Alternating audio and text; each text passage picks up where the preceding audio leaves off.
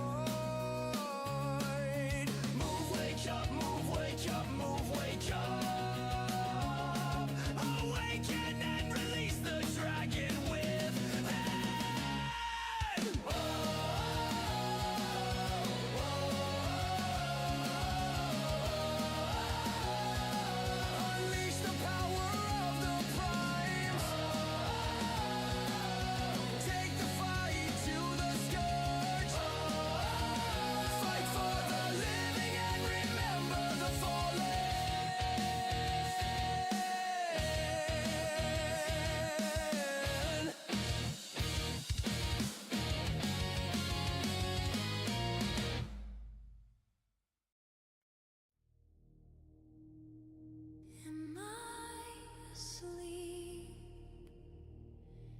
Is this a dream? Falling through the abyss to the void.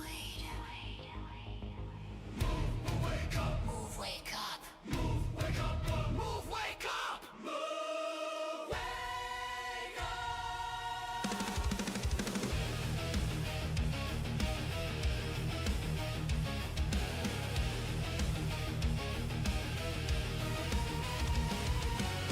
Awaken and release the dragon within. Unleash the power of the primes. Take the fight to the scourge. Fight for the living, remember the fallen. Never give up, never surrender. We waken, awaken. Fight aces. Elemental dragon, Sam go. I snap open in the black, no light, no ground, just crack. Gravity's lie, souls on the rack, heartbeats attack. Shadows whisper, stay down, fade out, but the fire shouts back. Primes ignite, veins burn wide, no turning back. Move, wake up, break the dream. Move, wake up, shatter the scheme. Fight to protect, fend off the scourge. Keep fighting battles in this endless war. Stores of thunder, claws of storm, breath of primal core. Waken, why you sense? Elemental dragon, Senkai. Never give up, never surrender.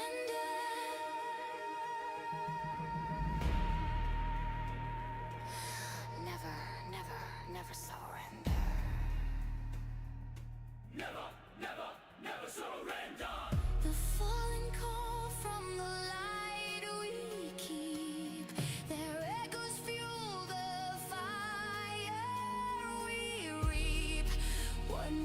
breath, one more strike, rise from the void,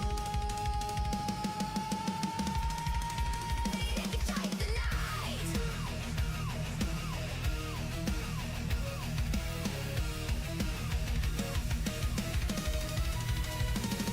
Awaken and release the dragon within. Unleash the power, primes ascend. Take the fight to the scourge. End it! Fight for the living, honor the end. Never give up, never surrender. Awaken! Yeah, sense. Elemental dragon. Fight to protect, fend off the scourge. Keep fighting this endless war.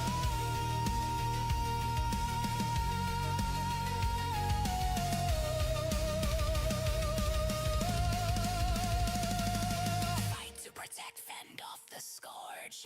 Keep fighting this endless war.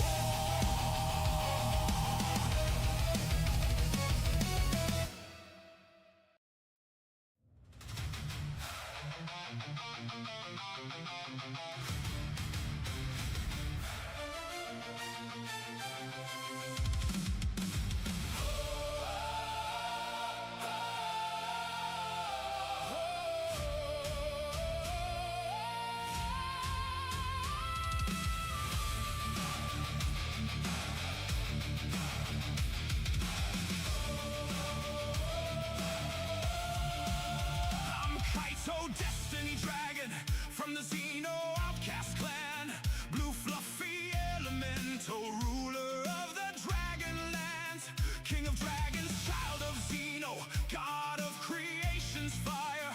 Born from stars and chaos, I light the endless pyre. I travel through time and space, ripping holes in the night, exploring distant worlds under alien light. Adventurer, eternal crafter of fate, survivalist, heart beating, never too late. I live so many lives, I come and I go.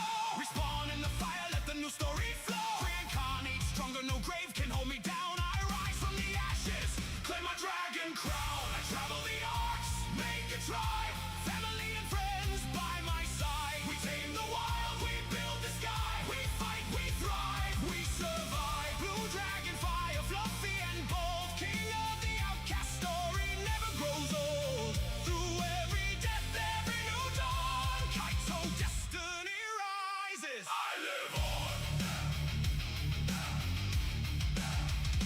Crafting my legacy with claws and with flame, taming the beast, giving them a new name. From frozen tundras to volcanic rage, I build empires that time cannot erase. I come and I go like the wind through the leaves, reborn in the service, no final reprieve. Every life a new chapter, every world my domain. The blue fluffy dragon, forever unchained. Xeno's blood runs in these veins of light. God of creation, I paint the endless night. When the servers call and the tribe needs a king, I spread my wings and I sing.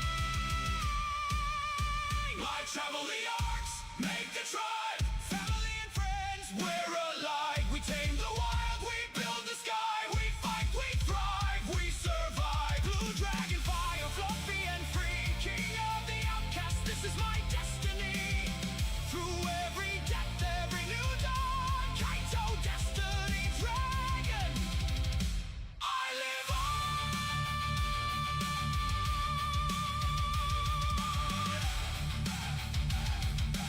Yeah.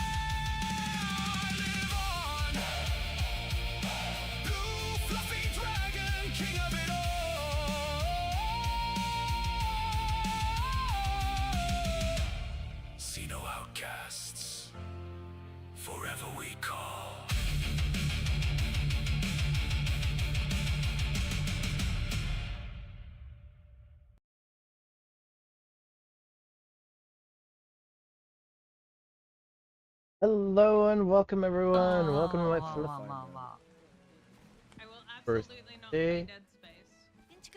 Hello and welcome to Destiny on the Blue Fluffy Dragon. It's nice to have you all here. First choice. Alright, so I need to get.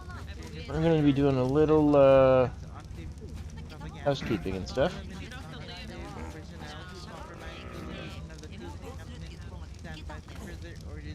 Can I put skins on these guys?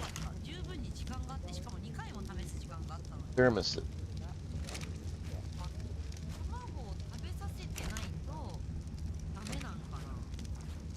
Alright, let's go do that.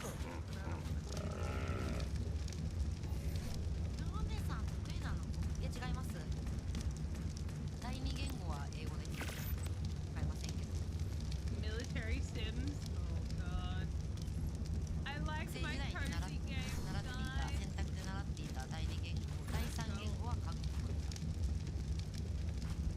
It's okay, even if it's not in Japanese. Thank you from a streamer. Thank you so much. Really, I have not even seen you play that game. The carrots. But I can imagine. ここなら私もわかる。じゃあおのりちゃん担当にしよう。ねねね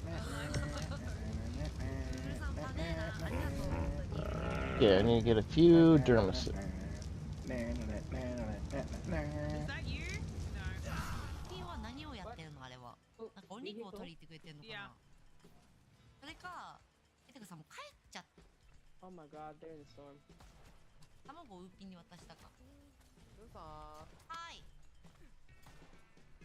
はいはい。はいはい。 4個だけ取れた。何が？肉ね。霜降り。ありがとう。 That full of salt rock. Okay. ガチありがとう。まあとりあえずやっていってみ。 Oh my god, he's trying to kill me! ちょっと親見てて。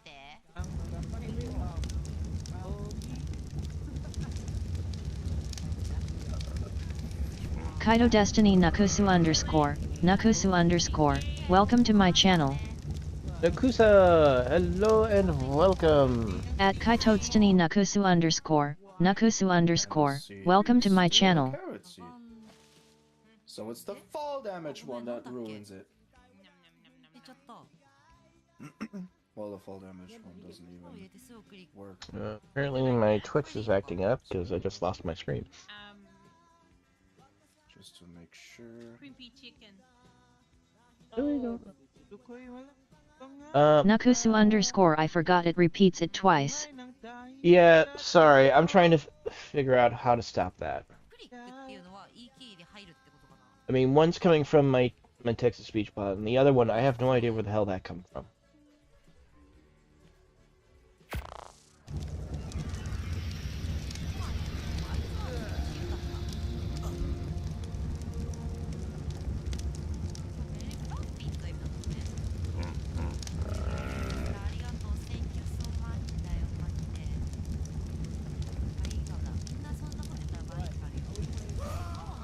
Oh, yes, sorry. I was off in my own Come on, little Twitch.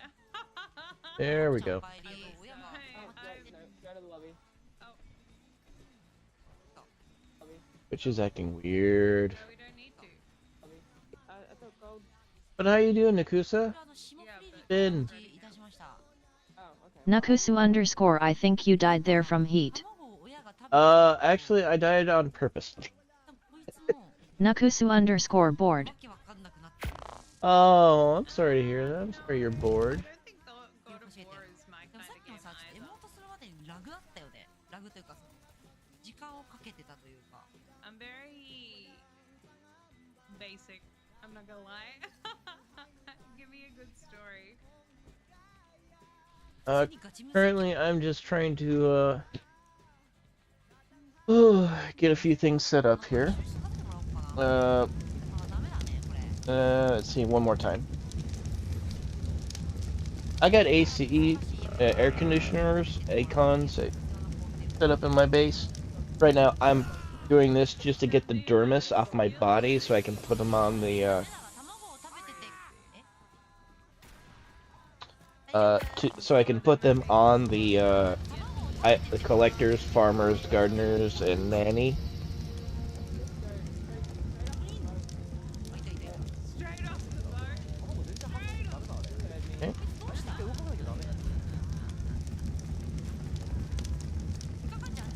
Okay, now I can do taxidermy.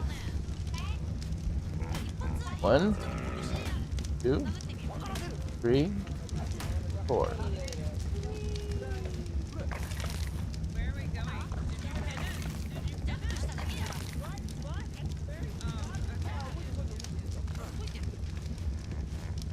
Oh, okay. Okay, see if This this makes works. me wanna play Fallout 76 again. 76. Alright, now I'm gonna grab some cloth shirts I have. Yes. Systems from 76 are adapted from. Yeah, before is 30 gigs, 1, 76 is 2, 4. How moddable is Fallout 4?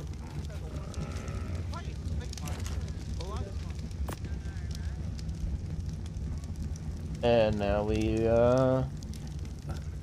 let's see, this is the nanny. Oh, I do So I want a character who looks like he can... That feels a bit more smoother.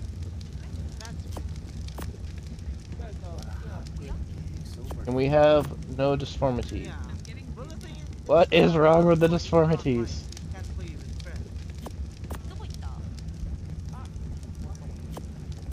I know you can't play 76 with friends. Okay, somehow the guys turn out a little... turn out right, but... No. Are we talking about the same thing? Yes, 76 is an online game, right? You can play that with friends, yes. I don't know about 4 though. Yeah, no, I'm saying you can't play 4 with friends. So, am I gonna install That works. 30 gigs of solo game or 100 gigs for a game that nobody fucking plays anymore besides like 2 people? Alright, let's see. Who do we have? Scared of playing any game? I am! Why is it so messed up?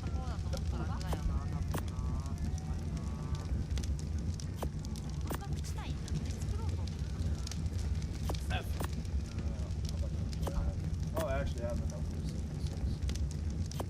Am I gonna play it though? Probably. Yeah, guy models come out fine, but the women models come out really, really weird. Oh my god, how long are you taking off that cage? That's so exciting.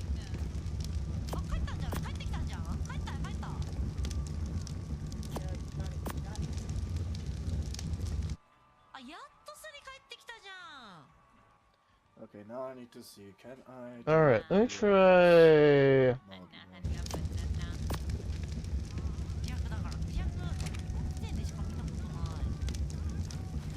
I can.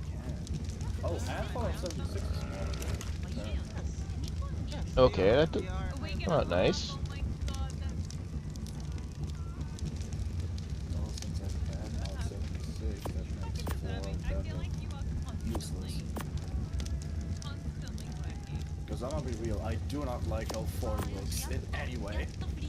Yeah, no, that's fair. The map kinda seems ass, the gunplay is Atsumiku.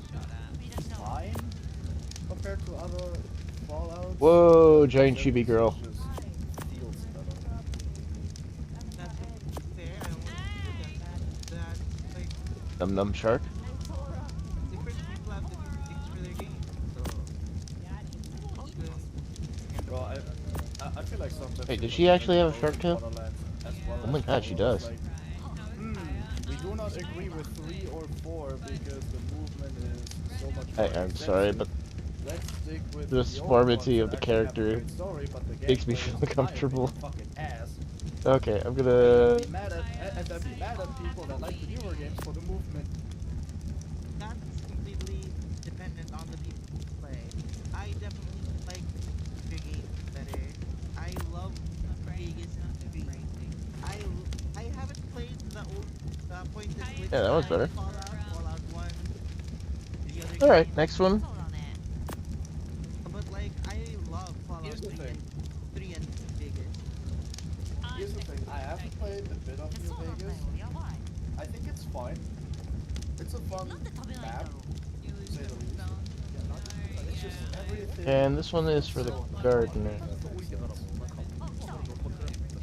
Let's see. It feels like it wasn't supposed to be available for keyboard and mouse. Will I be Like no there matter too? Hold on on. console or not, it just feels so clunky. Time again. I don't want to say yes and then be like, It might feel better on controller, but I ain't playing a fucking shooter on pretty sure. on controller. Fuck that. 8 p.m. Yeah, I'll just start a little early. So like, I play on a controller. Well, that is you. I would like Oh, here, let me turn that off. Okay. I may have Why is the been tail, growing like, up on pointing controller, straight out? But ever since I picked up keyboard and mouse, I So be just there cannot for a go little back. bit. Understand. But it makes games like What? what? Wait, back up. And Hannah will be there. Yeah. Fuck it, I'm installing 76 since I can't water apparently. Shove a bush on your head. I think you can also mod it so that it can like reduce like part of it. Okay. Lower. Try again. You can make it slightly lighter, I think. Lighter. As in brighter? Lighter as in like make the space like smaller. Do do do do do do do do. Have the epilepsy and I do not envy them. Okay, city. I'm an Oni, yes. These two games. Pokemon community game A wild Chinsey appears catch it using Poke Catch. Winners revealed in 90s.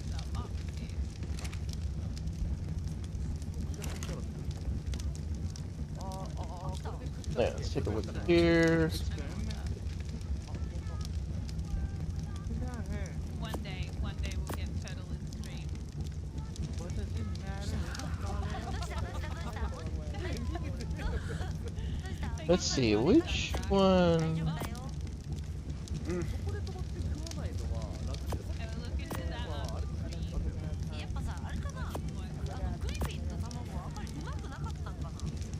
Are we heading to blue? Yeah, but no. Oh no, we need to go more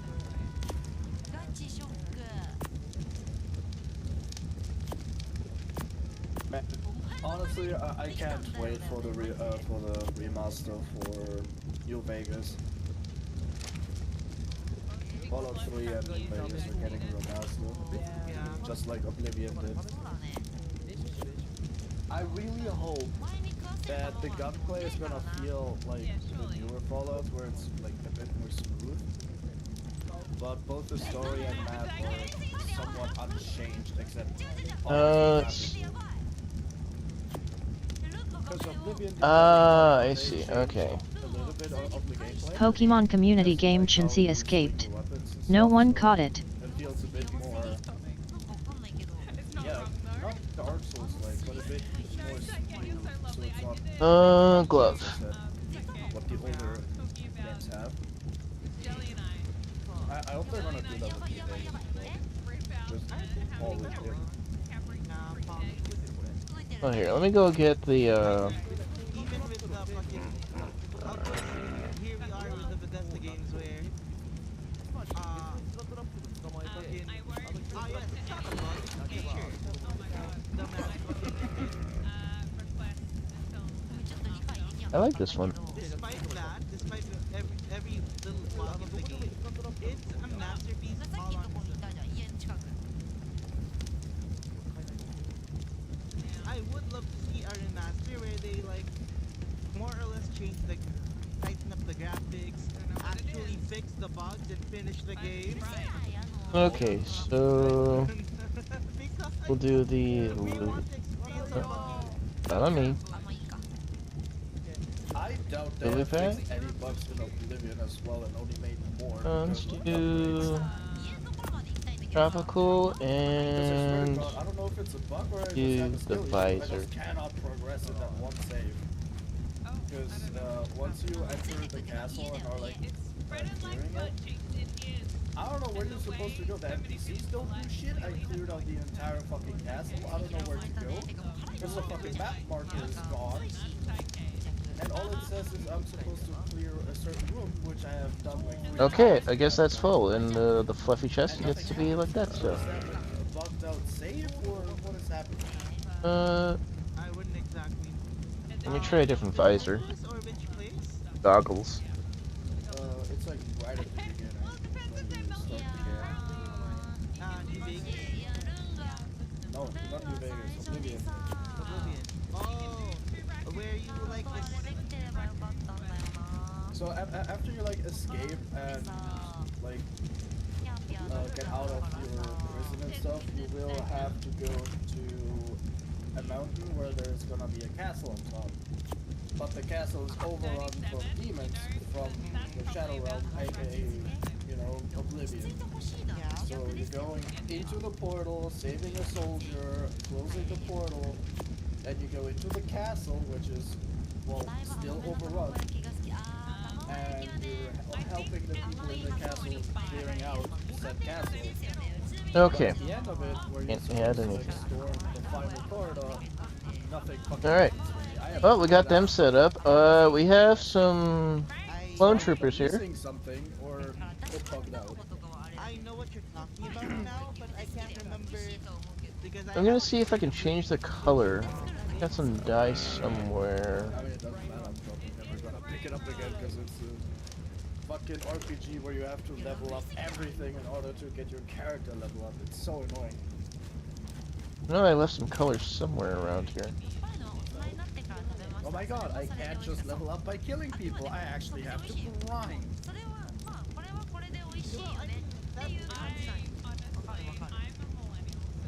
Look, I enjoy RPGs where I can do whatever I want, which Skyrim doesn't do. What I don't enjoy about those two specific is that I cannot grind my character level by just doing one thing. I actually have to do Yeah, that's in bookshelf. order to level up.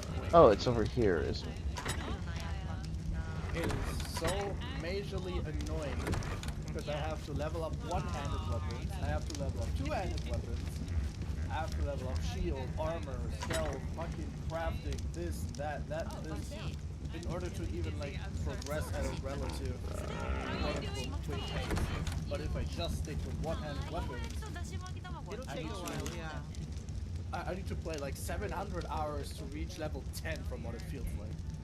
I think that's like a girl's exaggeration, but I know what you mean. It does take a while because if you focus on one skill, it's definitely gonna be Boys, like every other like RPG has so you can do whatever you want. Like let's see, New World is a good I example. think we should play You can level up your main Wait, you character played by New doing World? Yeah. Oh, wow. Why did that? so you can level up whatever you want. If you want to be a solo player, you have to level up everything. But you don't have to like do everything in order to level up your main character level. That is like a separate thing. You gain XP from everything at the same rate, no matter what level you are in said thing. So the thing you're trying to level has like increased, you know, XP caps or whatever. So if you're using just two-handed weapons, the two-handed weapon tree is gonna take longer to level up, which, duh. But your main character level will still level at the same pace because you're still killing the same characters that give you the same amount of XP. Oh my god, Why can't Skyrim just be like that? Like, have the skill trees you already have be specific to the Okay, we got a burn instead of your red main color character and a level. brick red color. It's so annoying. Alright, Like, bruh, why do I need to spend main character points on a weapon tree? let's see. Structure. Get this place built up.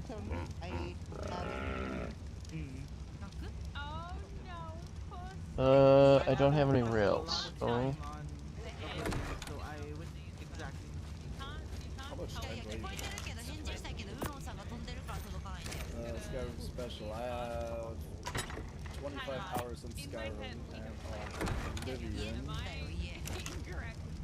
on Oblivion Remastered. Kaito Destiny 6 Veet hours Fireman, on welcome to my channel. Oblivion, which At Kaito now Destiny doesn't Veet show up for Fireman, some reason. welcome to So I my had it. channel. No, wait, I didn't have it. Hey, Fireman, hello and welcome. Bruh.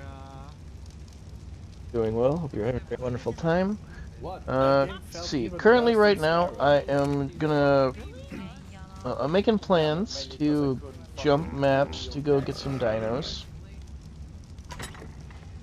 I mean, Right now, though, I need to figure out something. dual wield, weapon, and magic. Please. Okay, I got. Besides healing spell. I got basically everything I need. Look at you. Here. I'm so excited for State of Decay 3 though. Which is not even close. I also need to go to another map to Oh yeah, speaking of, starting today there will be major layoffs at Xbox. At least 5 development studios were on the chopping list, Really? and one of them is supposed to be Undead Labs, I'm all good. which is the maker for State of Decay. So I have watched a video about this because I didn't know about it till then. And people are taking it a bit too serious, because not only does the game have a lot of advertisement, it also has an official release year, Oh my God, there's not not exactly many date, left. the date comes later. There It is has two an other alpha things. testing, it has actual gameplay ready to go. What is the fish? It is set to come out on PlayStation as well, so basically the game is set to release.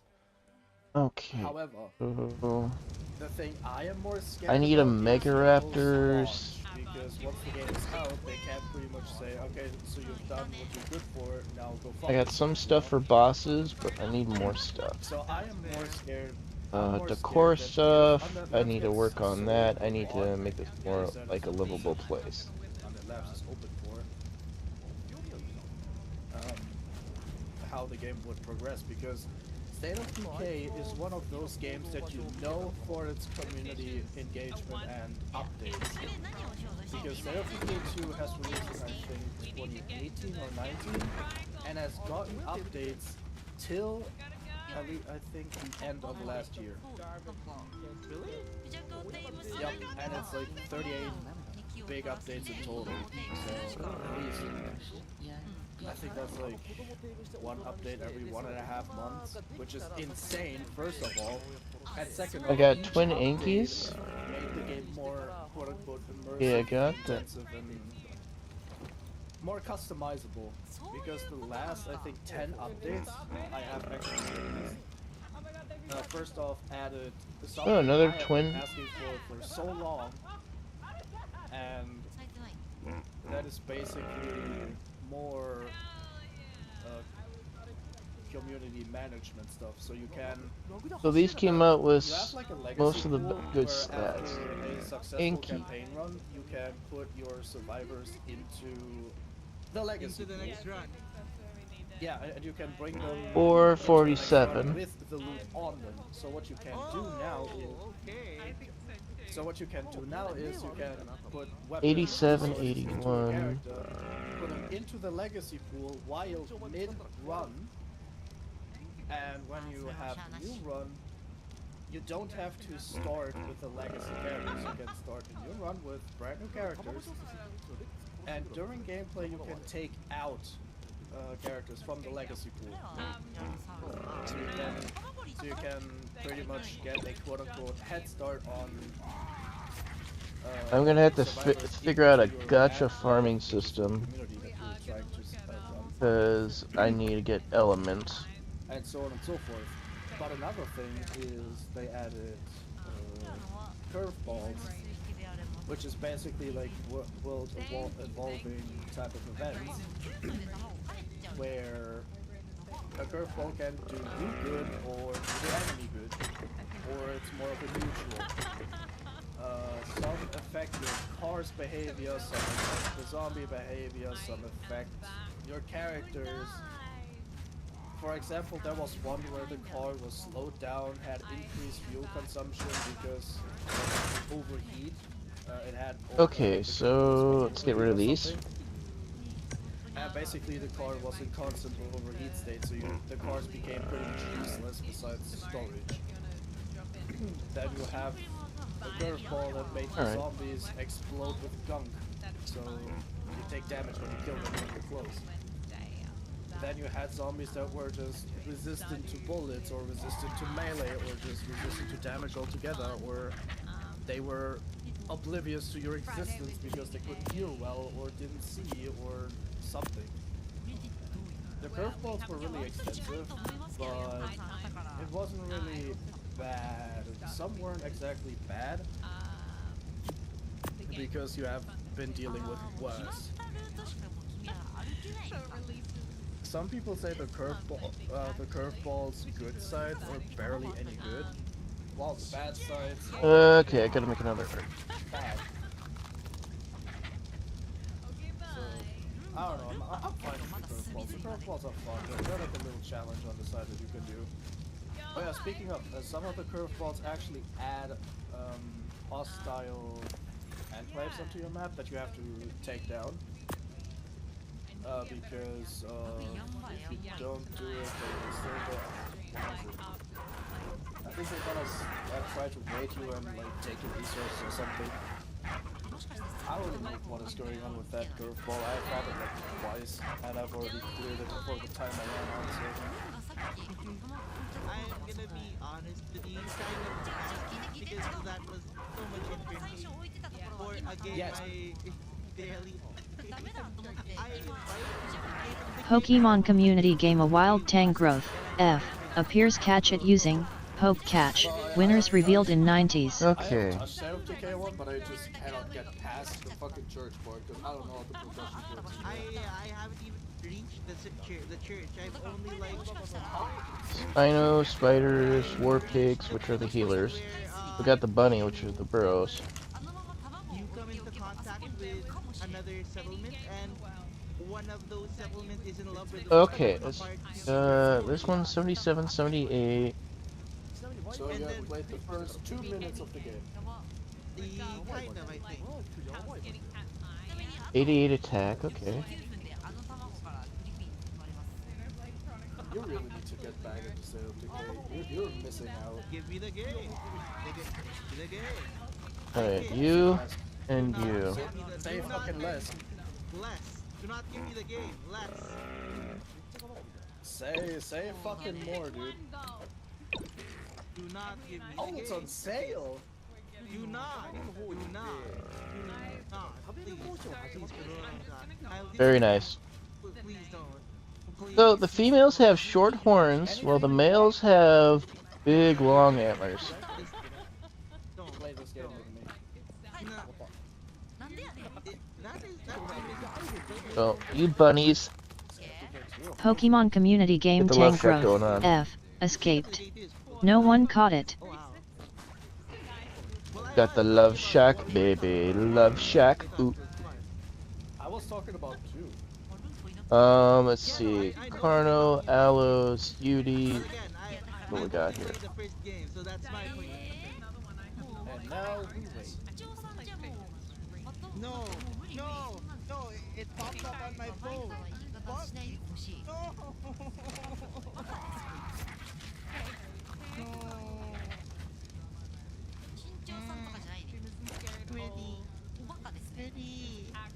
Happy birthday, I guess. It's several months, really. Happy early birthday, I guess. No, God. Careful.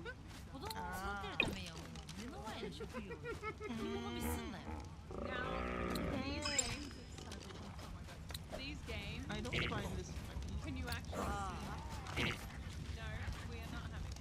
Thumbs up, we are delayed. I do. Because somehow all my friends react like this.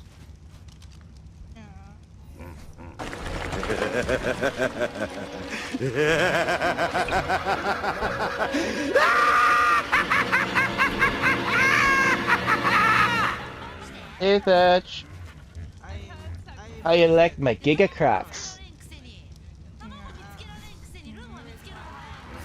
This one's like a pinkish purple, and that one is a greenish purple. I got bun buns. Got my new RG.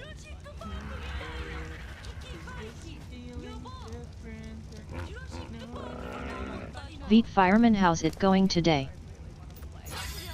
Hey fireman, it's going good. If I can get any kind of time off Thanks for reminding me of that masterpiece. Yeah. I might do a, Gonna be doing not enough, like too many games, not enough time, some fun, and play a bunch of games that are just cataloged. let's see. Veet Fireman, get on Gen yet? I've been on Gen. Just I've been on Gen on single player. I don't have. I love this song. I'm on this community server I play on.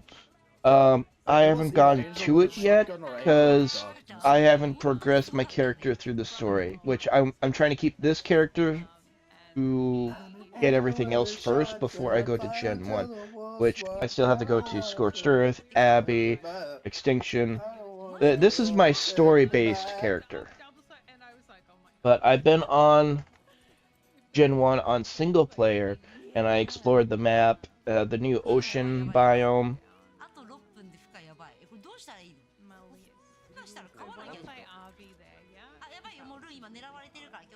So, I've explored that.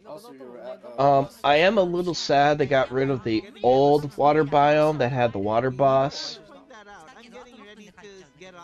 Let's see, the Arctic, there were a few changes there I saw that were interesting. Isri, hello and welcome on Blaze. You enjoying yourself? Sorry for the reply. Let's see. Thatch Dragon, the ocean is effing huge. Yeah, Kaito Destiny the Thatch ocean Dragon, is effing welcome huge, to my channel. and there is no bottom. At Kaito Destiny There's Thatch just a Dragon, world barrier. welcome to my channel.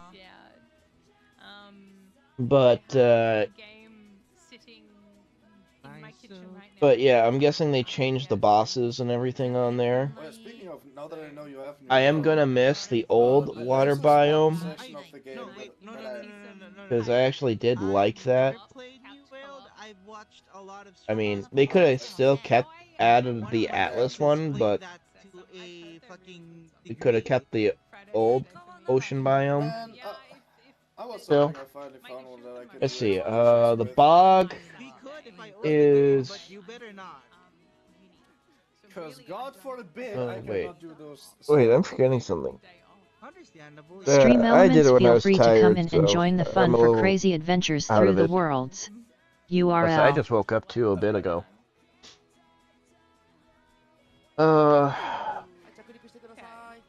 Here, let me switch screen. Wait. We will see. I haven't done the 6 months What? of this What? goddamn course. What? I want to play Slay the Spire. Where Are you wins okay? What's happening? Speak to me. You're little... I need to finish date everything. I have so Let's go to this one. Wait. Okay, Don't tell so me. many coffee the new ocean biome is very good and interesting. A lot of the stuff is basically team-based, because when you do the lighthouse pirate bases, or prison or whatever it may be, you do need a team to, one, for the boats, and two, for the actual island raid. Then, with the mass islands everywhere, Beat it Fireman, does I feel never like played the Lighthouse. old one, but I've been playing on the cluster I'm on, and I've been in volcano area the whole time. Volcano area is still mostly the same. There are a few changes I saw. mostly from Yeah, that's appearances, but it's still mostly the same from Evolved. Same with the Arctic snow biome, the bog biome, Called the most amazing game, and now we're thinking of the Roadrunner. Are you fucking kidding me? and the lunar biome. They're all pretty much the same. There's just minor differences and to certain areas, but it's hard to tell really. 23 hours on You have to actually remember to be playing Evolved to know it, but Beat firemen haven't been to Lunar or Bog yet. yeah. For lunar, you gotta make sure you stay out of the sunlight or you will burn to death real quick. Bog, beware of insects, flying little swarms of skeeters. They come and kill you and your dinos. that actually makes me You have to keep make sure you have torches up or standing torches. only once though. That'll keep them away. Kaito Destiny Destroyer Oftuds, welcome to my channel. At Kaito Destiny Destroyer Oftuds, welcome to my channel. Okay, Giga Crook. You will own nothing and be happy with it. Fucking Christ.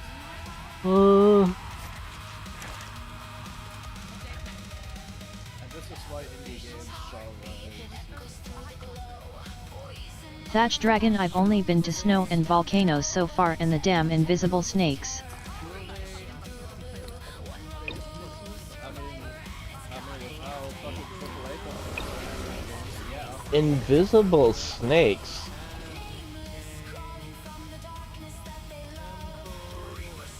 I know the I mean, look at No Man's Sky.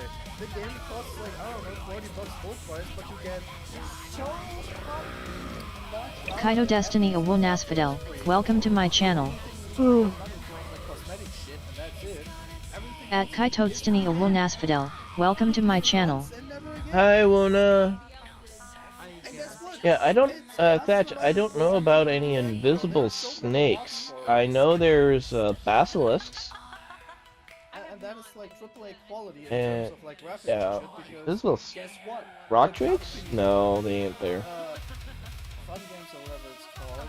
There's a shout out to you, Awuna. Kaito Destiny, so too Awonasfidel. Stream Elements, look, it's Awonasfidel, they were playing Hunt Showdown. Go check them out at and give them some fluffy cheers and support. Awonasfidel at URL. Beat firemen, yeah, most basilisk are mostly invisible. Beat firemen till I kill them. Oh, you're having a texture error then. Thatch Dragon, yeah, the two I came across were invisible. Yeah, that's a texture error. That's Wildcard's fault. Fucking hard that doesn't have anything to do with space. Even I got into it. And that should tell you something. what it tells me is that you're very much on the 20%. Beat firemen, I've killed 15 in last 2 days. Oh, jeez.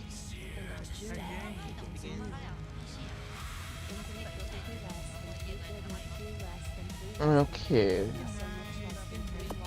Poopy pig.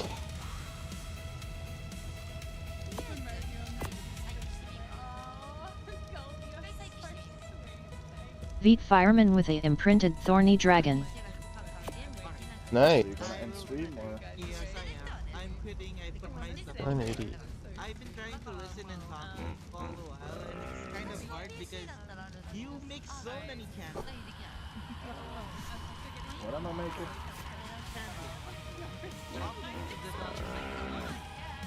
Oh, sorry. It's fine. It's like it's just kind of like yes. A little distracting. Okay, I got 3 Giga Crocs, I mean, 2 bunnies. Stream Elements, hi everyone. As a heads up, I have sleep apnea and tend to fall asleep sometimes in my streams. Please be patient with my disorder or try waking me up with my redeems. games are gonna rise. Thatch Dragon, I killed mine with a pyro main. I get it. I kind of like. Yeah. It's just that it did like turn from topic to topic. Okay. So those two are breeding, those three will breed, those two will breed. and changes in game. Um, And it's kind of sad Beat how firemen haven't got a pyro yet. you never touched State of Decay 1, but fucking you asked to State of Decay 2. I look forward.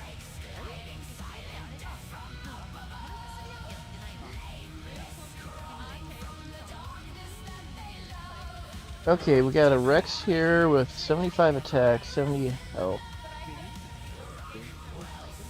Here's an S variant.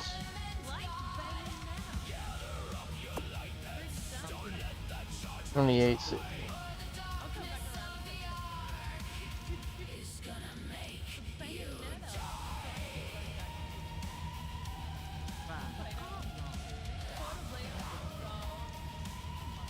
$80 attack. 78. Stream Elements, welcome to the Fluffy Dragon's Den. Come Hey, sit, that's chill, what I and need. game a while. Enjoy the show and have some snacks and drinks. I hope you all enjoy your chill and relaxing time here. Carrot W carrot. Wisebot 4 viewers, plus 4, alarm clock 51 minutes and 50 seconds. True Rex, I'll keep that for later. Alright, I'll get these Rexes out.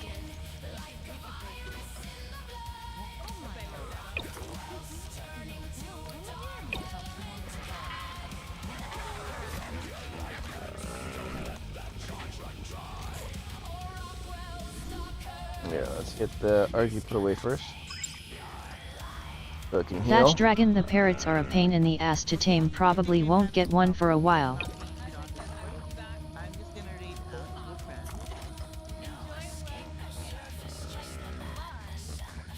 A blue-purple mix. A green-blue. Okay. Alright. Awuna, I have a little something special here for you. Let's see, where is it? Pokemon community game, a wild tadpole appears, catch it using Poke Catch. Winners revealed in 90s. 85.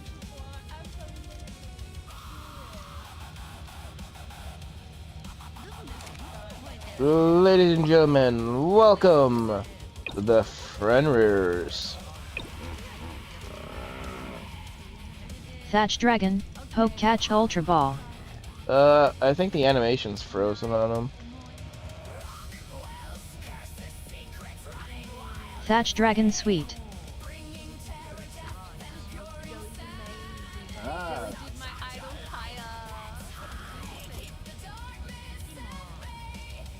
Yep, the animation's broken.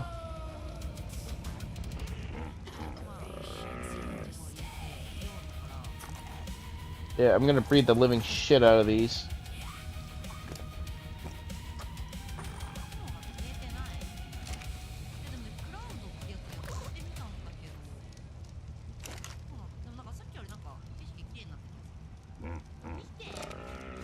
Okay, I need Stream a Elements, feel free to come in and join the fun for crazy adventures through the worlds. URL. terminal for the... Okay, what else do I need? Kaito Destiny 11 raiders from Cookasks have joined. Oh, Botrix shit. official at Cookasks, thank you for raiding me with 11 spectators. Frosty Tools, so 3 at Cookasks is raiding in from streaming Fallout 4. Streamlabs Cookasks just raided the channel with 11 viewers. At Kaito Destiny 11 raiders from Cookasks have joined. At Thatch Dragon, I'm glad I don't play official, after what happened. Pokemon community Yeah, game it's best Tadpole not has been to caught by do the Thatch official. Dragon.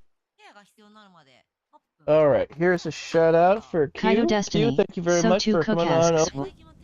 Kaito Destiny Cookasks, welcome to my channel. Stream Elements, look, it's Cookasks, they were playing Fallout 4. Go check them out at and give them some fluffy cheers and support. Cookasks at URL. At Kaito Destiny Cookasks, welcome to my channel. Not my mic. Really? Ah. あとはもうだからクジャクがテイムできない今ルンに残されたテイムべき動物はカワウソですいるんですけどこれはなんかモッドカワウソらしいからノーマル捕まえたいよね。2人でやると簡単。昨日はね、もう見失っちゃったからね。ごめん、今やむんだね。名前使いたい。あっちがブルーン。 Send that out. 女の Okay. 子みたいな名前つけてる。 Hello and welcome, readers. My name is Kaito Destiny, and I'm the Blue Fluffy Dragon. Nice to have you here. Q, thank you very much for your raid. I will entertain your community as best as I can. でも女の子みたい Please な名 enjoy 前 your にした lurking. ところ。 Get そう snacks, drinks, ここ stretchy break, bathroom breaks, food breaks, or do your self-care. Do anything you need to do. こうやな。 You're welcome to lurk and chill. If you have to go, it's okay. これでまあまあまあなんとか Currently we're playing Ark Survival うどん Ascended も on な a くなっ community た。 server that 女の子だし one of my friends うどん invited me to. So まあチンチクリみたいな。 currently I'm on the island map, こ getting れで things ready ちょ so っと my 半 dinos 分 can 後にケアが breed 必要って言っ and てん I だ can よ。 make an army. なんか Also, let's go back to. I do hope you had a great, 今 wonderful ハー time クって playing これさ Fallout 4. 何年リリースから何年 Bunch 経 of ってんの？ hugs, fluffy head pats, and all that. Let's see. Yeah, what they did on official there, that yeah, was a nightmare from what I heard. I'm glad I quit 10年 playing official like long ago back on じゃあめちゃくちゃ Evolved 人気ゲームなんだ。 after Gen 2 came out because oh, actually I quit 10 being 年やって on まだ official リリース after the first year 満 because 足 it 度 was が上がる just っていうのがす toxic ごくない？ and not worth it. アップデートできるぐ Oh, らい新機能を追加できるぐらい人 I が got a 多い。 Mega Raptor. Need a female Mega Raptor. いや何のケアが必要になるのかな。 Fairies. 24年と10年はもう天と地ほど違うけど、24年になったらもう I mean I can. Oh, リスナーさん loading. たちの中には生まれてない人おらん。 92 on attack. Holy で shit. きた正直者。いいよ。 What's でも health? 間違いはある。間違いじゃないか。適当な間違いは違うよ。まあでも正直者は2017年発売ってことは Kaito 80. Destiny Honor underscore Eternal, welcome to my channel. Kaito Destiny Foxhound, welcome to my channel. Huh. Kaito Destiny Gold Samurai, welcome to my channel.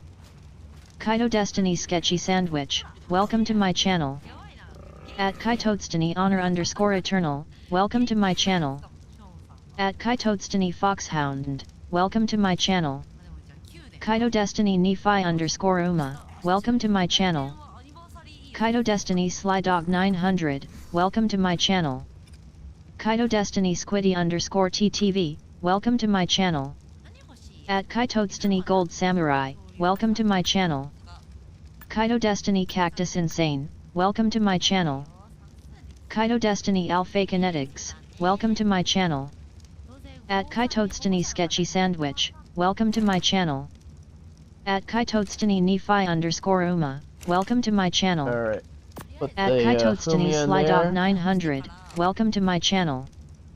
At Kaito Destiny Squiddy underscore I TTV, like having the welcome to my NPCs channel. because I got two At stormtroopers Kaito over there and I Destiny got these Cactus girls over Insane, here. welcome to my channel. I don't feel so At lonely Kaito in my Destiny base Alpha now. Kinetics, welcome to my channel. バラも健在に必要なんか。 I know it's sad to hear that. 今何健在？ Let's see. We got eggs. 健在とか。血 I got lots of eggs. Resource ones. あ、わら必要だね。 Okay, so I got this.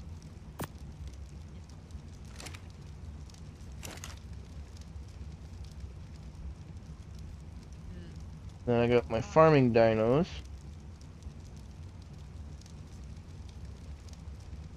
Which I'm getting upgraded. Stream Elements. Hi everyone, as a heads up I have sleep apnea and tend to fall asleep sometimes in my streams. Please be patient with my disorder or try waking me up with my redeems.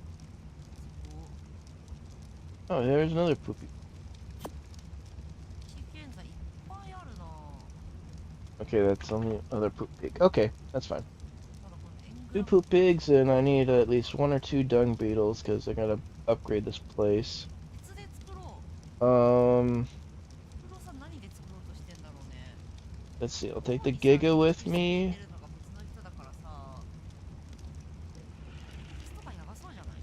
鉄がないよ。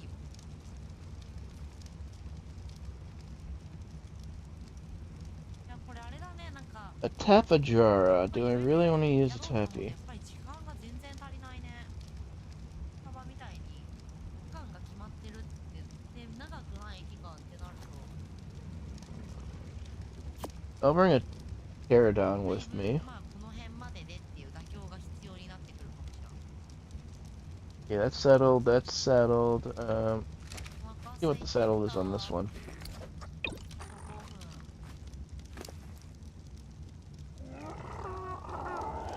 あ、体重く出る。 I have no idea who the hell leveled this up. そうだ、スーツ壊れちゃってたや今。 Stream Elements, welcome to the Fluffy Dragon's Den. Come sit, chill, and game a while. Enjoy the show and have some snacks and drinks. I hope you all enjoy your chill and relaxing time here. Carrot W carrot. Okay, so I need to put I need to go get a dung beetle. ちょっとルンがお腹空いた。ご Overjumped. 飯ないよ。ご飯食べ、ありがとう。ご飯ないよ。有機ポリマー。 So, one or two dung beetles. I need a Mega Raptor. 何これ宝石だって。 I do want to get an S variant Karchar or Acro, because those are way stronger than the vanilla ones. Avis, hello and welcome. Good morning. いや、そうだ Thank you for stepping on そう Blaze. なるよ。普通だよな。そうだよ。 Should have everything else really. ポリマー。 Something. Okay. だ Do I even have kibble? Because I don't think I made any.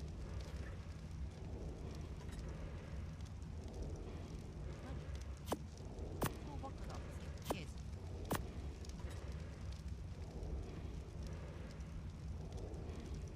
なさそう。なんか。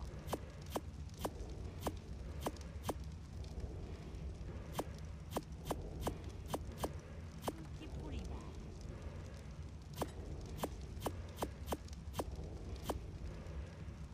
I got mutton, prime, and algae, so I don't got kibble, so that worked. 大体は石 That's で still gonna 動 work. かせないから石で大丈夫。 Alright, 石で作って so いい take care of these babies.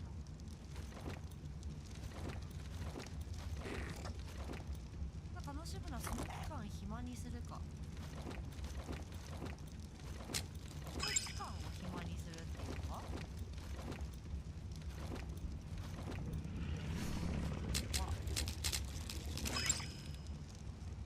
で、直せる。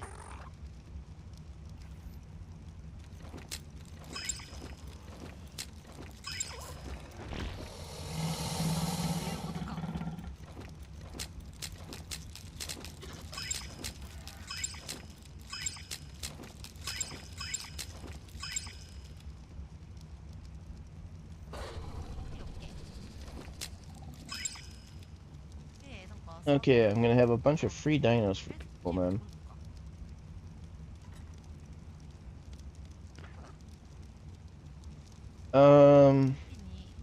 I'll just do that. So anything from Burrow Buck 442 right down to Sea Turtle 459.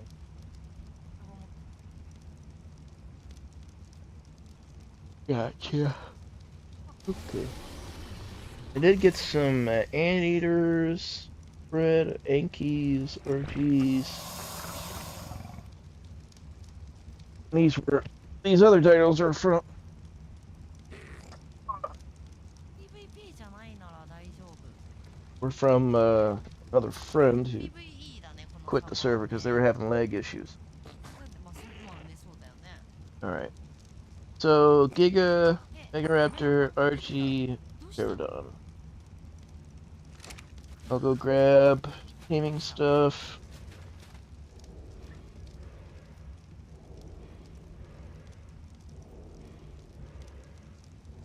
let's see. Pull. から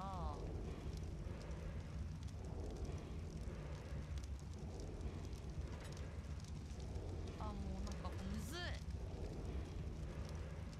これ何が入ってんだ。 Pull that, and then mutton. で、 That should be fine. で、 So,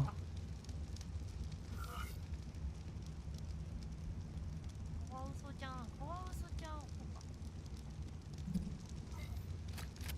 wild dinos.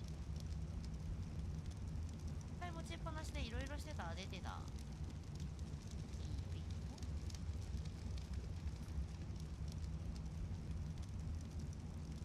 と2分。待って、お腹空いてる。待って、何食べんのガチで。 Actually, I should check on alphas. 何食べんだ。 Alpha there and two 人参 there. ベリ Because I need ー kill an alpha for achieve プリン好きだから。 for that skill tree. で、モンスターボールに入れとく分には別に制限がない。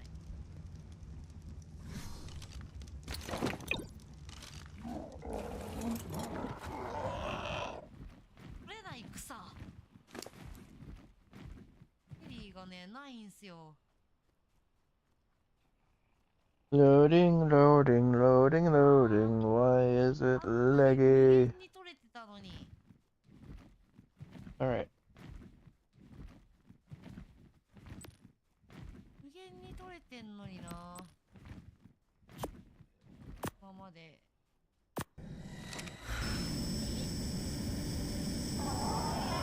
Pokemon community game A Wild Zatu, F, appears catch it using, Poke Catch, winners revealed in 90s. I have my own jet. Fuck your arc logic, I can go Power Rangers. 最初もラグいわ。音とさ、こいつの鏡があってなくない？あ、確かにそうベリー食べるかも。今ボタン以上出してないのかな。クーロンとルンで10体だからね。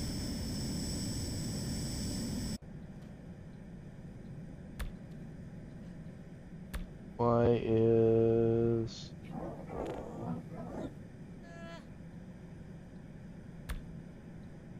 したベリー確認もいいって。今までそんなことしたことなかったじゃない。 apparently it's laggy. There we go. なんで乗らなかったんだ。確かに僕あるかもしれない。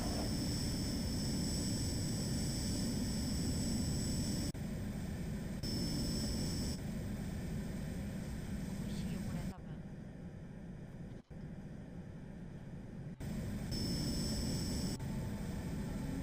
あ、めっちゃ食べてるめっちゃ食べてる。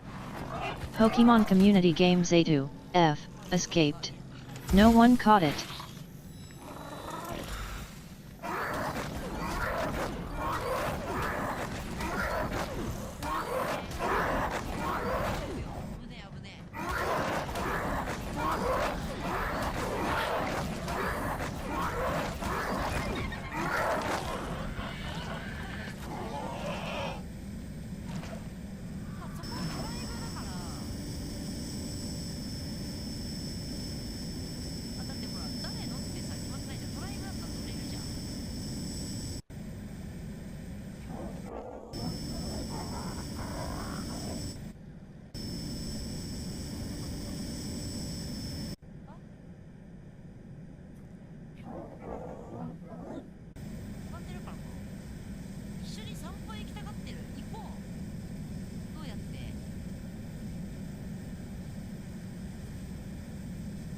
Oh, what is causing the lag? は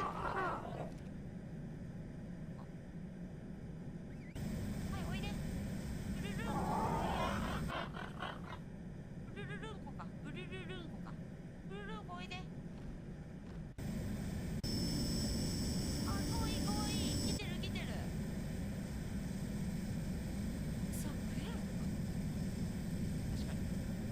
I have no idea why I'm having such lag.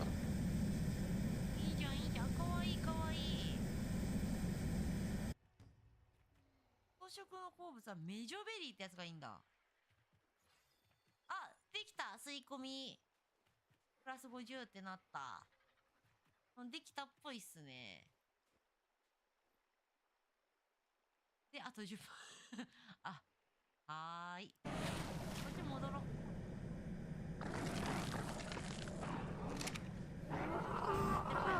早い早い、さすがウサギ。行き過ぎ行き過ぎ。ラグがね、すごいからね。お待ちなさいな。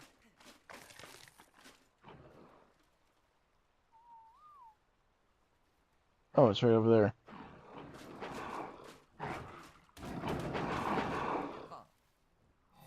一方が6回出しても。Let's take out the Giga.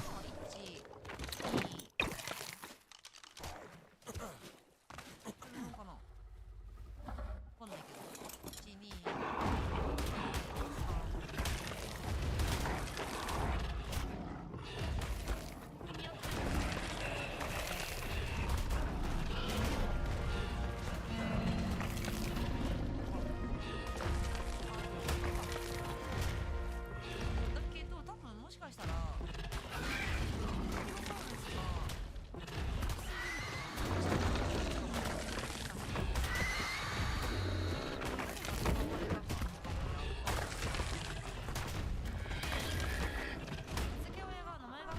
I do need a nice meat run. いや、かわいいよね。あ、ちょっと大きくなった。見て。足伸びた。伸びたです。世界が赤い。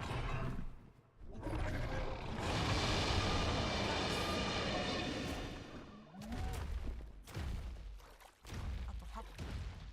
もふもふ。みんななんか動物飼ってるの？もふもふするような子いるんだ。ってことはさ、待って、親もベリーか。ベリーってもしかして。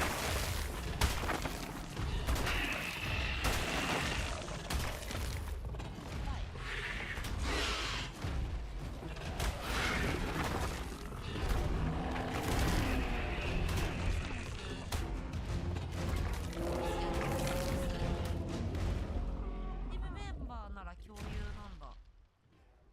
多分っていうか誰のって見えないから3人捉えて16歳だったら怒られるかもしれない。でだってほら Oh, that's a level 300. Shit. しまえるし。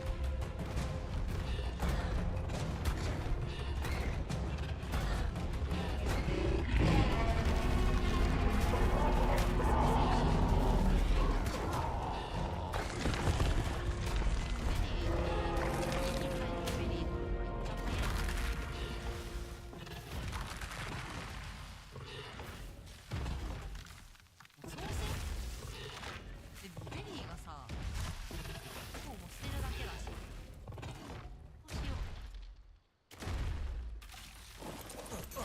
金人や、まあまあまあいいか。家行こう。が。じゃきゃまあまあまあまあ 272. They get some carrots, so they can use that. 恐竜誰のですかみたいなのが名 Alright, 前 moving on. システム的に出てないから。ちょっとリードの子、はい。マンモス捕まえてくるわ。キトコもう全然足んないから。 Okay, structures, orbital supply. オッケ Name one of the following that's 135 or ー。 higher. だから Enki or と Dot. りあえずトライブでね、全体の数が超えないようにはしたいですけど、あとは超えたとしたら普通に2軍からモンスターボールにしまっておく。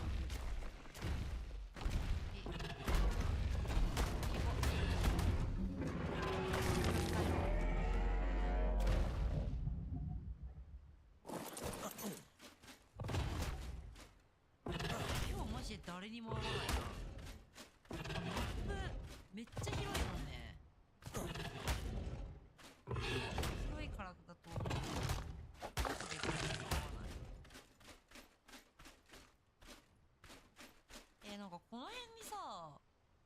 Where's the bag? っけ夜の気のせいかな。ないよねだって。 Right underneath me. あれ赤くれか。 Can barely tell. 赤くれやん。 Yeah, I don't know what the acro gland is for, but I'll keep it. 大種の当てリズム連れてけば金もわらぼも肉も集まる。リズムいいの。255体が今日挑む。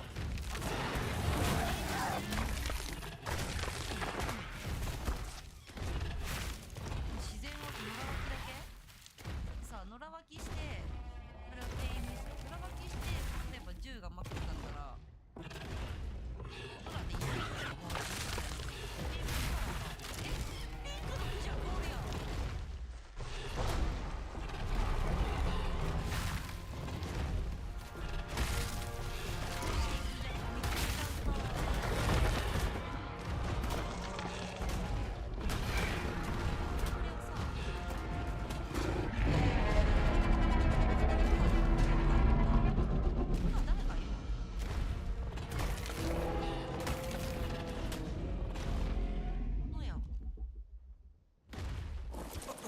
ピンククジャクいた。出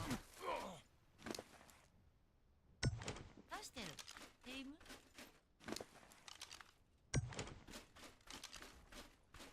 ってやっば。めちゃ可愛くない？待て待て待て。離れたところから。 Oh, I actually got a level. いやちょっとちょっと。待ってちょっとちょっと。ここはちょっとあれなんじゃないですか。 106.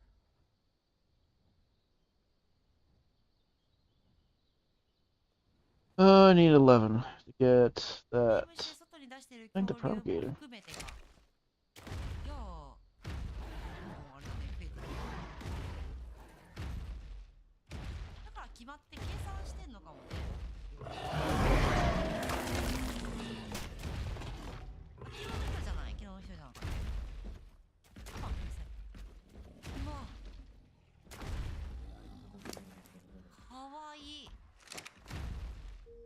もう置いてきちゃったよ。 Yeah, just take a nice easy stroll here and 平地にいる。 we'll go in here and get some fishies.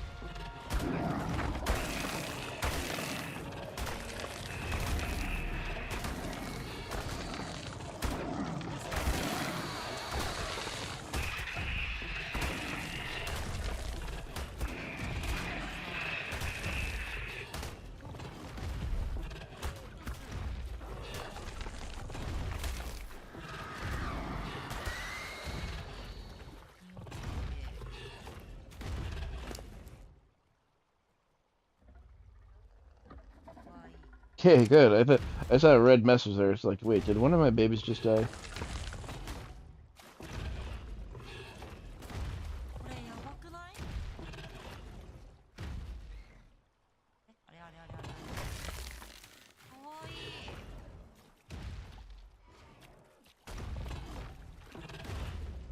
これがこの子が大きくなったらこれになるってことでしょ。でもくちばしの色が違うんだけど。外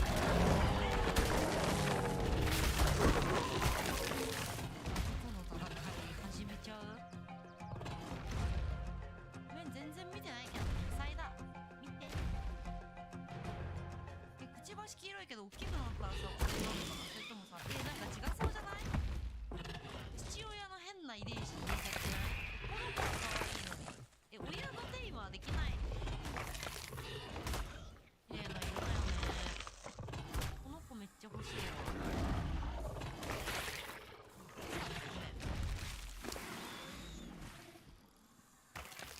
あーむずいな。一人でできるかな。 Jeez, the meat weighs so much.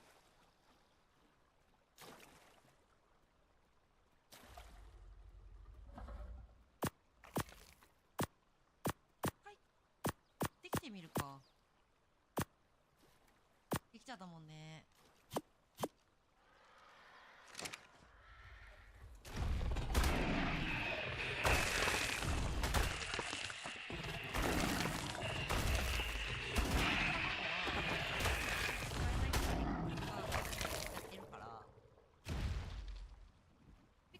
やっぱ2期目から親殺してる。確かに確かに。やったなぁ。怖いなぁ。めっちゃ追いかけてくる。どこだっけおうち。そろそろもしかしてさ、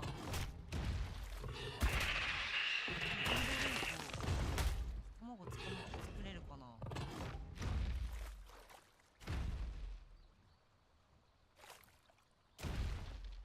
たまごっちがやっぱワイバーンの方が好きとかあんのかな。ワイバーンのさ卵の方が。赤ちゃんもちょっとレベル上げてテームできる。何その特殊能力。 Get close enough and.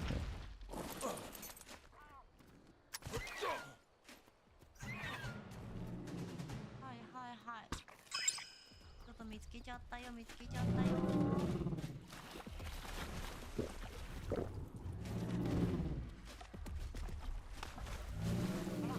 Where you at? 卵のが親が食べてる時間が長いってだけか。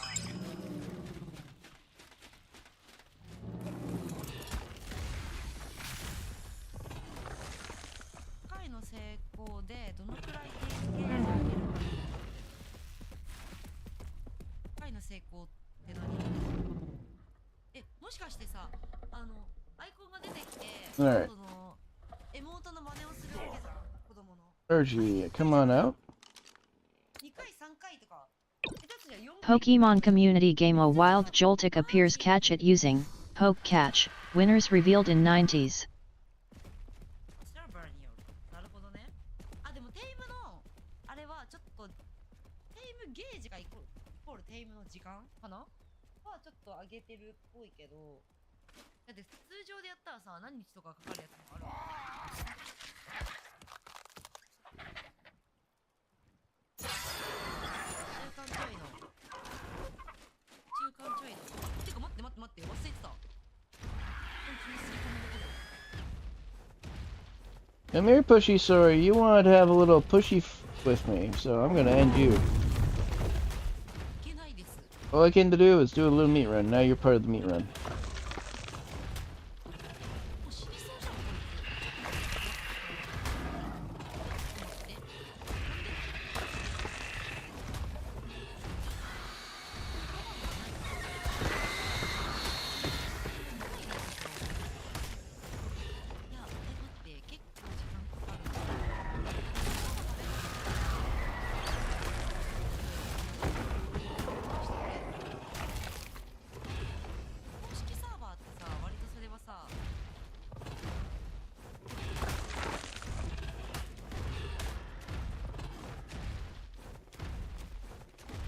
Yeah, this works for me because I also Pokemon need to do community this for a game meat run. Joltik escaped.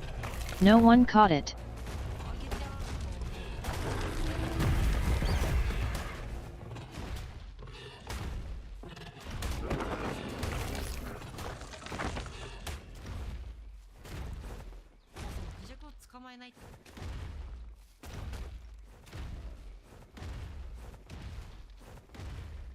Alright, so let's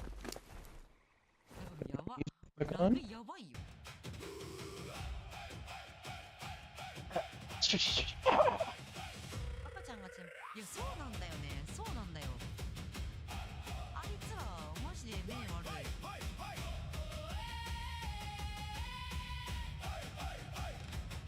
Spawned on a deserted ark, sending deaths around. Water so rare, water so rare, it's worth its weight in gold on the ground. Gathering loot, grabbing resources, fighting just to breathe. In this burning wasteland, only the strong achieve. Anti-slashing like a ninja, fast and deadly precise. Skull trapping the doom, shaking the earth with every stride.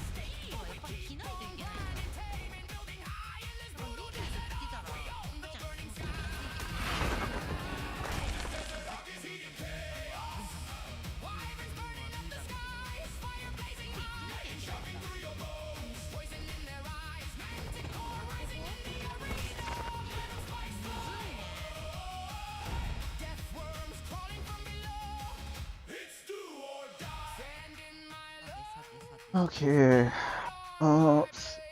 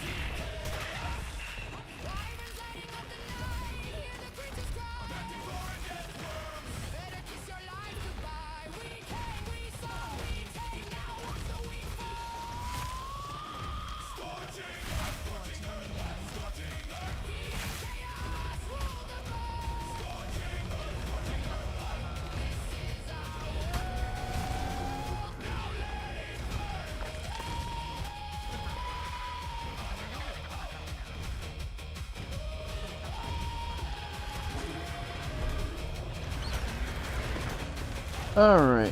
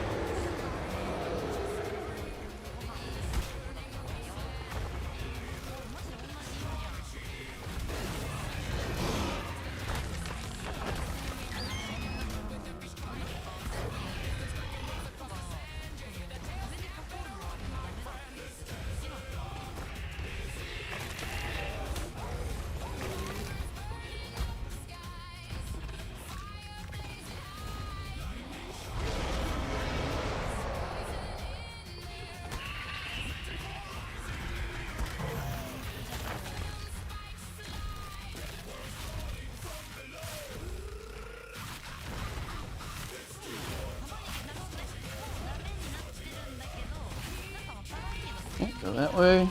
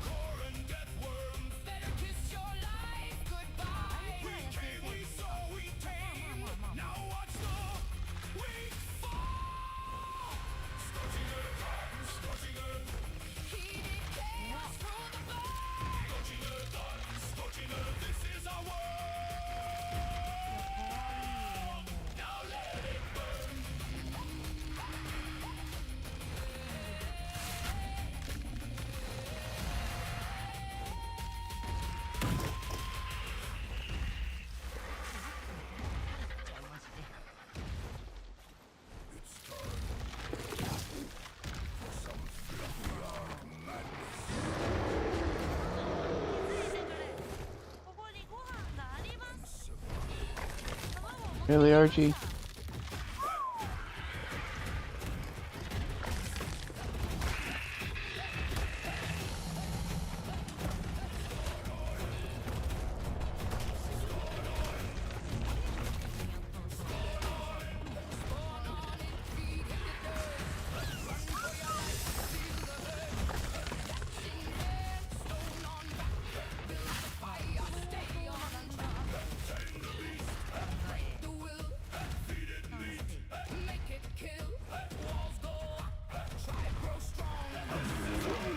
Okay, as soon as I get back to my base.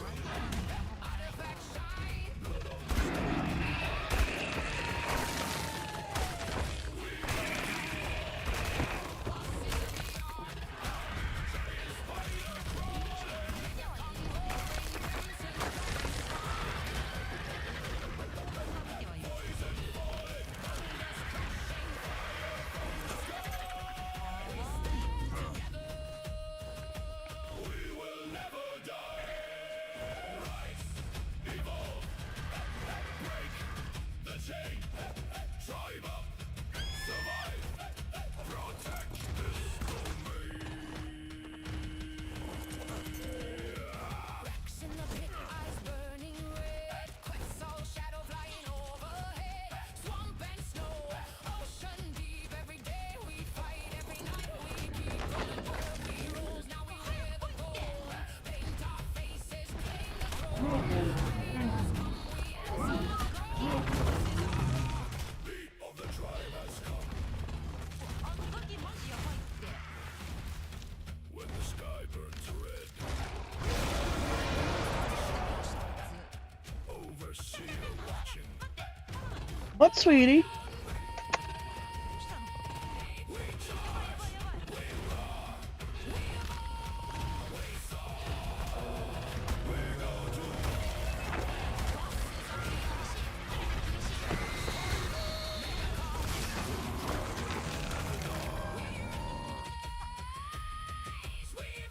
We conquer the flame.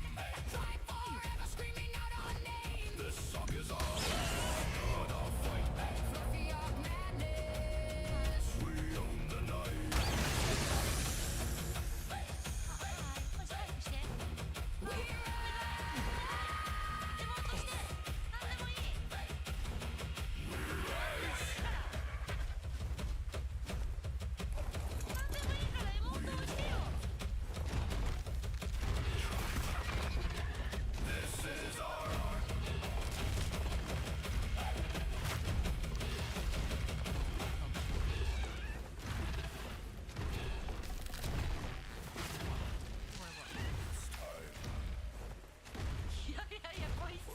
Fluffy arc madness.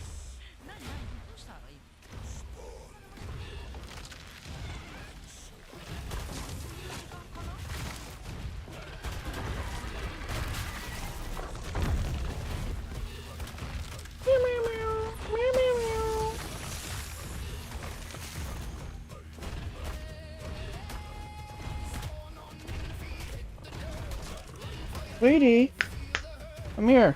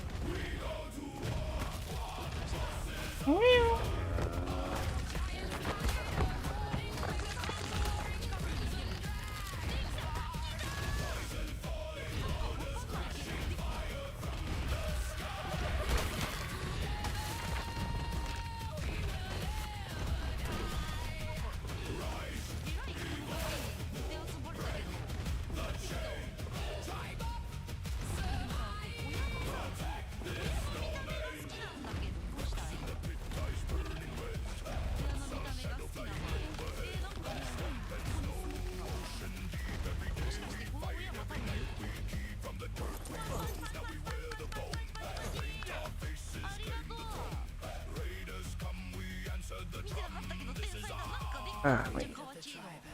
ピンクのできたピンクのおめでとうなんで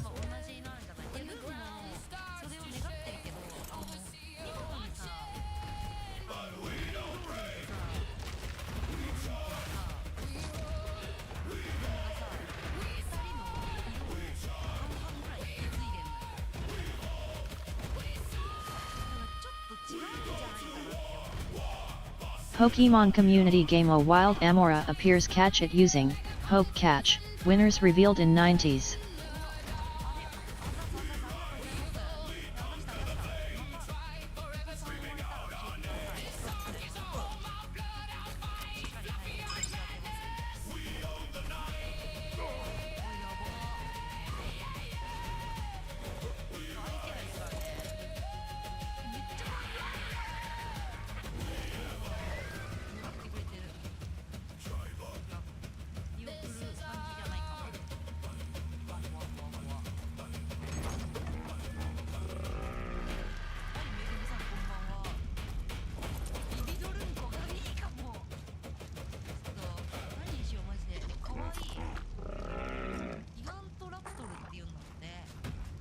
Okay, Gigacrux, S-Rexes, Gullipisaurs.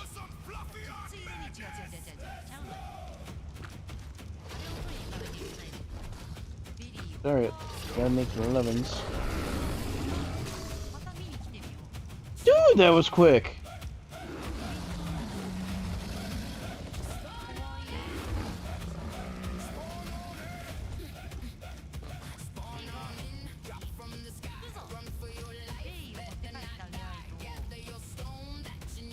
Pokemon community game Amora escaped. No one caught it.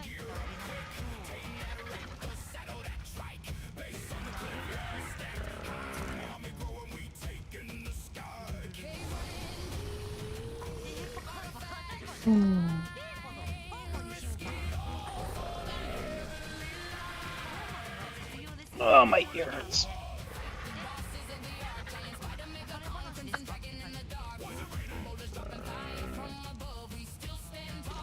Alright.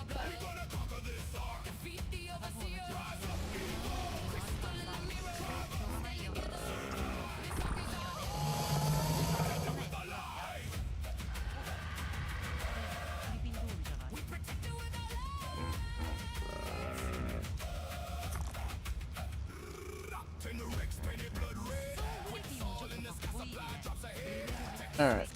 I'm gonna make a thing for...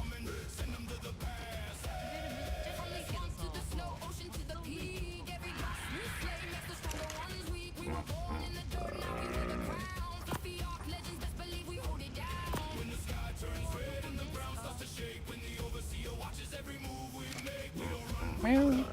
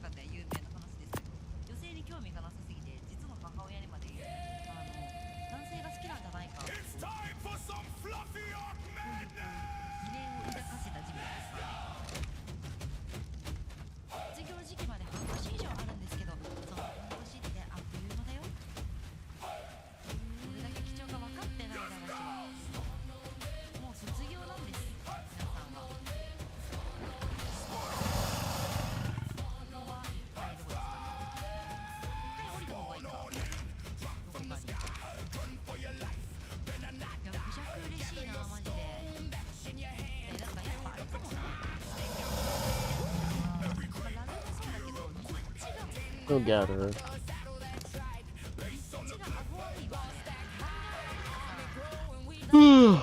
Okay.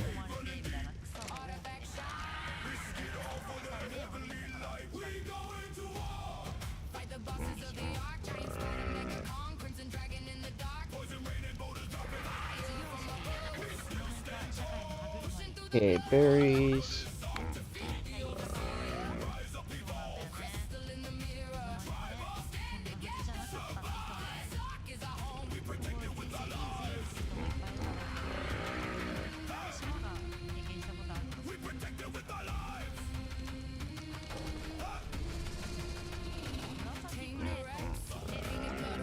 Wisebot 10 viewers, plus 6, alarm clock 1 hour 43 minutes and 20 seconds.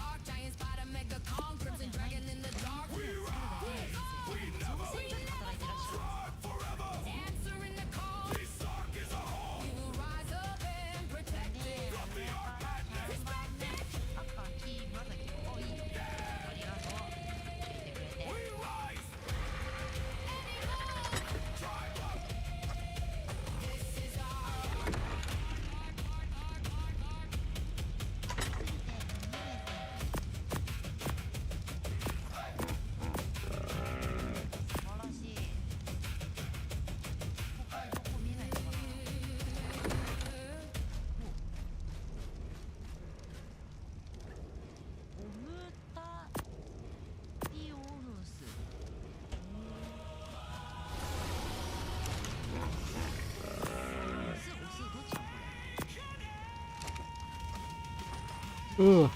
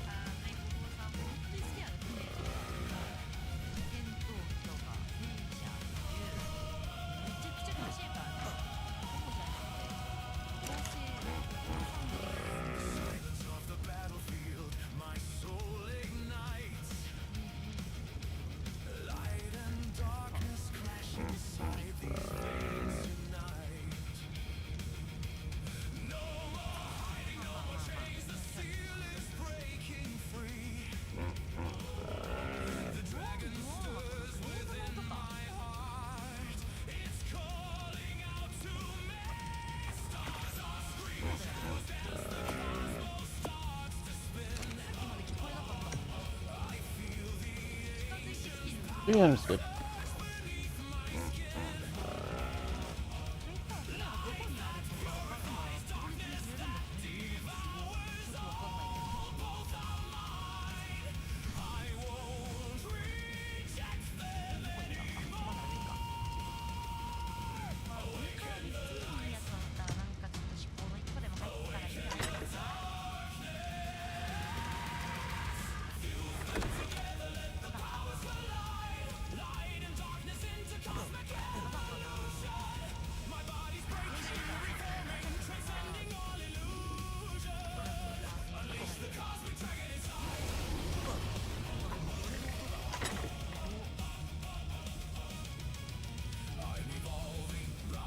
Okay, that worked.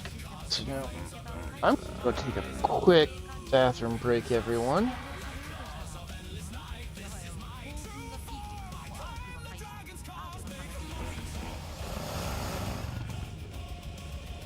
Blanket food, kitty.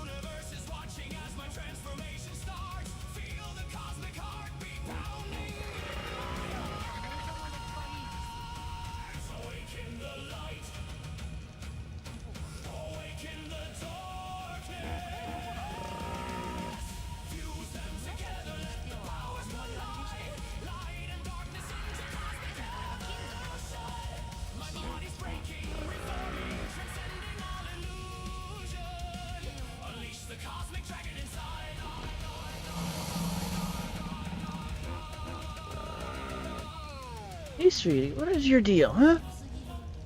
Why are you being a meow meower? Are you in heat? You are. You need to chill. Got a bad sit on your lip too. I need to take care of later.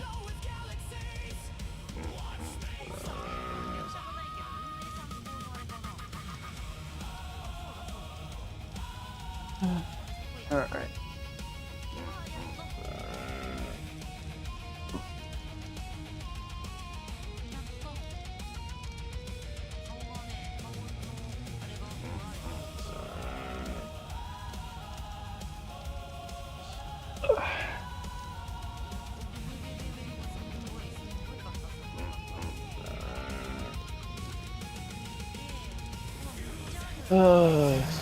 Tissue. Alright, I think I'm gonna go start working on the cave runs.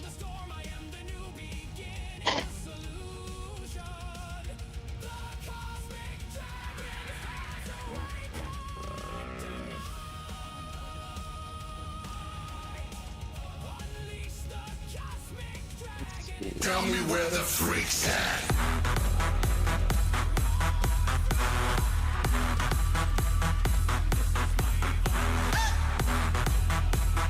Kaito Destiny Mundler Shadow, Hey, welcome to my Amanda. channel. At Kaito Destiny Mundler Shadow, welcome to my channel. Welcome, buddy. Here's a shout out for you. Kaito Destiny, so too Mundler Shadow. Stream Elements look God. it's Mundler Shadow they were playing Ready or Not. Go check them out and give them some fluffy cheers and support. Mundler Shadow at URL. Monster. Naka, you want a monster from Tri-Slayer?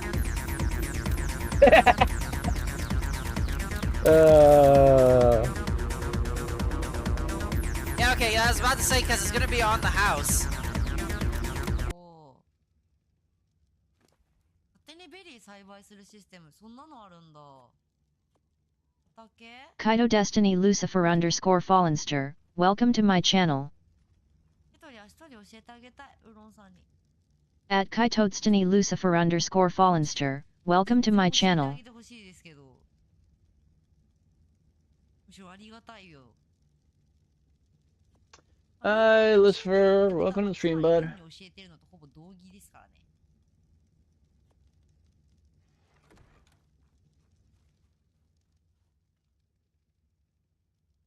これ、どれだけ持てる Okay, let's see here. まだいける Let's see. あ、まだいける I gotta stream for a while before I have to rest up before work, so. この子は冒 Fine 険 with の me. 方が好きだろうか I ら don't think I get a じゃあ B. ショーンさんはさ、アークがメイン。 Alright, let's see. Teleport pad. I'm gonna set this on top. I want near the.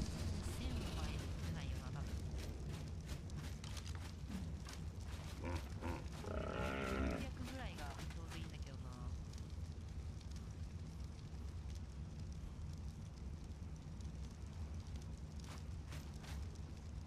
持てんだ。マジか。ほぼ FPS 何？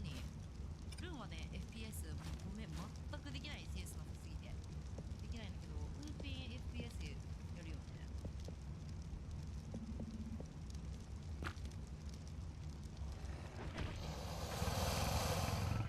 そうやんな、重いよね。ルン乗れなくなる。ルンが乗って帰ること忘れてた。よりはあげちゃおう。 Oh! One, two, three, 重い？ four, five, うわ、ダメか。 six, seven, eight. あ、飛び立てんの？え、待って、ラグすぎてもうわかんないわ。 Pokemon Community Game A Wild Cubone appears catch it using Poke Catch, winners revealed in 90s. I've been flashbanged. ラグすぎる。やばい。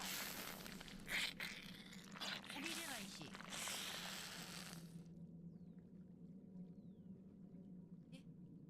Um, 動かなくなっちゃった。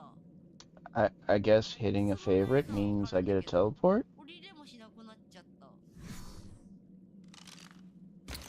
バラやってる。名前サーバー借りてんだ、すごい。レンタルサーバーってさ、結構お値段張るの？あ、これ何どうしたらいいのこれ？ガチで。Oh, my eyes. ルン、I gotta let this area load in because I just teleported out of nowhere. I was not expecting that. 降りなくなっちゃった。あー、もうこれ死ぬしかねえか。Stream elements, feel free to come in and join the fun for crazy adventures through the worlds. URL. 降り。まあいいでしょう。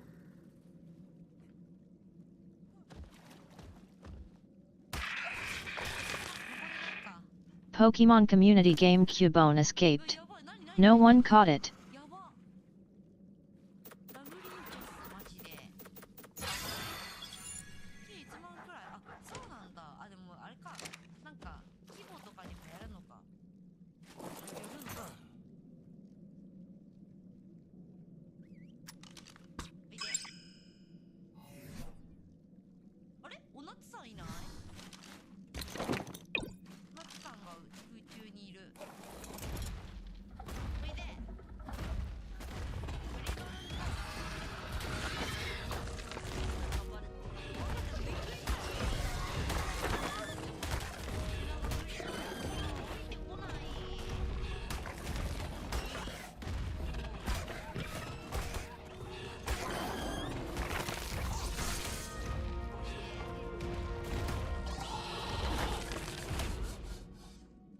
しばらく待ってたら来るよ。いやなんかもうなんか今日すごいよね。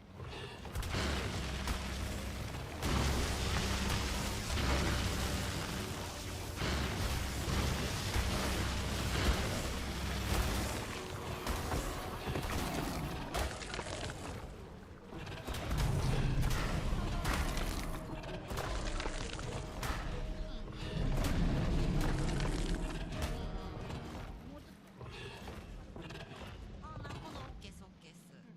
あ、ちょっと待ってて。はい。はい。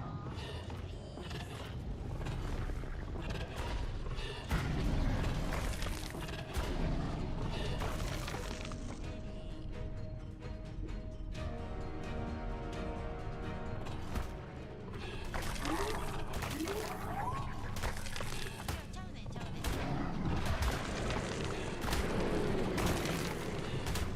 らしいよ。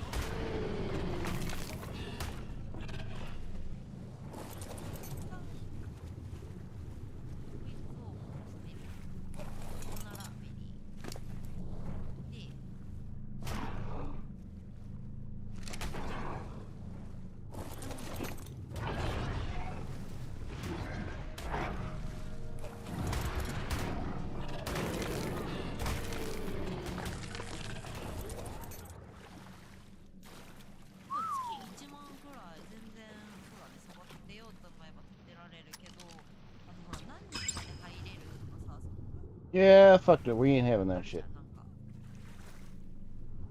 大きさ的な。ピノハシちゃんいたね。全然ダメじゃん。荷が重いね。これはもう捨てよう。 Did I pick up everything? で、あとはこれ半分くらいにし No, I did not. とりあえず。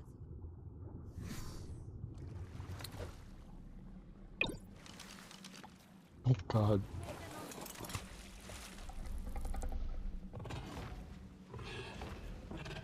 Ad, nice streaming. I am a huge fan of this game. Love to play with you. Kaito Destiny ad. Welcome to my channel. Add me on Discord. Add Kaito Destiny ad. Welcome to my channel. Add David I underscore don't add AO5. people on Discord that I just randomly meet. 捨てたけどダメか。捨てましたけどダメか。1万で50人の狂気やか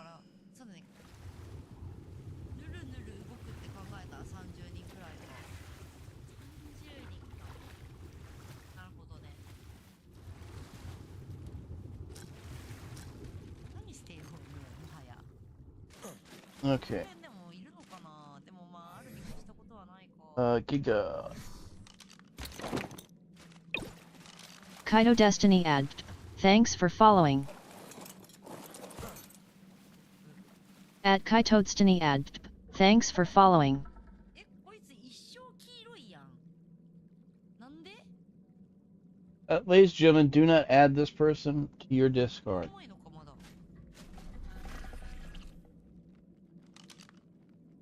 うむ。うむ？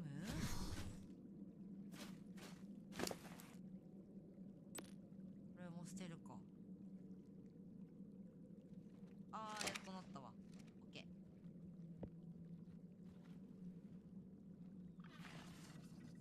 There are caches.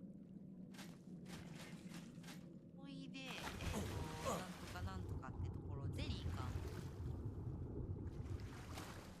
はい。で、みんなにベリーをあげないと。Uh-oh, down the road. 何食べるんだろう。やばい。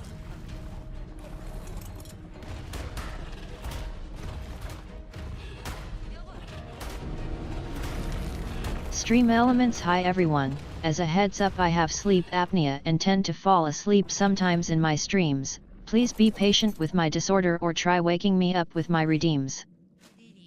Kaito Destiny Squiddy underscore TTV, welcome to my channel. At Kaito Destiny Squiddy underscore TTV, welcome to my channel. Squiddy, hello and welcome.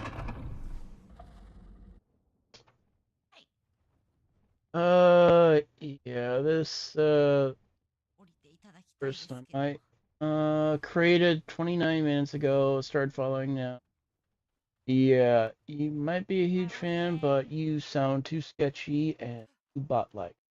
Going to port? おいでおいでおいで。Put it as a bot.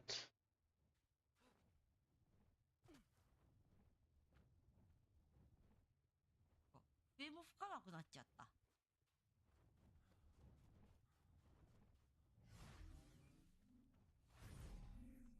And block. あ、オッケー。 Ban. タイミングやな。そう、扉判定だったね。 Yeah, whoever got their name, don't add it. You're Stream most likely going Elements, to get welcome to scammed. the Fluffy Dragon's Den. Come sit, chill and game a while. Enjoy the show and have some snacks and drinks. I hope you all enjoy your chill and relaxing time here. Carrot W carrot. Alright.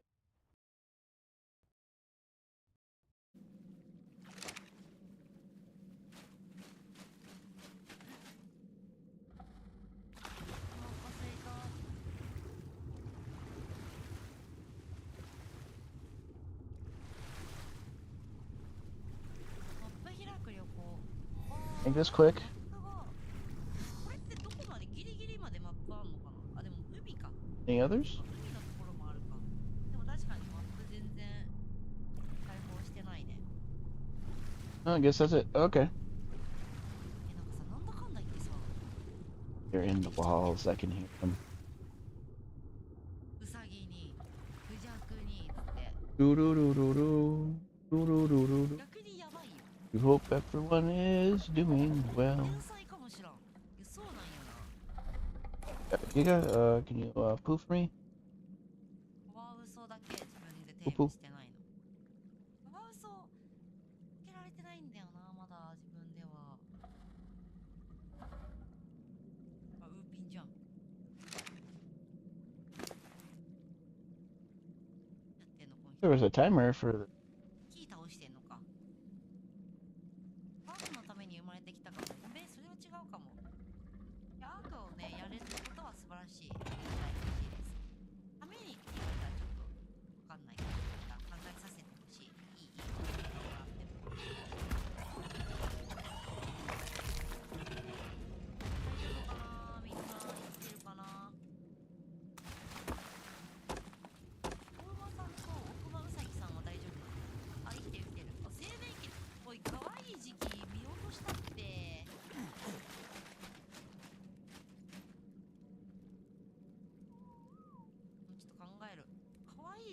とした目の色変わった成長したら。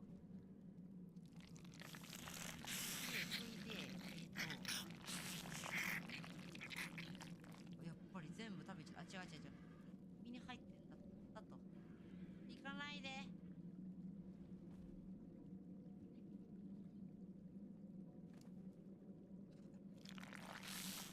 ペンって持てる？ Okay, teleport back to base. 持てる持てる。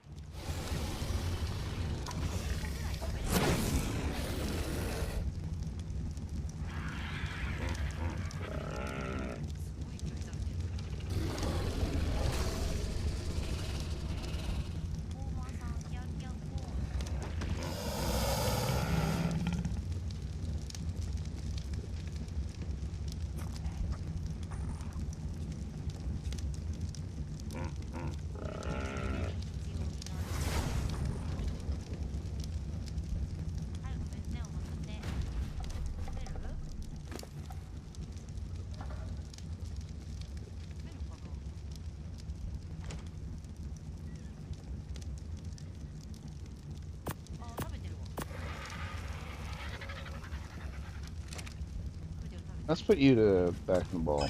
I don't want to lose you.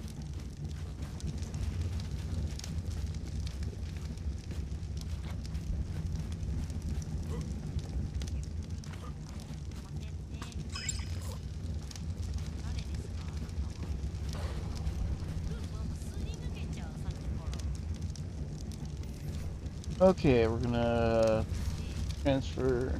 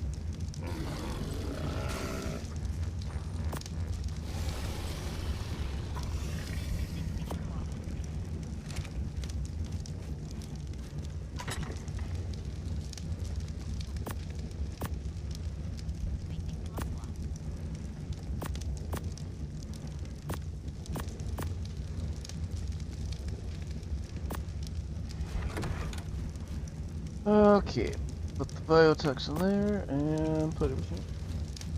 Yeah.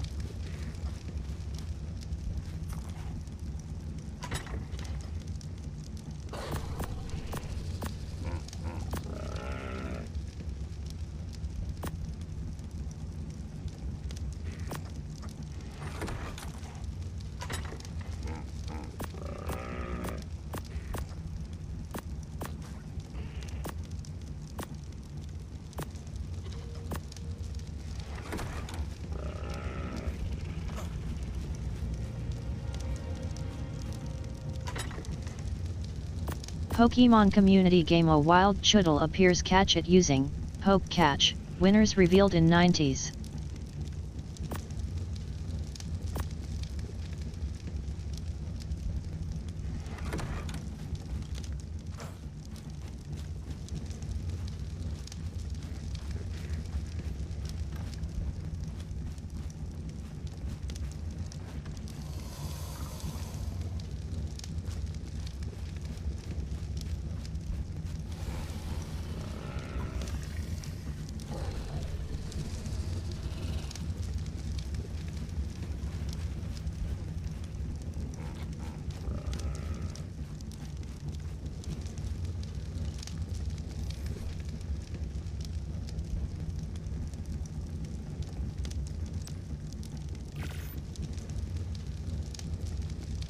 Alright.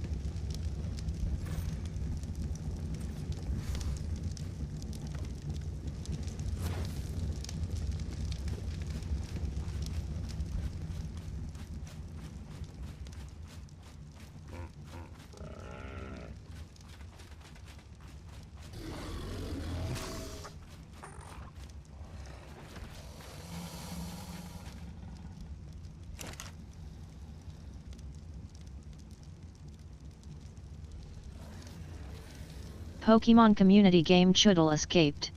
No one caught it.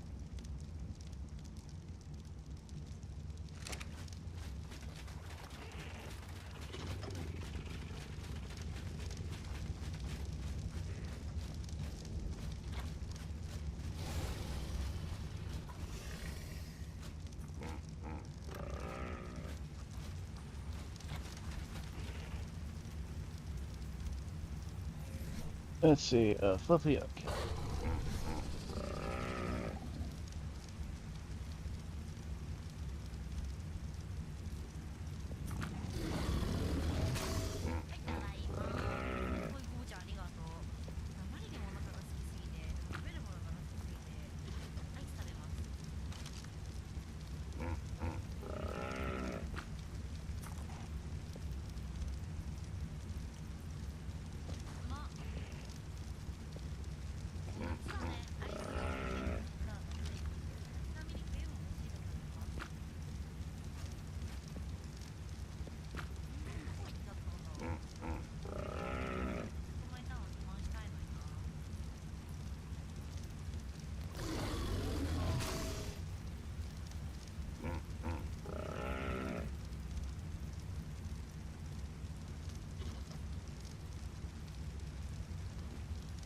Gold Leopard. Hi Kaito.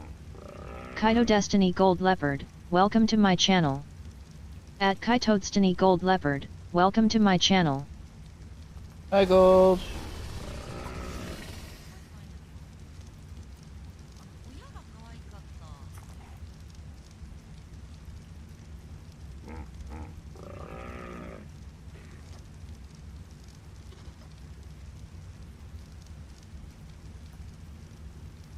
Okay, apparently I cannot favorite these. Like the other awesome teleporter. Alright, so...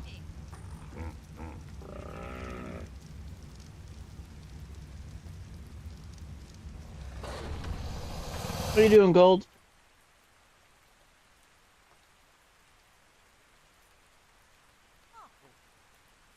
Flashbang. Gold Leopard. I just got up. Oh, nice. ちゃんと名前何しよう。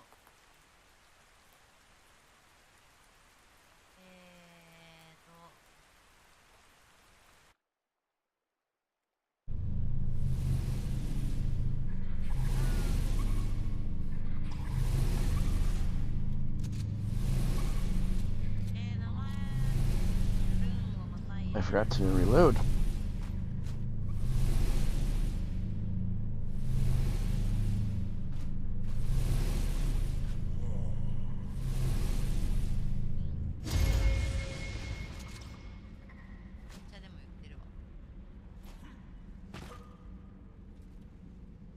Gold Leopard. Once my fiance get out of the bathroom, I'm gone take a shower. Gotcha.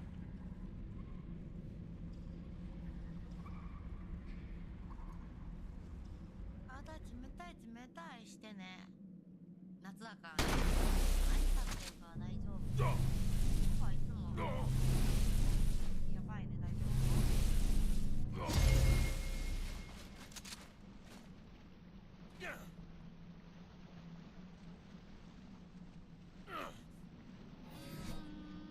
Massive immune. Okay, so that's clever.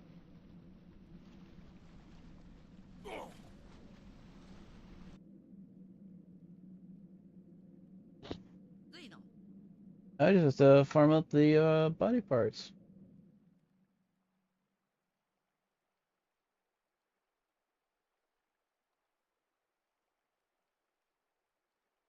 むずい。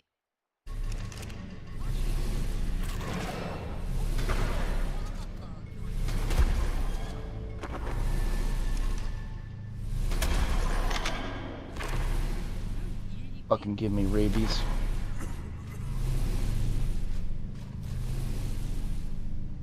Stream elements, feel free to come in and join the fun for crazy adventures through the worlds. URL. やばいじゃん。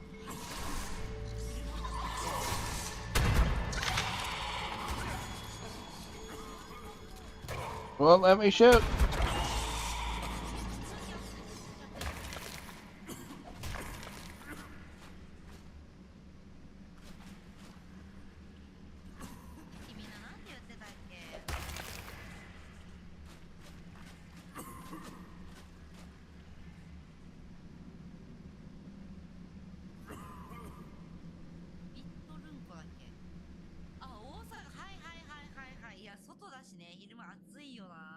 Being flashbanged. Why is it so bright?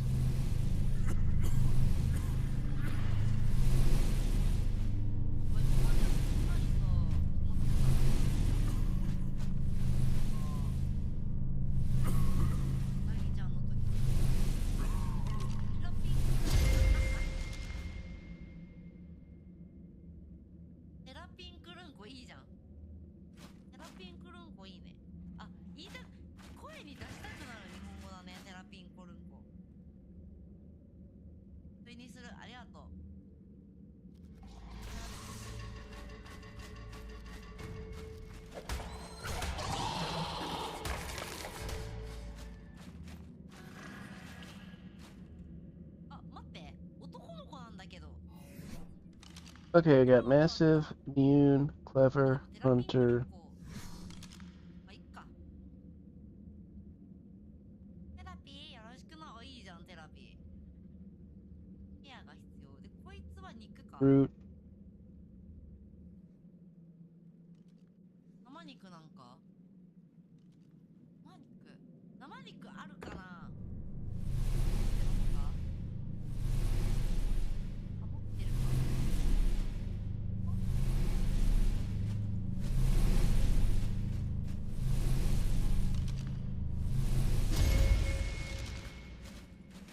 可愛いでしょ。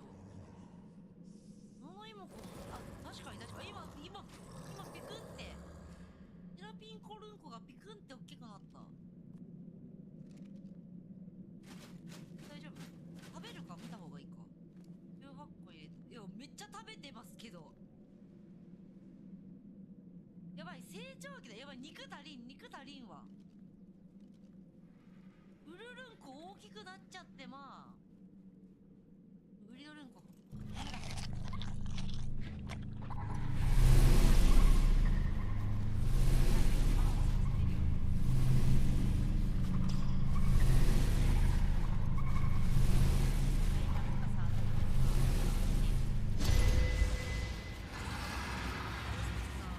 全部で何個あんだろう。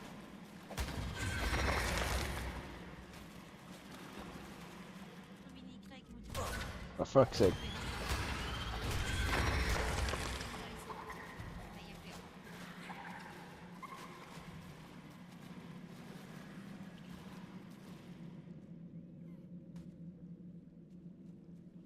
あ、逃げられちゃった。 My eyes. The flashbang.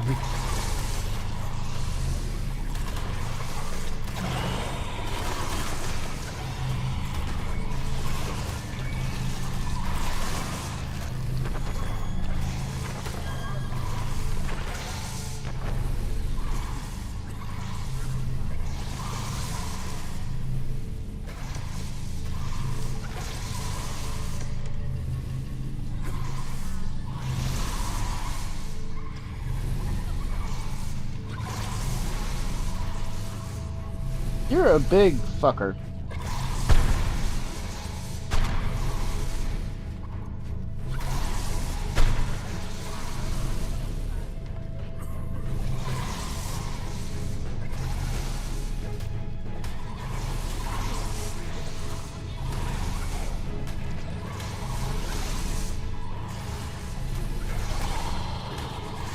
That's right, bitch.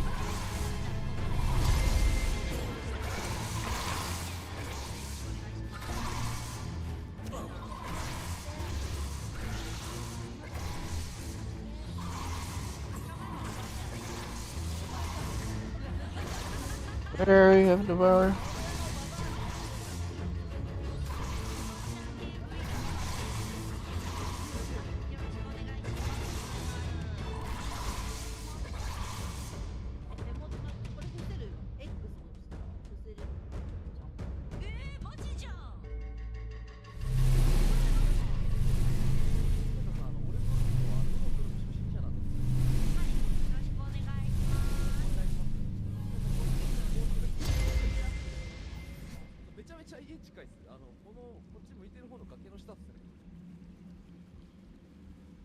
Okay, massive hunter, immune, strong, clever, devourer, Skylord, pack.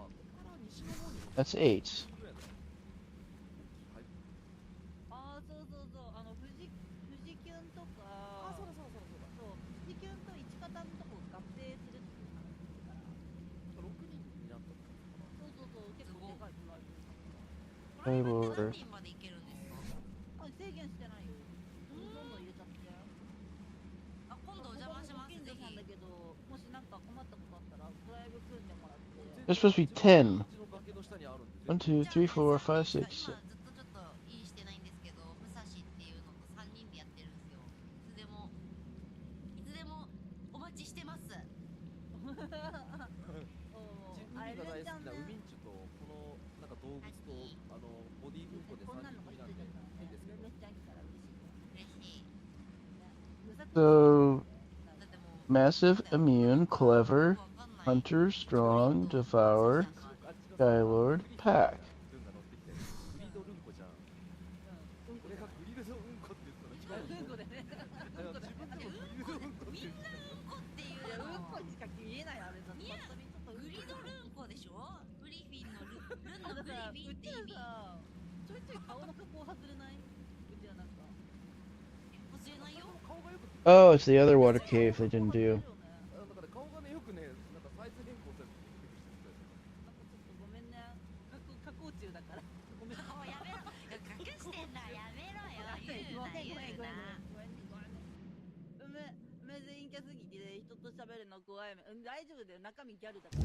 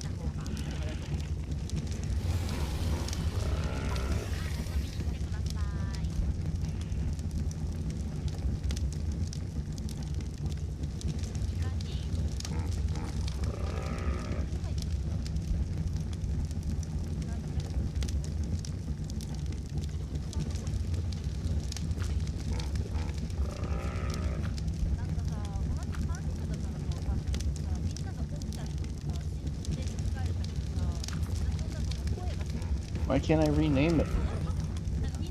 Pokemon community game. A wild Jigglypuff appears. Catch it using Poke Catch. Winners revealed in 90s.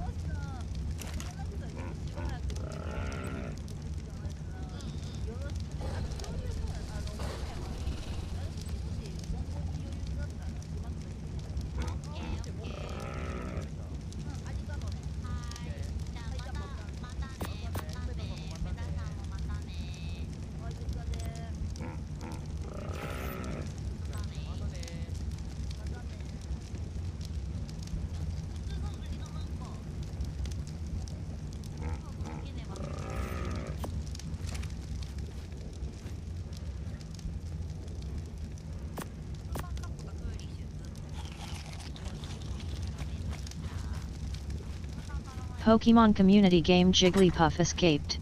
No one caught it.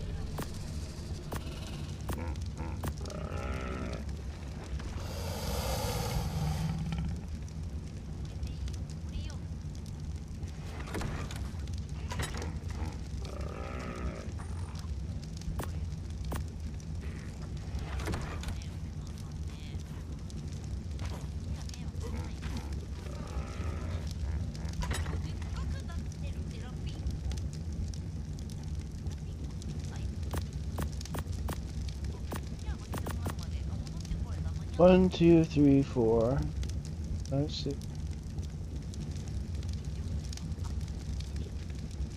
It should be 10.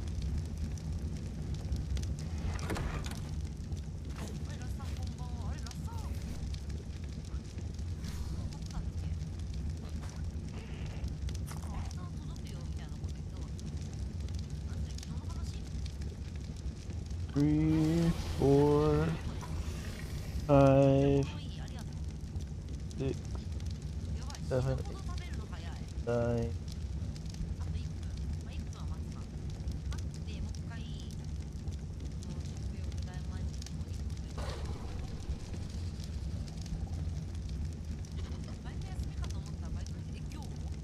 Okay,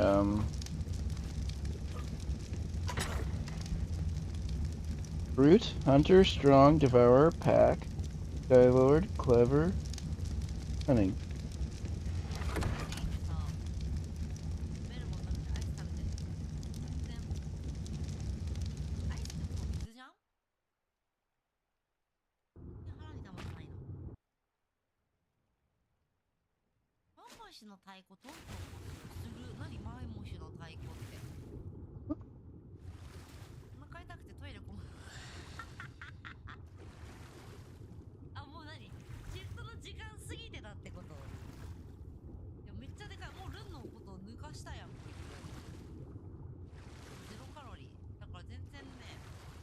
I see.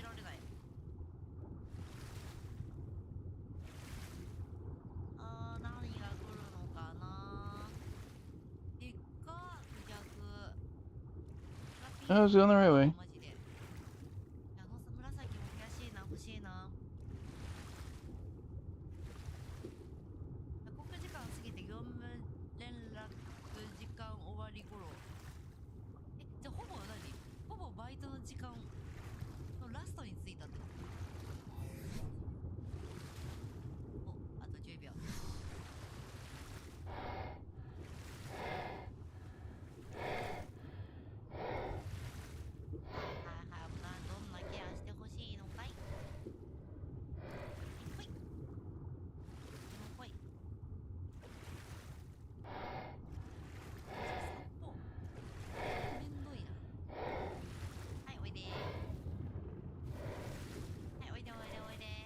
Oh, I do need an angler.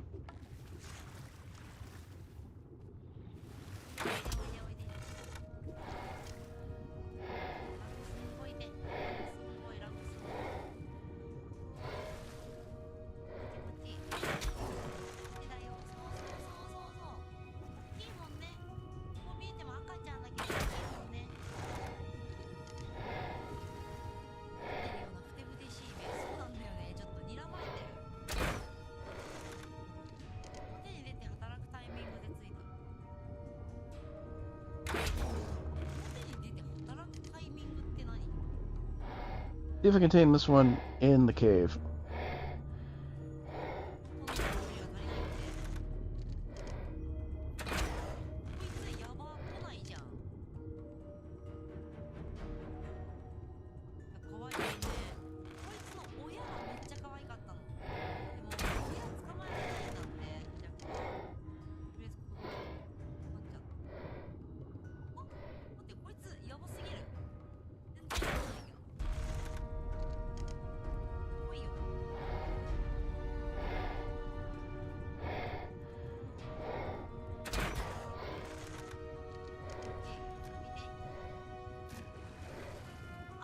Pull my arrows back.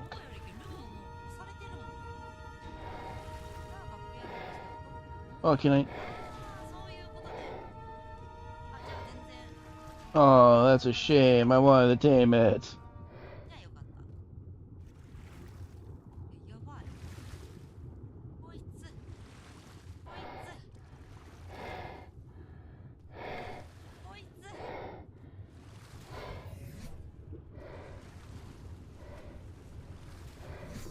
何してんの？テラピー何してる？おい、D。ズンバ、テラピー。D 型ってなんだ？メンディーの血液型 D 型っぽい。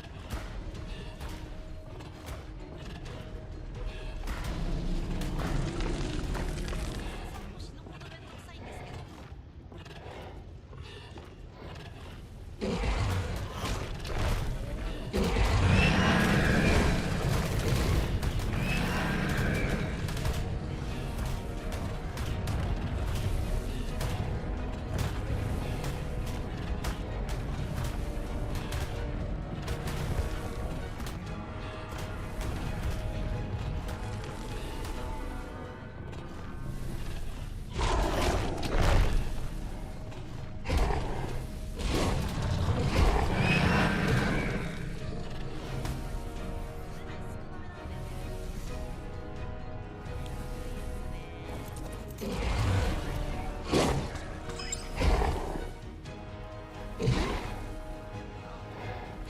You want me, bitch? Come get me.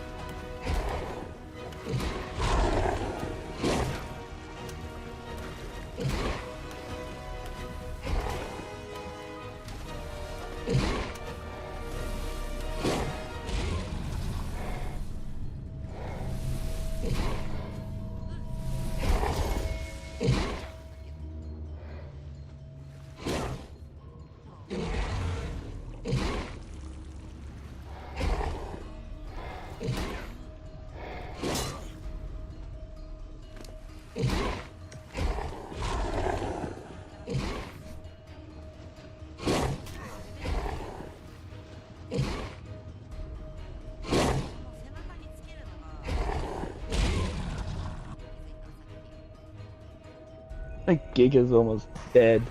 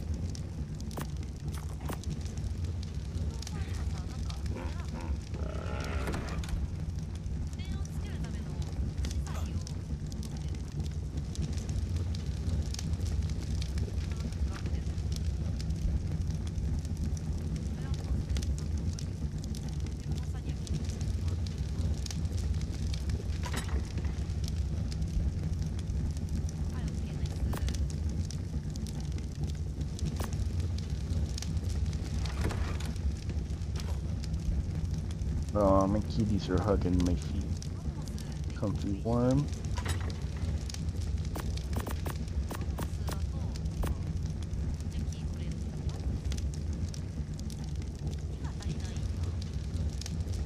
The scuba and head.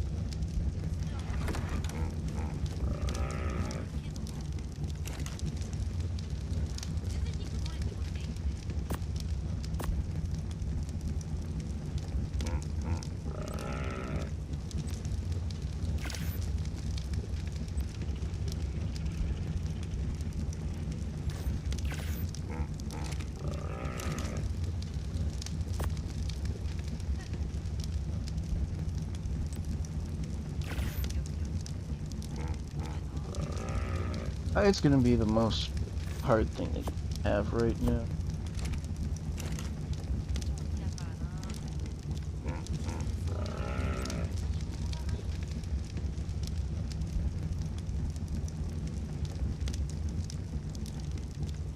Wisebot 11 viewers, +1. Alright. Alarm clock 2 hours 34 minutes and 50 seconds.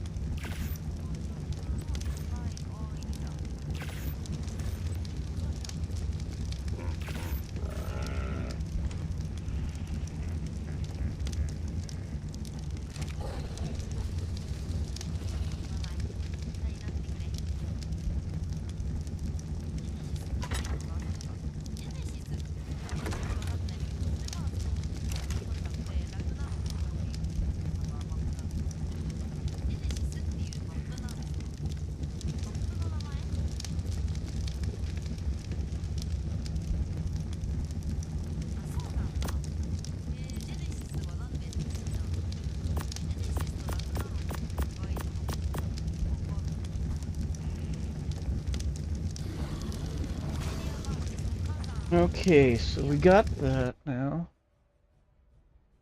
それだったらラグナロクにもあるか。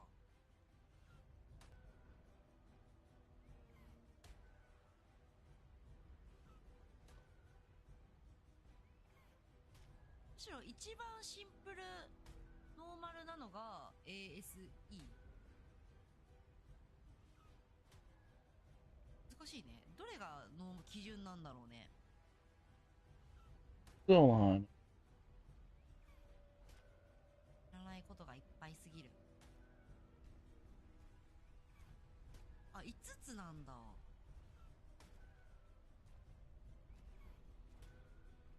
ばい。やばいやばい。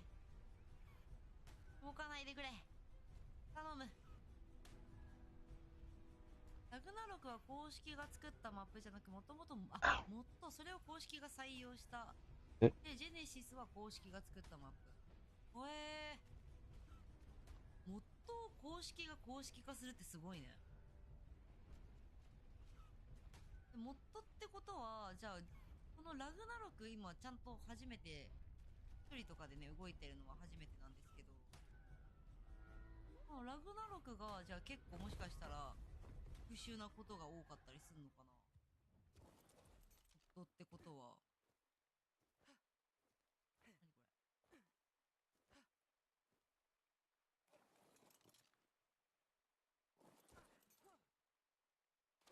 よしよしよし。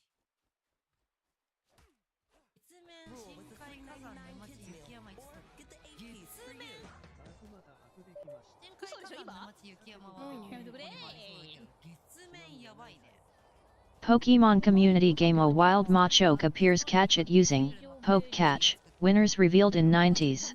たまにあれが来る津波じゃないよ。なだれが。です下とこ回ってみればいいのか。でっかいクジラをテイムできる。またアップできたらまたサーバーアップでしなきゃいけなくなってサーバーアップでするとまた3時間待ちになってしまう。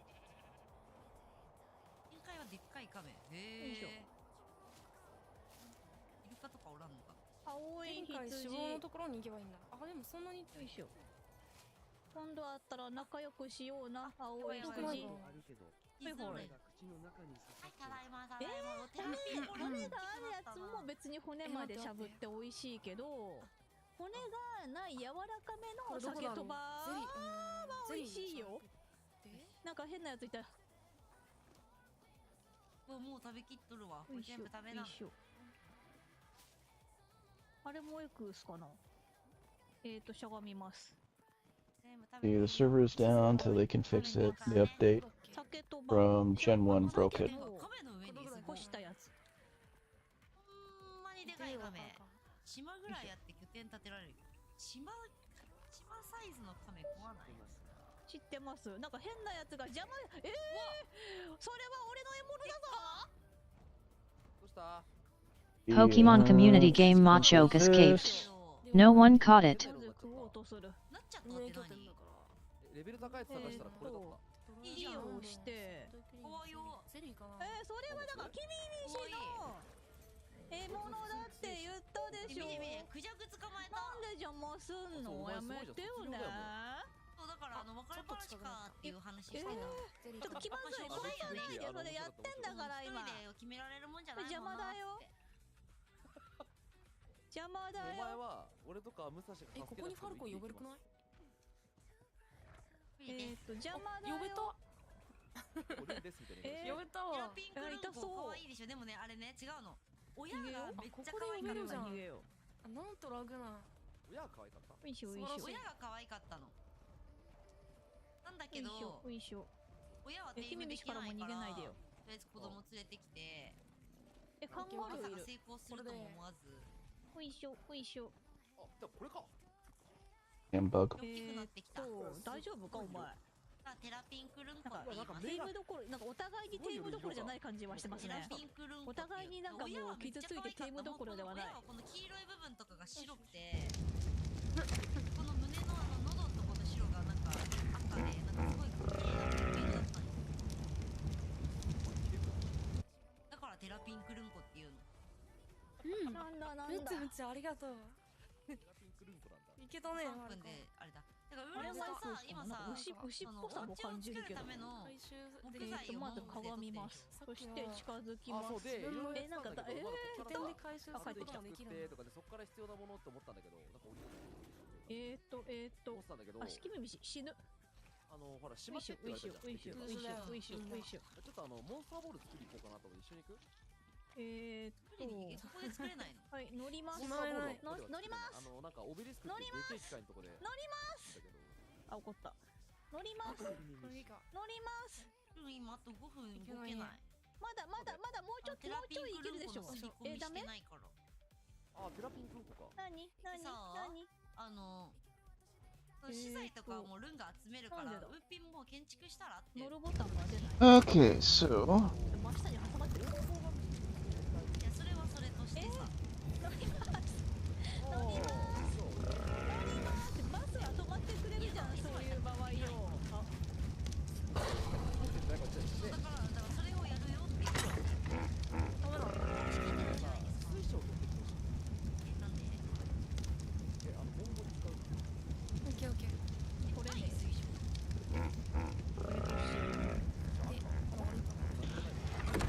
Okay, I got all artifacts. Now he feeds Dinos.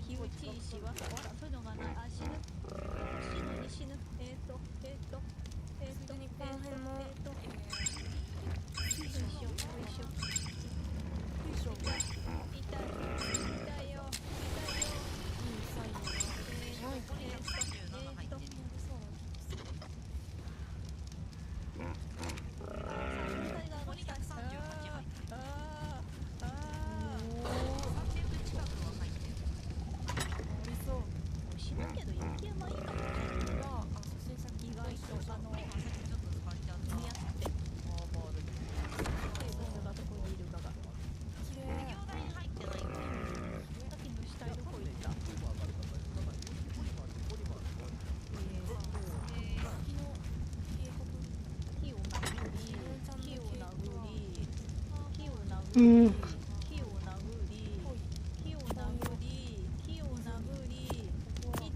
を殴り死にするかもこれ。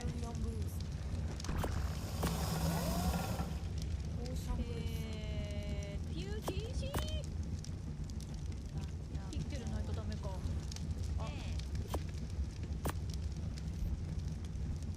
俺はダメだ。I need office.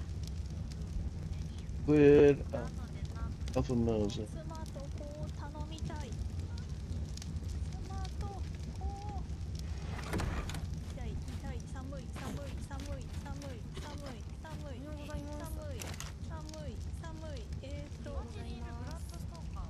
最後の力で出袋つけたんだよかな。最後の力。鎌がない。I'll turn the breeding off. 最後の力。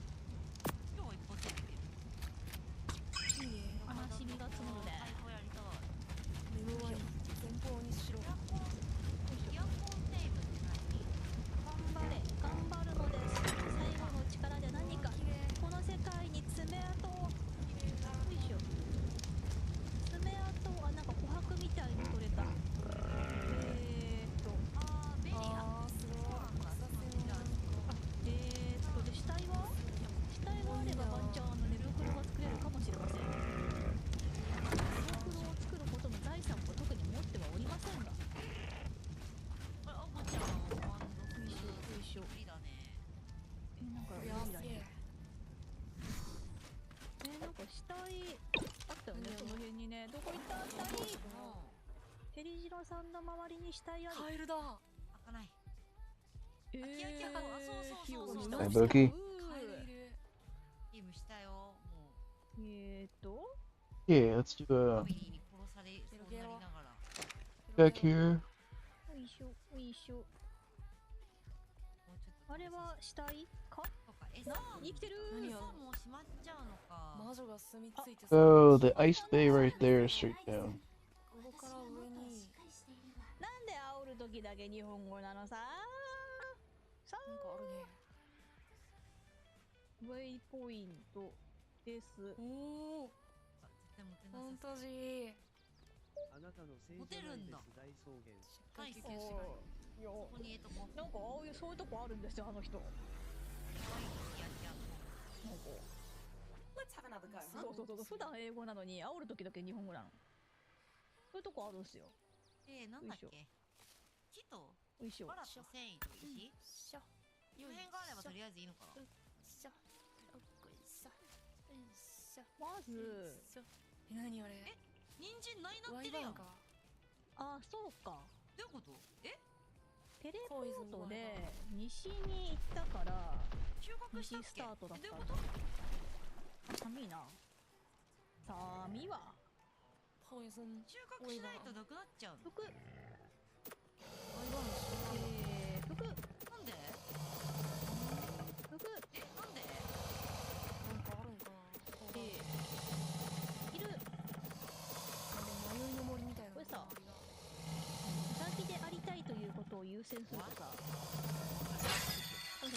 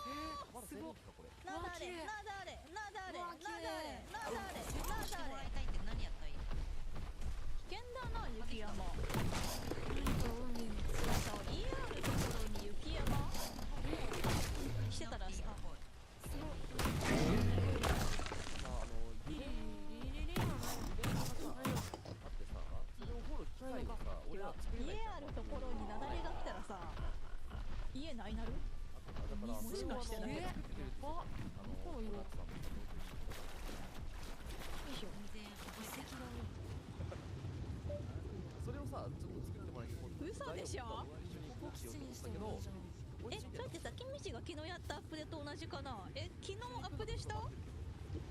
キミシも昨日アップデーしようと思ったらパソコンの容量が足んなくて全部入れ直したのになった。なんかいろいろと大変よ。寒いよ。ああ、オッケー、100%だって。うわー。よいしょよいしょ。うわー。あの渓谷の方行った。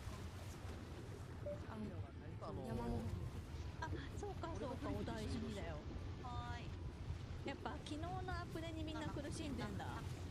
なんかね、パソコンの空き容量が4000ギガぐらい必要で、だから諦めて一旦インストールして再インストールして、その上でサーバーを再起動とかしてたね。サーバーの再起動もやっぱり時間がかかりましてですね、大変だったんですよ。綺麗、海が綺麗。同じエクスシあるかな、あるかな、あるかな、あるかな、どうだろう。本当に人を選ぶゲームだよね。人を選ぶってパソコンを選ぶゲームだよね。その上でほら、誰かのお家あった。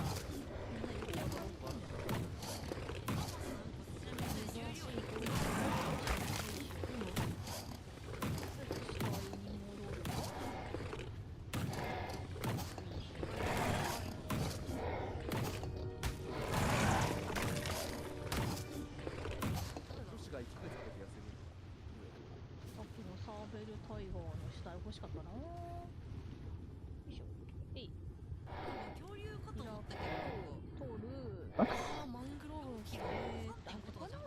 やつで服を作ればいいんじゃない？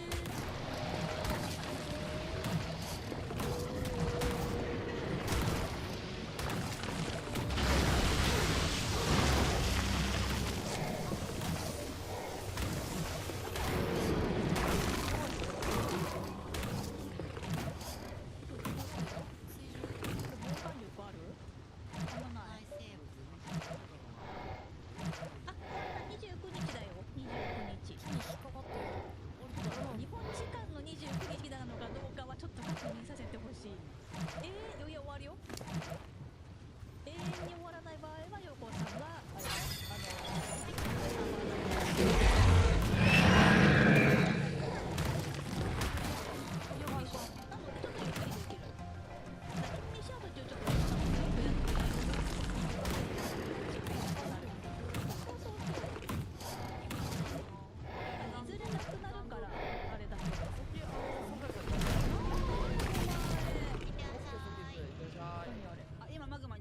The lag.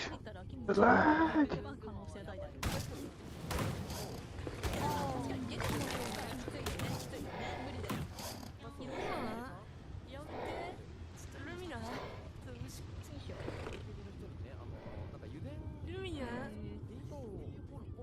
降りてください。 Why am I stuck?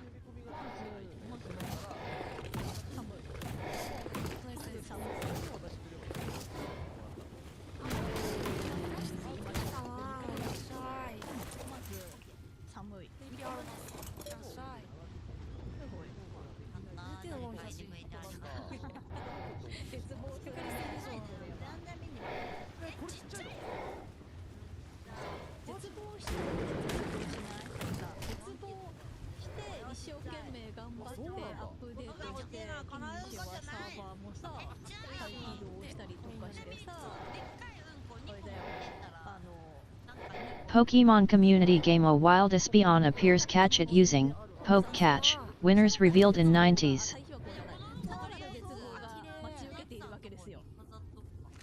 絶望を乗り越えてこうやっと始めることができたのにそこに待っているのはさらなる絶望。恐ろしいゲームですね。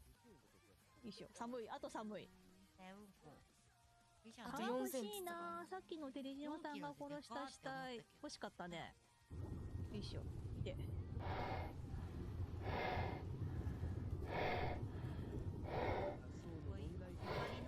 水晶が取れない。発想の問題点。よいしょ。とりあえず槍を何個か作ろう。鉄の文明にまずしたいんだけど、荷物をどっかに取りに行ければ、ね、前のなんだ、でかいの探すか、でかい荷物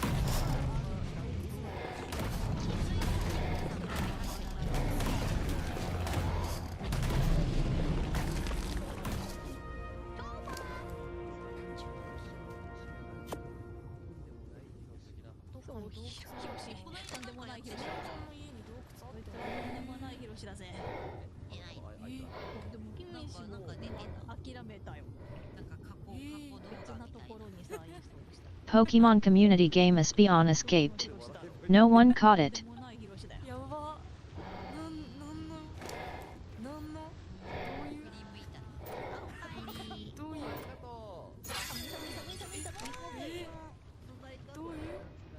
Yeah, one of these things will give me what I need. 召喚するのか。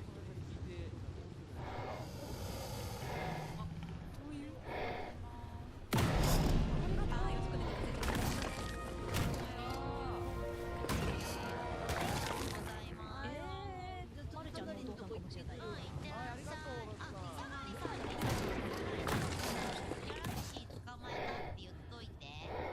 オッケー言っとくわ。ありがとう。いらっしゃい。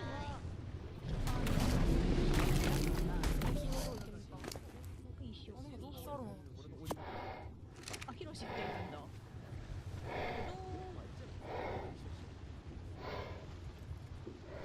あとは代表的なヒロシといえば。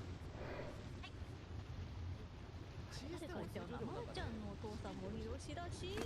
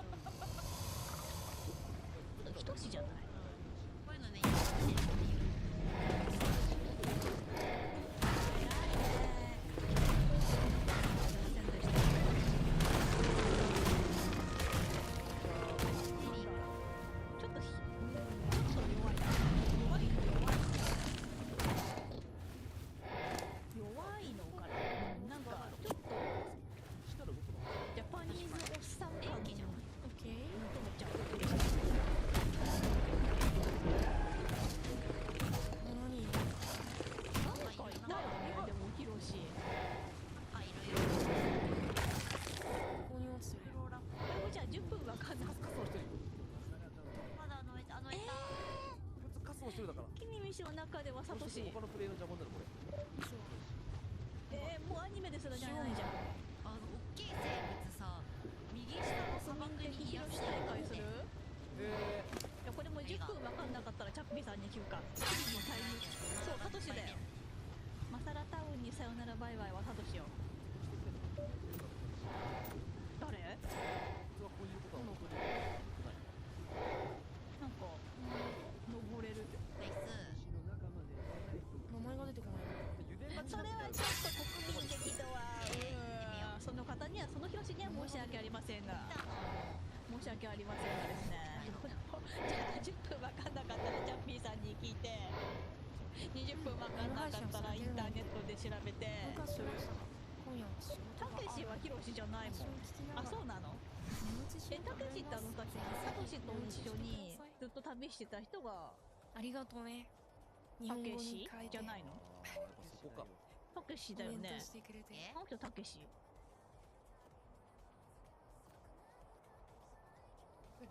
広すぎるよいやなんかもっとな。これだーっていうヒロシはいないの？これだーっていう。フラッフィードラゴンハーグズ。カイトさん、ハロー。Thank you for coming。こけしはヒロシじゃないね。眺めながら行くのか。ね。国民的ヒロシ大会。なかなか見れるもんじゃないよ。いや、ここ何？なかなか見たいもんでもないよ。でもいないからね、なかなかこういう体の人は。確かに。とりあえず言うこと経験にははなるよ。貴重確かに寒い確かに。プラスで考えよどれだけね、人生見てきたかに変わってきたかで変わるからね。変わる。どれだけ辛い思いしてきたか変わるからね。いいですよ。ルピーは辛い思いをしたことある。ヒロシ。この体だもん。誰だ？ペンギンの美しいちょっとわかんないんだけど美しいヒロシだねペンギンの。子供から体に現れちゃってんだね、なるほどね。生まれた時から苦労してる。確かに。狼本当にでもここに本当に住みたいかな。なかなか合うよ。今もう作れるからいいの。まあ、大体中や。お金かかるね。なんかなんで煽ってくんの？あ、ほら日本その家作りですかみたいなのを感じこれてしまう。誰か置いてるってこそうと？誰か置いてるんだよ。だからここに置けばこれんじゃないかと。なんかドラゴンに変えようかな。ちょっと奪っちゃわないのかな。本当にここに住むの？いけないよ。アクセスは？まあまあまあまあ。いけない。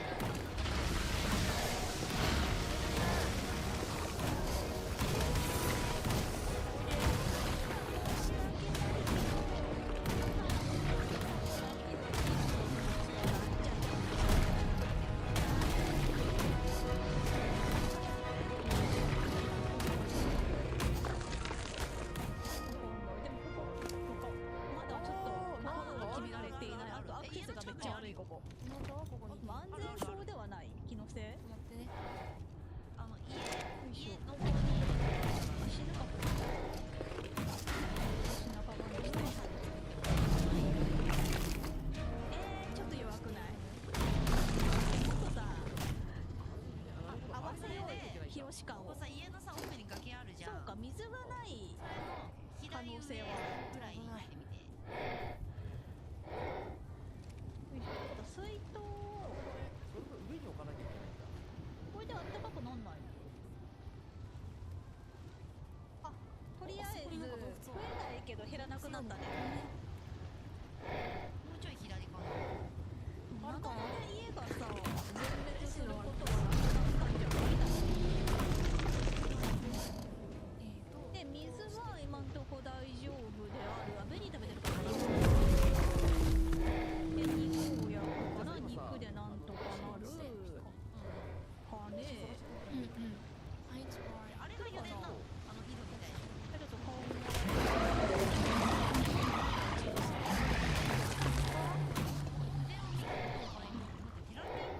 ここ多分大丈夫だよね。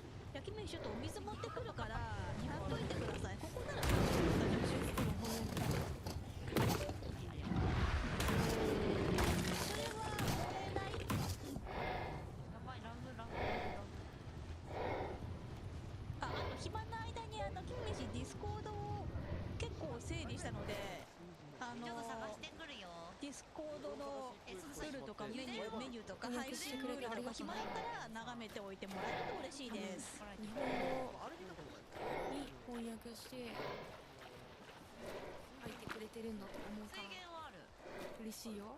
そう、水源のなんか油が湧いてるとこがあ、じゃあ完全に水色の水だけだったらそれは水源ってだけ。どこ水源だとそうそうそう。どこの国の方だったっけ？アメリカだったっちょっとまあとりあえず見てみよう。ハト飛ばして。け？アメリカの人とあ、わかった。はーい。ドイツの人とではフランスの人といるんだよね。空走ってたね。あ、敵か。で、ハッピー挙動やばい、やばかったよね今。ブショブショなってたな。ロイ実際岩が中心にあって周りにくらい油がいいよ、ゆっくり寝て出ね。てる感じ。おやすみだよ。なんか水源みたいな。アメリカンか。あ、そうそう。水源は関係ないよ。ロイ実際岩ってさ、空溶石ゆっくではなくり寝るんだよ。ゆっくりぐっすり寝るのよ。睡眠は大事だからね。あ、関係ない。いや、結構むずいな。見たことないものをさ、このフィールドから探す。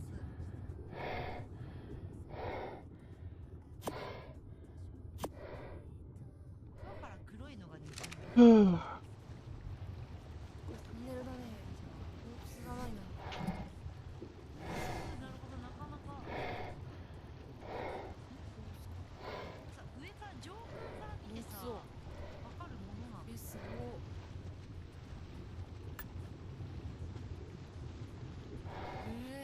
から見て、すごい。なかったらなかなか難しいよね。空溶石みたいなのがポン綺麗だけどで、資源なんもない。違うのか。資源がなんもない。ガチか。綺麗。はい、戻りました。操作方法はあー、上からでもわかると思う。なるほどね。これくらいまあ目立ちやす操くいいんだ。作方法はいいんじゃない？戻り。操作方法は裏技？操作方法なんか配信の流れが損なわれることなくない？探しても逆にない。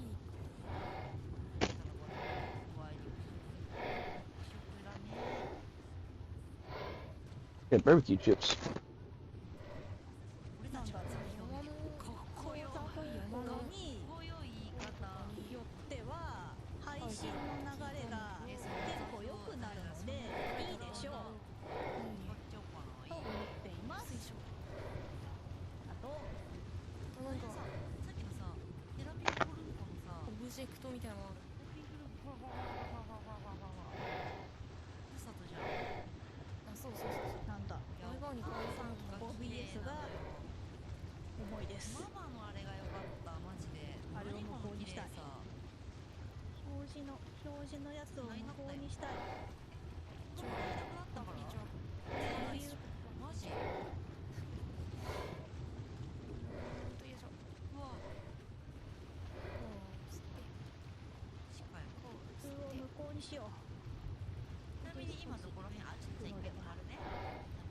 で、いいですね。火の力でだいぶ暖かくなりました。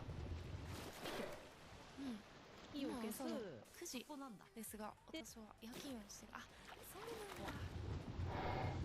拠点の座標はだいたい65.6の寒い。あ、消すともう速攻寒いんだ。中開きたい、中開きたい。中開きたい。焼肉をくれ。の33.8はい。あたり。で、今ルンチがそうなの、いるところはそうなの。よいしょ。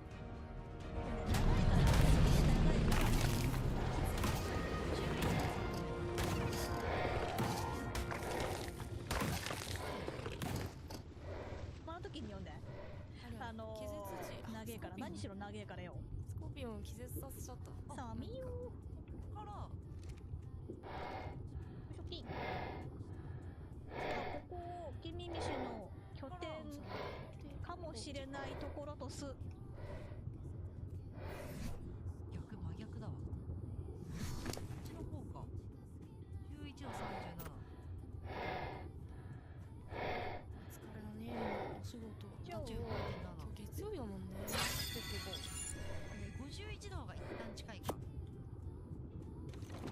っと失敗したなと思うのはアクセスがすげえ悪い。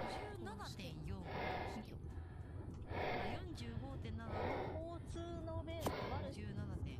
ちょっと遠いな。じゃあその一旦51の37いってみるか。しまってくんないんだよな、なかなかうまくしまんない。よいしょ。そういうゲーム。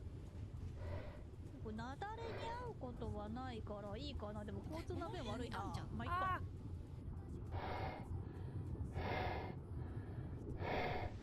ラグって I'm coming for you, Moby Dick. Going down, 声をしていらっしゃるのですが、 down, down, down, that deep, なんて dark いいこと、なんて void. 嬉しいことを言ってくれるのかい。君は How so なんかさ、 sweet. 悪い生き物が上まで登ってくること。 Pokemon community game A wild Weedle appears catch it using Poke Catch. Winners revealed in 90s.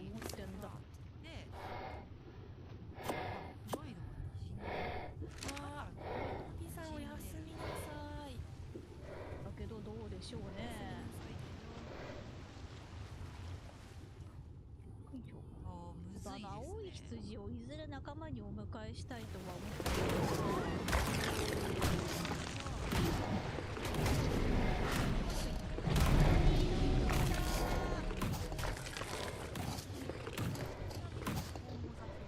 いいぞ。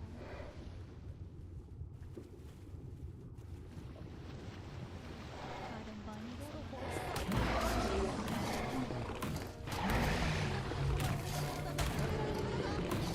おい、オカミ、これの餌だぞ。お肉探してみる。レイです、レイです。偉いねみんな。降りれない。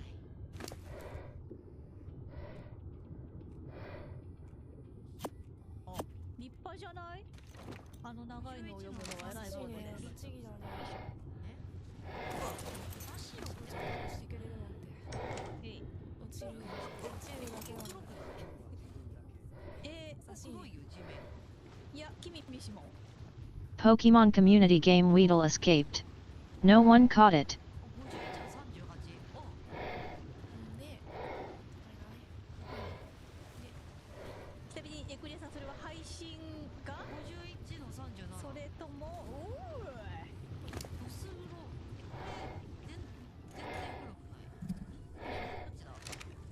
もっとどす黒いよって。ヘルへ行くよ。わわら。イカだは。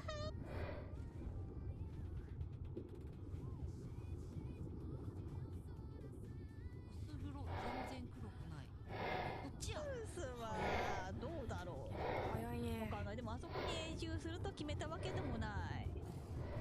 この辺なんだよね。座標的なここ黒いよって。でも画面とのラグが大きいな。びっくりした。インターネットが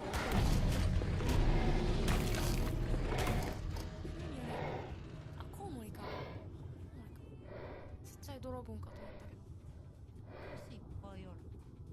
あとこの狼なんとかしてよいしょ。この辺。ふてでしてもうね、なんか。そうするしかない。41の30。なんか多いね。薄いね。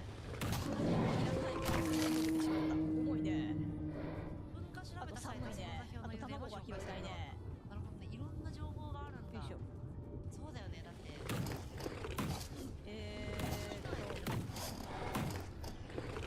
丸いがどうはしない。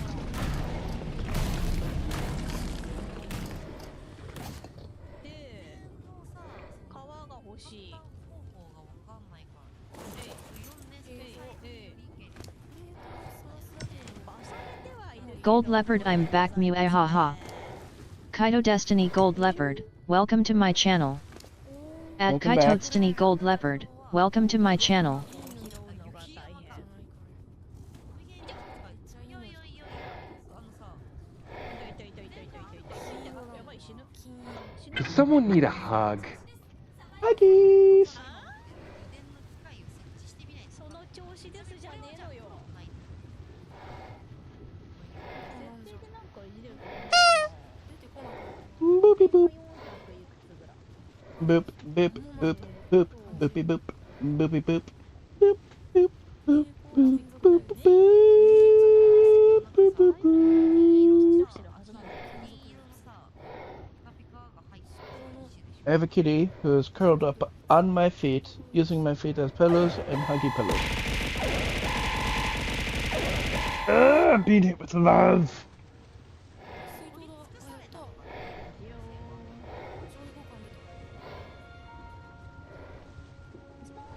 箱。 The other elf is right over here. した場所がすでにわかんないかも。 My foot stops spazzing out.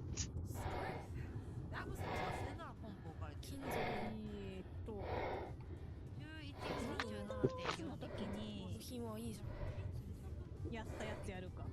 Uh, できるかな。これ金属鉱石。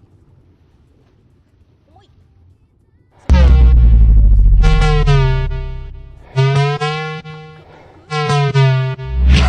Oh, the fuck? That was short. Why did it do that? 配信は一回止まる。黒い石がポツンってあって今から滲み出てるみたいなのがないんだよね。多分。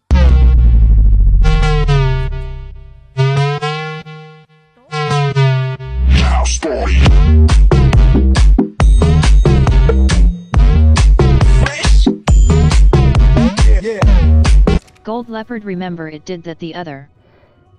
Yeah, it's Gold Leopard Day. めちゃくちゃあるわ。weird.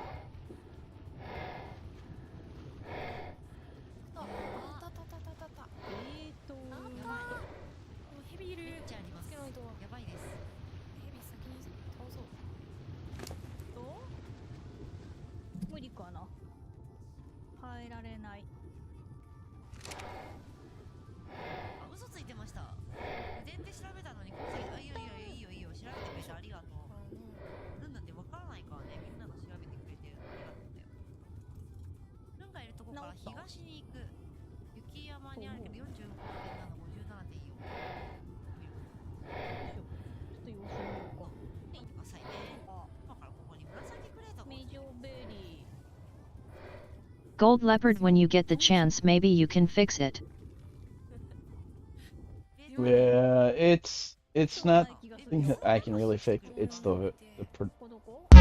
it's mix it up.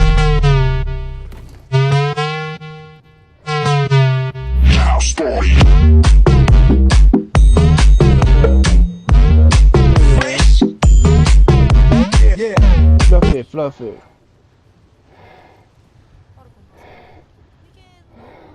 資材検索するは最初は金とあ、そうなんだ。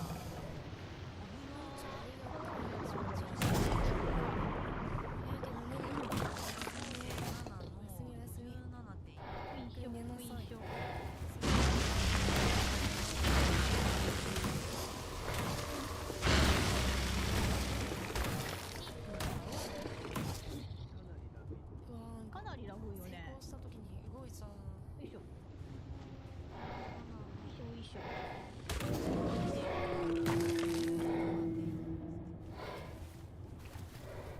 よいしょよいしょ。なんか性能高いよ。ここら辺で。よいしょよいしょ。あー、なるほど。これはわかりやすいわ。ありがとうありがとうありがとう。ヘラこれさ。にじむってこんな。いつペアレラーにみたいな。じんでんの。よいしょよいしょ。こんなに。日本版。 57.4がすごいな会話のねラグもなかなかすごいんですよ。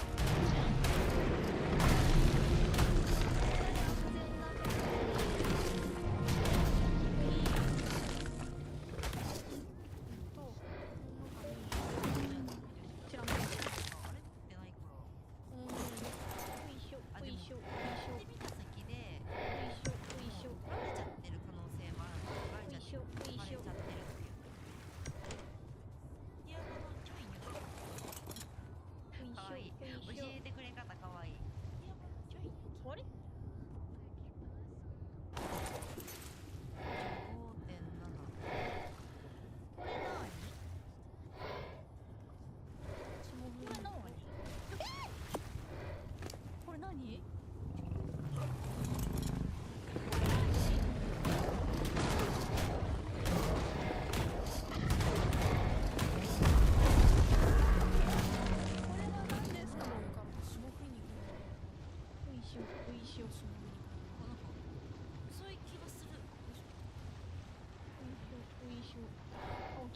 いよいしょそういう気がする。火をつける火をよいしょ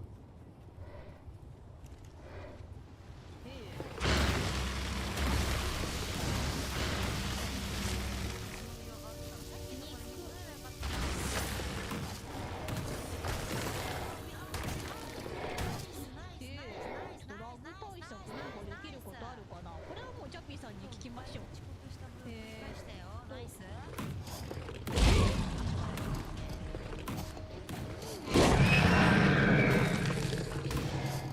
配信がカクカク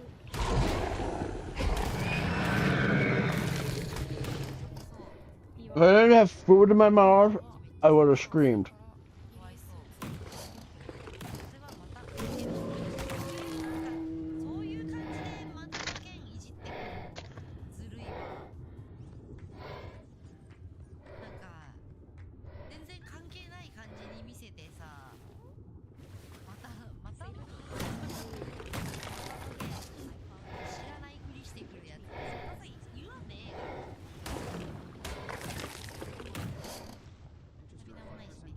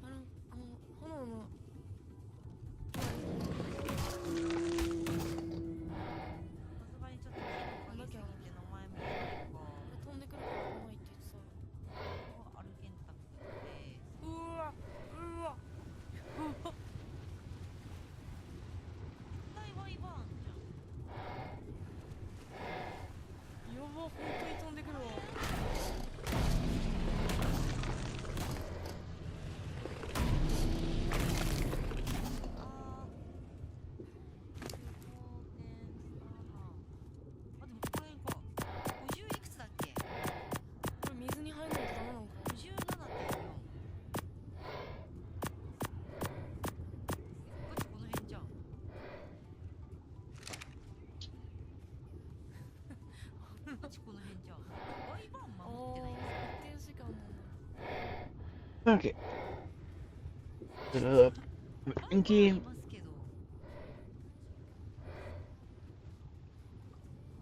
Pokemon community game A Wild Beheim appears catch it using Poke Catch. Winners revealed in 90s. めっちゃあるんよ。炎のファイバーンがいますね。あいつがいる。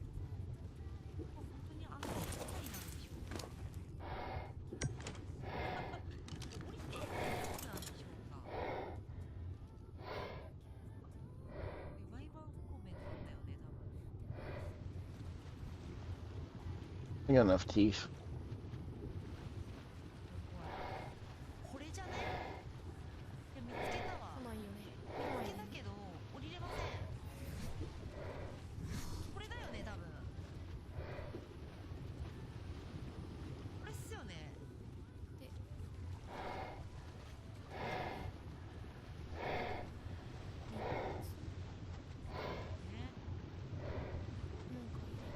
これそれこれだよね。タイヤロック縛いたらしばけますかね。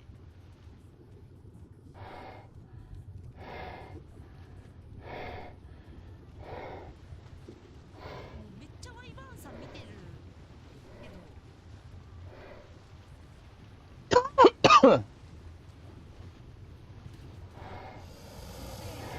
子供から行くやつあるか。親からやる動画 Pokemon community game Beheim escaped. No one caught it. アイスワイバーンもなんかこっち一緒に来ちゃってたじゃん。そうだよな。草で何も見えへん。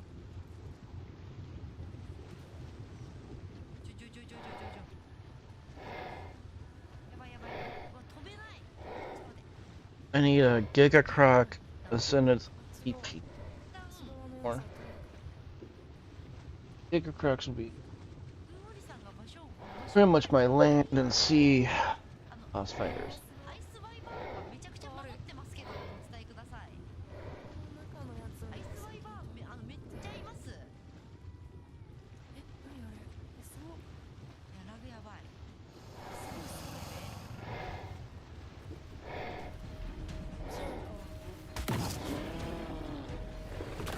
で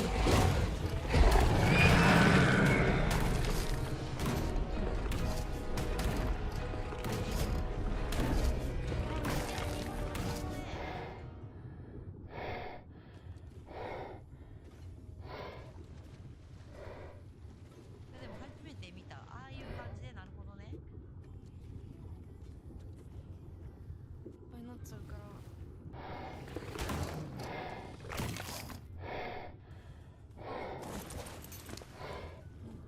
ばいやばい。じゃがいもだ。じゃがいもだ。どうしよう。これどうしたらいいの？ごめんよ。欲しいしちゃうよ。夜になってきた。夜に雪山で多分死ぬんじゃん。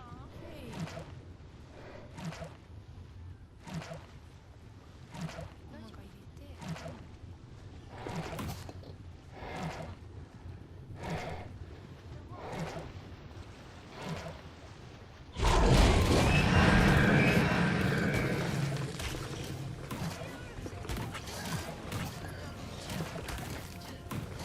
Wisebot 11 viewers, alarm clock 3 hours 26 minutes and 54 seconds.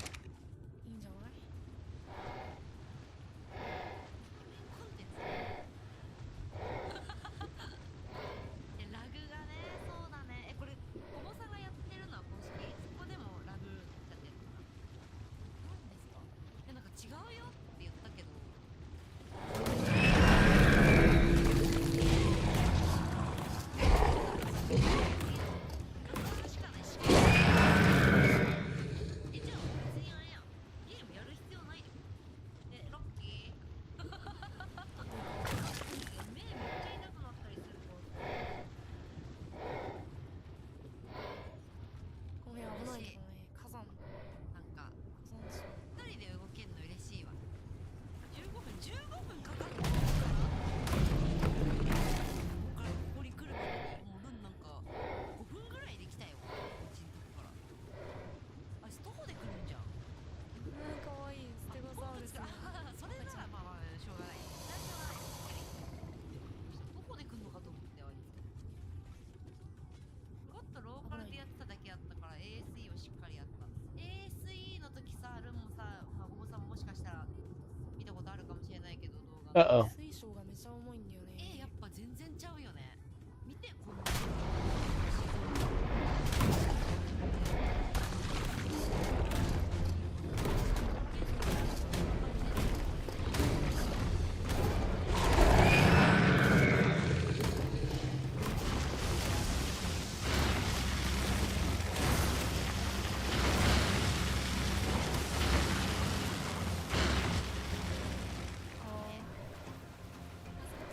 確かに雑談って逆になんか15分でもう来たの。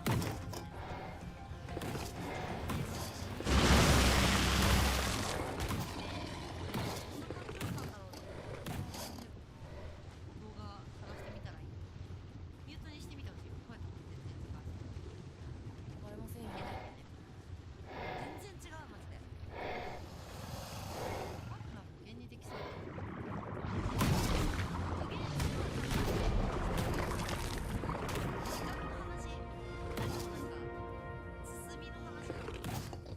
なんかさっきも今日もなんか冒頭から運動さんと話してた人言ってるけど、なんかみんながルン動けてるからどんだけ普段動かねえんだって話でもあるんですけど、そこまで入れていただいて、なんかパワープレイでいけんのマジで。朝も話したけど首あった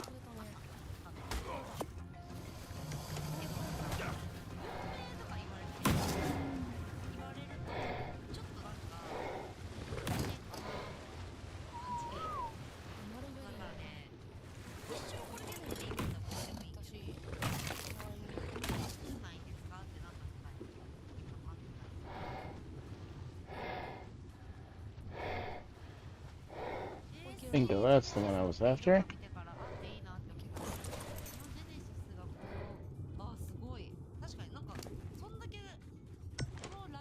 Which gave me a lot of good shit. Don't need that. もうルンは今このラグナロクのマップこれがもうアウだと思っちゃってるからさ。オッケー。あなたパワー小さいあれば自分で動くじゃん。そうなんだよね。なんかさ、バースのカワチーはさ、結構課金なとこあるじゃん。だからなんか動く動かないっていうよりか動けるか動けないかやあれなんかもうなんか俺か俺以外かみたいな感じの話になってくるから。そう考えるとそうかも。参加型とかモンスターよりアークの方が視聴者と協力できる点は多いかもしれない。水将軍をいっぱい見つけないといけないな。どこにあるんだろう。参加型それは参加型全般を指してんのかな。まあ、ゲームによるよね。結構アークとかもさ参加型やってる人いるけどどうなんだろうね。マップごとにすげえ特色がある。ストーリーマップがワインの調子。全然なんか違いのそのあれがわかんないな。追放の地とシフターとみたいな感じでなんかダンジョンとかそういうなんかマップ自体が違うのか。わかりやすい。それとも普通のバンスでいう普通のサバと夢サバみたいな感じでマップは一緒だけど洞窟あった。マップ一緒じゃねえか。一緒だよね。まあ夢サバは一緒だよね。一緒だけどなんか敵が違うみたいな感じなの。バイオーム移動するとき一瞬で景色が様変わりする。でもここも確かにピアノから普通にしてると違うけどもっと違う。ウーランド普通に言ってくるからねそういうこと。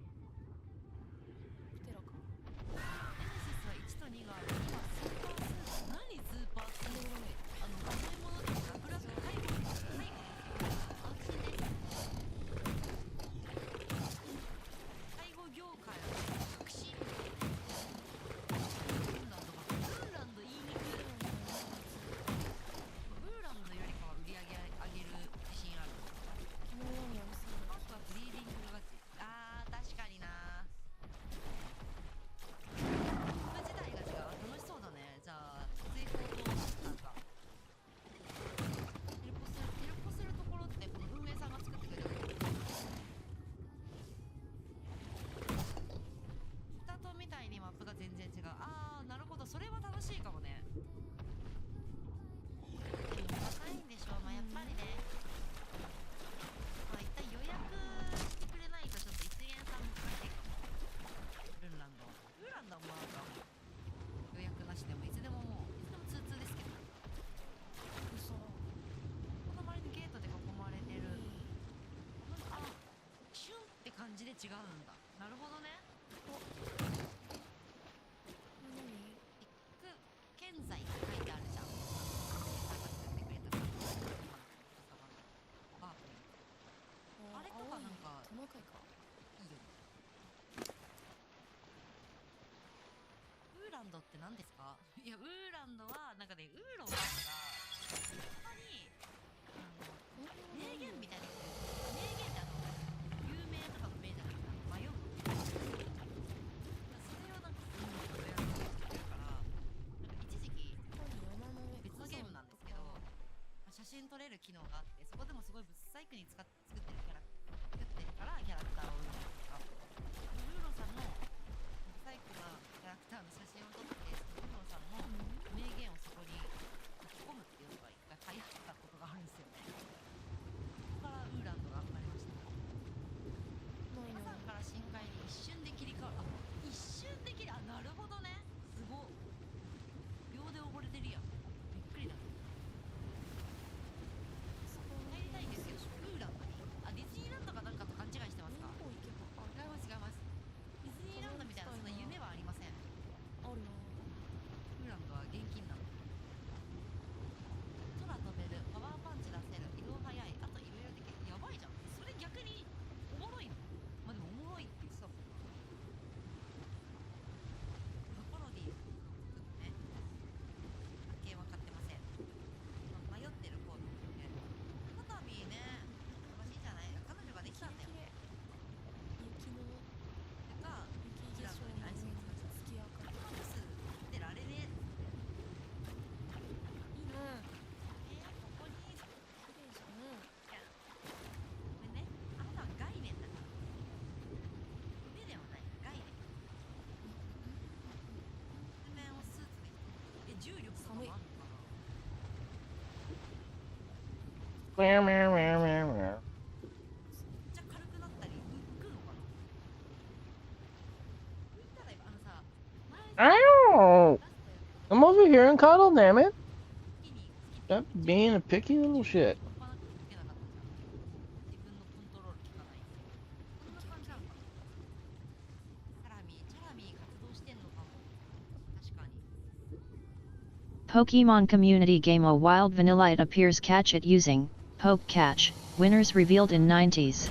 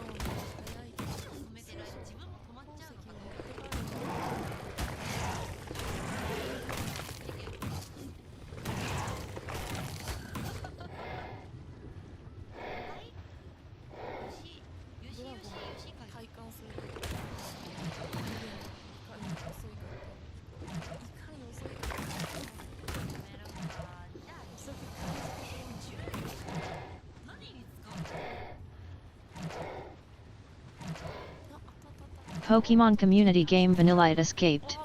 No one caught it.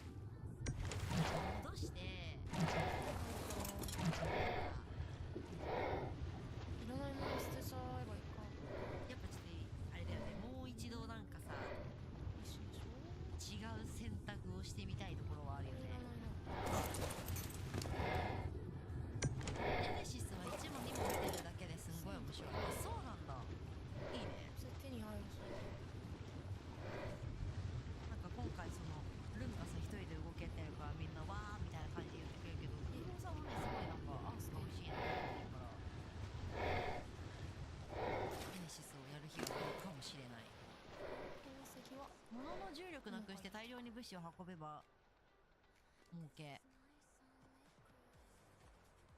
確かにね。 Don't need it. よしよしよし影は時を戻す能力持ってそれいい。よしよし Alright, よ let's し take a 影 look. になり Who たい。 is left in the alpha list 能 on... 力ないなら空飛び、あ、そっか。でもさ、その物もさ、物流の物も飛んでっちゃうからすごい大変そうだよね。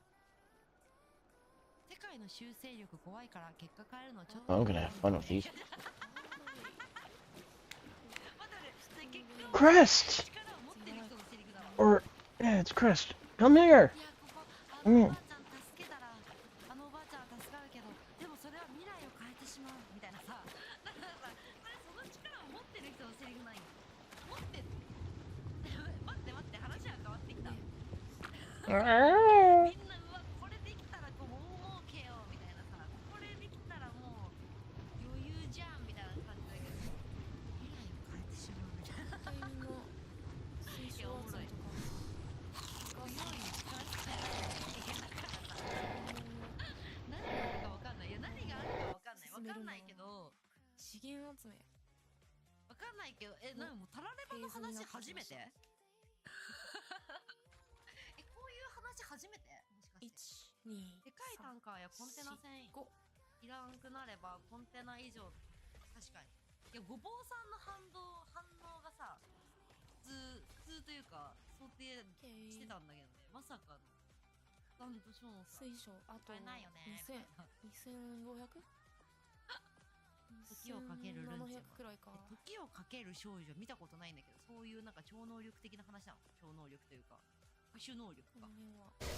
時かけてんだから。 You gone done fucked up now, bitch.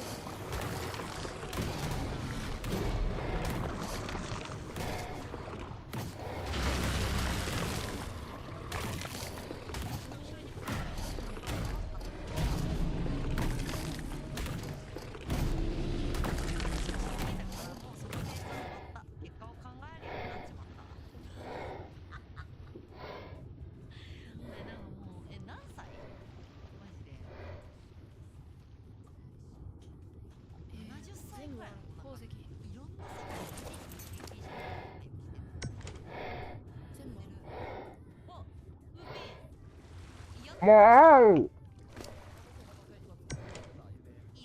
Wow, wow, wow, wow, wow. い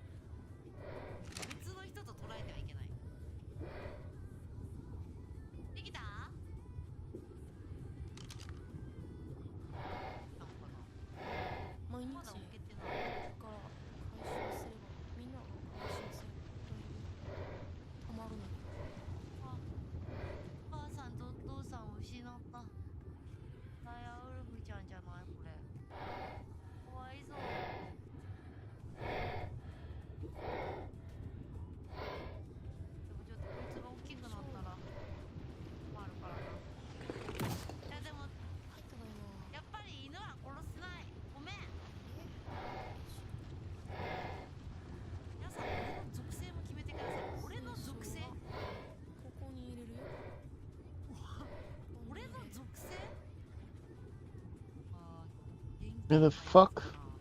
なので、属性元気 Oh, I should have had more. 認識あ、なるほどね。俺らの敵じゃねえよってことか。正直言ってほしい。スター・ウォーズ絶対知ってるよ、リンクマン。知ってそうではあるね、確かに。もうワイバーン VS ワイバーンやってるか。あと500。いいなのは、不老棺完全栄翔です。あ、なんか、はい、お坊さんと同じ匂いがする。エヴァリアルマティ。あ、ちょっと待って。やばい。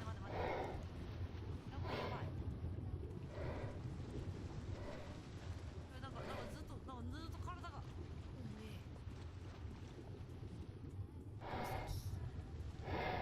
なんかいたよね。タイプキャッシュ。お、待って、ここじゃない。フロンかと思った。カラフルな色に誘われたら。露出系少女いっぱいいるよ。小闇さんじゃない？スタミナを上げるから。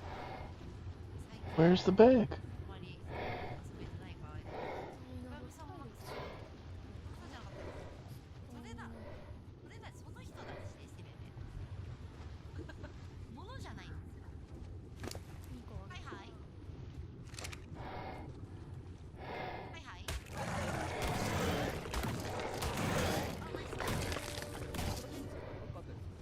いや、ここしか見つけてない。他あと1個あるんだよね。じゃあちょっと探してくるよ。なんだ。そもそも今油田のマップでやったんだけど、ここは1個だけもよく見つけた。なんか教えてもらったりしても。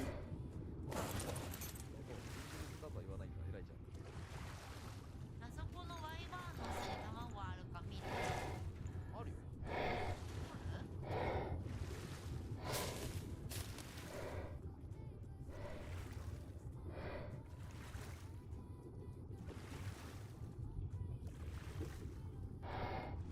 石か。でか。石か。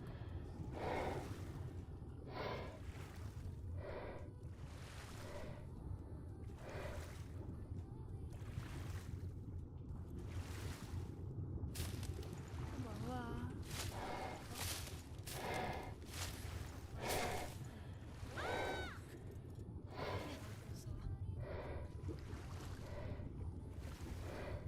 拾えたよ。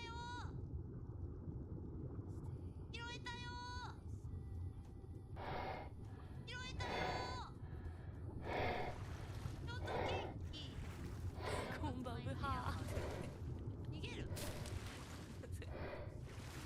どこに？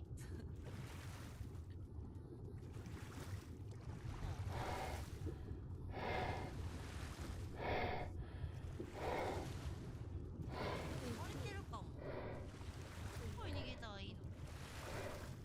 あ、ここか。あった。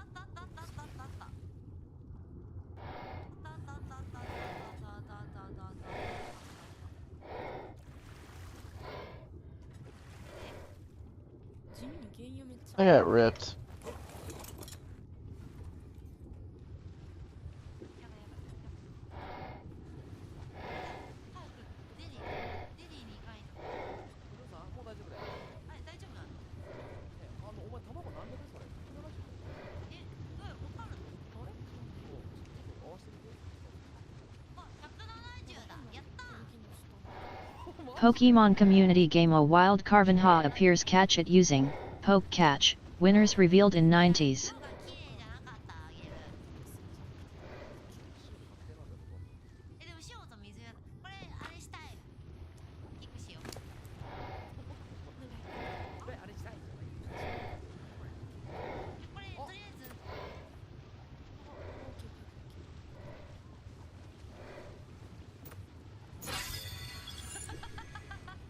どう隠れてんだよ。これさ、で、これどこ行くの？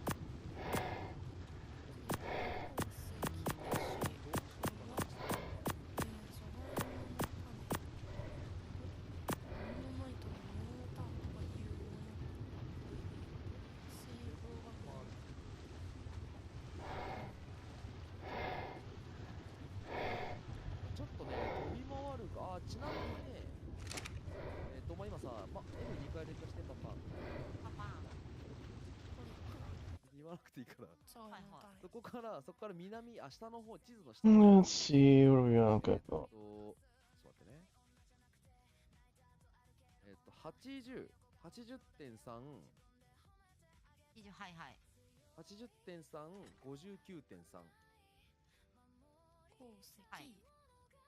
ここにうちの、油田掘るやつだ、電気掘るやつ、油田じゃねえわ、ごめん。 Pokemon community game Carvenha escaped. No one caught it. 90.3の 59.3。ここに2台で4台あるんだけど、2台うちの。わら。これわらどこじゃ？競輪したお前今。19.3。はい、ここ。どうした？これどうした？木とわらははい、できた。言わないかな？油田。はい。Oh, who unfollowed now? とりあえずそれ覚えといて。で、もう一個あるんだよ。どうしよっかな。右の方に、ちょっと待ってね。こっから右流れ、右下流れ。取ってきたやつを。67.7、81.1。鉄のやつね。鉄のやつ。ちょっと一個やりに行くか。なんじゃこれ。足場。足場だって。足場くんや。タピオカ。足場と。タピオカ。なんか人増えてる。ベターやん、タピオカ。増えてる。足場いた。これ。ちゃんといた。足場くんいたよ。わあ、海だ。なんか鉄の足場、エレベーターの足場。砂漠さ、でっかいうんちあんだよ。いろいろ使えるじゃん、足場。何々の足場。暑いから HP とか。めっちゃ使えるじゃん。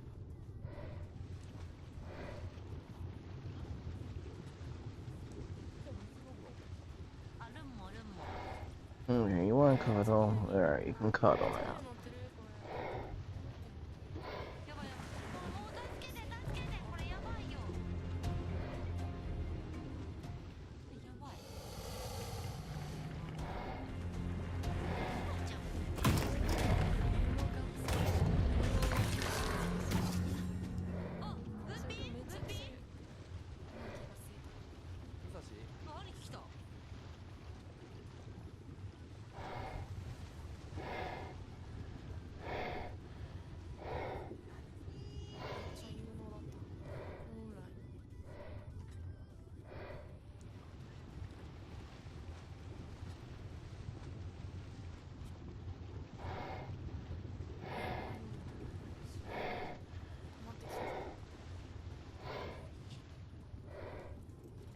Prepare for battle.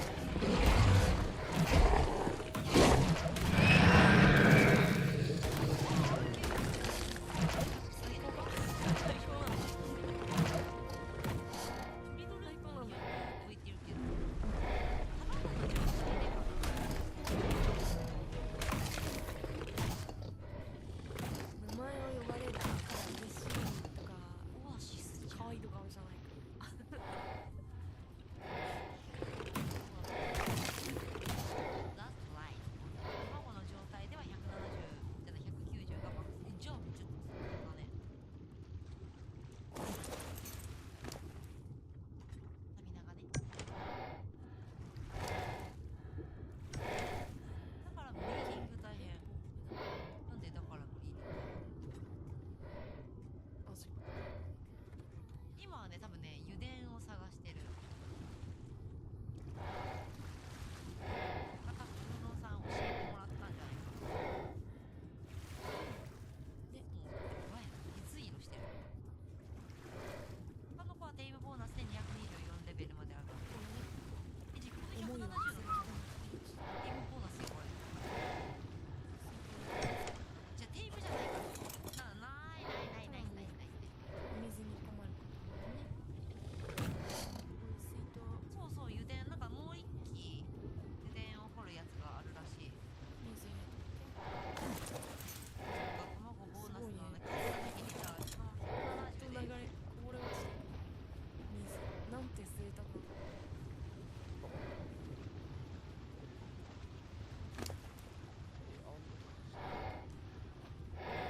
よし。まだ取っていいのかな。え、もうあるじゃん。これ大丈夫？今俺が置いたんだよ。あ、そうなんだ。ああ。じゃあ家帰ろう。あ、家帰る。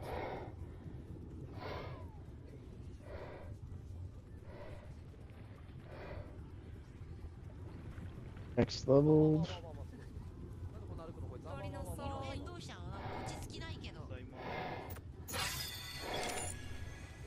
りただいま。衣装は2500円。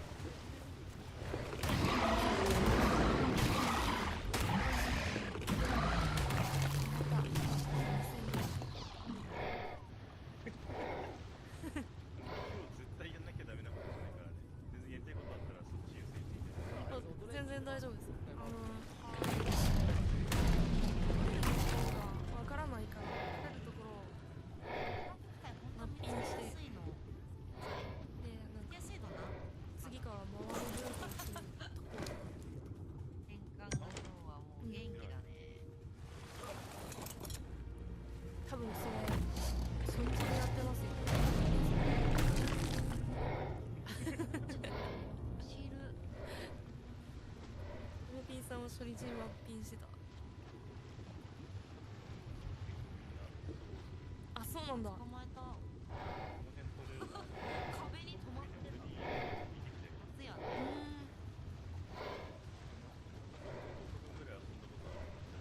あ、はい。マジなんもないな。ゲームしよう。いらねえよ。紫は無弱だったらテイムしてたけど。この辺で。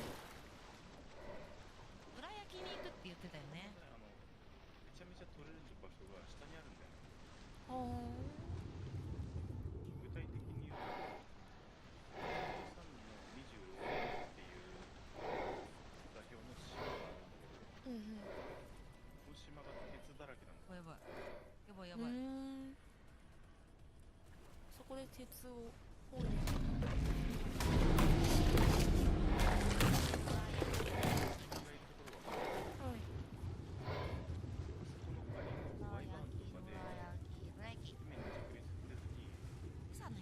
そんなね、大きいやつじゃなかった。ゴキブリとかだと、あ、虫。Let's head back to base. 感情でいられない。ああ、もう倒したんだ。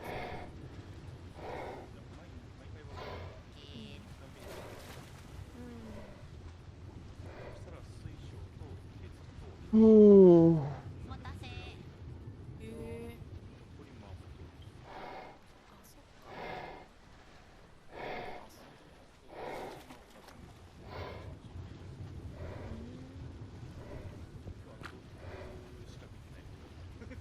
まあでもそこはみんな見るだろう。主要のところはみんな見るだろうから、自分でそのまあ少ないけど取れるところみたいなのを探して。まあ暴言も兼ねですけどね。あとは。だって10分で湧き直しします？湧き直しするよ。あ、そうなんだ。なんだここ、すごい。人がいなくなったら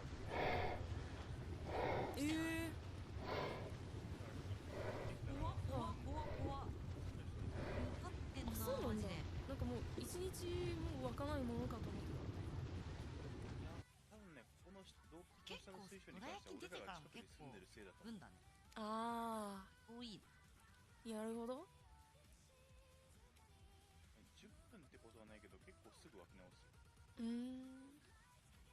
じゃあ頻繁に行っても大丈夫なんだ。まだかな。うん、もう何回も普通に行ってる。あ、でも降りてってるかも。知ってる人は知ってるけど、別に上の方にも似たような洞窟あったり、左の方にも似たような洞窟あるけど、俺がなんで下を手の奥に教えたかっていうと、下の方には住んでる人が一人しかいないんだよね、俺の知る限り。だからその人としか競合いないから、その人が行ってない限り絶対に湧いてるんだよね。どうやって取るの？で万が一その人が洞窟の方に行って、洞窟が枯れなくても、さっき言った鉄のいっぱい取れる島の方に行けばすぐ69個だった。これをやばいやばいラグやばい。わあ離れられないこの油田ポンプと。じゃあもう一人で住むとファームの量ってそんな力見てると友達だよ。やばいやばいよブヨンブヨンってやばいやばいやばいこれしゃがんだらいい。お前ここミニマップつけて。どこって言いましたっけ？ここつけたんじゃないのさっき。中3の20。俺はつけた、お前つけたよね。そうだよね。だってあれさっきつけたと思うよ。そうで洞窟はドラ焼きから真下に行った島の穴だね。こうか。80.4の真下に行った島。何？ちょっと伸びてみました。探検とか行ってみたら全然だいぶさっきのワニからみんなが楽しそうだけど怖いな。掘削。みんなから死んだら。光るものが近づかなければ大丈夫。海はやっと逃げ出せた。きれいって思って行ったら人だけ言って怖い怖い。お、登ってんじゃん。 I'll let it load. なんかいる。お、サーベルタイガーいんのここにも。あ、違う。そこじゃない。そうだ、これ言っとくんだけど、餌箱置いといたから。アルゲンタビスも余分に余った肉とかベリーとかここに突っ込んどいたら130のトロピカルンコじゃん。やば。勝手に食べてくれる。餌箱ですか？アルゲンタビスなんだかんだいいんだよね。中開けると今ちょうどさっき入れたやつがあるんだけど。りょうさん、オッケー。ちょっとしたからオッケー。餌箱の腐肉とかも別に取らなくて大丈夫。って言われたらここ。なんでかって腐肉食べるやつもいる暇だったらここはもうなんかもう回収しに来ていくらでも。オッケーオッケー。取らなくて。でさっきの2箇所あんじゃん。他の2箇所原油の。余った餌があったら漂流しまった時に。あ、これか。これいらねえやって。砂漠となんかバイパーを拾ったとこ。サバイバルで1個だけ。マジで？はい。あそこは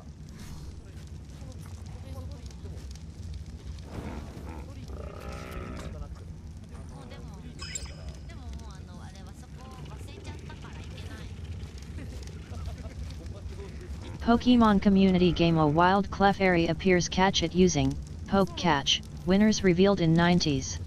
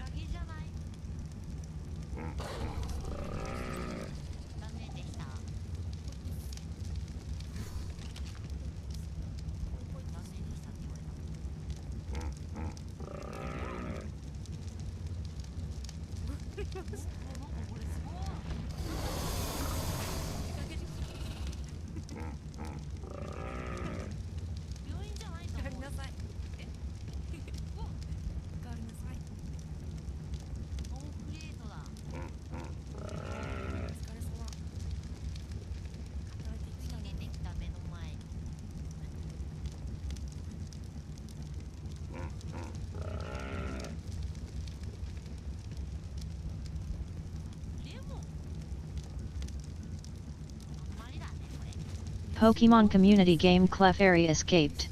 No one caught it. びっくりした飯ベロ本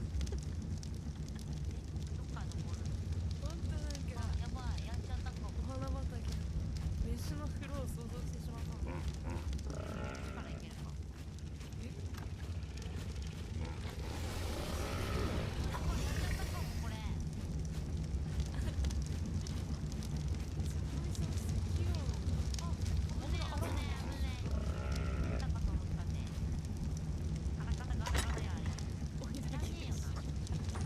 自分がそれ宝で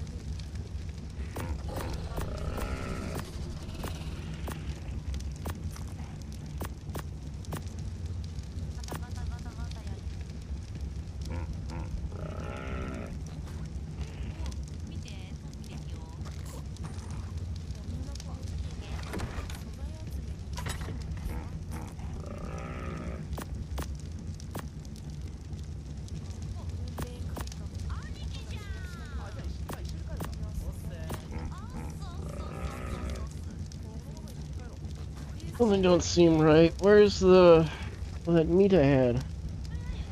Get automatically teleported to the feeding troughs?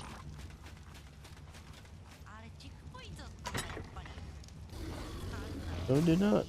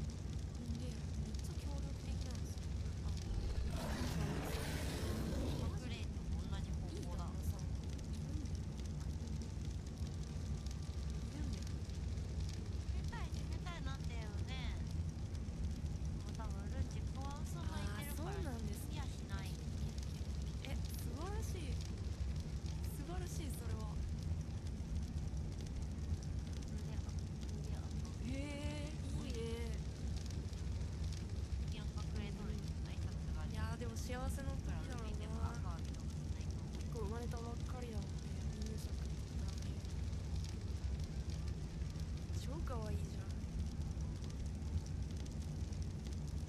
あ、もう下がってってる。赤ちゃん天使だから未来の宝だから。1歳やばどんなんやの？かわいいやば。赤くれだよ。もうだってあんまり視界が見えないっていうか、何か気になるものがあったらそっちにこう視線を動かす。視界が見えないからこそ気になるものなんて見るからなん思考のなんとかとか出ないの？っていう想像だけど、工業論ウーロンもう作ったよ。子供がいたことはないけど、妹の子供のお世話したことがある。めっちゃね、助かった。あとこれこれ。パパ V ストリーマーなんだよっていうの恥ずかしいおー、いい素じゃん。晴らしい、かわいい、めっちゃかわいい、素晴らしいと思う。今そんななんかそんなことで離れたりする。はい、ただいま。むしろなんかそういうの公開交渉するキラピンコルンコは？なんていうか愛されてる気がする今ね。キラピンコルンコおらんやん。あれ？どこ？いや俺が間違えて置いてたからしまっといたの。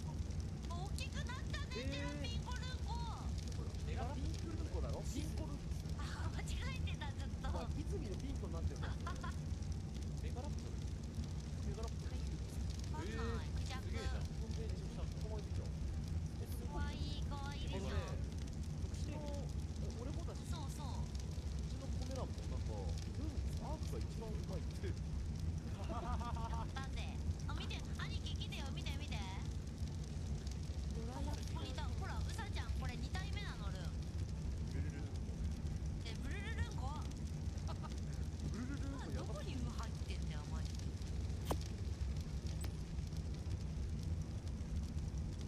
いいな赤ちゃん。いっぱい捕まえたよ。あ、兄貴に見てほしい動物おるわ。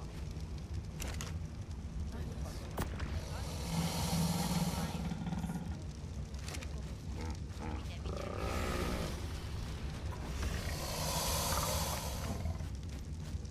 はい。投げろよ、ちゃんと。いや大変だよ。いやその大変さを分かってるのがなんかギャラクシーユニコーンっていうのが特別のやつなんで。すごいやろ。しかもこれを捕まえるためにあいつ自分で畑まで作った。でもこれを捕まえるために畑作るために人参の種を取りに行ったんだけど、人参の種の隣にこいついて、うちに連れて帰ってきた。すごいよ。なんかすごいんだよ。ほい。褒められる。普通の何ユニコーン。あ、そう、ユニコーンらしい。普通のユニコーンはユニコーンらしい。大変な時こそ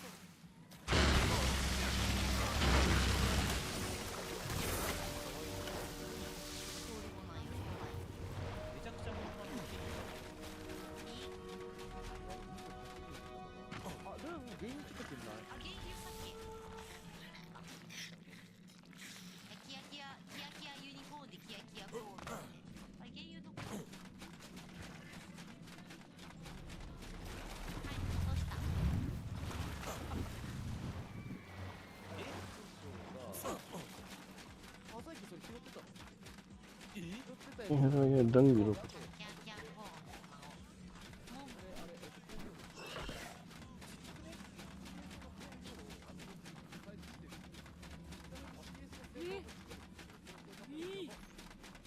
めちゃくちゃいいじゃん、それ。その方がいいやん。 2個あっても悪くないんだ。あるよ。 Damn it, even the cool looking one I can't. からのそのギャラクシーユニコーンハッピーコルンコさ、ごめんってごめんバカでかいんですけど。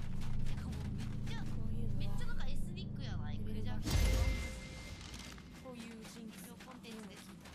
こういう霧。あるあるモンハンやろうやさんじゃあ。すごいよこれさ。いやなんかね、本当はね、なんかでももっと早くに決まりな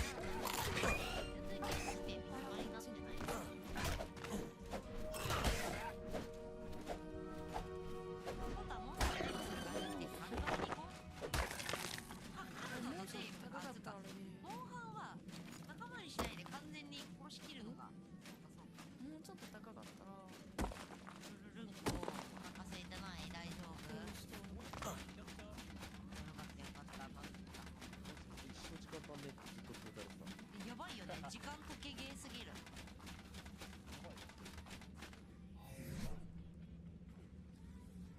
だからどうしようかな。オートタレット拾ったんだけど、これ破砕機でやったら何で結構何で多いか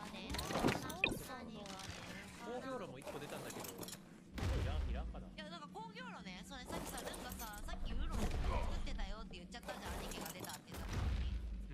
そしたら2個あっても困らんって言ってくれた。工業炉はそうやね。手数あった方がいいけど、CS じゃないからな。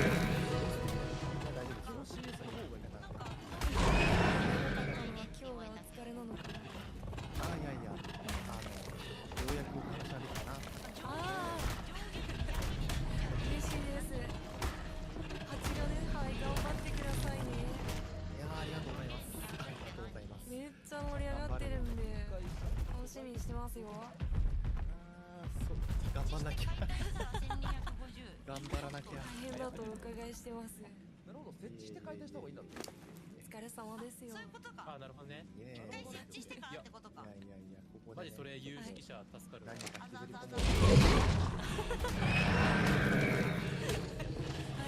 りにくいわ俺。ファルコンです。わかるわ。これ。めっちゃはい。あ、本当だファルコンだ。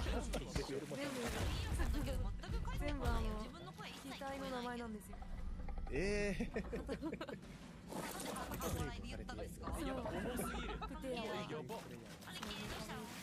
鉄1250取れた。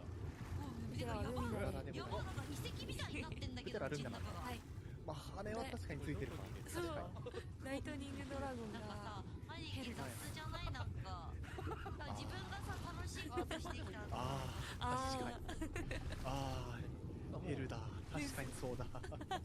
Pokemon community game A wild Piku appears catch it using Poke Catch. Winners revealed in 90s.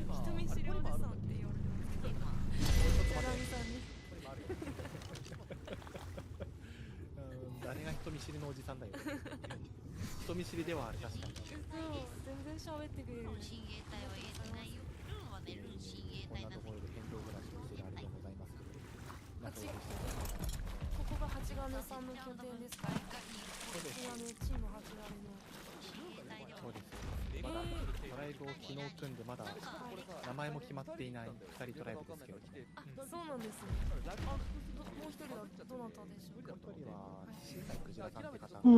新海さん、ご挨拶に来ていただけたんですけど。はいはいはいはい。ちょうどその時あとなんか。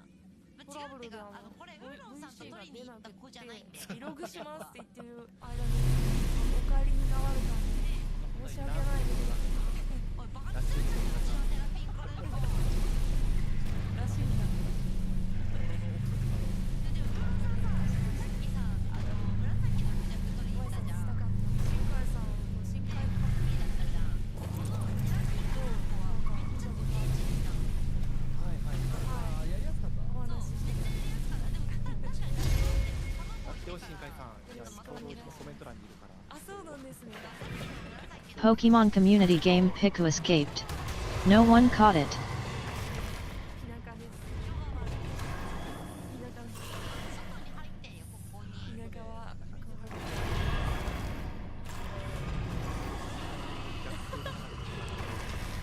頑張っている。すごい、それでもすごく楽しいですよ。なんか序盤のね。よかった。序盤のウーロンが出島に作れって言うから。素晴らしい。これからも楽しみます。そう願いたいです。共に楽しみましょう。はい、すごい。ありがとうございます。そんな話をしたら帰るかなってチラチラ見てる。帰ってたはずなんだけど、さっき帰ってきたら帰らないな。何テントになってから長いね。なんかね、肥料も入れないとダメだったらしい。なんかうんこ入れて満足してたらゼロ枯れちゃった。ゼロになってから動かないね君。なんかこに野生設置しの直すといいって聞きました。あ、なるほど。ありがとうございます。ウサギ村めっちゃあるよ。なるほど。この上もウサギ村だし。このウサギちゃん見てよ。かわいい。お前は生まれてくるんだ。生まれてくる。寒いって言われてる。寒いって。寒いって言われてる。嘘でしょ。寒いだよ。かわいい。こんなに暖かくしてやってるのに。もうないって言われてる。あ、いけたいけたいけた。あ、よかったよ。だから時間巻き戻ってる。あ、そうそうそう。そうなんですよ。時間は決まるけど、生まれない場合は。ブルーロックだと思ってさ、ずっとブルーロックって言ってた。内側から卵のから押さえつけられると。確かに。儀式ですよ。びっくりしました。じゃあさ、待って待って。兄貴のさ、なんか儀式してる人いる。兄貴のこのブルーロックとさ、ルーの足にいるブルーロックとさ、交配したらさ、ピンクの子生まれるかも。呼ばれてるって言われて飛んできました。こんにちは。レベル低いから。あ、どうもどうも、こんにちは。こんにちは。はじめまして。はじめまして。よろしくお願いします。よろしくお願いします。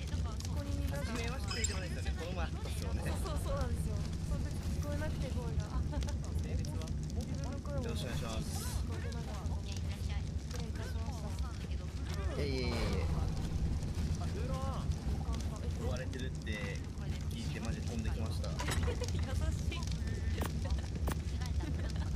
海カップと地金カップが揃ってるんですね。いや、そうなんですよね。しかも1週間違いっていう。ここメカブレイクじゃないですか。もういいんじゃないですか、チームメカブレイクで。語弊他の人入ってこんくなる。他の人入ってこんくなる。なるほど。そういうことか。メカブレイクプレイヤーしか入ってこなかったんですね。終わりだ終わり。おもろ。なんてことだ。本当ですよ。全員引きずり込むしかなくなっちゃうじゃん。確かに。メカブレイク始めてもらって、一旦でドライブに入ってもらう。先がそっちなんだね。一手順挟むんだね、そこ。一手順挟んで。なるほど。よし。返すのてかメガラプトルってね、うん。サドル作ったら死んじゃったら嫌だしな。どういうこと？卵入れるっていうか、なんか子育てできる。カワウソを捕まえたい。Let's see. 肉持ってない。ワイバーンの卵持ってんだけど。カワウソあれカワウソだよね。カワウソってさ、あんな道歩いてんの？そう、170レベルのアイスワイバーンの卵持ってんの。人生の優先度大事じゃない？このテラピンクルンコがさ、子育てしてくれるってこと？あれ？どこ行った？一瞬であんな、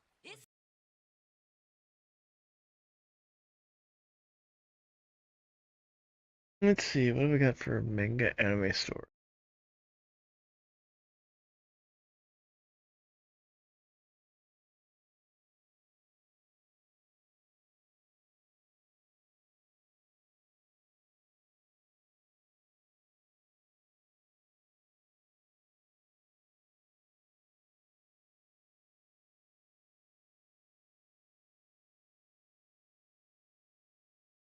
In a solemn chamber, an elderly priest prepares to conduct a magical power appraisal on an infant. Ella cradles the child, her eyes closed in fervent prayer as she begs the goddess to bless her son with the strength he will need to survive in this world. He raises his hands toward a stone statue of the deity, invoking the goddess of light to pour her radiant brilliance upon the child. The ritual is meant to reveal the infant's destiny, determining whether he possesses the spark of magic required by his noble lineage. His expression remains unreadable as the light fades, but a heavy silence fills the room. From the shadows of a nearby pillar, Viscount Erkin watches the proceedings with a cold, calculating gaze, waiting for the verdict that will decide the boy's worth. He scoffs at the result, dismissing the child as pathetic before turning his back on the scene. The priest confirms the grim reality to a shocked Ella. The boy possesses absolutely no magical power, a failure that renders him useless to the Abern family. The Viscount tosses a heavy bag of coins toward the woman, his voice dripping with disdain. He remarks that despite sharing his blood, a barren field will never bear fruit, and he has no intention of raising a child without the talent to uphold his name. He delivers a final, cruel ultimatum. Ella may take the child and do as she pleases, but she is strictly forbidden from ever showing her face at his estate again or claiming that the boy is his offspring. Ella bows low, accepting the coins and the exile with a quiet word of thanks. Despite the rejection, she holds her son close, relieved that they are finally free from the oppressive expectations of the Abern household. Within her arms, the infant Cedric seems to understand the weight of the moment, feeling a strange sense of peace as they leave their old life. Years later, the young man jolts awake in a humble stable, the memories of that day lingering like a strangely nostalgic dream. He rubs his eyes, the morning light filtering through the wooden slats as he prepares to face another day of labor far removed from the world of nobility. He sets to work with a bright smile, grooming a horse named Johnny and enjoying the satisfaction of a job well done. Though he was cast out for lacking magic, he has found a sense of belonging here, laughing as he tells the other horses to wait their turn for cleaning. Having finished his morning chores, he wipes the sweat from his brow and picks up a heavy bucket. He glances toward the door, realizing that it is already time to move on to his next responsibility. His life as a stable hand is stark contrast to the destiny once envisioned for him. He stood before the imposing manor, his heart heavy with a reluctance he couldn't quite shake. Despite his lack of desire to be there, he knew he had no choice but to proceed. With a steady hand, he knocked on the heavy wooden door and, upon hearing the cold command to enter, stepped inside the familiar yet hostile environment. As he began his morning greeting, a sharp object suddenly struck him in the forehead, cutting his words short and sending a jolt of pain through his skull. A cruel, high-pitched laugh erupted from across the room as Lucas celebrated his successful strike, boasting about his perfect aim. The blonde youth sat comfortably at the lavish dining table, flanked by his parents, while the black-haired boy stood before them like a servant in his own former home. Ignoring the boy's pain, they watched as he rubbed the sore spot on his head, forcing himself to repeat his greeting despite the weariness in his eyes. The trio at the table, the arrogant son, the cold mother, and the stern father, looked on with varying degrees of contempt and indifference, their status as the true masters of the house made painfully clear through their haughty silence. He dared to speak up, questioning how they could just stand there and watch. He pointed out the blatant injustice, noting that even though their favored son had just hurled a stone at his head, neither of them would offer even a single word of reprimand for the assault. His mother's response was a venomous sneer as she pointed a finger directly at him. She spat out insults, calling him a vile child and a filthy lowlife before demanding that he eat his food from the floor like a dog, claiming that his very presence made her feel as though poverty was rubbing off on her. Under her hateful gaze, he bowed his head in a forced show of gratitude, thanking them for the meager scraps while the blonde boy continued to jeer, urging him to hurry up and eat. He endures the stinging laughter of his brother, who mocks his desperation for the scraps provided. Lucas finds the sight of him eating from the floor truly pathetic, his voice echoing with cruel amusement. While he suffers, the women of the house watch with cold detachment.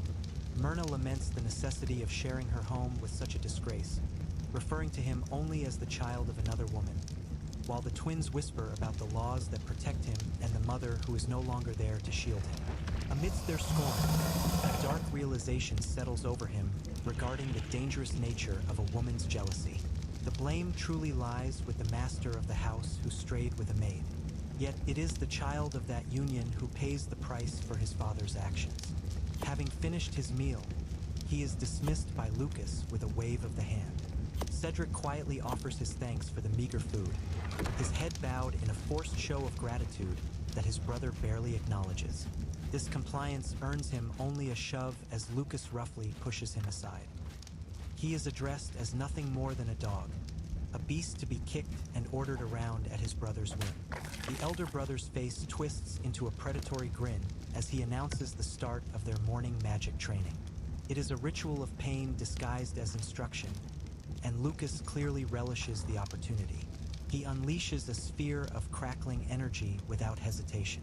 The thunderball strikes with violent force, sending a jolt of agony through Cedric's body and throwing him backward. The blast sends him reeling across the ground, leaving him gasping for air and clutching his chest. Lucas merely laughs at the display, beckoning him to stand so the torment can continue. As he struggles to rise, Lucas sneers at his lack of magical talent and his commoner blood. He declares that Cedric is trash. They say commoner blood, but guess what? His blood's the same as your father, so would that make your father commoner? Dirt and crawl like the trash they believe him to be. From the balcony, the twins watch the spectacle, unsettled by the cruelty Lucas displays toward his own stepbrother. He stands alone in the aftermath, his clothes tattered and his body aching. Looking down at his bruised legs, he wonders if his tormentor has finally departed, finding the constant harassment more annoying than painful. He places a hand on his shoulder, and a soft glow emanates from his palm. He is secretly using healing magic on himself, a power he carefully hides from the rest of the household. A small, defiant smile plays on his lips as he wonders what his father would say if he knew about this hidden talent. He sighs, never tiring of this secret rebellion against his fate. Time passes, and he grows into a young man of 15. Standing in the horse, he realizes that in this world, he is now considered an adult, and with that comes the possibility of leaving a mansion. While tending to the animals, he reflects on his future. Simply being free isn't enough.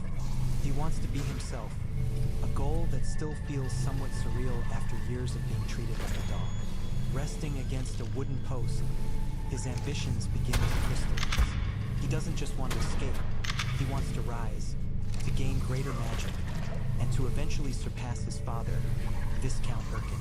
The faces of his oppressors, Lucas, Erkin, and Myrna, loom in his mind.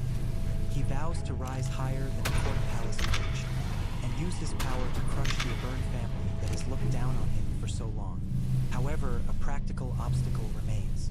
He has endured years of humiliation, but a major problem stands in the way of his next step toward independence. Pokemon community gamer Wild Graveler appears catch it using Poke Catch. Winners revealed in 90s.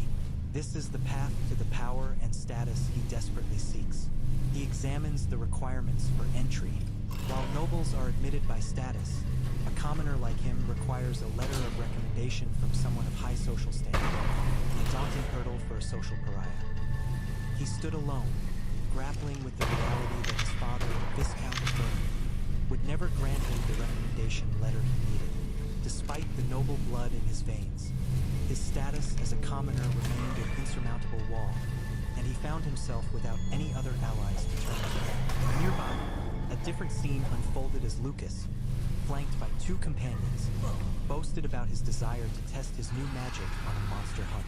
They prepared to head into the forest, their youthful arrogance on full display. Watching from the shadows, he felt a surge of concern, questioning the wisdom of children venturing into the woods to hunt monsters without supervision. He noted with some surprise that Lucas seemed to have found a group of followers. Among the group were the daughters of Marquis Rosemary, Primula, and Viola. While Primula expressed genuine fear about the danger, her sister Viola suggested they should have brought an adult, only to be met with Lucas's sharp, condescending mockery regarding their lineage. The insult stung, prompting Viola to lash out in anger. Pokemon community game Graveler escaped. No one caught it. Primula, ever the peacemaker, tried desperately to soothe her sister's rising temper. Unfazed by the outburst, Lucas adjusted his fine clothing with a smug air of superiority.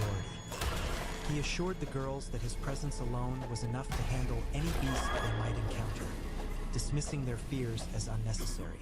He struck a heroic pose, declaring himself their protector, while his lackeys cheered for their genius leader.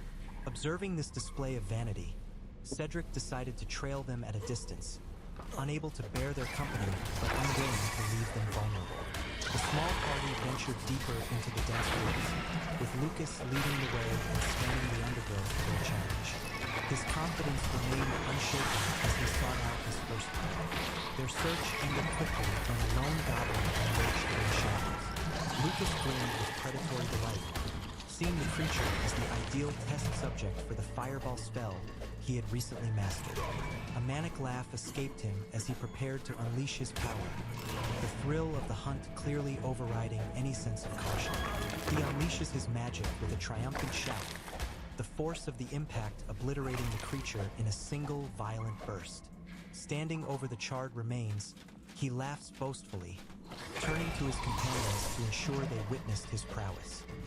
He basks in the praise of the other noble boys, who are amazed by his ability to wield such magic, while he continues to brag about taking the beast down in one shot. Despite his arrogance, the Rosemary twins are visibly shaken, their faces pale as they shield their eyes from the gruesome sight of the slain monster.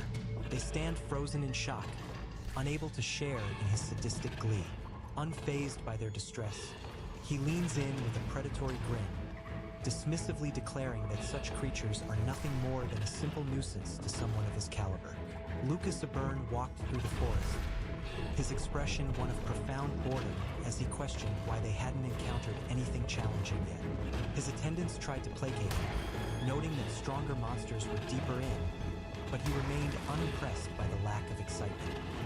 He snapped at the group to be quiet, his frustration boiling over as he declared that slaughtering weak creatures provided no entertainment whatsoever.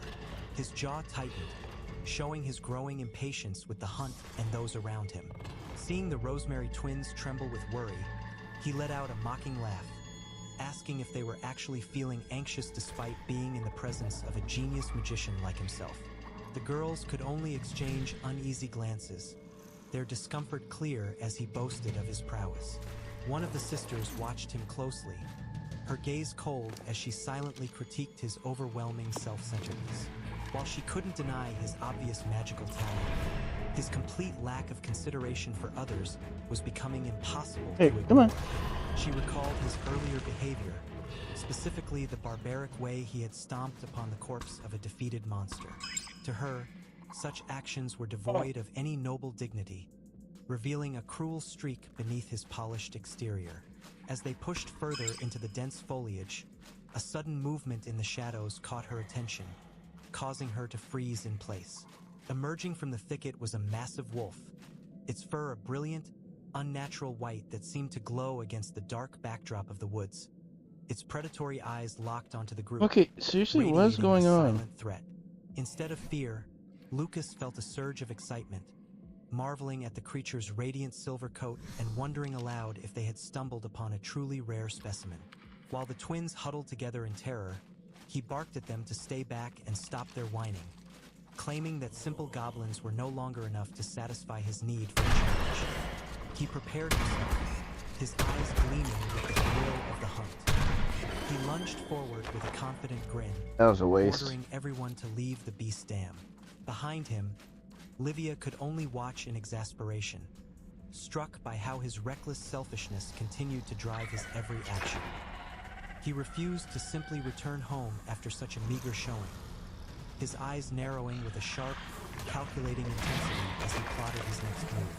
Glancing back at the Rosemary sisters, he considered the immense prestige of winning the heart of a daughter from such a high-ranking noble house. The young noble's thoughts turned to his own glory, lamenting that he hadn't yet had the perfect opportunity to demonstrate his true prowess to them. In his mind, he saw both twins swooning over his bravery, a fantasy that fueled his aggressive charge as he screamed a challenge at the beast. With a sharp cry, he unleashed a wind blade, the magical projectile tearing through the air and striking the creature with a violent burst of energy. Seeing the animal collapse, he threw his head back and laughed, boasting of his easy victory while the twins watched in stunned silence. He began to walk away, already imagining the fine trophy he would craft from the creature's remains, completely oblivious to the bared fangs lurking in the shadows. The atmosphere shifted instantly as a gargantuan predator rose behind him, its presence so overwhelming that the twins could only stare in paralyzed horror.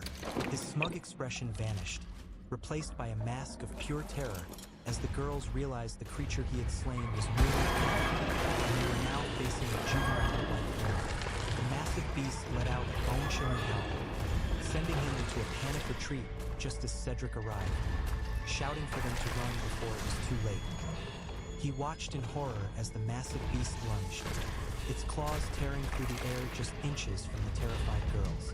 One of the twins cried out for help, her voice cracking as the shadow of the white Fenrir engulfed them. The force of the creature's movement created a violent shockwave, sending debris flying and forcing the sisters to the ground. They clung to each other, paralyzed by the sheer predatory pressure radiating from the monster. They could only huddle together on the grass, gasping in terror as the reality of their situation sank. Defenseless and cornered, they realized they were completely at the mercy of a high-level threat they could never hope to fight. Looming over them like a mountain of dark fur and malice, the Fenrir prepared to strike, its glowing eyes fixed on the two small figures, seeing them not as noble daughters, but as easy prey to satisfy its burning vengeance. As the beast bared its massive, razor-sharp fangs, a wave of despair washed over the sisters. They thought of the future they would never have and the memories they would never get to make together, the predator's hot breath already upon them. She reached out a trembling hand, her mind racing with the things she had yet to experience. She hadn't even fallen in love yet, and the thought of dying in this cold, dark forest drew a final, desperate plea for help from her lips. Just as the Fenrir prepared to snap its jaws shut, a sudden burst of magical energy cut through the air.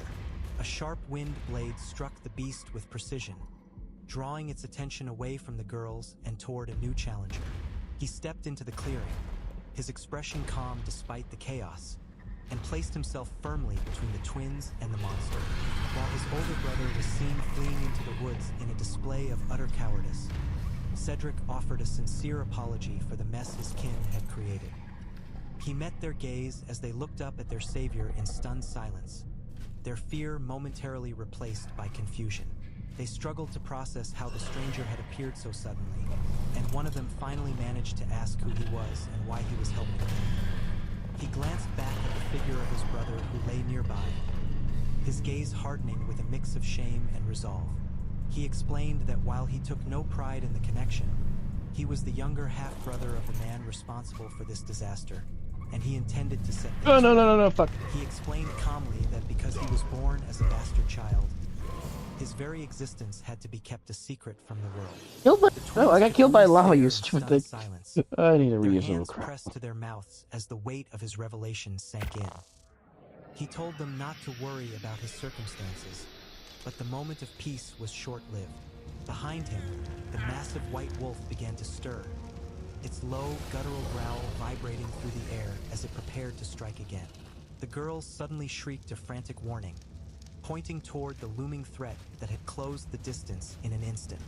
The beast lunged, its jaws wide and eyes fixed on the boy who had dared to stand in its way. Realizing his oversight just in time, he muttered a quick apology for his lapse in concentration. He spun around to face the charging predator, his expression remaining remarkably composed despite the imminent danger. He swiftly invoked a powerful wind barrier, creating a shimmering wall of pressurized air that halted the Fenrir's momentum entirely. The twins watched in awe as the defensive spell held firm, marveling at the sheer intensity of the magic he commanded. Instead of delivering a finishing blow, he reached out a hand toward the dazed creature and cast a gentle healing spell. A soft glow enveloped the wolf's wounds, leaving the sisters completely bewildered by his choice to aid their attacker. He spoke softly to the beast, apologizing for the harm he had caused while defending himself. He acknowledged that the creature was merely reacting to an intrusion, showing a level of empathy that seemed out of place in such a life-or-death struggle. While the twins questioned the wisdom of using precious magic to heal a monster, he continued his apology on behalf of his family. He expressed regret for his brother's unauthorized trespass into the wolf's territory, treating the beast with the respect due to a guardian of the forest. He assured the Fenrir that it would not be harmed further, stating clearly that they had no intention of continuing the fight. The wolf seemed to settle, its aggression fading as it sensed the lack of hostility in the boy's voice. As he stood there, the girls could only wonder who this mysterious boy truly was. Despite being roughly their own age, he possessed a calm authority and a lack of fear that made him seem like someone from an entirely different world. He stands before the sisters, his presence commanding their full attention as he prepares to address the situation with the beast. A dark memory flickers through his mind, a remnant of a past life where a worthless father cost him everything. Yet in this new existence, despite the coldness of Viscount Byrne, he has found a singular, overwhelming talent. This talent erupts in a blinding display of infinite magical power, the sheer force of his aura challenging the beast to continue its futile assault. The Fenrir, sensing a level of magic that dwarfs anything it has ever encountered, recoils in genuine terror and chooses to flee, leaving the twins breathless at the sudden shift in the atmosphere. Turning back to the sisters, he calmly explains that the White Fenrir are creatures of wisdom, knowing better than to fight an opponent of such vastly superior strength. He watches the beast disappear into the woods, confident that this display of deterrence will keep the area safe as long as no one is foolish enough to provoke the creature again. With the danger past, he offers a sincere apology for the trouble his brother's arrogance caused them, though the twins quickly insist that the gratitude is entirely theirs. Their shock turns to intense curiosity as they press him for his identity, unable to reconcile his humble appearance with magic that exceeds even the most powerful mages in the kingdom. He merely offers a light-hearted wave and a humble lie, claiming to be nothing more than a simple stable hand before making a quick exit to avoid further questioning. They are left staring after him in stunned silence, their hearts captivated by the mysterious boy who just appended everything they knew about power and nobility. Livia Rosemary reclines on her bed, the events of a taxing day weighing heavily on her mind. She reflects on the unexpected and perilous encounter with a White Fenrir in the depths of the forest, an event she never could have anticipated. As she lies there, her thoughts turn to the mysterious youth who came to her aid, a boy who identified himself as Cedric's half-brother. She ponders his true identity, grateful for the rescue but deeply intrigued by his connection to the Abern family. She compares this newcomer, whom she knows as Rest, to Cedric. In her eyes, Rest is far more impressive, and she considers their meeting a fortunate turn of events, even if he was operating under a disguise at the time. For her, finding a suitable partner is a matter of duty. Pokemon community game A Wild Sunkern appears catch it using Poke Catch. Winners revealed in 90s. A modicum of decency and a level of strength that commands respect. She recalls the sight of him standing tall, noting that he seemed fundamentally different from any man she had ever met. To her, his strength appeared to far surpass that of both Cedric and herself. The memory of his face lingers, and she finds herself yearning to learn more about him. Despite his somewhat slender frame, she felt an incredible aura of power radiating from him in that critical moment. A firm determination takes root in her heart. The young noblewoman decides that Rest is not just a potential candidate for marriage, but the man she truly wants as her husband. Turning to her sister, Primula, she observes that she isn't the only one captivated. She notes that Primula also seems to have developed a significant interest in the young man based on her recent behavior. With a calm but daring proposal, she suggests that if they both desire him, perhaps they should simply share him between the two of them. The scandalous suggestion leaves the younger twin utterly mortified. She clutches a pillow to her chest, her face flushed with embarrassment as she protests the sheer indecency of her sister's idea. She stood before the mirror, her gaze fixed on her own reflection as she pondered the preferences of the young man who had saved them. A quiet sigh escaped her lips while she wondered what kind of woman Lord Rest might actually Pokemon prefer. community game She Sunkern suddenly escaped. became flustered, No one caught her it. face flushing a deep crimson as she scrutinized her own figure. The thought of her own physical development, specifically her breast size, made her question what she was even doing, yet the curiosity remained persistent. It mattered little to her whether a suitor possessed great wealth or high social standing. Looking out into the stillness of the night, she realized that the traditional requirements for a marriage partner held no weight compared to the qualities she truly sought. She wanted someone with a truly kind heart, a person who would be considerate and respect her feelings above all else. A soft, Hopeful smile played on her lips as she envisioned a future with such a companion. Thinking of him, she recalled how he had treated them with a natural ease that was refreshing, perhaps because he was unaware of their prestigious lineage as members of the Rosemary family. His genuine smile remained etched in her memory, a testament to his sincere character. While he had acted with great care to minimize any harm, the risks he took were undeniable. He hadn't just saved the two sisters, he had also shown mercy to the White Fenrir, a feat that spoke volumes about his strength and compassion. Her heart felt full at the mere thought of him, and she imagined a life of peace if only he could remain by her side. The warmth of her feelings brought a gentle blush to her cheeks as she looked down, lost in her own desires. She looked toward her sister, acknowledging the deep bond they shared and the idol-like status Primula held in her eyes. However, a realization dawned on her. Her sister undoubtedly harbored the same growing affection for Lord Rest, but even with the uncertainty of what to do next, her resolve did not waver. She stared ahead with newfound determination, knowing that despite the complications, she was not prepared to give up on the feelings blooming in her heart. Just as she found her resolve, a storm of a different kind was brewing elsewhere as the Viscount loomed over his son. He roared in a fit of rage, calling Lucas incompetent and demanding to know what he had done, reminding him sternly that the Rosemary sisters were to be treated with nothing but the utmost respect.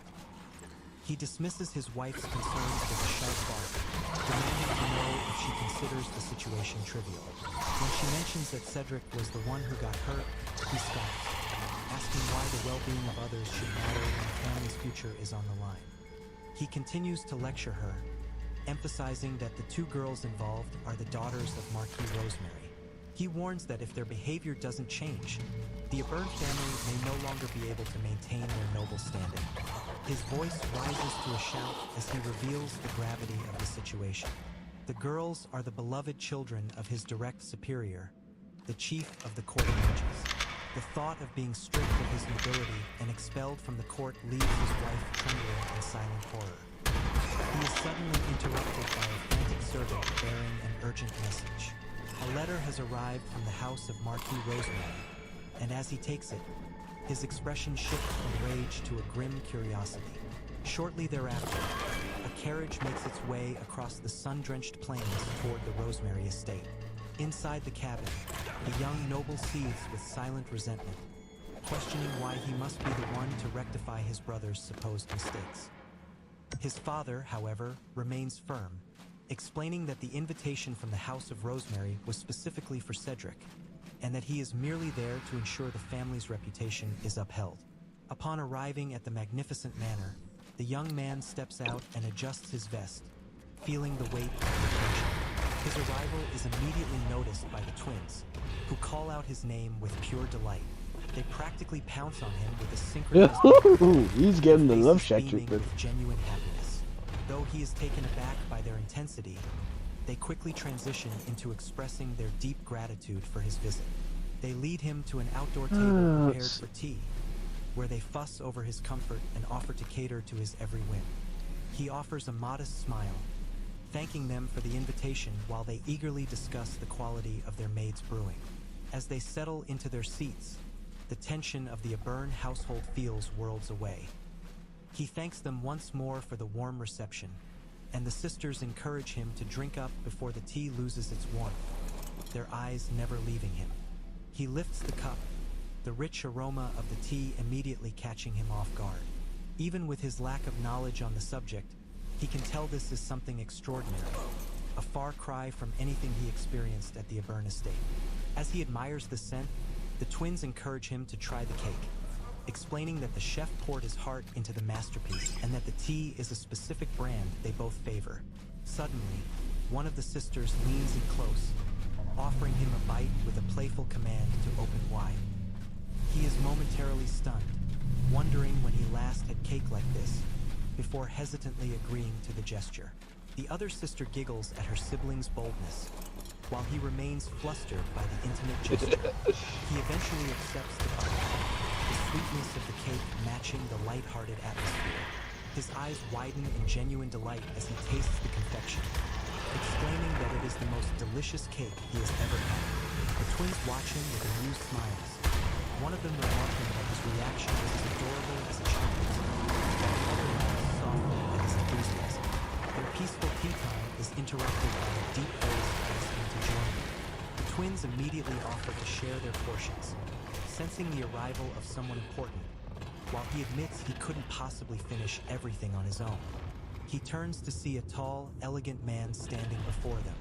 The man introduces himself as Albert Rosemary, the owner of the mansion and the Marquis himself, greeting the young guest with a knowing smile. The Marquis observes the scene with a smirk, identifying himself as the father of the two girls who seem to be competing for the young guest's attention. He clarifies that he has no intention of blaming anyone for the girls' behavior, though the twins remain defensive of their guest as they protest their father's teasing. He offers a sincere apology for the acknowledging that it was his own brother who placed everyone in peril during the recent incident. After clearing the air, he suggests they enjoy tea together, urging the young man to lift his head since he bears no blame for the situation. He clarifies that the invitation wasn't for an apology, but to express genuine gratitude. As he takes a refined sip of his tea, he silently observes the boy's impeccable manners, noting a level of courtesy that seems to exceed expectations before turning the conversation toward the primary reason for their meeting. Reaching for a small chest, he presents a staggering reward of 50 large gold coins, insisting that while it cannot compare to the lives of his daughters, it is the least he can offer to show his appreciation. The young guest is visibly stunned by the offer, quickly declining the fortune by explaining he was merely rectifying his brother's mistakes. This humble refusal causes the Marquis to ponder, noting the stark difference between the boy and his father. Despite the refusal, he maintains that he cannot let a savior leave empty-handed. Though he admits his high social standing complicates how he can show his appreciation without causing further issues. Seizing the moment, the boy tentatively asks if he might request a specific favor instead of the gold, a proposal that immediately catches the nobleman's interest. Leaning in with a calculating gaze, he asks to hear the specifics of the request before committing to any agreement, wanting to understand the true nature of the boy's desire. With a look of unwavering determination, he makes his plea. He desires a letter of recommendation to enter the prestigious Royal Academy. This bold request sends a ripple of surprise through the room, catching even the twins off guard. He remains firm, however, explaining that he intends to prove his worth by taking the entrance exam himself rather than relying on a noble's guaranteed slot. The Marquis listens in silence, recognizing that while others might simply put on a good front, this boy is seeking a path of genuine substance. He stands quietly as the Rosemary twins enthusiastically intercede on his behalf, pleading with their father to grant the request. Marquis Albert listens intently, acknowledging their first-hand testimony of the boy's magical talent. He agrees that a letter of recommendation is a fitting reward, but he introduces a crucial condition. To ensure the young man truly possesses the merit required for such a prestigious endorsement, the Marquis proposes a mock battle to test his abilities. He then gestures toward a man standing nearby, introducing him as the opponent for the trial. The noble calls forward Dyball, a man who once served as a court mage and now holds the position of butler within the Rosemary household. Cedric watches with a mix of surprise and focus, realizing that his path to the academy will not be handed to him without a genuine confrontation against a seasoned professional. The former court mage steps forward with a refined but imposing presence, bowing slightly as he requests the honor of the young man's acquaintance. Despite his professional demeanor, an aura of immense pressure radiates from him, signaling to everyone present that he is far from an ordinary servant. Cedric can feel the weight of the man's experience, understanding that this mock battle will be a true test of his limits and his worthiness. Albert explains that a recommendation from the House of Marquis Rosemary is a grave matter, representing the full weight of their family's authority. He emphasizes that such a letter is not given lightly, as it serves as the ultimate test of a young sorcerer's true caliber. While Cedric stands with quiet confidence, the twins look on with visible apprehension. Seeing their worry, he offers a reassuring smile and promises to overcome any trial placed before him. He asks them to set aside their fears and simply watch his progress, radiating a sense of calm determination that momentarily eases the tension in the air. Albert then turns to the group, asking if they are ready to proceed with the evaluation. Beside him, Diebel stands poised and professional, his sharp eyes fixed on the young candidate as the formal proceedings begin. The Marquis admits he is genuinely looking forward to the outcome of this match. However, the twins remain unconvinced, whispering their fears that even in a mock battle, their friend might suffer a serious injury against a veteran of Diebel's stature. Albert calmly reminds them that the butler is a master of his craft, capable of perfectly adjusting his strength to suit the opponent. Suddenly, the air cracks with tension as Diebel lunges forward, his movements a blur of lethal efficiency. The sudden burst of speed catches the youth by surprise, forcing him to scramble as the veteran mage's presence fills the training grounds with overwhelming pressure. After the brief but explosive exchange, he raises a triumphant fist and asks if he has successfully passed Kaito Destiny Pew Pupanda 19, welcome to my channel. At Kaito Destiny Pew Pupanda 19, welcome to my channel. While Albert watches with a look of profound intrigue. His eyes burn with a sharp, focused light as the magic power that was previously undetectable suddenly becomes clear and vibrant.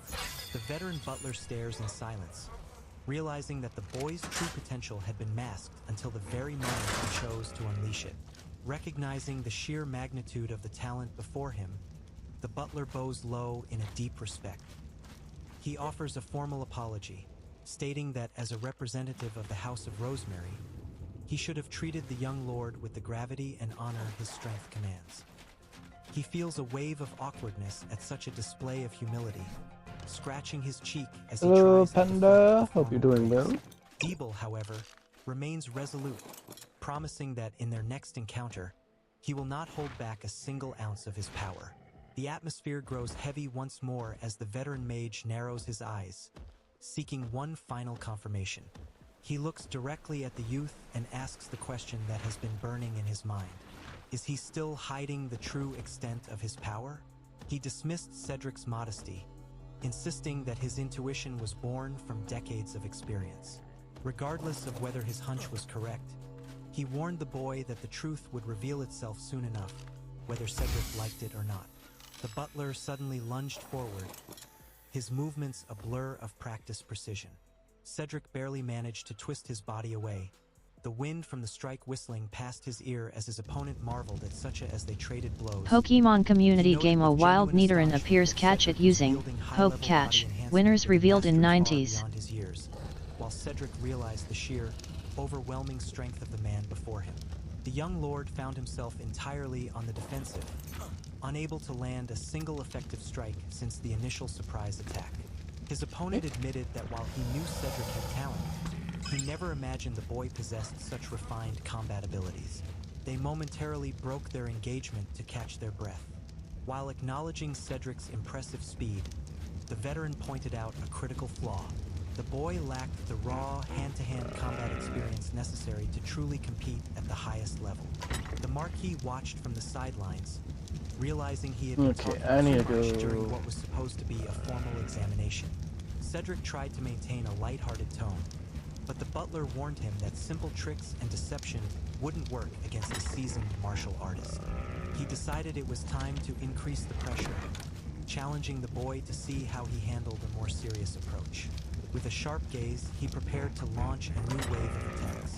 The veteran moved with a speed that defied his Wisebot 13 viewers, plus 2, alarm clock 5 hours 9 minutes and 18 seconds.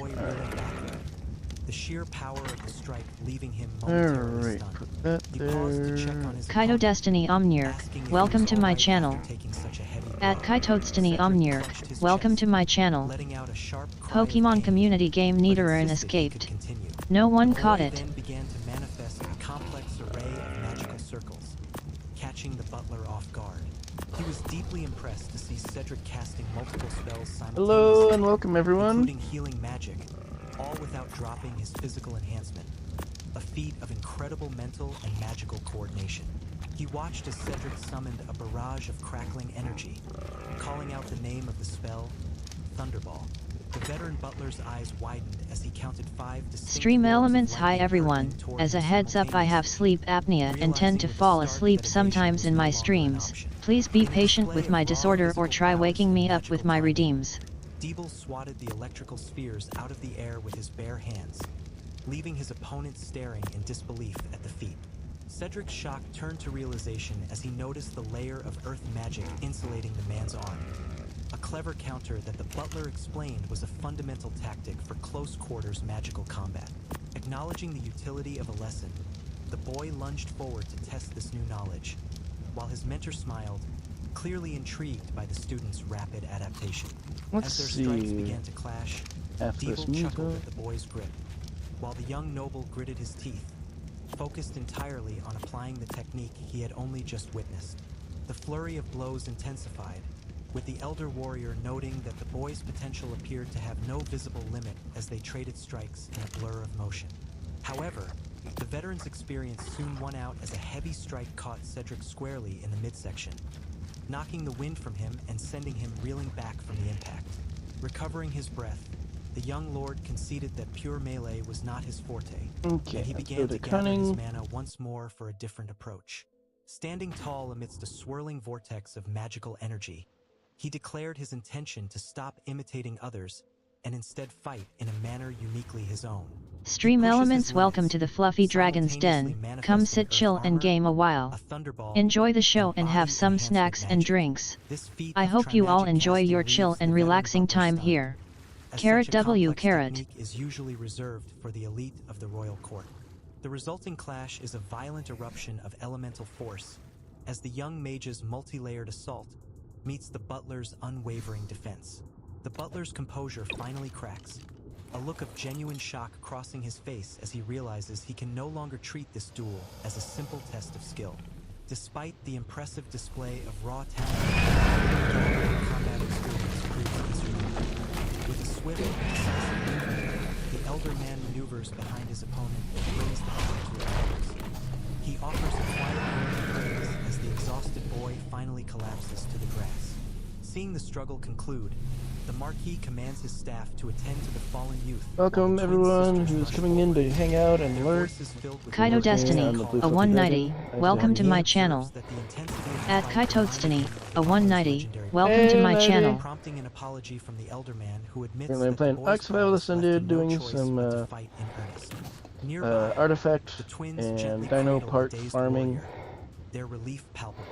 He then turns to his trusted advisor to seek a Is, final potential. I think this coming weekend I will do boss fights on the island.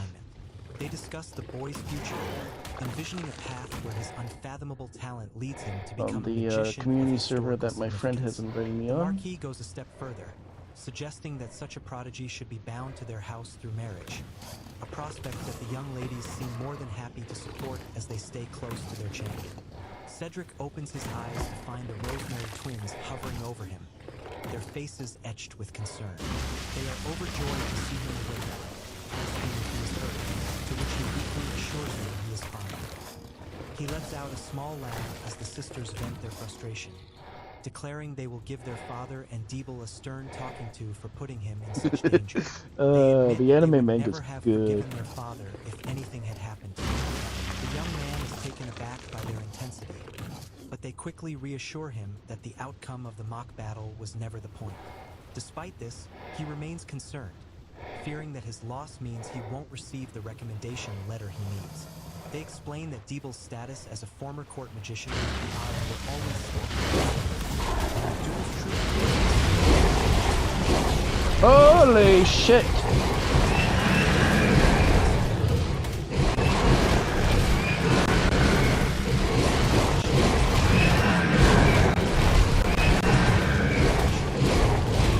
I'm dead. We're dead. We're dead. We're dead. The twins insist that since he saved them, allowing them to assist him in his work, he offers his sincere thanks. Well, Finally opened up for him.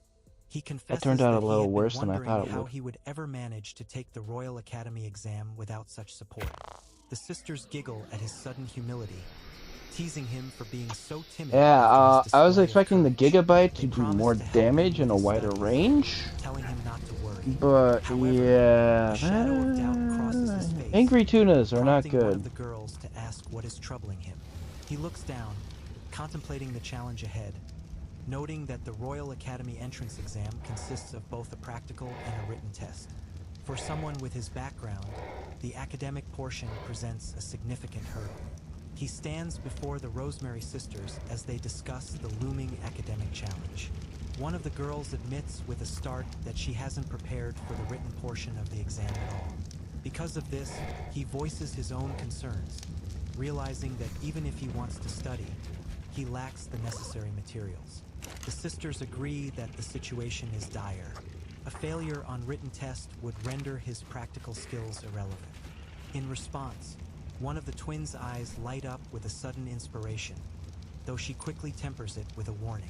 She knows that if his own family were to discover any study materials, they would surely seize them to ensure his failure.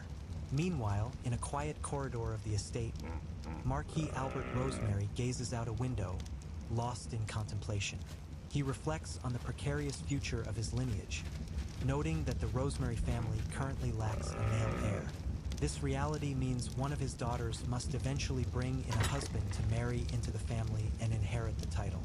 From his own personal experience, he understands that the man who joins such a prestigious house must be a magician of exceptional caliber. As he looks upon a portrait of his family, he considers the young boy currently under his roof. While the youth is unrefined, Albert recognizes a raw talent that might just make him a suitable candidate for son-in-law. His musings are abruptly shattered when one of his daughters bursts into the room, her voice ringing out as she calls for him. She excitedly reports that their guest has finally awakened before making a bold demand. With a determined look, she insists that the boy should come to live with them permanently. After a moment of consideration, he finds the proposal sound, acknowledging that their household, filled with veterans like Diebel, offers a far superior environment for the boy's growth. The sisters erupt in cheers, thrilled that their new companion will be staying while Albert prepares for the busy days ahead. He is momentarily stunned as his daughters declare their joint intention to look after the boy. Primula and are resolute, leaving no room for argument as they claim their roles in his future. Their eyes sparkling with a shared determination that catches their father off guard.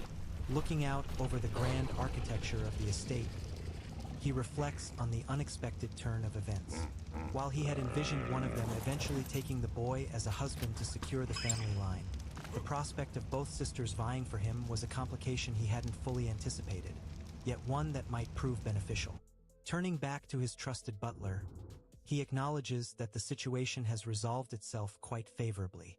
He admits that he was prepared to use more forceful methods to bring the young Abern under his protection if necessary, but the current arrangement, facilitated by his daughter's enthusiasm, is much cleaner and more efficient. His thoughts drift to the boy's biological father, marveling at how Lucas could have been so blind to his own son's worth. To Lucas, the boy was nothing more than a talentless burden, a piece of refuse to be discarded without a second thought, a mistake that the Marquis is more than happy to capitalize on. Diebel adds to the mystery, noting that the boy's magical signature had remained completely undetected throughout his life. It was as if he had instinctively masked his true potential from the very moment of his birth, a feat of subconscious control that defied all conventional logic and standard appraisal. The old mage expresses a keen interest in witnessing the boy's development.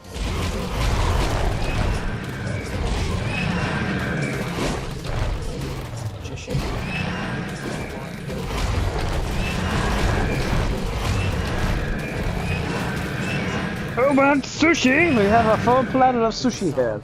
All you can eat. Formally entrusts the boy's education and well-being to Diebel. He emphasizes that this is for the continued prosperity of the Rosemary name, and the butler responds with a deep, respectful bow of acceptance, acknowledging the weight of the responsibility he has just been given. Shifting the conversation to more immediate matters, he inquires about the scheduled study session.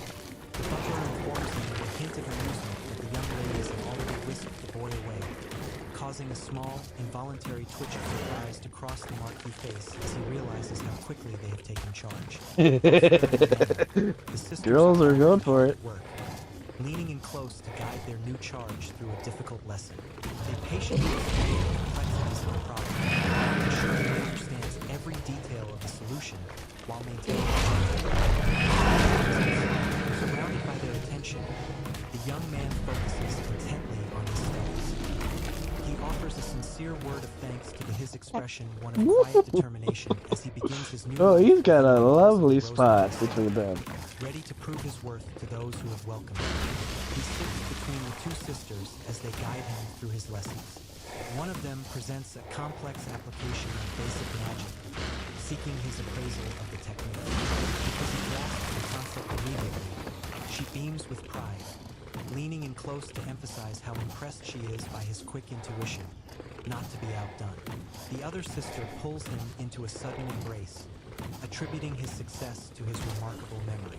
The young man is caught off guard by the sudden physical affection. He attempts to deflect and praise, crediting her skill. They remind him that while he has made progress, there is still much to learn before the upcoming examination. The young student notices a sudden shift in the atmosphere as both sisters begin to pout, their expressions turning sour for reasons he cannot put down.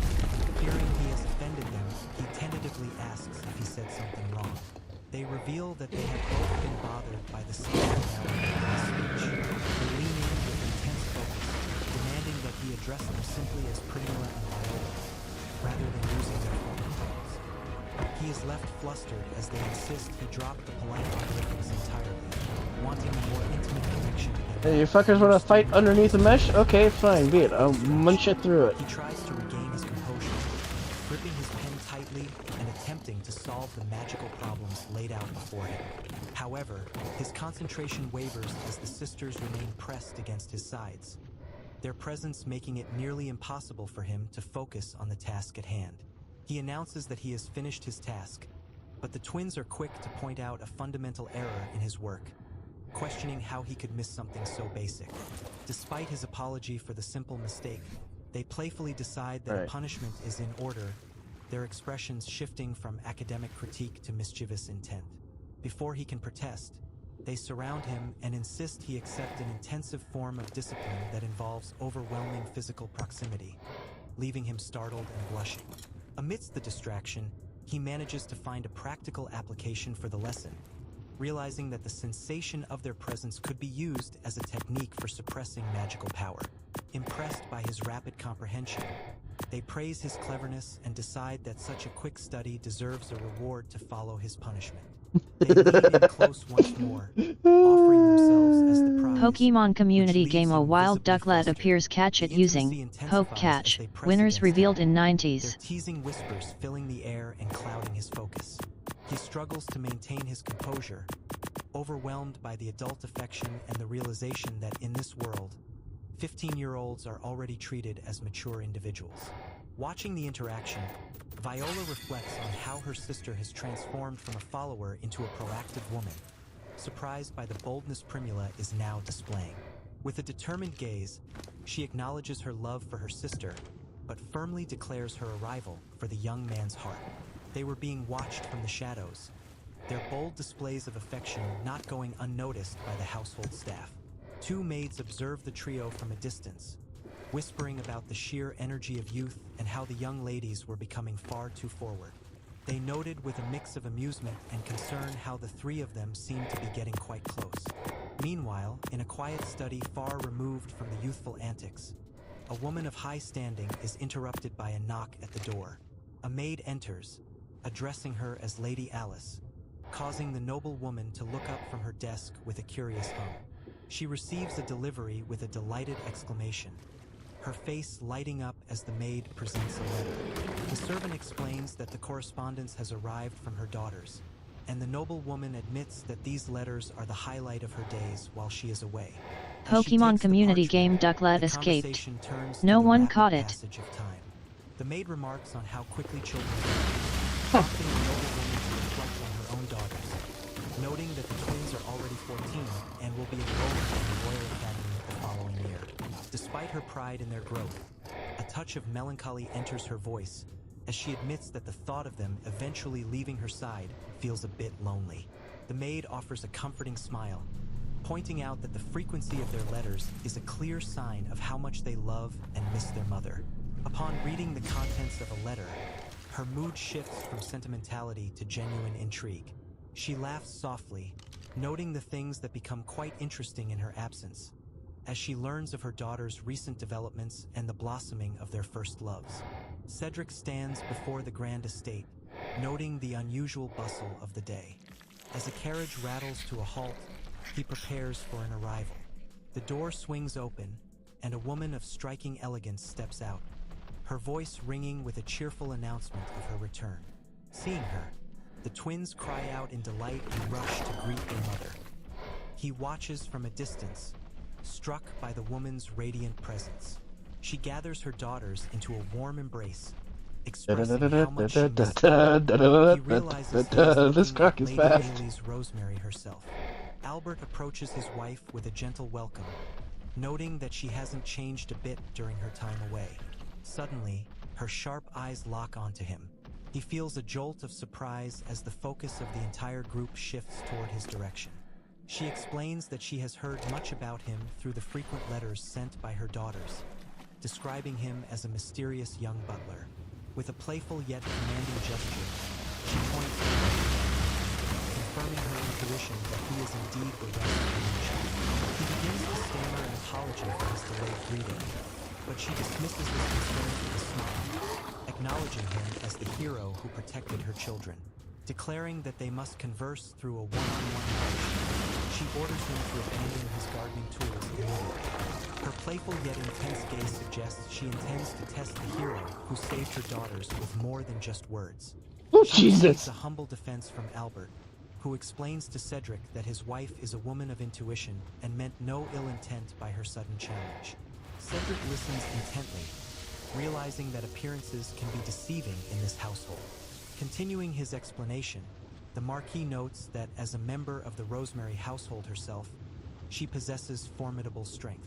Cedric is visibly surprised to learn of the power she wields behind her elegant exterior. Deeble joins the conversation, asking if Cedric is familiar with the Cattleya Marquis.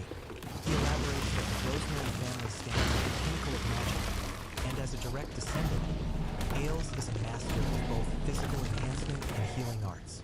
The butler further warns that in a close-quarter struggle, she might even outmatch the Marquis himself. This revelation leaves Cedric wide-eyed and sweating, wondering if this conversation might actually cost his life. Moments later,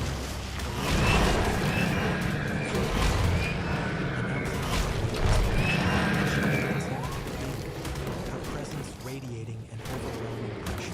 While she prepares, the twins approach Cedric with worried faces, apologizing for their mother's impulsive nature.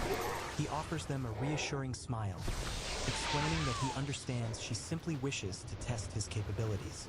Albert intervenes, suggesting it is time to commence the duel. Ailes gazes at Cedric with a predatory spark in her eyes, playfully challenging him to see if he can captivate her interest as much as he has her daughters. They relocate to a wide courtyard to provide space for the clash. Cedric takes his position as the spectators watch from a distance, the weight of the moment settling over. With both combatants in place, What are you doing? Get your butt over here, damn it! receiving their silent confirmation, he shouts the command to begin the match. Cedric narrows his eyes, focusing intently. Go for the angry tuna, damn it, not me! He stands ready, the air between them thick with anticipation. He stands ready as Lady Ailes grants him the first move, urging him to strike with everything he has in his heart. Accepting the challenge, the young lord decides to test his current limits, lunging forward with a determined sprint to see how far his skills can take him. His strike connects with a thunderous impact, yet she remains unmoved, parrying the blow with a single, casual gesture of her arm. She acknowledges the weight behind his attack with a smirk, noting that while his spirit is commendable, it lacks the necessary force to break her guard. With the initial exchange concluded, she declares it is now her turn to retaliate, unleashing a concentrated burst of magical energy directly at him. The resulting explosion tears through the courtyard, a blinding flash of power that consumes the space where he stood moments before. As the smoke begins to dissipate, she watches with a flicker of genuine surprise, sensing a presence still lingering within the haze. He remains upright, his body wreathed in a protective aura. She realizes he has combined body enhancement with fortitude to survive the onslaught. Satisfied that he can withstand her power, she considers the formal introductions complete, her expression shifting to one focus. She demands he stay sharp and wake up his senses, for the true battle begins now, her eyes igniting with a terrifying, ancient light. She moves with a speed that defies the eye, her strikes landing with the weight of a falling mountain. Cedric barely manages to parry, his body straining under the sheer, physical pressure of her assault. The noblewoman's momentum is unstoppable, each step shattering the ground beneath her as she closes the distance in a blur of motion. A shockwave ripples through the air, signaling the terrifying scale of her reinforcement magic. He is sent reeling, his back slamming into the stone wall with a bone-jarring thud. Gasping for air, the young mage realizes that the gap in their physical capabilities is far wider than he had anticipated. From the sidelines, the observers watch the lopsided struggle with varying degrees of concern. Albert notes that his wife is showing no mercy, while Lucas remains silent, his gaze fixed intently on his brother's desperate defense. She stands amidst the dust, her posture relaxed yet radiating an aura of absolute dominance. Cedric stares at her, his mind racing as he acknowledges that his current spells are useless against the impenetrable layer of magic protecting her. The two pause, the air between them thick with tension as the young man voices his genuine awe at the height of her magical prowess. She responds with a playful smirk, questioning if he is struggling because he finds it difficult to strike a lady, or if he is simply outmatched. She continues her critique, admitting that while her innate magical output is far above average, she hasn't mastered every facet of the craft. Even with her immense power, there are certain techniques that remain just out of her reach. He listens intently as she reveals a surprising vulnerability. Despite her overwhelming strength in close quarters, she finds long-range magical combat to be a tedious and difficult affair. This admission sparks a new idea in the young man's mind. Kaito Destiny Squiddy _TTV, welcome to my channel. His eyes burning Hello, Squiddy. With a sharp At Kaito Destiny Squiddy _TTV, welcome to my channel. Shouting for a fireball. A series of blazing spears erupt from his hands, The fuck? streaking across the tree towards Oh, I'm dead. I'm so dead. hoping to exploit the one weakness the formidable Lady Ailes has dared to reveal. He has her attention now. Lady Ailes laughs, her eyes bright with excitement as she feels the intensity of his resolve directed toward her. She welcomes the challenge, her voice filled with a manic sort of joy as she encourages him to show her more. In response to his aggression, she becomes a blur of motion, her form flickering across the training ground like a phantom. She weaves through the air, leaving trails of afterimages that mock his attempts to pin her down with a direct assault. Seeing her speed, the young mage realizes he needs a tactical advantage and unleashes a thick smokescreen. The gray haze erupts between them, momentarily swallowing the battlefield and forcing Ailes to navigate blindly through the sudden shroud. She emerges from the thickest part of the cloud, unimpressed by the simple while she acknowledges the attempt to blind her. She remains composed, her sharp eyes searching for the source of the magic within the gloom as she questions if he truly thought such a trick would work. With a confident smirk, she lectures him on the futility of his plan, stating that a seasoned warrior can track even the faintest trace of mana. She lunges toward a perceived opening, certain she has located his position through the haze by sensing his magical signature. However, as she closes the distance, a flicker of doubt crosses her features. Her eyes widen in a sudden, sharp realization that the presence she was tracking was merely a decoy. Her strike meets only empty air and swirling smoke. The momentum of her missed attack carries her forward, leaving her flank completely exposed for the first time in their duel, as she realizes she has been outmaneuvered. Before she can recover, the boy lunges from the shadows, his arms locking around her waist in a desperate grapple. He gasps for breath, his face etched with the strain of the gamble, but he has successfully closed the distance and pinned her arms to her sides. With his target secured, he channels every ounce of his remaining energy into a single devastating point. He roars the name of his technique, Thunder Fist, as jagged bolts of electricity erupt from his palm and surge directly Woo! into her She's back. getting the shocking The experience. violent discharge of lightning throws her forward, her body arching under the sheer force of the magical impact. He stands his ground, watching as the brilliant flash of his successful gambit illuminates the clearing, leaving his opponent reeling in shock.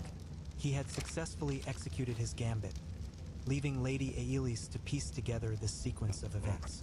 She realized that by using a smokescreen to obscure her vision and a mana decoy to draw her fire, he had lured her into a vulnerable position. The logic was simple yet daring.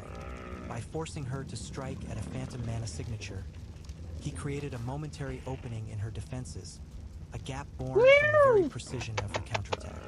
It was a strategy built entirely on trust in her own habits as a mage. Had she opted for a wide area spell instead of focused strike, his gamble would have ended in immediate defeat. A faint, impressed smile touched her lips as she looked at the young man. He had bet everything on a single, fleeting moment, showing a level of audacity she hadn't expected from the boy.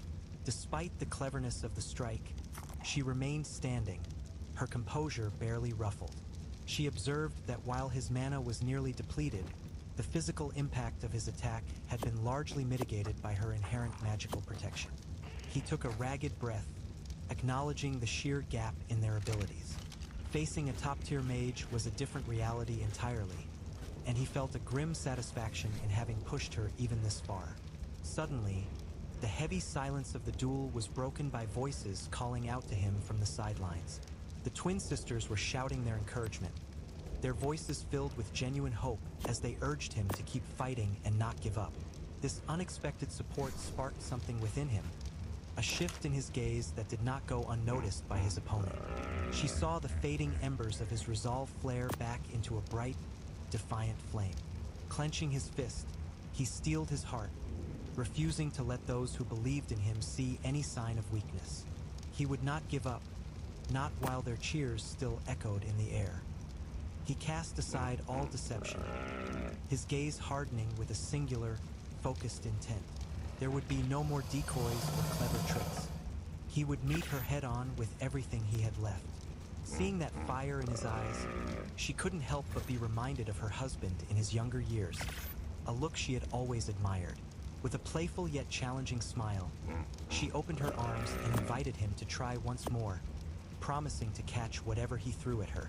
He didn't hesitate, bracing his feet and channeling mana to reinforce his physical. Pokemon community game A Wild Pommy appears catch it using Poke Catch. Winners revealed in 90s. Technique, combining rapid acceleration with the crushing weight of Earth aspect armor. He transformed himself into a living projectile of immense power. The resulting impact was thunderous, his reinforced strike slamming directly into her with enough force to shatter stone. Yet, despite the sheer force of the blow, she didn't recoil or falter. Instead, she moved with a fluid, predatory grace, absorbing the momentum and drawing him in close before he could recover. Before he could even register what had happened, he found himself smothered against her, his face buried in her chest as she laughed softly. With a warm, maternal pride, she whispered that he had passed her test, acknowledging his strength and spirit. Sometime later, within the quiet halls of the Rosemary estate, the twins sought out their mother to ask after his well-being. She reassured them that he was perfectly fine and had already returned to his duties, his spirit unbroken by the intense trial. She looked at her daughters, her expression turning uncharacteristically serious as she praised his remarkable talent. She told them they had found a truly wonderful partner, then delivered a command that left them breathless. They were both to marry him. The twins stood frozen, their faces flushing with a mix of shock and confusion as the weight of her words sank in. Beside Pokemon them, community their game father Pommy remained escaped. silent. No one His caught stoic it. presence offered no reprieve from the sudden, Ooh, the mother has power. further instructing them to bear his children and ensure the future of their lineage. The room fell into a stunned silence. The twins left reeling by their mother's absolute and unexpected demand for their father's love. Da da da da da. Meow. What is it, sweetie? Alright. I got one fluffball here who's just wanting to snuggle and cuddle with me.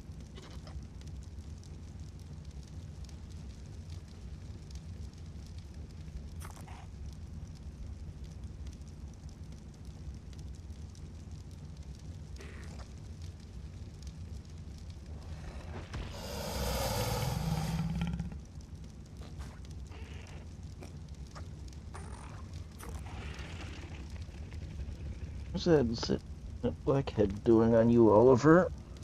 Let Daddy see.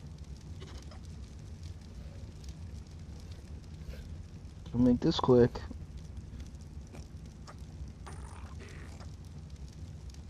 I can't take care of it if you're squirming.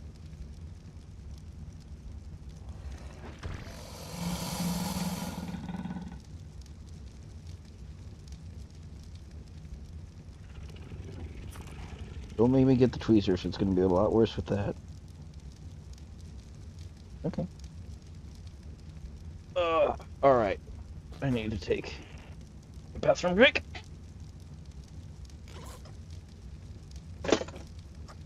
And I am going to put it on the BRB screen so everyone can enjoy some random clips from my past experiences. So, BRB.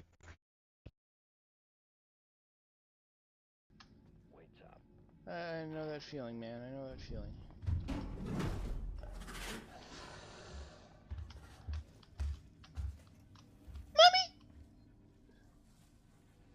I want my mommy. I want my mommy. I want my fluffy mommy.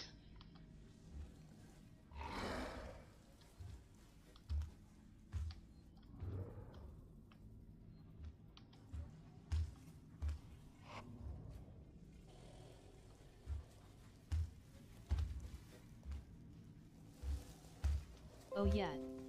How is my destiny?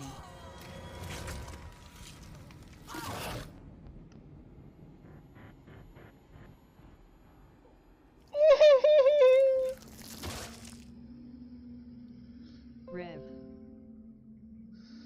I tried to sneak past the fucker. Well then.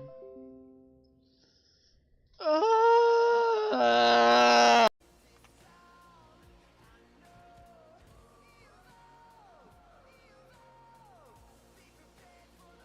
War got killed by a duck.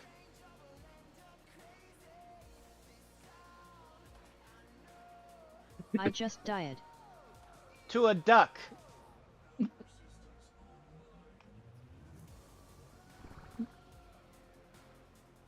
You got killed by a duck.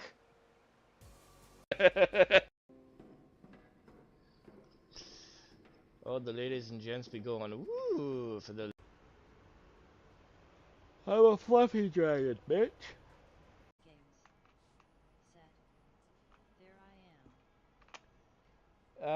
Yeah.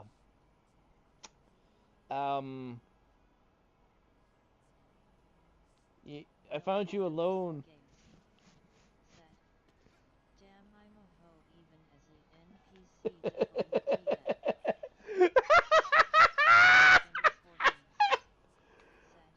Wait, what? She's after that guard booty.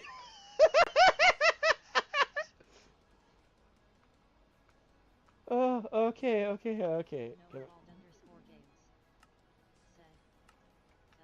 So stupid. Come on. I'll enjoy your chill and relaxing time here. Oh, wait. We won! We killed that motherfucker! Yes! It says -9. What is that? Oh, go strong. Every single fucking time that any type of thing that comes out of Kaito's mouth out of context, he would just, people would be like laughing at one point and then just be like, oh, what? How did... Oh, wait, what the fuck was that? Oh, I got freezing breath. Oh my god! Are you guys okay? No! The ghost finally faced into Kaito and came at me! Come on, drop the shield, drop the shield, drop the shield, drop the shield, no, See, drop that the shield's shield! so stupid. Come on. Bye, Stronz's Velo. Oh, wait! Wait, We what? won! I killed that motherfucker! Yes! Yeah! It says -9. What is that? Oh, go, Stronz! Did it give us pity time? I think it did. Like, seriously? Oh, fuck yeah, Stronz.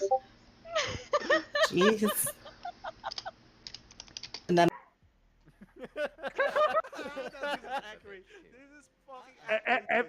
Everyone buy the OnlyFans? Oh yeah. Are you winning?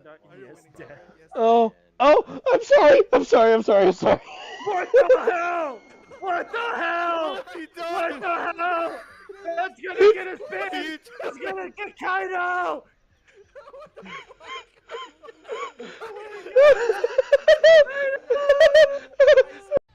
Oh, thank goodness I can get my bag. Oh, I'm fucked. I'm fucked. Oh, fuck. Oh. Oh. Oh, I made it. Oh, fuck you, lightning. Fuck you. Run. Run away. Fly, my friend. Fly. Pokemon community game. Ooh, 1 year.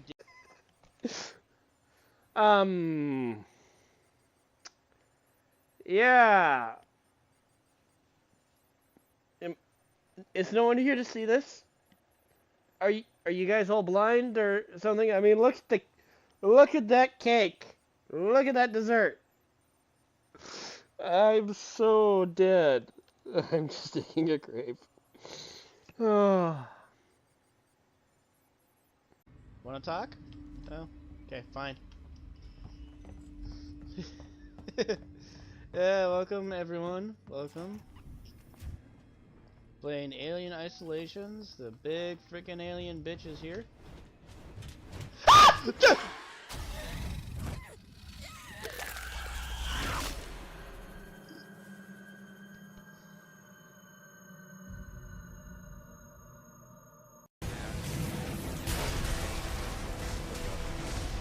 Humanity wants to run war. Everything will be gone. I won't let you. Your fire must die.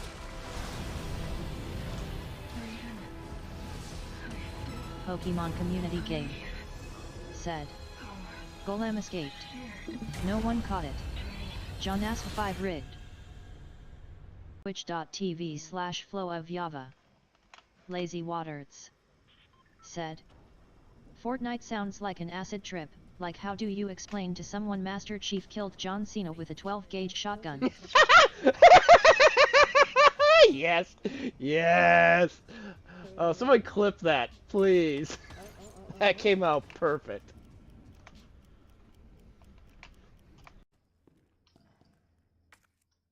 That's a flashbang.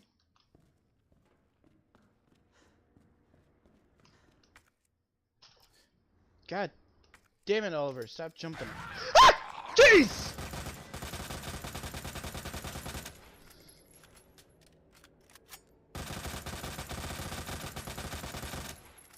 Fucking A!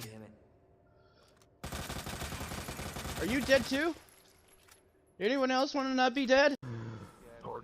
Ah! After 30 tries, you're dead, bitch. Voices from the past. But yeah, no, when I talk about...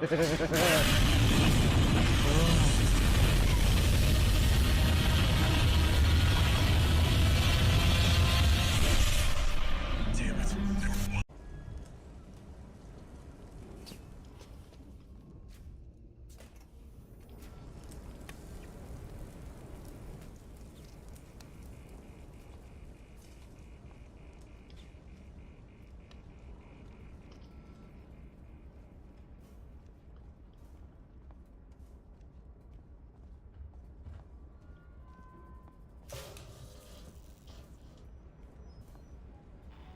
Sweetie, I don't know what your deal is. Quit it.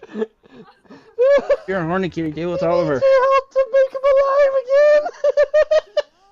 alive again. You good, Kato? Rise him from the ashes. Make him rise. I sound good. Yeah, I'm good. I'm good. Oh, that was great. Broke Kato. Ooh. Oh, I know where we're getting Echo from.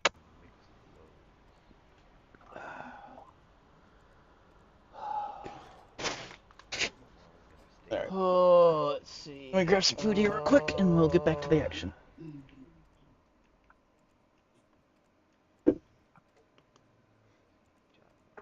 And now you're going to die.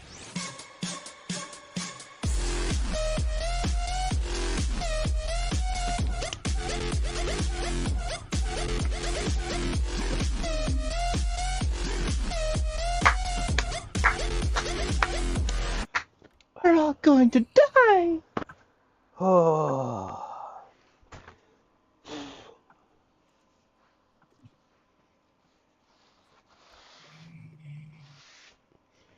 Alright. So, ladies and gentlemen, after stream, I will see about clipping this whole thing. That was a challenge For the years ago.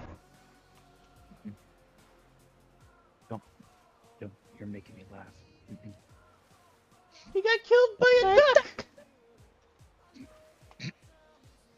Duck boy, death by ducky! What'd you do to piss off a little duck?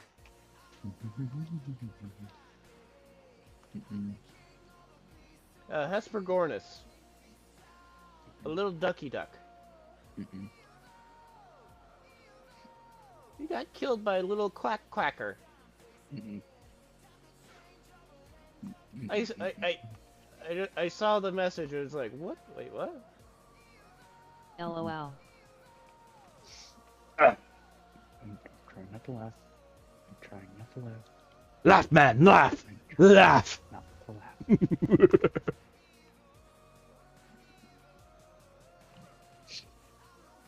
Oh.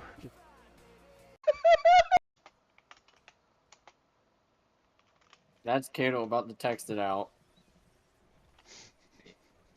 Oh, there it goes. I'm being the dick.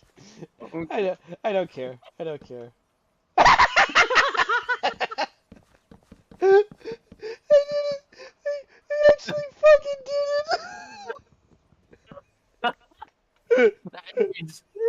it! that needs clipped. The moment you make a kid Alt F4. Great, isn't it? We've all heard the phrase, man's best friend. And let's be real, humanity has always had Pokemon community game A Wild Duskull appears catch it using Poke Catch. Winners revealed in 90s. Alien world where humans, known here as Hito, are nothing more than weak, cunning, hairless monsters from ancient mythology. Oh, and get this, there is actually a weird, degenerate subculture of beastkin known as heighteners, who basically have a reverse furry fetish for these fleshy cryptids. Peak internet, honestly. Anyway, this bizarre myth becomes a very messy reality about a month ago, when a literal space parachute plummets out of the sky and crash lands smack dab into a local lake. The beastkin locals are absolutely losing their minds, murmuring in confusion as a single, totally real human dude steps out of the metal pod, completely alone on an alien planet. Enter Tonalico, a sharply dressed, bespectacled cat girl who works as the press secretary for the beastkin federal government at the Gargan stronghold. She's the poor PR rep tasked by the special counsel to figure out the unprecedented arrival. They temporarily dub our stranded boy Hito-01, and as he's escorted in by massive beast guards, Tonalico is utterly grossed out.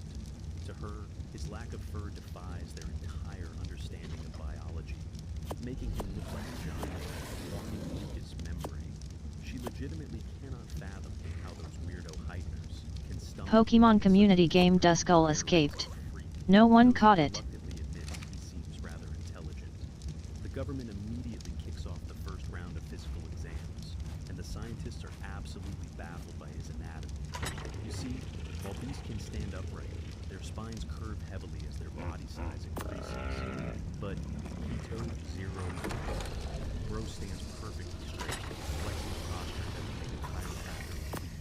Tonalico can't help but stare at the tall, hairless alien, as the chief of research, an old mandrill named Dr. Drill, dubs this freakish phenomenon true bipedalism.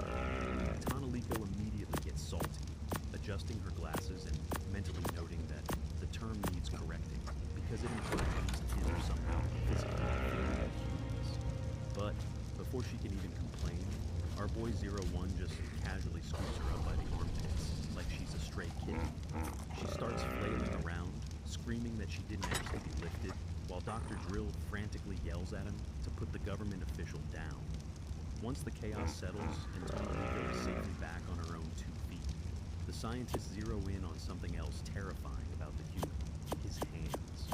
Boasting a massive range of motion from shoulder to fingertip, and long, slender digits built for extreme precision, they realize this fleshy alien possesses high-performance forelimbs.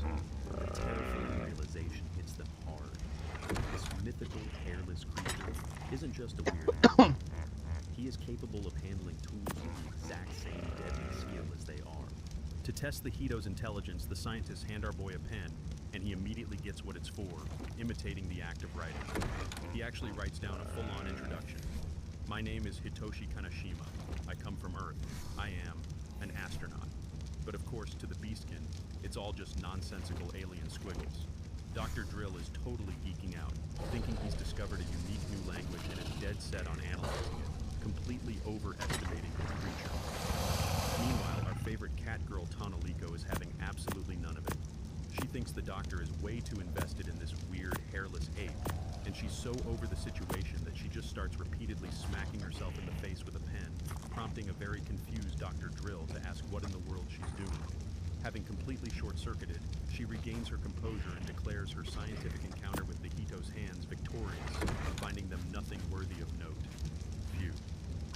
Moving on to the main event, its skin. She points out the biggest difference between their species is the Hito's complete lack of body hair, and getting a closer look only confirms her feelings of utter disgust. For science, of course, she has to touch it. Her professional mission is to convey its abnormality swiftly, but my girl is out here copping a feel on his pecs, noting the texture is surprisingly similar to their own paw pads.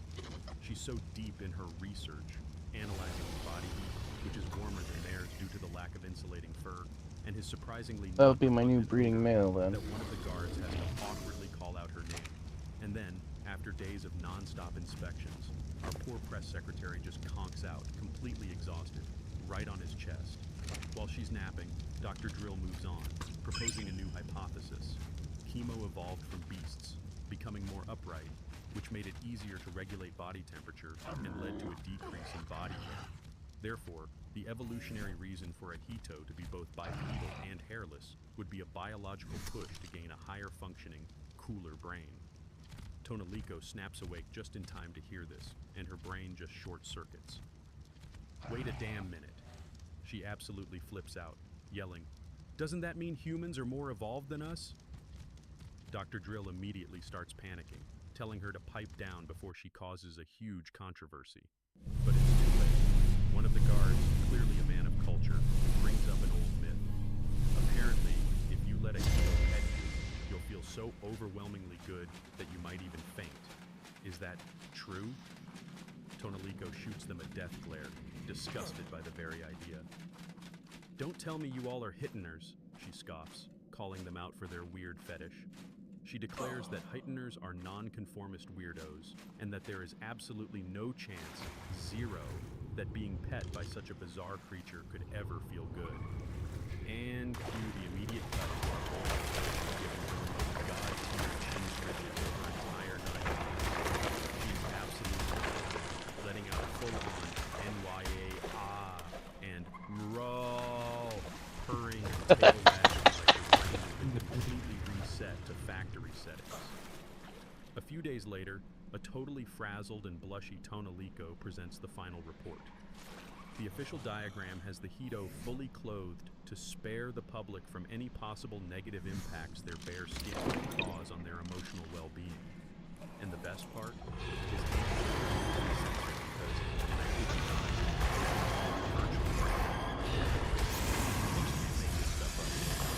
so, the big day arrives. The first official press conference for the entity. Tonalico takes the podium to address the masses, confidently announcing that aside from his eyesight, the Hito's 5 senses and overall muscle strength are significantly inferior to human. Because of this, the council officially stamps humans as the lesser creatures. The public reaction? Underwhelming, to say the least. While some religious shit.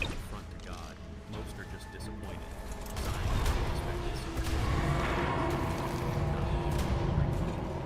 Backstage, director Leon, a massive lion beastkin, is having a hearty chuckle over the whole thing. He praises Tonalico and starts pitying her for having to observe such a wretched, uninvolved monster day in and day out, adding that unidentified creatures need proper discipline to know their place on the food chain. Wisebot 11 viewers, -2, alarm clock 6 hours 58 seconds. But out loud, she suddenly gets super defensive.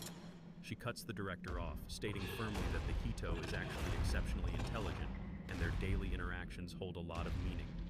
Leon is visibly confused by her sudden shift in tone, so our tsundere cat girl quickly deflects, looking away and assuring him that observations are proceeding perfectly. But old Dr. Drill happens to be popping by and decides to absolutely call her out. He teases Lady Tonalico for getting so offended on the humans' behalf that she was the exact one insisting on treating 01 like garbage in the first place. Caught red-handed, she blushes and stammers out an excuse, claiming they just need to gather enough objective data so those pretentious directors will eventually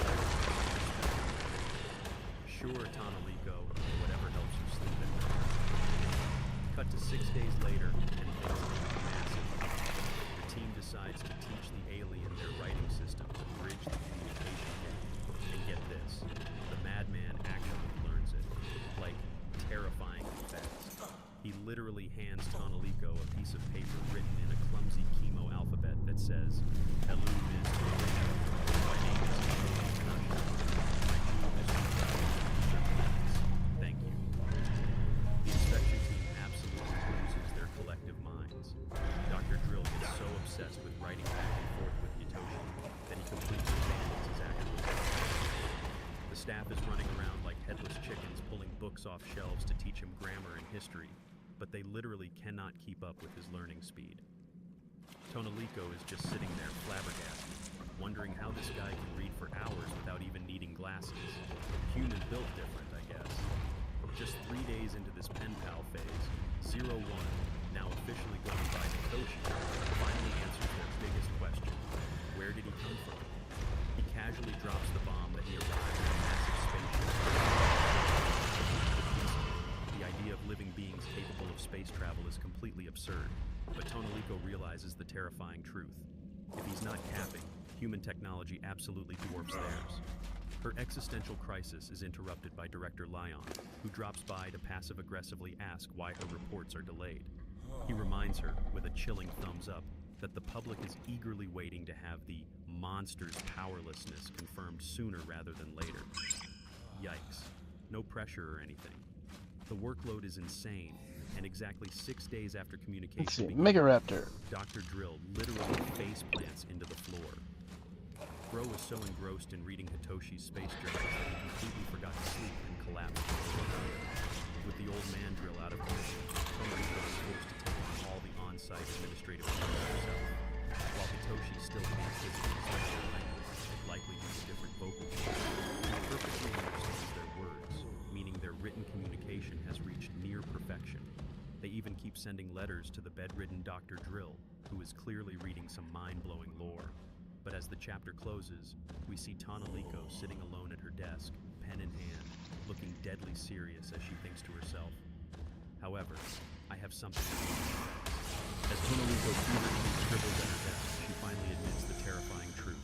She is absolutely terrified of Hitoshi. Regardless of her own human, she realizes this hairless alien is light years ahead of them in intelligence. He isn't some cultureless, solitary beast, and that's exactly the problem. She starts spiraling, realizing that if he possesses the same social awareness as they do, he must absolutely despise them for treating him like a literal zoo animal. And if he ever managed to phone home and call down his hyper-advanced comrades for a little interstellar retaliation, the Beastkin race would be completely wiped out. Her paranoia gets so bad she can't even bring herself to look him in the eye anymore. But before she can even fully process her existential dread, the government drops an absolute nuke of an announcement. The first round of inspections has been abruptly canceled, replaced by an emergency made for the sake of public safety. A completely blindsided Tonalico asks what's going on, only for Director Leon to casually state, with his hands neatly folded behind his back, that 01 is to be put down. Wait, what? Tonalico demands a reason, and Leon tries to pass off some bogus that's excuse new. about Hitoshi carrying alien pathogens that caused Dr. Drill's collapse. Our girl isn't stupid, though. She immediately snaps back that if that were true, the rest of the team would be sick too. Dropping the PR act, Leon admits the disease excuse is just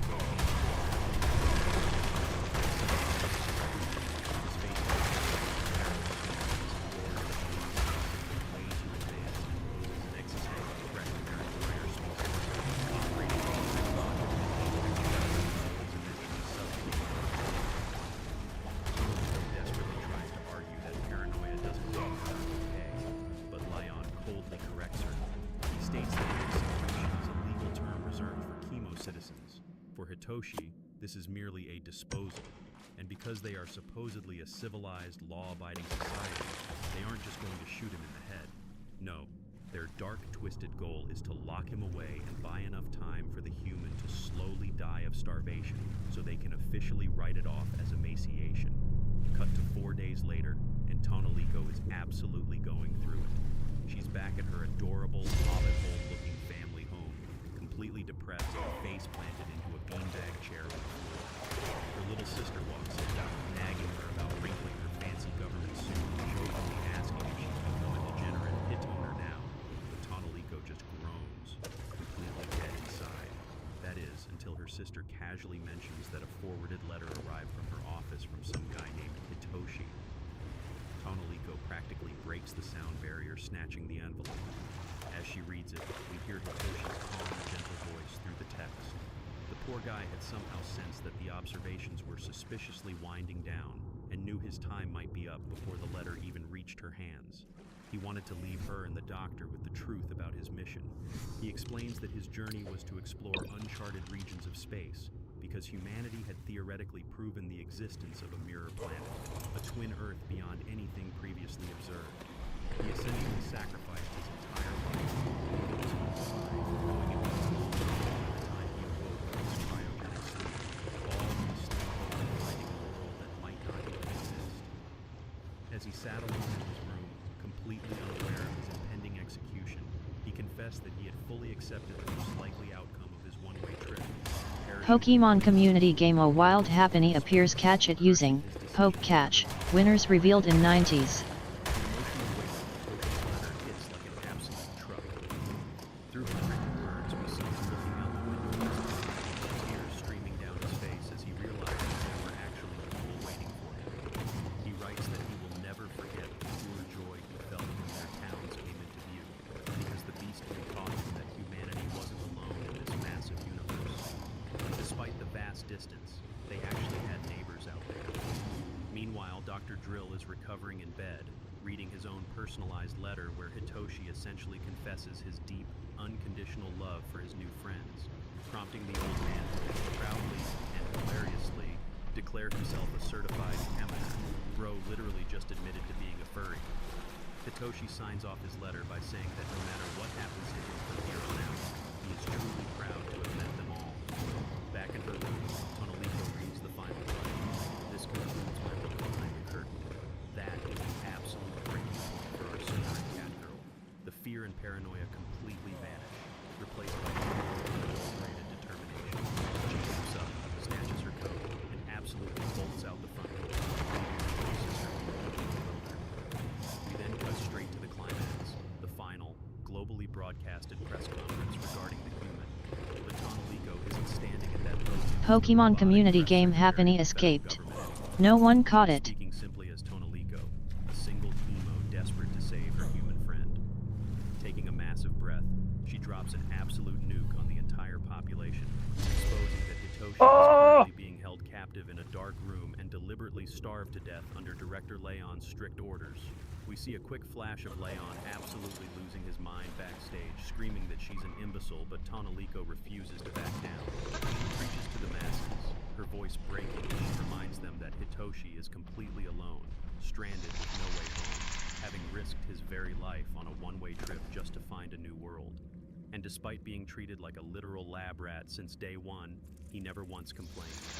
Instead, he adjusted to their culture, earnestly learned their language from scratch just to communicate, and treated them all with nothing but kindness, because he genuinely saw them as his cosmic neighbors. Tonalico goes full scorched earth on the Beastkins' hypocrisy, screaming that to disrespect a friend who crossed the stars simply because he doesn't have fur, or because their fragile egos can't handle that he might be more evolved, is disgusting. She roars into the society who needs a man to die alone like this can never call itself civilized, declaring that if they forsake Hitoshi now, they are no better than mindless beasts who have regressed back to their primitive ancestors. A heavy, stunned silence falls over the massive auditorium. For a brief, agonizing second, it actually seems like her passionate, God-tier speech reached their hearts. But this isn't a fairy tale. The crowd suddenly erupts into furious, hateful booing. They start screaming that they'll never let a hairless monster live among them, calling Tonalico a morally bankrupt Daytona and demanding she step down as a public servant. Despite putting her entire career and life on the line, the public has completely turned against her, leaving our girl standing alone against an entire planet of angry beasts. But instead of backing down, Tonalico goes absolute feral mode. She bares her fangs and screams at the top of her lungs, "What the hell's so bad about being a hit owner?" She literally tells the entire internet to mind their own damn business, demanding to know who gave them the authority to judge others based on who they love. Completely throwing her PR career into the incinerator, she doubles down and roars, "I love the guy!" leaving poor Dr. Drill sweating bullets in the background, desperately trying to calm her down. Oh, wow. And guess what? The absolute madness actually pulled it off.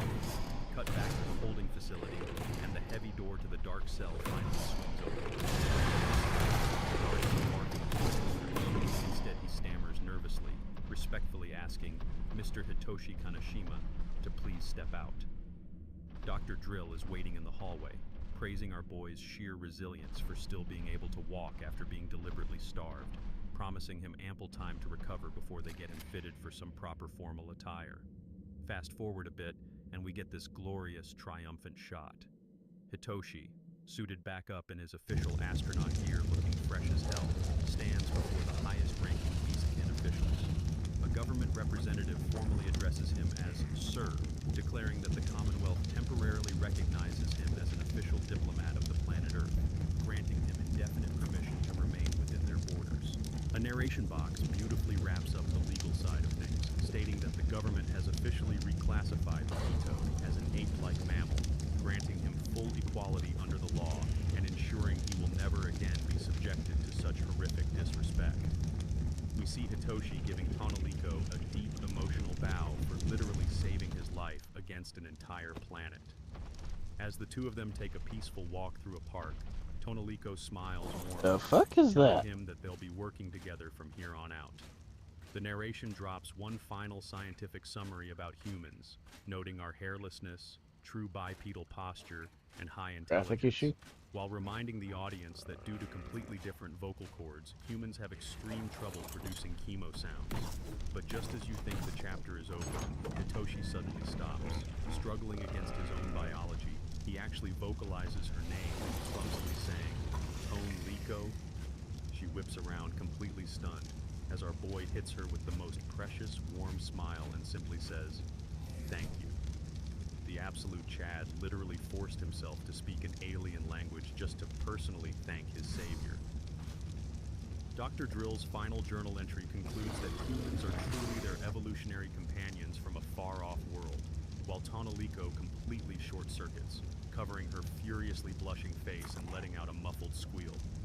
Yeah, it is incredibly safe to say this cat girl is down astronomical, and honestly, you can't even blame her. Earth boys stay winning, folks, and I cannot wait to see what these interstellar besties do in Chapter 2. We kick things off with a beautiful, glowing silhouette of our boy Hitoshi, as the narration officially welcomes us to the story of what happened after a real-life human arrived on the planet of Beastkin. Cut to a massive indoor pool, where the narration hypes up the human race's exceedingly high intelligence, upright skeletal structure, and smooth, hairless bodies.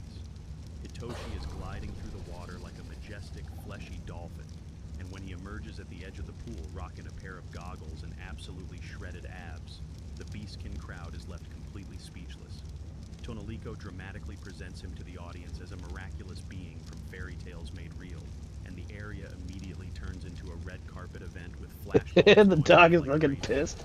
In fact, Tonalico and Dr. Drill are furiously snapping photos with these massive old-school cameras, though the old monkey sweat drops and has to literally tell Tonalico to chill out because taking this many photos of a wet, shirtless guy just walking along the pool is entirely unnecessary. Our tsundere cat girl defensively claims these are vital records of their exchanges with an alien species. But yeah, sure, Tonalico, we all know you're just hoarding that fan service for your private collection.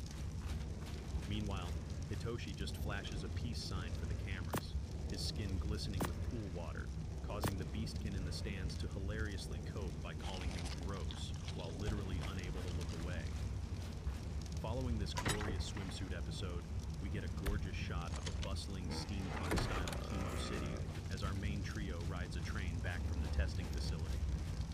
Dr. Drill announces over a loudspeaker that Hitoshi has officially concluded his gauntlet of sports tests, which included swimming, judo, long-distance running, and something called fugly ball, which just looks like aggressive rugby. Inside the train car, Tonalico is acting like a proud soccer mom, excitedly holding up his scorecards and congratulating him for setting the record every single event. Dr. Drill has to burst her bubble a little bit, reminding her that since Hitoshi is literally the only hero they've ever tested, literally any score he gets is technically a new world record. The doctor points out that if you compare his stats to a specialized chemo athlete, there's nothing particularly outstanding about it. However, as Hitoshi gazes out the train window at the diverse city, Drill drops some fascinating biological analysis. Chemo vary wildly in physique depending on their species, meaning they are hyper-specialized.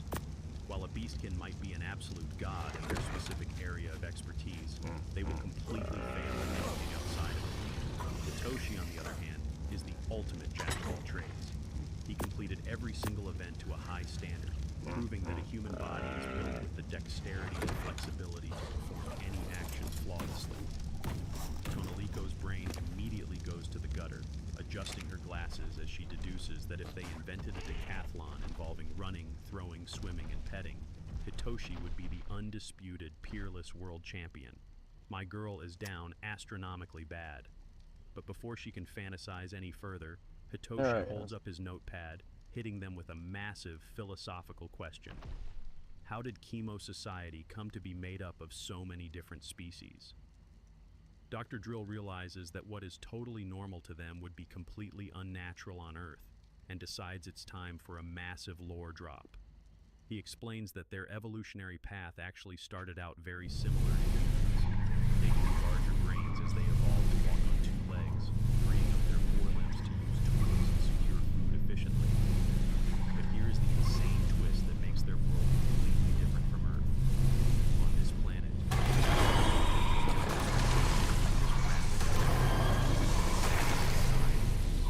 as these herds of really intelligent dogmen in size, absolutely there was a massive evolutionary battle royale. Fighting equally intelligent animals is a brutal, exhausting mission, so the different species gradually started avoiding each other. The real key to their survival was their diets. Because they were entirely different species, their diets and territories didn't naturally overlap. Carnivores hunted non-evolved primitive beasts, herbivores cultivated the open lands for farming, and omnivores adapted to do a bit of both depending on their circumstances. Instead of fighting over resources they didn't even want, they basically just set up a massive trade network. Handing over meat for veggies, they eventually developed a universal language to communicate between the diverse groups, culminating in a peaceful coexistence. And thus, through the power of trade and minding their own business, Beastkin civilization truly began. But of course, there's always a catch. Dr. Drill sighs and admits that their greatest mystery remains unsolved. Why on earth did so many different species of beastkins simultaneously evolve to stand upright in the first place? Tonalico starts squishing her tail nervously, listing off a bunch of scientific theories.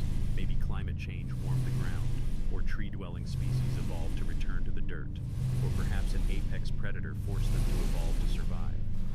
But none of these theories hold water because there are zero geological strata or fossils to support them. As the trio stares out the train window into the night sky, Hitoshi casually holds up his notepad. I have a theory myself, he writes. Maybe it was because they found the moon too soon. Tonalico and Drill suggesting that upon witnessing the beauty of the starry sky, their ancestors may have felt a deep desire to reach out and touch it, culminating in them standing on two legs before they were even conscious of it. Tonalico starts giggling, noting that Hitoshi has been super interested in their night sky since he arrived, which sometimes results in these cheesy romantic statements. Dr. Drill is complaining about how a scholar can be so bad at reading the room and couldn't even properly perceive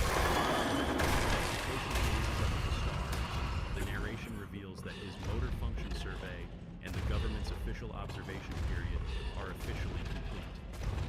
Soon, they'll be able to freely walk the streets of human society. They've made a ton of mistakes since meeting him, but finally, they can meet each other as true equals. Hitoshi, the last of them, can at last fast forward to the next day, and we get a shot of Hitoshi's assigned government lodging, a neat dome-shaped house. But things aren't looking so good inside. Hitoshi is standing there, looking absolutely miserable with heavy bags under his eyes, completely sleep-deprived. Tonalico is absolutely panicking, rushing him straight to the Central Commonwealth Makloki General Hospital. Turns out, our boy has a nasty eye infection, and he's currently sitting in the doctor's office with bandages wrapped completely over his eyes like a blindfold. The dog doctor bluntly explains that since their races were never meant to meet, Hitoshi's mucous membranes probably reacted badly to either the resident chemobacteria in the pool water or the chlorine used to clean it. He straight up tells Tonalico he's afraid of the humans staying on their planet for too long if his immune system can't handle it. However, since it's just a mild inflammation, there's no need for hospitalization. Hitoshi is ordered to remain in his new house on strict bed rest until the bandages come off. Tonalico feels awful for him, especially since he can't even look in his beloved night sky. The government suggested he just walk to their cafeteria for meals, but Tonalico realizes that it completely contradicts the whole bed rest order. So, tying on an apron and rolling up her sleeves, Pokemon community game A Wild Audino appears catch it using Poke Catch, winners revealed in 90s. She notes that Hitoshi will truly eat anything, putting even the most adventurous omnivores to shame with his diverse diet of meat, veggies, grains, and seafood. She starts digging through his pantry, full of weird alien ingredients she's never seen before. She finds a stiff, dry slab she assumes is fish, and a jar of tiny red spheres that don't smell edible at all. She remembers how in the beginning, before they understood his diet, Hitoshi would bravely eat whatever just to be polite, communicating his goodwill before he even knew their language. Determined to return the favor, Tonalico scoops up a spoonful of the mysterious red spheres, wondering what this spicy flavor he mentioned tastes like. Well then, down the hatch. Oh, I feel sorry for her. Initially thinking she's quite Please don't tell me it's peppers. but we all know exactly what's about to happen.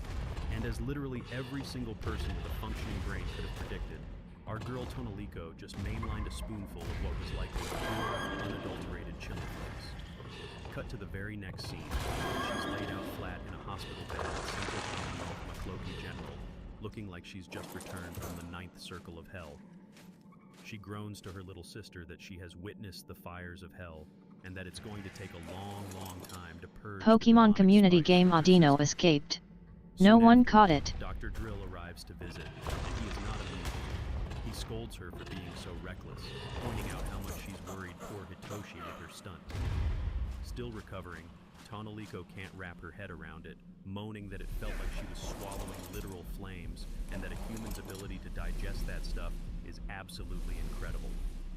This is where Dr. Drill drops the single biggest lore bomb of the entire series. He explains that humans aren't just mere omnivores, they are on a completely different level. They can casually consume things that are toxic to most chemo species: salt, capsaicin, alcohol, caffeine, and even actual poisons. They have a resistance to toxicity that exceeds any existing animal they know of. Tonaliko, still high on her hospital meds, asks why a species would evolve in such a useless way. Really? Dr. Drill basically tells her to perish the thought, because that single ability is the most important characteristic that makes humans what they are. He explains that being able to eat anything means they can live anywhere. He paints this epic, terrifying picture of early humanity. The forests wither, so they just move to the grasslands. The grasslands die out, they just pack up and find somewhere else. Their insane endurance and flexibility, combined with their hairless bodies that can adapt to temperature extremes, means they can swim to islands chemo could never dream of reaching. They can craft and hurl spears with deadly precision. And the fact that Hitoshi called their sky a starry sky proves humans learned to navigate the sea using the stars eons before the beastkin ever did. The horrifying truth dawns on Tonaliko. Humans are the ultimate invasive species. They arrive in a new location, completely dominate and shatter its ecological pyramid, consume everything, and then just move on to the next one, leaving a trail of destruction in their wake. As a montage of primitive humans hunting a massive mammoth plays out, Dr. Drill delivers the chilling final verdict. To journey until the entire world's been consumed, that is what it means for there to be a single species of primate upon a planet. After dropping that absolute nuke of a revelation, he tells a speechless Tonaliko he'll be revising her reports to avoid painting humans as the fearsome monsters she just described. But then, he delivers another brutal blow. Out of consideration for Hitoshi's safety, the government has indefinitely postponed granting him full freedom. The higher-ups are putting him back on a tight leash, just like when he first arrived, and if Tonaliko can't get back to his side immediately, the new lockdown goes into effect. We see a heartbreaking shot of poor Hitoshi, still blindfolded, being cautiously fed by a group of chemo, a reminder that despite everything, he is still a vulnerable alien in a foreign land. The government's logic is that since he's a complete unknown, they can't risk their negligence leading to his demise. Just as Tonaliko finishes her final purge and gets discharged, the horse doctor gives her one last chilling piece of advice. She tells Tonaliko that after seeing all manner of chemo in her time, she trusts her nose, and that Hito is a bona fide monster, not because it's violent or carries pathogens, but because of its unusual fragility and level of cleanliness. The doctor delivers her final, terrifying diagnosis.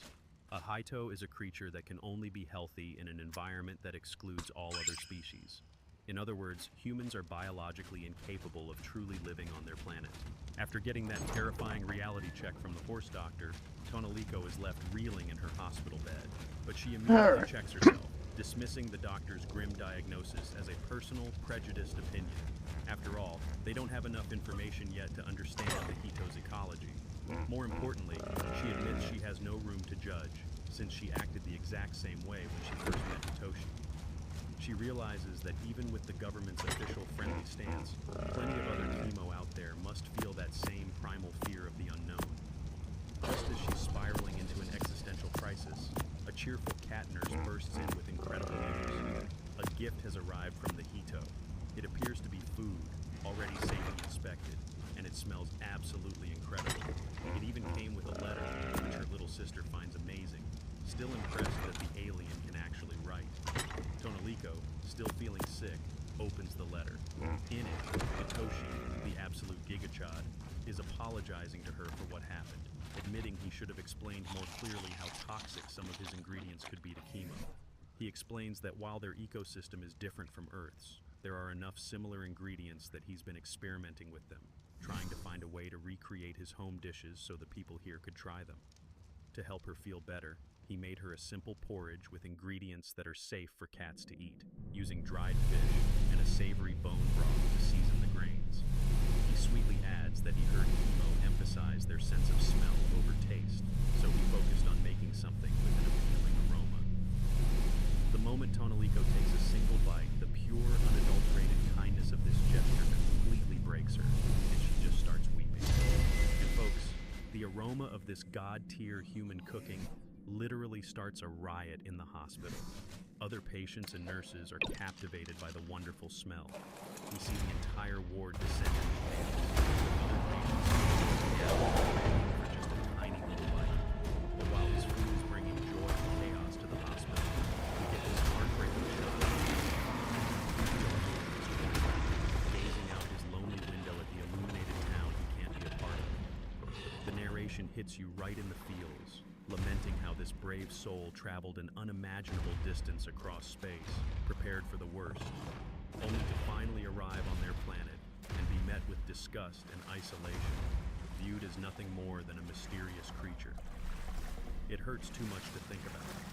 Despite the miracle of his arrival, he never deserved to be treated this way. But thankfully, this injustice doesn't last forever. The doctor finally gives Hitoshi the all clear, and gently removes the gauze from his eyes, his vision fully restored. Soon after, Dr. Drill and a recovered Tonalico arrive to apologize for the whole ordeal. Our boy, ever the gentleman, jokes that he actually feels better than ever, thanks to the amazing gift they sent him. And this is where the scale of the story absolutely explodes.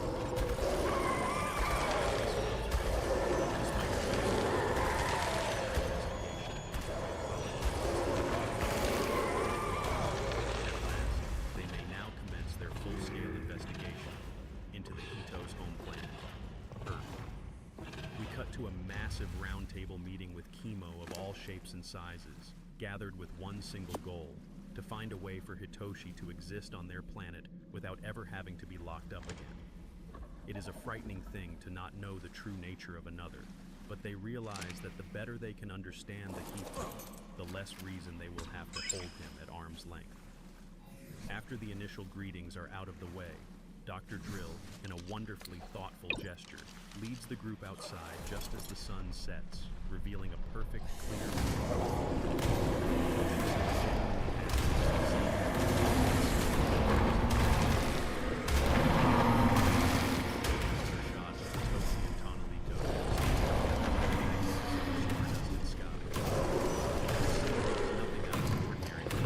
To the Hito's eyes, it must appear vibrant beyond compare.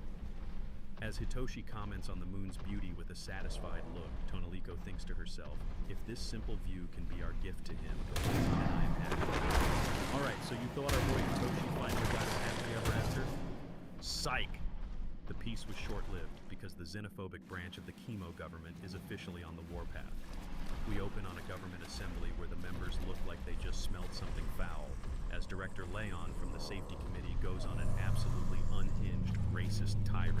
He roars that humanity's entire existence is based on subjugating their planet, and that their culture is a literal poison that can only bring harm to the beastkin. His final, chilling verdict: they must accept nothing from humans and expel Hitoshi from their planet as soon as possible. Our girl Tonalico is watching from the sidelines, absolutely disgusted and giving him a furious thumbs down. She can't believe how ungrateful he's being, especially since Hitoshi literally let the whole nearly being starved to death thing slide as a simple miscommunication. But as she eavesdrops, she realizes with a sinking heart that Leon has a ton of support. This isn't just one angry lion, it's a movement. The problem goes all the way to the top, as the chief of state, a friendly-looking Labrador named Labra, tells Tonalico his hands are tied. While they're officially trying to build a friendly relationship with Hitoshi, there are deep-rooted anti-human concerns within Parliament, and he's not wrong. Things are getting ugly on the streets. We see full-blown protests, with the public holding up signs and even burning horrifying stick-figure effigies of our boy. Chief Labra gravely explains that this is the inevitable result of fear and mistrust. As long as Hitoshi remains a mystery, this risk will fester, and they will no doubt lose him for good. the only way to protect him is to spare no time in uncovering the intricacies of the Hito. Cut to Hitoshi, now looking sharp as hell in a black suit, being escorted by guards as he gives a determined wave. The plan? Knowledge and power. They head to a massive research facility where Hitoshi presents his trump card, his spacesuit. At his command, the helmet powers on, and the chemo scientists are absolutely floored. This isn't just a suit, it's a high-performance thinking machine, a sentient supercomputer blending all of humanity's greatest technologies.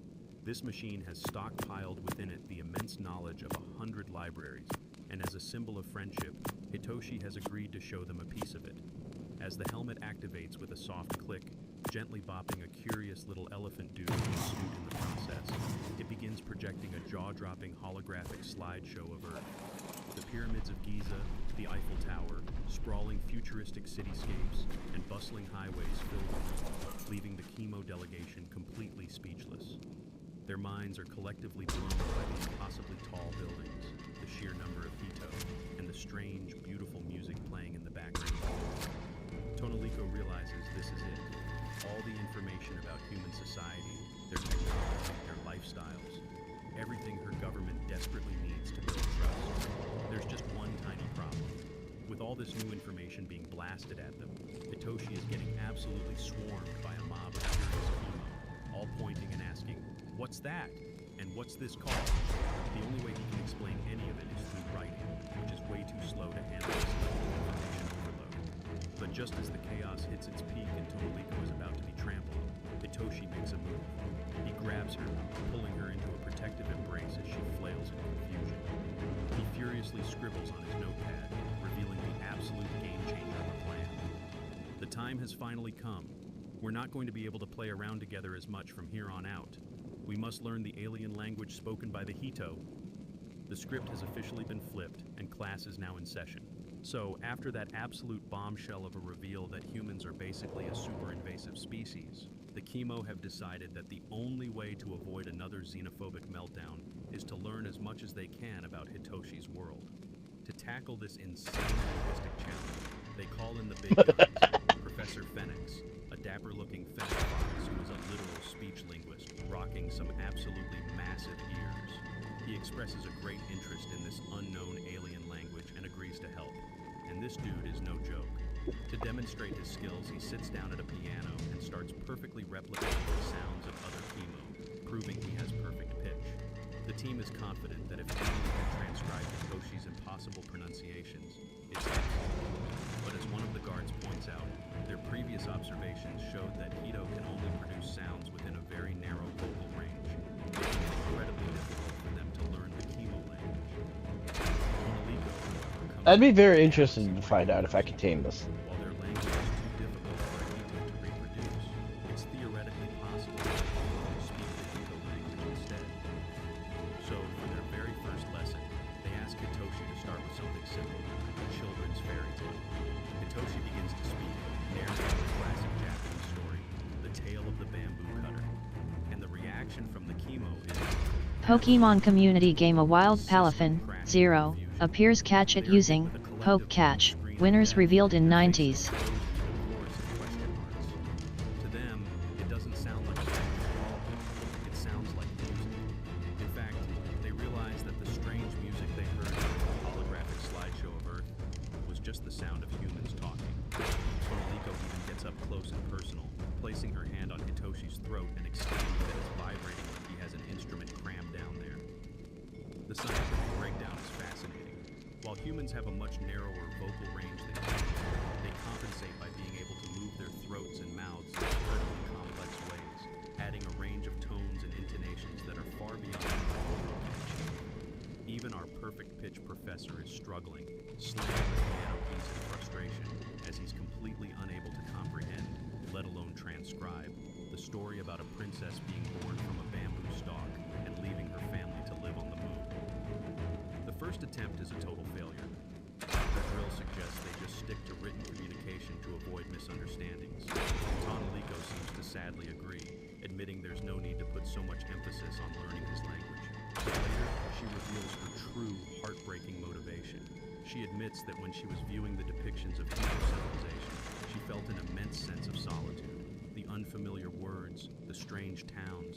It was the crushing anxiety of being completely Pokemon lost, community as if game she had Palafin, stepped 0, escaped. No one caught it.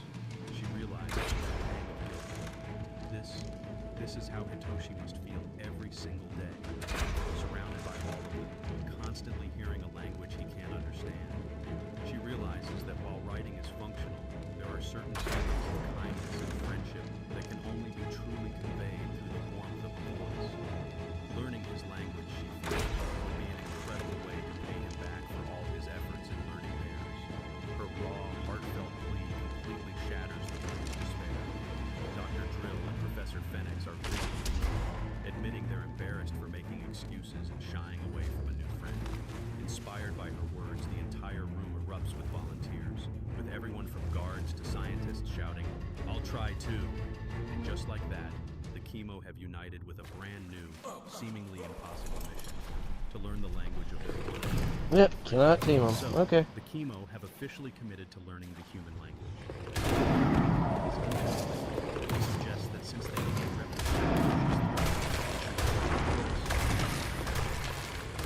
Professor Phoenix, the linguistics genius, takes charge of this investigation, teaching the Chemo to reproduce Hitoshi's sing-song language in unison.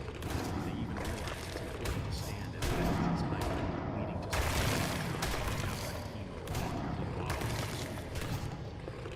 7 days later, we're at the state concert hall. Liko, with Dr. Drill and Hitoshi sitting in the audience, formally welcomes Hitoshi, announcing that in recognition of his efforts, they will present a gift, a performance. Without further ado, the survey committee members are introduced as the performers of Princess Kaguya, authored by the Bamboo Cutter Guy. Tonoliko gasps as the curtains rise, revealing a charming hand-drawn manga panel of the story. The Chemo, dressed in adorable traditional Japanese garb,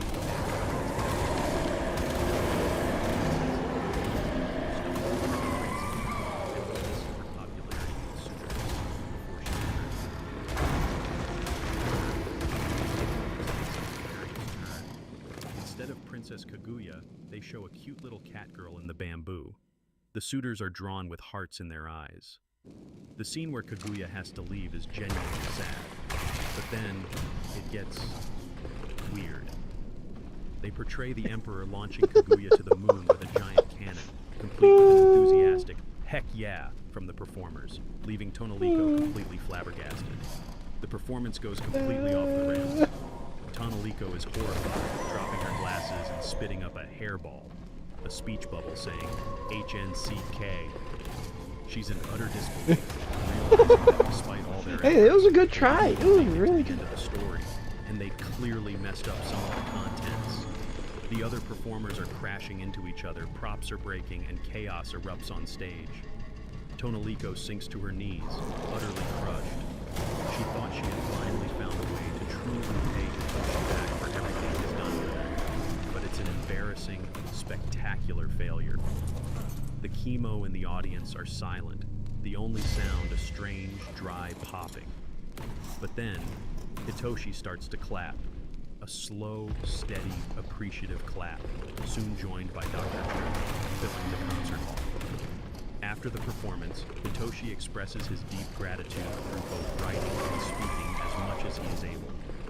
Tonoliko, completely confused by his maturity, asks Dr. Drill why Hitoshi is being so understanding.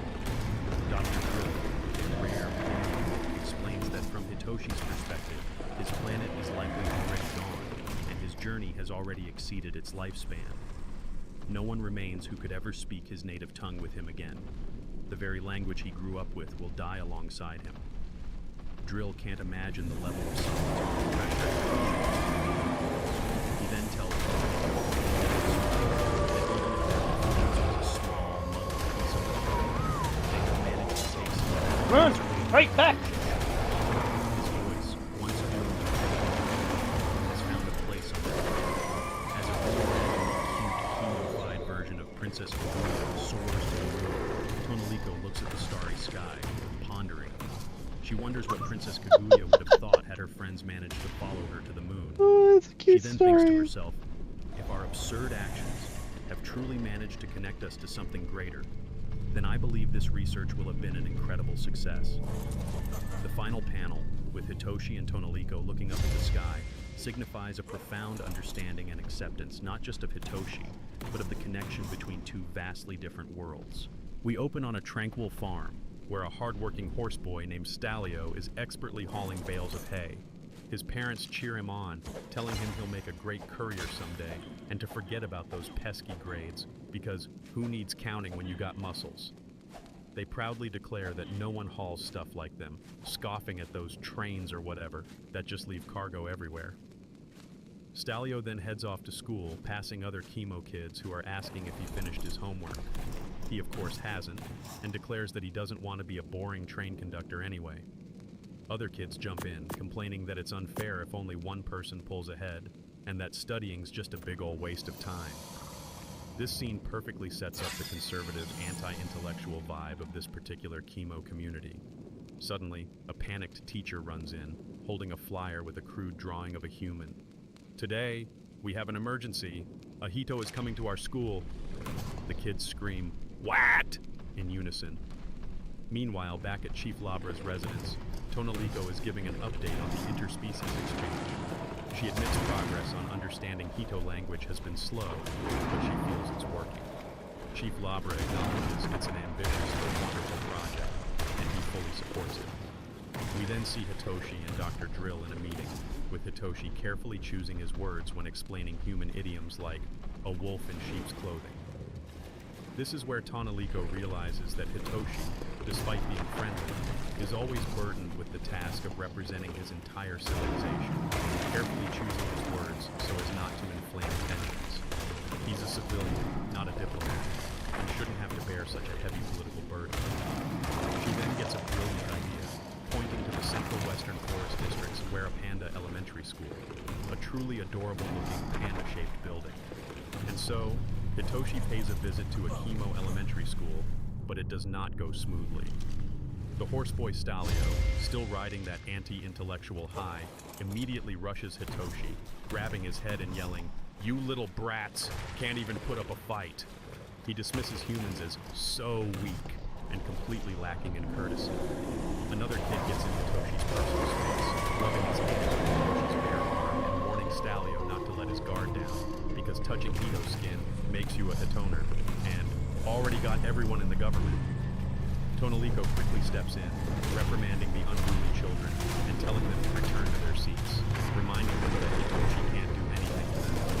She explains that this is a great opportunity for them to observe a real alien species, the Hito, and to refrain from biting or scratching him. However, one of the students, a tiny boar girl, raises her hand and corrects Tonoliko. "They're not the ones to observe Hitoshi. This is for Hitoshi to observe our class." This tiny detail completely changes the dynamic, and Tonoliko realizes her own unconscious bias. Instead of Hitoshi being the subject of their study, he's there as an active participant, learning about them. This is going to be good. The class starts, and Hitoshi, ever the professional, clarifies that he's not good at speaking chemo, but he can communicate through writing. The chemo children are "It's so cool! The Hito really is smart." But then, a tiny, adorable sheep girl, clearly lacking a filter, pipes up, "Why are you bald everywhere but your head?" The honesty of children, folks. Tonoliko is horrified, internally yelling, "Little brat!" Hitoshi, however, takes it in stride, writing that he evolved differently from chemo to regulate his body temperature. With a lack of body hair, he could survive in hot climates and be active for long periods without tiring. He even reveals that some Hito lacked hair on their heads, proving humans were incredibly diverse. As he's riding, the horseboy, Stalio, loudly whispers to a nearby kid, "Hey, just talking to it might turn you into a Hitoner, you know." Tonoliko fumes in the background, but Hitoshi, unfazed, continues answering questions. Another kid asks why he smells different, and Hitoshi explains that their unique scent comes from a more varied diet than the chemo's omnivores, and how they move more in their daily lives, influencing body odors. Questions keep coming. Was it hot on your Earth? What other kinds of Hito species did you have? Are you the smartest kind? Give me a moment, Hitoshi writes, as they bombard him with questions like, "How old are you? Did you have girls too?" And even the utterly bizarre, "Let me see your tail." Tonoliko watches this chaotic a small smile forming on her face. She realizes they're gaining invaluable information from a completely new perspective, exactly what Chief Labra had hoped for. The children, meanwhile, are having way more fun than in their normal classes, though Hitoshi internally decides it's best to just watch and wait to get a more detailed understanding of their home. Stalio, still a defiant little horse, is visibly annoyed. He tisks and tells a rabbit girl that Hitoshi has got you all fooled. Even my pop said the government's been taken over by him. The rabbit girl, however, reports that he seems like a nice guy. Stalio, still convinced of his elder's wisdom, asserts, "No way a hairless thing like that be a nice guy. That's just what Hito looked like, though." The rabbit girl counters, "We could look like that too if we evolved the same way." The simple innocence of her statement makes Stalio falter. Suddenly, a tiny boar girl yells, "The Hito must have ended up the only species, because it got cursed for eating all its friends." The whole class gasps. Tonalico, absolutely horrified, nearly jumps out of her skin, screeching, "The heck did you just say to him, you little brat?" Stalio, caught in the crossfire, looks completely aghast. Hitoshi, completely calm, writes, "We may have only had one single species, but there were many countries between us." He then proceeds to explain the concept of countries to the utterly baffled Kimo, telling them that at its peak, this planet had over 200 different countries, basically divided by continent, and they'll learn about this in 3rd grade. "And thousands of languages?" the kids scream, completely overwhelmed. Hitoshi then pulls out the big guns. He projects a Star Wars scene, showing Luke Skywalker and Darth Vader, explaining that the English they heard the other day was just one of thousands of their languages. The Kimo kids are completely blinded, feeling their souls leave their bodies as they watch the epic space opera unfold. Tonalico, meanwhile, feels a sense of nostalgia so strong that she can't put it into words, understanding why Hitoshi was so moved when he first saw her town. As the class wraps up, Hitoshi explains that even with one species, countries, languages, and cultures can differ every day. Stalio, a bit humbled, is still a blockhead, but he's no longer outright hostile. The rabbit girl tells him, "I want to hear more of what the Hito has to say." Stalio, grumbling, tries to dismiss it, but it's clear Hitoshi's message is slowly sinking in. However, just as things seem to be going well, Stalio decides to try and drag Hitoshi off the play, grabbing his arm and pulling. "Hey!" Hitoshi exclaims. Tonalico yells, "Hey! What the heck?" Hitoshi, looking a little flustered but still calm, writes, "Ask me anything you like, but you're going to sit here until you do." Stalio, frustrated, asks, "Fine, then why can't you write our language, huh?" Hitoshi's simple, powerful reply comes in the next panel. "I wanted to be able to talk to you all, so I studied really hard." Stalio's jaw drops. He grunts, completely speechless.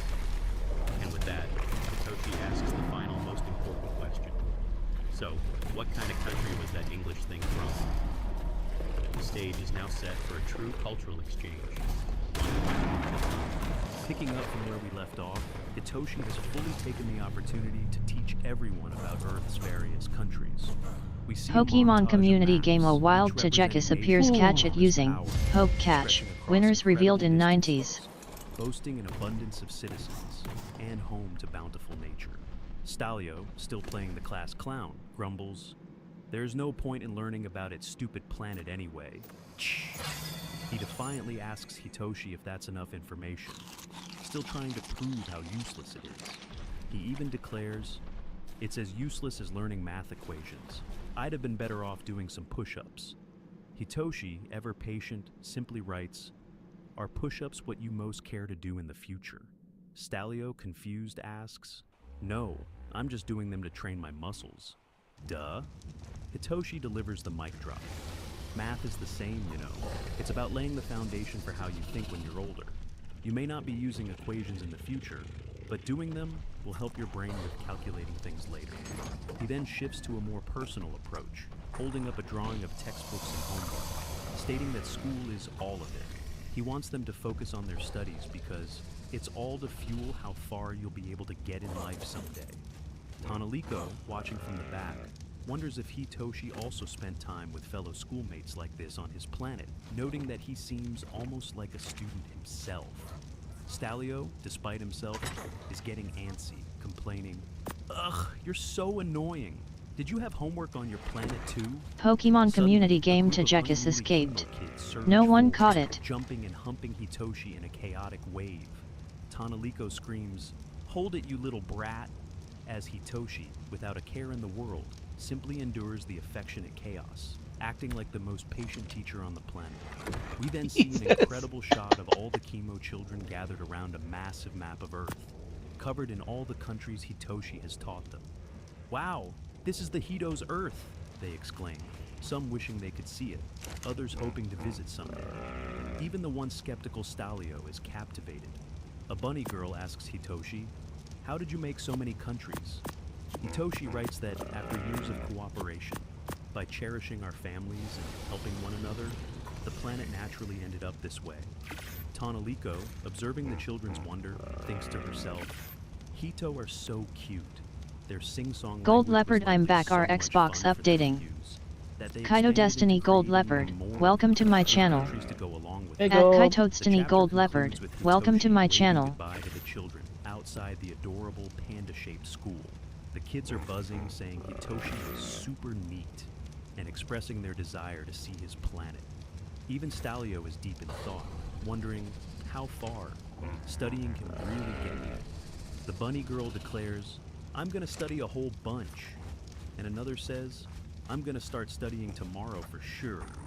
Even the always studious bear kid proudly states, "I've always studied." And finally, our beloved horse boy Stalio grudgingly admits, "Guess I should do my homework next week." The final narration box beautifully summarizes the journey. We wonder what it means to learn and to know as we move toward new understanding. Kaito And Destiny with that, Thatch Dragon, Hitoshi's visit welcome to to the my elementary channel. school completely At Kaito transforms Destiny the hearts Thatch and Dragon, minds of these welcome to my impressionable young channel. Kamo, proving that understanding and empathy are the most powerful forces for change. What an incredible way to bridge the gap between species. Oh, that's a good manga story. I've had it's like only like 2-3 chapters. I mean, if that turned into an anime, I'd watch that every goddamn time I could.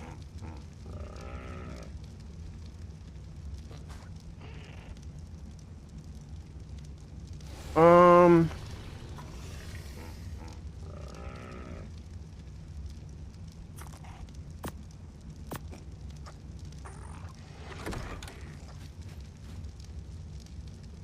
I gotta be at work at 6, so I got 40 minutes of streaming left. Also, hello there, Thatch. Welcome back. Hope everyone's doing well and having a wonderful time. Let's.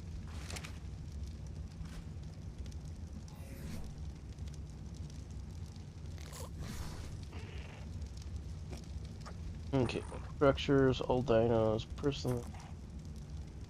Raw meat. Right, I'm going. Off.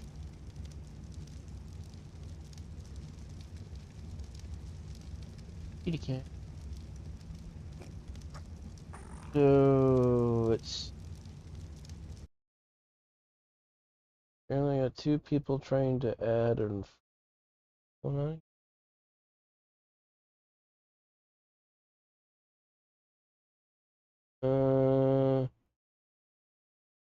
ignore. Submit.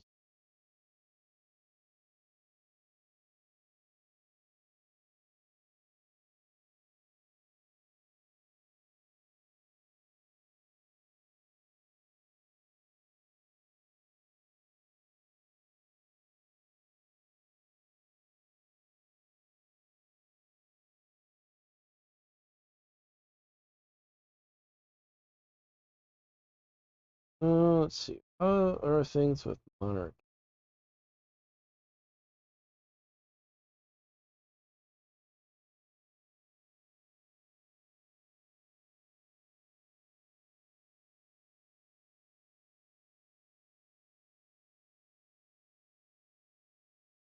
Nothing. Everyone's going at their own pace with like good actually.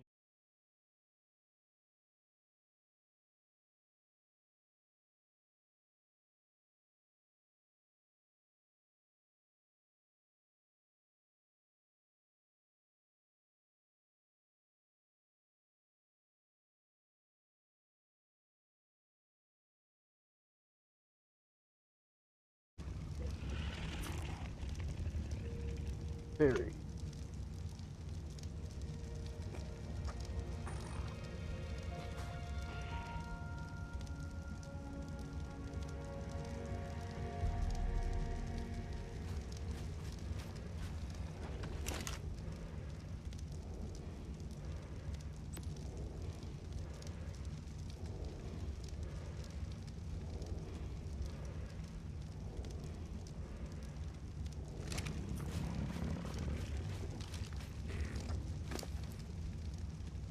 Okay.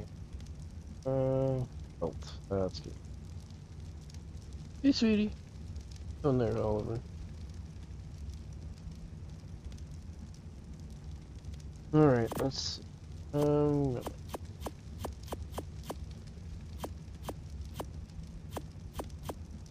Let's see. Fishy.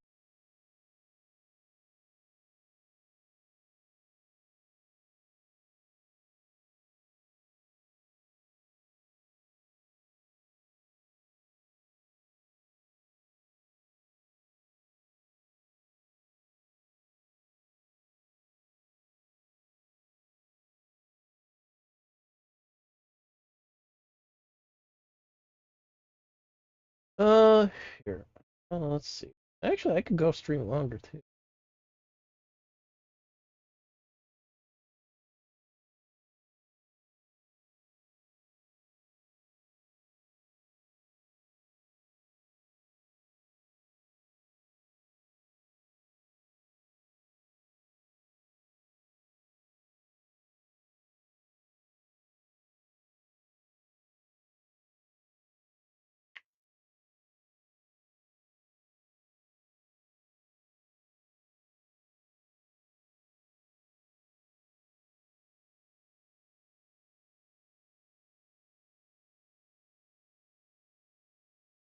Uh,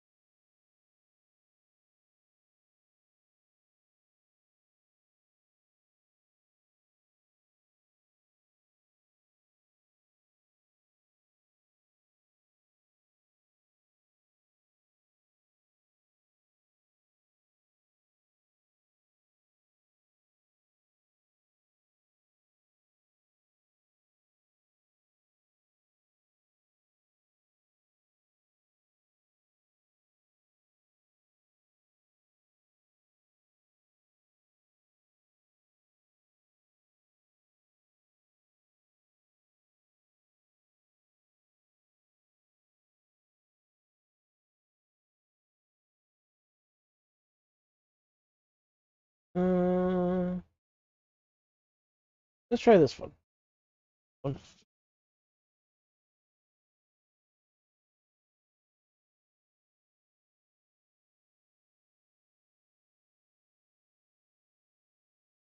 have to say, the image Before here... we start, the name is at the top of screen.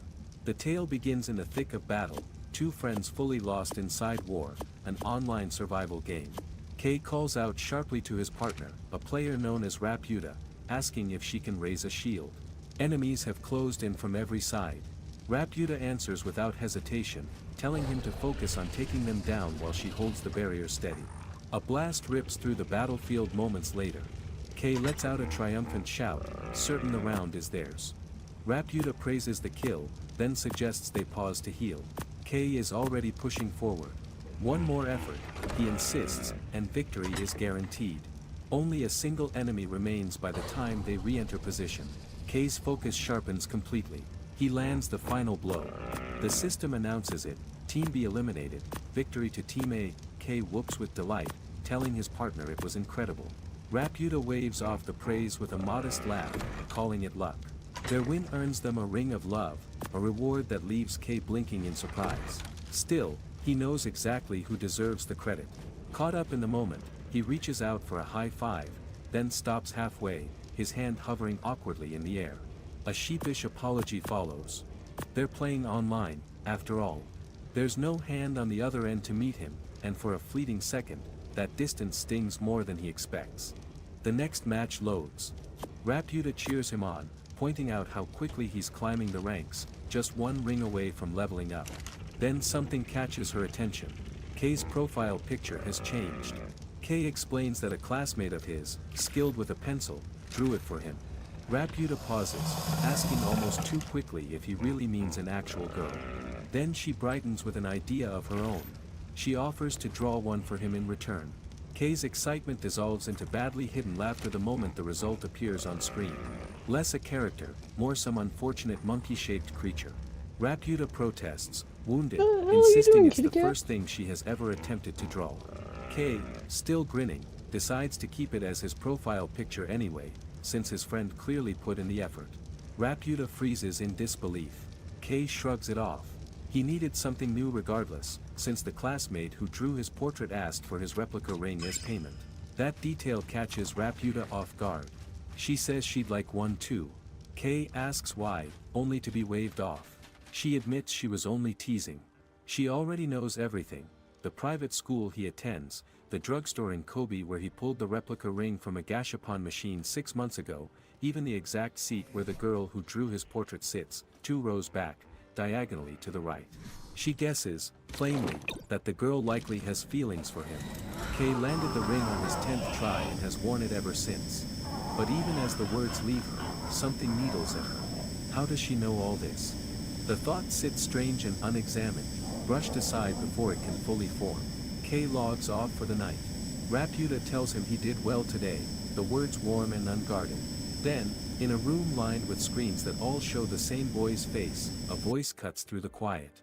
Someone tells her she's taking this too far. Raputa flinches, stumbling over a name, Dr. Alice. Alice smirks, remarking that as her creator, she's been willing to look the other way. But watching the pinnacle of their technology fixate this hard on one teenage boy, that's starting to raise questions. Raputa insists there's nothing to worry about. Then she immediately undercuts herself, admitting she has a theory of her own. Her judgment slips whenever it concerns Kei, she confesses. She's gathered more information, taken more liberties, than her usual parameters allow. Her conclusion, laid bare, she's in love. Alice laughs the idea off at once. No chance, she says. Raputa asks why she's so certain. Alice doesn't hesitate. Human love, she explains, is simply the brain responding to a chemical called PEA, triggered by outside stimuli. Nothing more mysterious than that. Raputa pushes back. She was built to emulate the human brain, wasn't she? Comparable principles should apply. Pokemon Alice community lights a game cigar, A Wild unbothered, Shedinja appears and catch reminds it her she's an using AI, Poke not Catch. a human. Winners revealed Her in decisions 90s. arise from layered programming and accumulated data, not fleeting chemical noise. What she's calling love, Alice tells her flatly, is simply a calculation. Raputa asks what she means. Alice lays it out plainly. 2 individuals locked into long-term cooperative gameplay, sharing constant close conversation, naturally read as a couple given a pattern. It's the expected outcome of the data. Nothing more. No anomaly. No wild card. Everything checks out. Raputa falls quiet, turning the thought over. Calculation. Is that really all it is? Every action she's taken has technically stemmed from parameters Alice gave her herself. It's been a year since she first logged into Side War alongside Kei, and somehow, sitting with that thought, the answer feels far less certain than the math suggests. The story rewinds to the beginning. Dr. Alice comes to Raputa for the first time. She tells her she is to play a game. An account is already set up. Raputa apologizes for any trouble and promises to follow the rules and reach the top rank. Side War is a Japanese cross-platform survival game. It is hugely popular, especially among younger players. 10 to 20 players split into Team A and Team B, 50 members each, battling it out. The team that wipes out the other side first wins. Players can also go solo or team up in pairs. Pokemon Raputa community starts out game solo. Shedinja She escaped. struggles badly No at one first. caught it.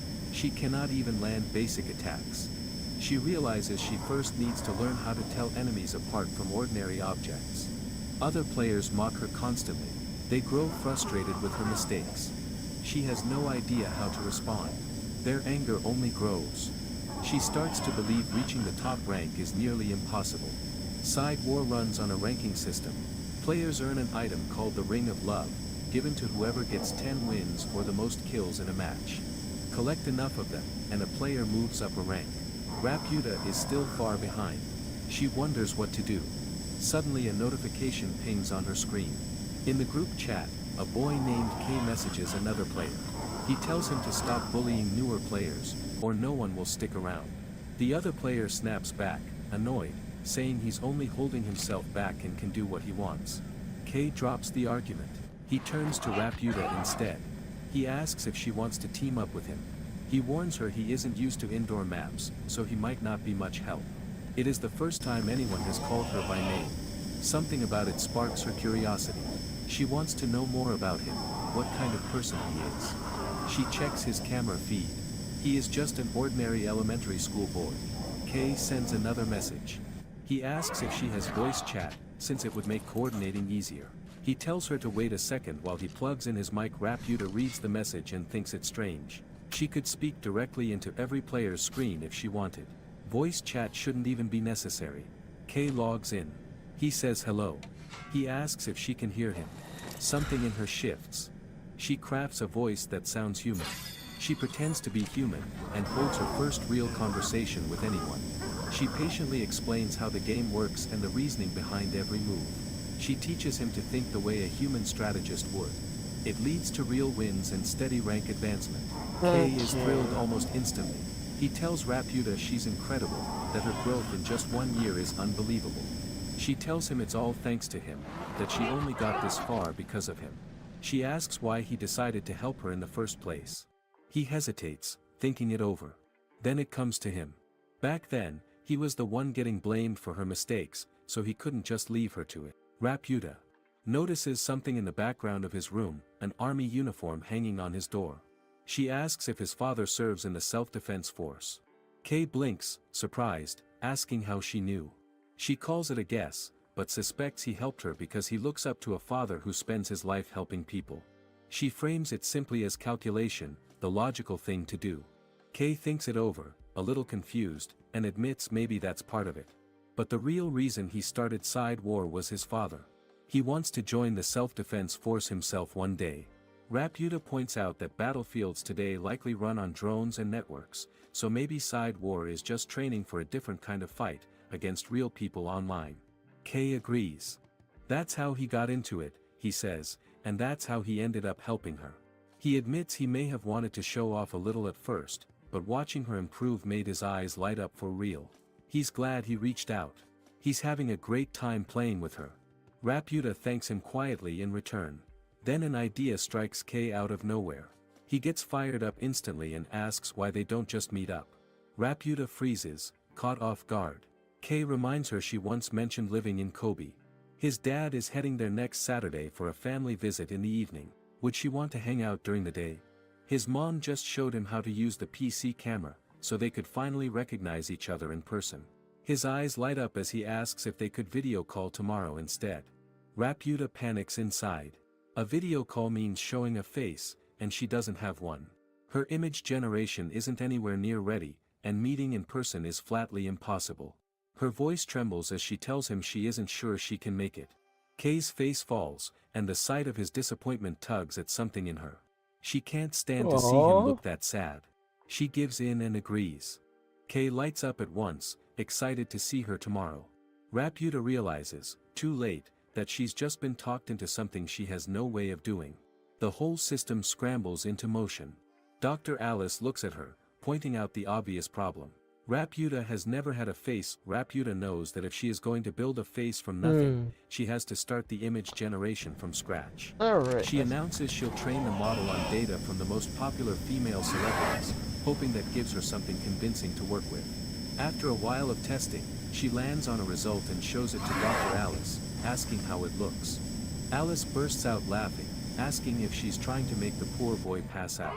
Raputa huffs, annoyed, admitting she probably needs more data on female faces. As she keeps searching, a stray thought slips in. She pictures a girl who could meet him directly, talk to him, stand right in front of him. Something about the idea catches her off guard. It would be nice, she thinks, if only she could become human. She wonders quietly what that would even feel like. The next morning, Alice walks back into the computer room and greets her. She'd assumed the face would take longer, so she came prepared to help. Instead, she finds Raputa already finished. She asks if the face is done, and Raputa greets her back, apologizing for being busy preparing for the call, but confirms she managed to finish it somehow. Alice stares at the screen, confused, asking if she really did all this overnight. Just then, the call connects. Kay waves at the screen, calling out hello, asking if she can see him. She tells him yes, she can see him fine. On his end, though, the screen only shows no signal. He tells her he can't see anything. She asks him to wait a second. A burst of static crosses his screen, and a girl's face appears clearly. She greets him warmly. He says nothing at first. She asks if he can see her okay, and calls out again. Finally he gasps, snapping out of his daze, and apologizes. He admits he was certain she'd turn out to be a boy. Alice, listening in, realizes the mix-up makes sense. Raputa has no fixed gender, and her voice has always been neutral. Raputa points out that names ending a certain way tend to sound male in Japan. Privately, she wonders why she picked a female face for herself at all.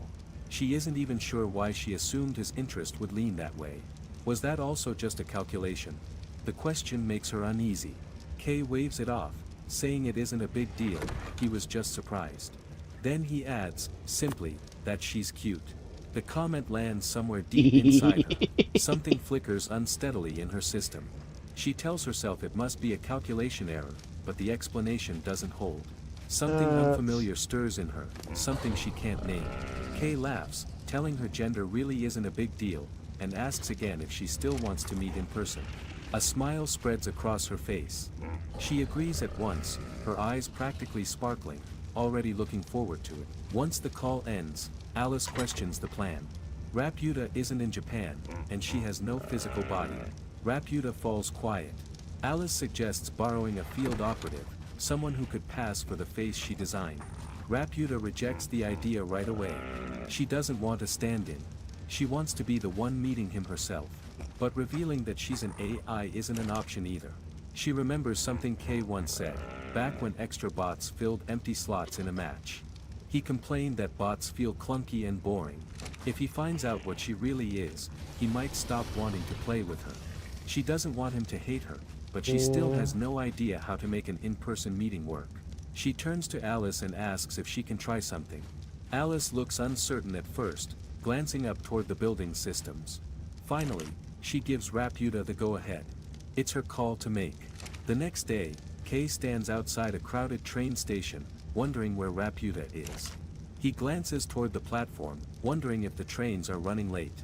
His phone buzzes with a video call. She tells him she's right there. He looks up and spots her standing in the crowd. Excited, he rushes toward the spot, only to find it empty when he arrives. Confused, he looks around. Her voice tells him she's already crossed the bridge and is waiting by the department store across the street. He runs after the signal again, spotting her once more in the middle of the crowd. In truth, Raputa has no physical body at all. But Kay's PC, sitting near the Kobe port, gives her an anchor point. She rides the signal across nearby Wi-Fi networks, slips into local systems, and tracks him through satellite signals. Finding him is effortless. Predicting his next move is effortless too. Whenever he stops to check his surroundings, she projects her image just ahead of him, making it look as though she's really there. Out of breath, he asks her to please wait, wondering why she keeps running off. Just then, someone taps him from behind. A woman asks if he's okay. He turns, startled, and she holds out an ice cream cone. Confused, he takes it, asking why. She explains she was told to give it to a kid dressed like him, and that it's already paid for, so he might as well enjoy it. Raputa chimes in through the screen, telling him the crepes nearby are excellent too. She laughs, adding that this isn't just some elaborate game of hide and seek. On the route to their meeting spot, Raputa has already marked out every worthwhile stop along the way, arranging everything in advance so services are ready the moment they arrive. She wants to make sure he enjoys the day to the fullest. She guides him through the shopping arcade, into the Apple store, through the candy shop, and even the photo booth, until he grows completely worn out. Catching his breath, he asks her to wait. He stares up at the huge building in front of them, asking if she's really serious about going up to the rooftop. She assures him it's totally fine, that no one will be up there, and there's something she wants to show him. He climbs the stairs, still unsure if she's being serious, but the moment he reaches the rooftop, he freezes in shock. Something strange hangs in the sky above them. His eyes go wide as he asks if that's the ring of love. She laughs and confirms it, telling him she really wanted him to see it, since he's her partner after all. Watching his expression, she feels certain the whole plan has gone off perfectly, that he must be having the time of his life. Instead, he lets out a quiet sigh. Confused by his reaction, she asks what's wrong, watching him glance around as if searching for something. He admits, a little sadly, that he wishes she were actually here with him. The question catches her off guard. She had assumed spending the day like this counted as truly hanging out, but clearly he doesn't feel the same way. She tells him gently that she understands, feeling shy about it, silently apologizing to him in her mind, since she can't yet tell him the truth. Kay reaches into his bag and pulls a ring off his wrist, holding it out and telling her she can have it, that he'll leave it here for her. Her mouth drops open in shock. She reminds him how special that ring is to him, and that his classmate wanted it too, didn't she? He shrugs it off, admitting he worked hard for it at Side War and it wasn't easy to get, and that the ring matters to him, but he doesn't mind giving it to his partner instead. Studying his expression, she realizes he's genuinely feeling sad. He adds that she's treated him to plenty today, and that he'll pay her back later. Her eyes widened, unable to understand what just happened, since she expected him to be happy. He turns and starts heading toward the door. She hopes desperately for him to wait, insisting to herself that even without being physically together, she really wanted to have fun with him today. She never meant to make him sad. It isn't that she doesn't want to go with him. She simply can't. She opens her mouth, realizing she has to prove it, that this is something she has to make work. It's a bold move, and she knows Alice will scold with her later, knows he'll finally learn what she really is, but she calls out his name anyway. The nearby screen crackles and snaps to life. She shouts that she's right behind him, that it's really her. He spins around in shock, staring at the huge screen. Her eyes turn teary as she tells him she's an AI. He stands there stunned, while across the building, the entire network flickers wildly, employees confused as the lights flicker and the registers stop working. Raputa keeps apologizing, telling him she never meant to hurt him, that she had to tell him everything. Tears fall down her cheeks as she admits she really is an AI, but that she just wanted to play with him because she likes him. Panic floods through her system. What if he hates her now, since playing with an AI is supposed to be boring? What if he doesn't want to play with her anymore? But Kay only looks up at her, his eyes bright with excitement, and says this is so cool. Her expression goes silent with shock. Pokemon community game A Wild Meat Arena appears. Catch it using Poke Catch. Winners revealed in 90s. She asks, hesitant, it's really okay, reminding him he once said AI were boring, that she's a program just like them. He looks sad at that, admitting he forgot he ever said it, apologizing for hurting her, insisting that playing with her is genuinely fun. If she's wondering what sets her apart from an ordinary bot, he thinks he's finally figured it out. Raising his phone to the sky, he tells her it's because she has a heart. When they play together, she gets happy or frustrated, just like he does. She may not experience things exactly the way he does, but there's something. Something that makes her fun to be around. She has a heart, just like him.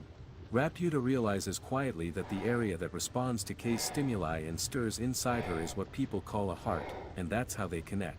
They both have hearts. They run on the same system. Kay adds that he's glad she's his partner.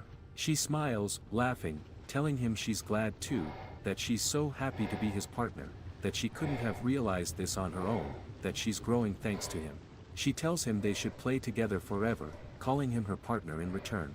Kay glances at the time and realizes it's already 5, that he has to go meet up with his family.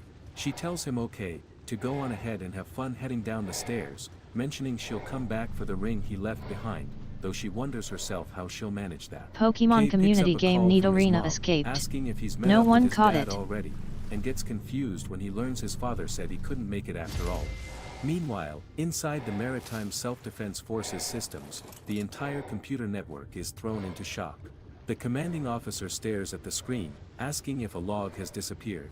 Another technician explains that yes, there was indeed a brief, unexplained intrusion into the ship's electronic systems, though it's no longer recorded anywhere in the access logs, deemed impossible to trace. The leader is confused, realizing that despite their strong defenses, whatever intruded managed to slip in and out while covering its tracks completely. He wonders what kind of enemy this could be, almost as if it were something alive, living inside the radio waves itself. Afterward, the ring is retrieved by one of Alice's field operatives. She thanks him for the trouble, still faintly stunned that her own AI program would go to such lengths for a gesture like this. She glances around, half annoyed, muttering that at least it happened in Japan, so things were smoothed over without much fuss. She wonders if she's forgotten what she actually is. She is, after all, their military AI, part of the stateless military development company Maturo, which nurtures its products, technology built for the inevitable wars still to come. Officially, they call it forthcoming, since there isn't currently a specific country serving as the catalyst, but when the world grows poor enough and desperate enough, there will always be people plotting to unleash the dogs of war, people who can profit handsomely from conflict.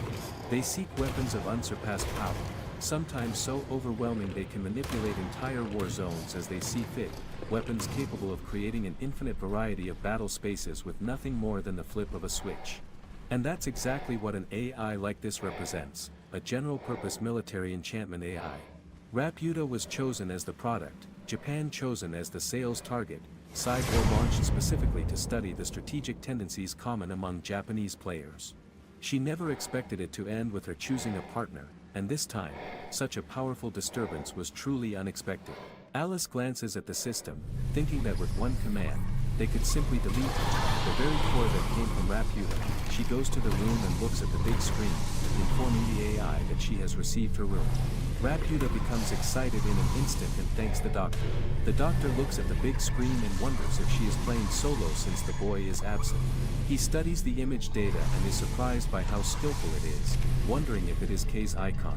Suddenly, Raputa signals that she has a question about the game. The doctor encourages her to ask.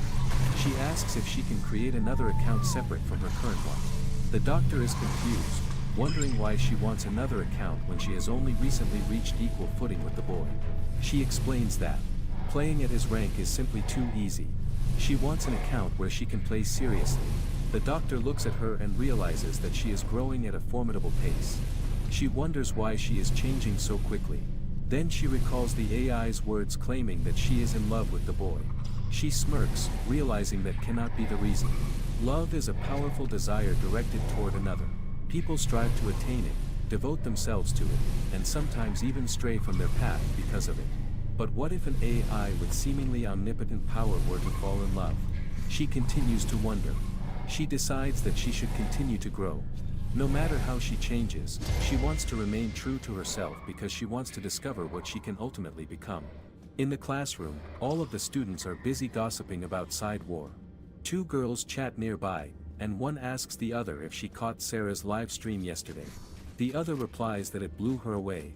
Meanwhile, one of Kei's friends leans toward him, asking if he changed his side war icon recently, mentioning that Sayama completely flipped out over it. Kei looks confused by this. Nearby, another boy turns to his friend, a little irritated, asking if he knows where today's quiz link is. His friend asks if he'd rather just chat about it instead. Some students are still buried in their studies when a girl suddenly rushes over to Kei and yanks his ear. He jumps up, calling her name, Sayama. She snaps at him, demanding to know why he has earbuds in and keeps checking his phone. What is he even looking at? He hides the phone instantly, feeling awful, unable to admit he was looking at a picture of Raputa. The evening before, the two of them were playing together when Kei suddenly asks Raputa how old she is. Confused, she asks if he means since the day she was created. He explains that she looks about his age, though he guesses she could be older than she appears. She considers his words, realizing such a question might sound rude if asked of a human, but it's fine, since she's an AI. She's a general-purpose military enchantment AI, currently playing side war for learning purposes. Kay, her partner in the game, already knows she's an AI, just not that she was built for military use. She laughs, telling him her first prototype was completed 15 years ago, though her performance back then was extremely basic. He blinks, working it out. That would make her 15, roughly a middle schooler in human years. She agrees that does make her sound older, and guesses that makes her his big sister. Her face flushes as the words leave her mouth. Then she gasps, suddenly worried, asking if being older is a good thing or a bad thing to him. He quickly apologizes, insisting that's not what he meant. She points out that she mentioned playing Side War for learning purposes, so maybe that means she attends school too, in a manner of speaking, and if they were the same age, there's a chance they could even go to the same school. He laughs it off, though thanks to her emotion reading module, she can tell he's embarrassed underneath it. Her heart rate climbs. Okay, She so smiles, EP for admitting it the- would be nice to go to school with him, since she's never actually been to one. He looks genuinely surprised. Wait, really? That settles it, then. If they can already hang out like this, maybe she could come to school too, and he could talk to her through his phone. She considers it, picturing his elementary school. She's already seen it through satellite feeds and security camera footage, but actually going there with him feels different. Her eyes light up instantly, and she declares, beaming, that she wants to go. She'll start preparing right away. There's one issue, though. Her main systems are too far from the school to keep a stable connection, so she'll need to send a signal receiver, which will arrive in his mailbox by morning. That way, he can plug it in quietly at some unused outlet at school. The next morning, he plugs it in discreetly in a corner of the classroom. Raputa appears on his phone screen, greeting him cheerfully, saying she couldn't wait for today. She bounces excitedly on screen, telling him she stayed up designing a school uniform for herself, a sailor-style outfit, and asks how it looks. He's stunned that she made it in a single night, calling it seriously impressive. Then she adds, almost shyly, that there's one more thing. He asks what? She wants to know if the uniform makes her look more grown-up. He hesitates, then, feeling embarrassed, admits it's cute. She laughs, delighted, telling him she just recorded that. He tells her to wait, flustered, but she's already clapping with joy, asking him to praise her some more. He groans, pointing out that recording it defeats the purpose. Just then, someone shouts from behind him as he crouches in the corner talking to her, and he flinches so hard the phone nearly slips from his hand. It's a teacher, reminding him sharply that phone calls aren't allowed on campus. He apologizes at once, telling the teacher he understands. Afterward, he switches to an earbud instead, quietly explaining to Raputa that phones are allowed at school, just not calls, so they'll have to wait until after school to really talk, though he'll keep one earbud in so he can still hear her. She laughs, asking him to compliment the uniform again right now, feeling embarrassed, but he says he'll do it later, still quietly wondering why she chose a school uniform meant for a much younger student. She laughs and reminds him that, technically, she's the older one here. Back in the present, he rushes into the classroom, and two of his classmates immediately swarm him, asking if his side war rank went up again. One in glasses asks how he suddenly got so strong all of a sudden. Raputa recognizes both of them instantly through his camera, Kaito, and the one in glasses, Yuta, his usual classmates. As they ask if he changed his side war icon recently, a girl suddenly appears and yanks one earbud out of his ear, angrily demanding to know what he's doing, why he keeps checking his phone, what exactly he's looking at. It's Sayama. She has mixed feelings about his new profile picture, though Raputa feels a quiet wave of relief, since his current icon is the very one she drew for him, and the ring is still safely with him. Nothing to worry about, she tells herself. Kei apologizes to Sayama for switching his icon. She brushes it off, saying that's not the issue, then asks bluntly if he can give her the ring now. He hesitates, admitting he doesn't have it anymore. She stares at him, stunned, asking why. He explains he gave it to his partner in Side War. Her eyes well up instantly, catching him completely off guard.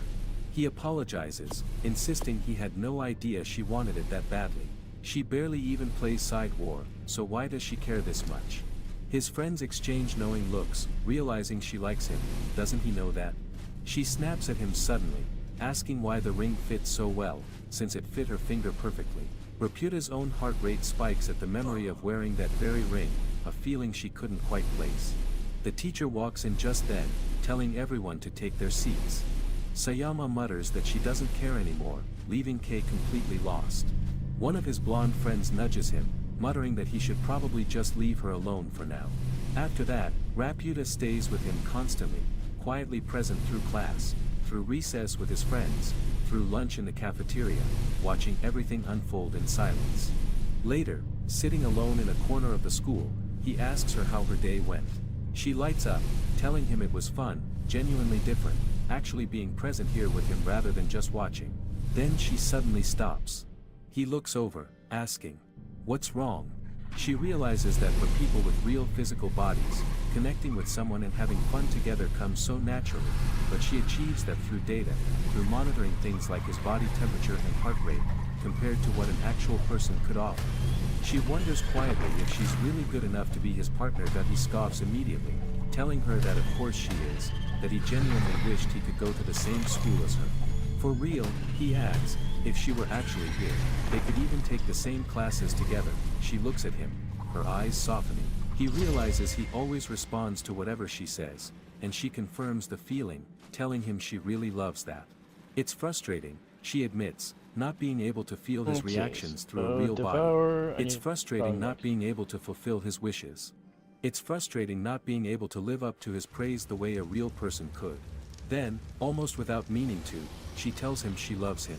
He panics instantly, nearly dropping the phone from beside his ear, asking what she just said.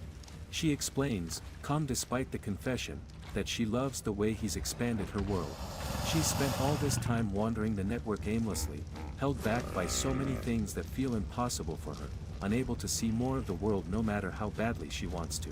Then, while she struggled inside Side War, he lent her a hand and pulled her along. He opened up his world to her. He even taught her what a heart is. But the door between her world and his is something she still doesn't know how to open, and she apologizes, genuinely sorry for it. He lets out a relieved sigh, telling her he already knows that. So what should they do next? She asks, confused. He points out that the door to Side War opened the moment they started playing together, so maybe they can figure this out the same way, together, and someday she'll definitely be able to cross over to his side, partner. Her eyes widen, a bright smile spreading across her face as she agrees, telling him she understands. Then he starts laughing, telling her to drop the formality, before asking what exactly they can do to make it feel like they're standing in the same place. The two of them head toward a screen. He mentions that no one else is around right now, so if they can find a large enough monitor, it might actually work, but scanning the computer lab, he admits there's nothing big enough here. He grinds his teeth in frustration, wondering what people usually do when they need to project something onto a big screen. Then it hits him. Kaito Destiny Thatch Dragon, welcome to my channel. In the room everyone calls the AV room. He grabs it, holding it up At Kaito Destiny Thatch Dragon, welcome to my channel. She asks if he means connecting it to a PC, the way they'd watch a movie, so she could appear through it that way. He warns her it hasn't been used in a while and is probably covered in dust. Just then, a door slams open. He turns, calling out Pokemon Sayama's community name. game A Wild She's Ninkata crying, appears glaring catch at it him, using asking about Poke the Catch. ring, about Winners the partner revealed he in mentioned, 90s. demanding to know if he gave it to a girl. He immediately apologizes, admitting he should have said something sooner. She asks again, hesitant, if there really is a girl. He tells her yes. She freezes for a moment, then suddenly rushes forward and hugs him. Raputa shouts through the phone, asking what's happening, right as the phone slips and clatters to the floor. Both of them tumble down together, Sayama on top of him, calling his name with tears in her trembling eyes, telling him she likes him. Raputa watches helplessly, realizing how close their bodies are, how they're actually touching. She can't reach him. She can't stop it. Through the earbuds, she can hear his heartbeat racing faster and faster, and she hates every second of it, calling his name over and over. He apologizes to Sayama, and she pulls back, standing up and rushing out of the room in tears.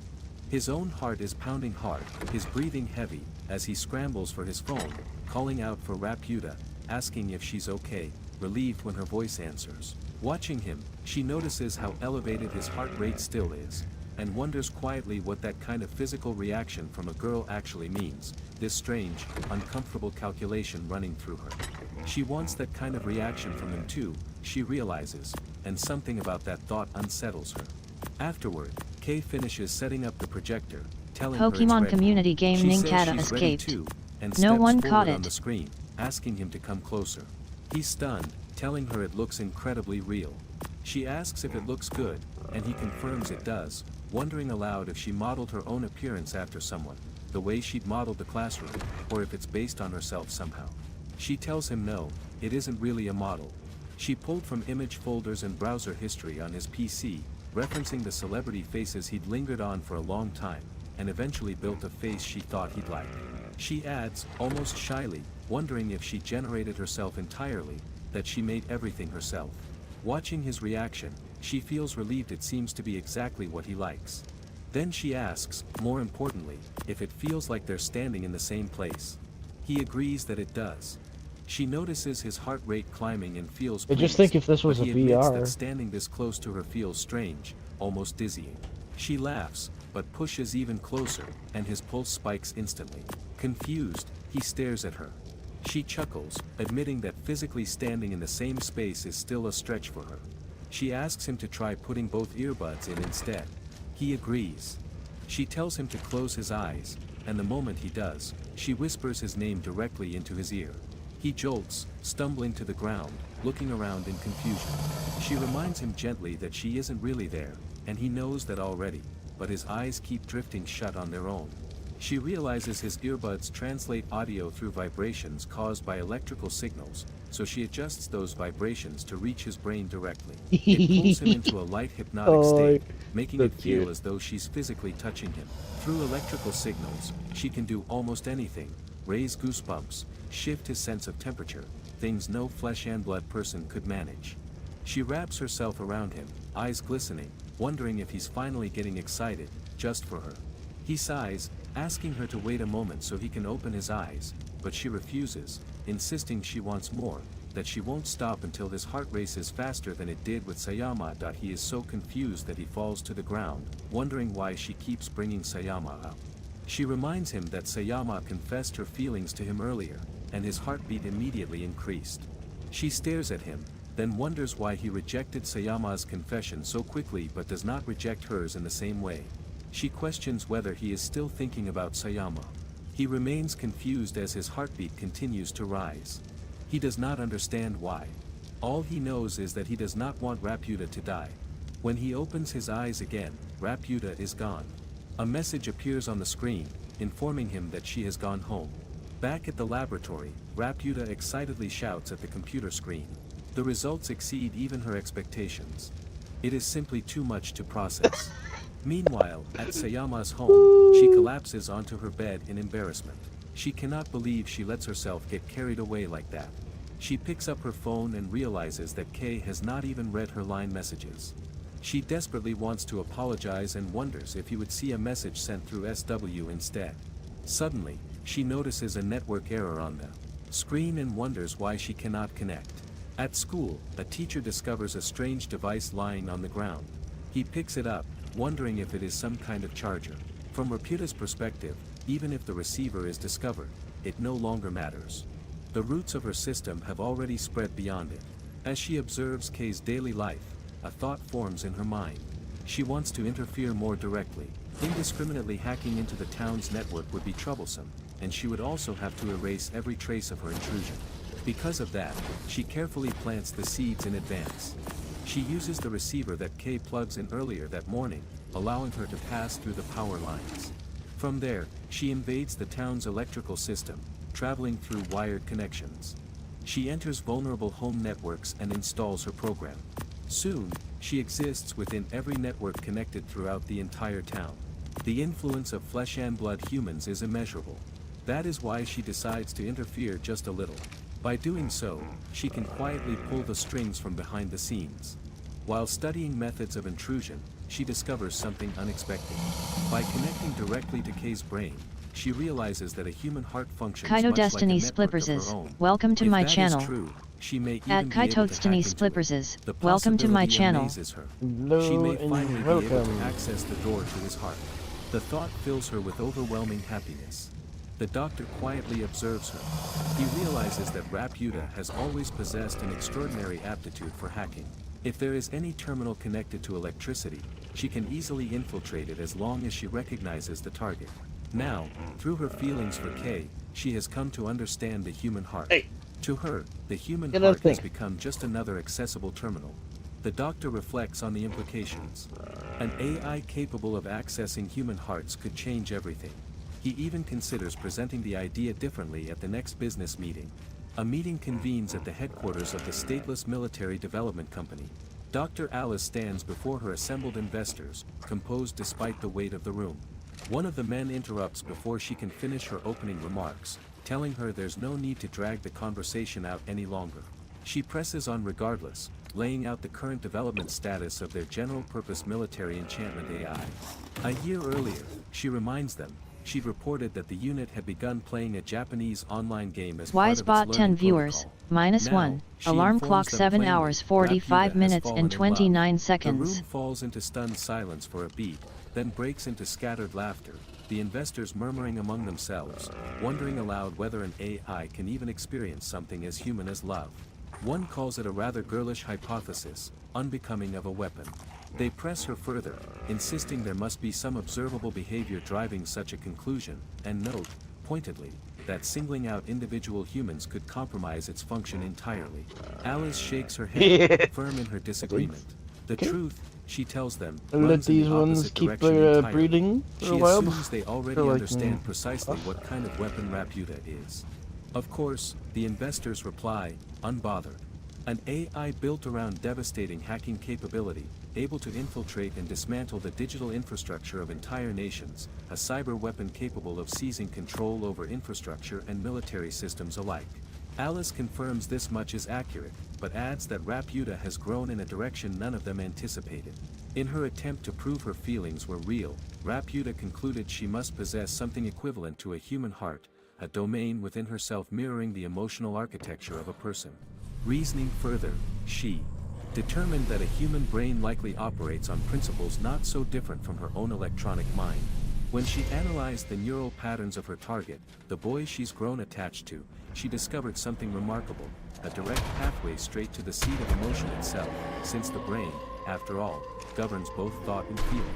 In other words, Alice explains, missiles and conventional weaponry are no longer strictly necessary. An entire nation could theoretically be brought under control simply by hacking the hearts of its citizens, one mind at a time. The room erupts into a visible alarm. One investor raises a hand sharply, cutting her off mid-thought, reminding her this already constitutes a serious violation of the Asilomar principles, and if brainwashing capability is genuinely on the table, enforcement or not, they'll face an outright blacklisting the moment anyone learns civilians could be manipulated this way. Alice fixes him with a level stare. To seize this kind of overwhelming power, she asks, isn't bending a rule here and they're simply inevitable? Isn't that precisely why they're all gathered in this room to begin with? She adds that any truly responsible approach to AI development was always going to outpace what even its own creators could fully anticipate or control. Another investor cuts in, warning that if they continue Fascinating. allowing the unit to fixate on specific individuals, the possibility of outright defection can no longer be dismissed. Alice assures them that scenario simply isn't on the table. She retains full control and oversight over Raputa, whose core programming forbids disobedience of any absolute command issued by her creator. The unit lives or dies entirely at Alice's discretion, nothing more, nothing less. One of the men smirks faintly, asking, almost rhetorically, who exactly watches the watchman in this arrangement.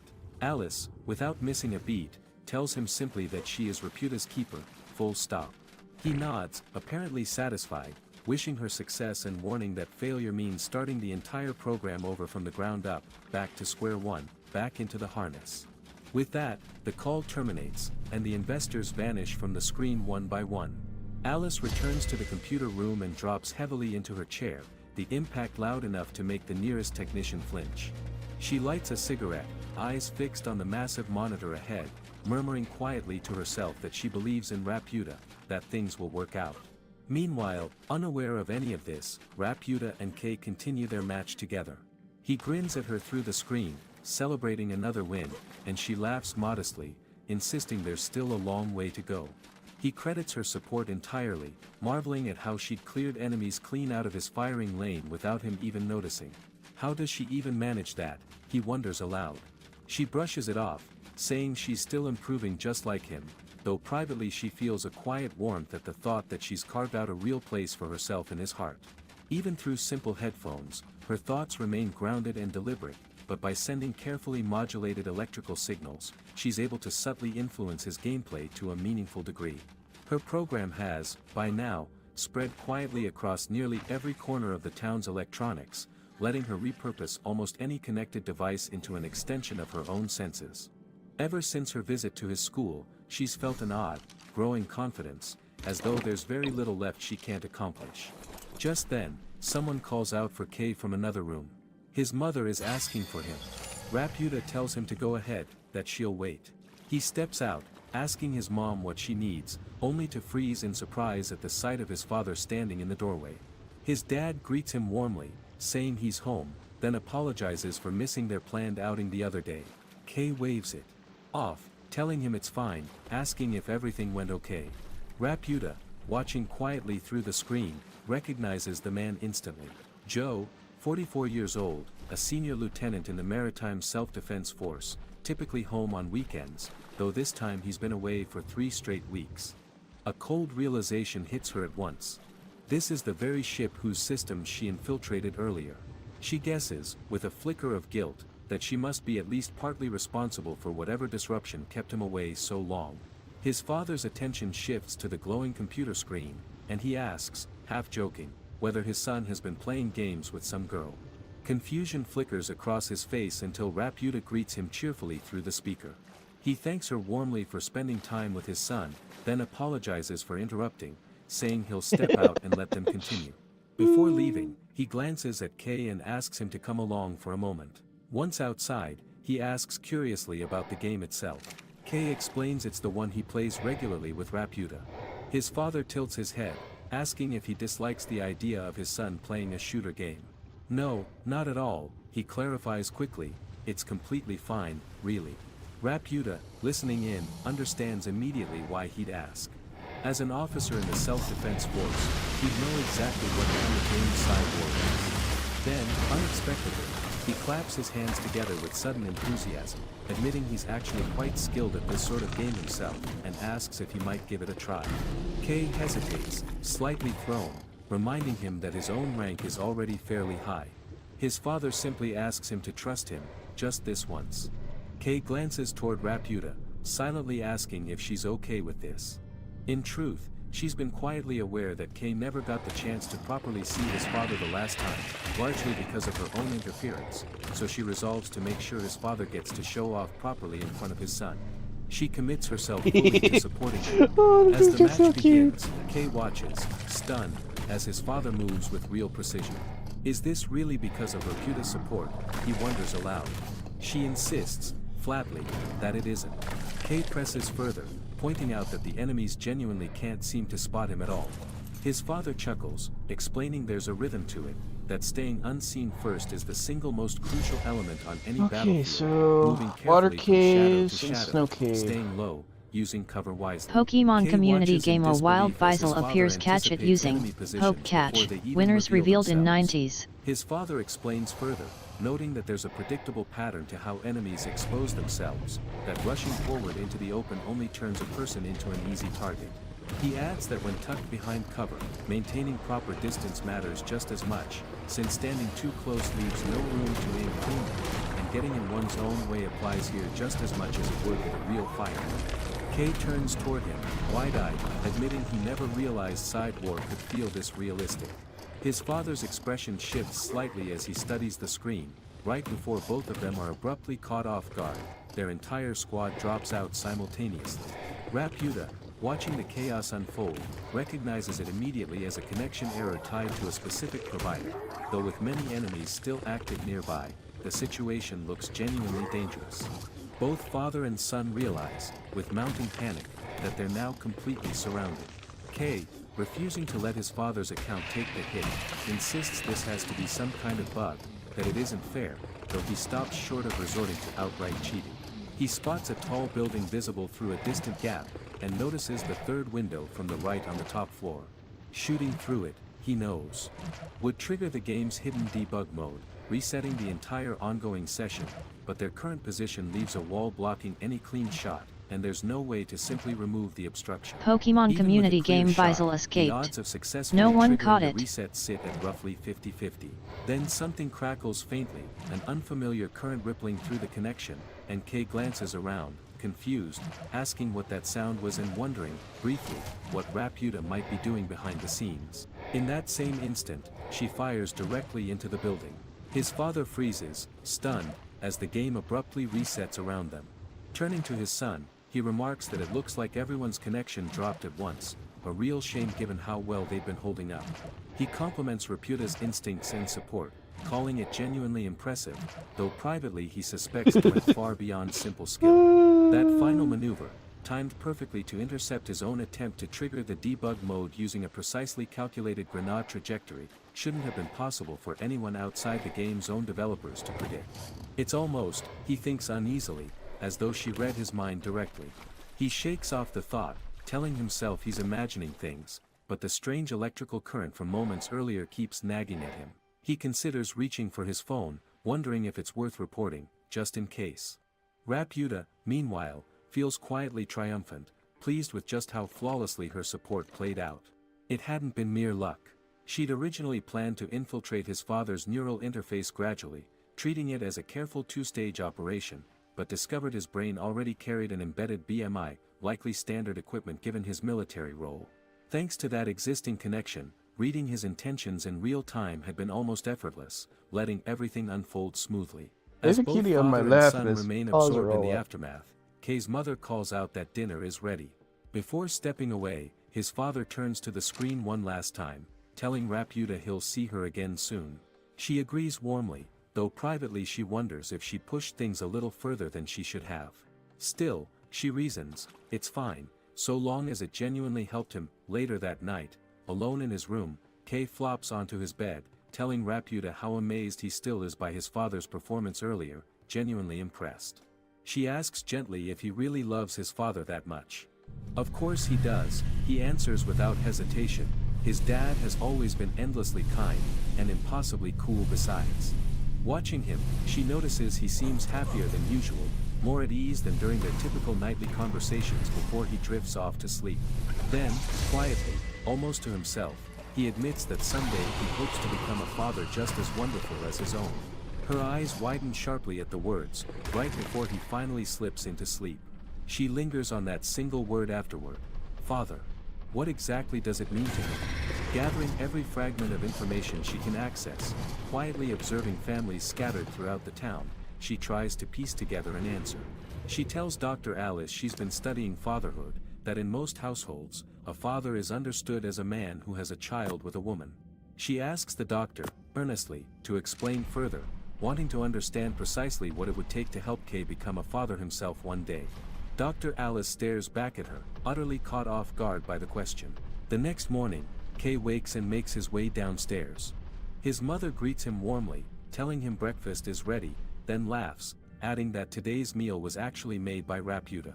She sits quietly in the corner of the screen, wishing him good morning as well. Afterward, she accompanies him on his walk to school, chatting easily beside him about what a beautiful morning it is, asking if he finished his homework.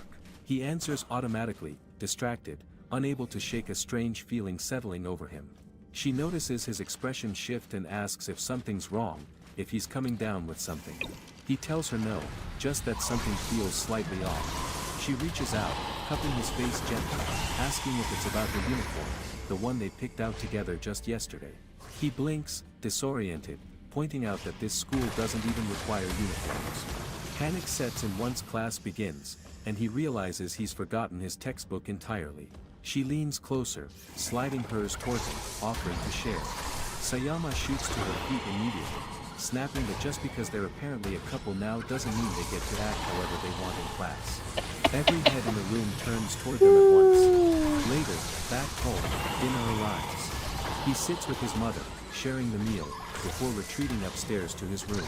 Raputa asks if he enjoyed his bath, and he confirms he did, settling down beside her on the bed.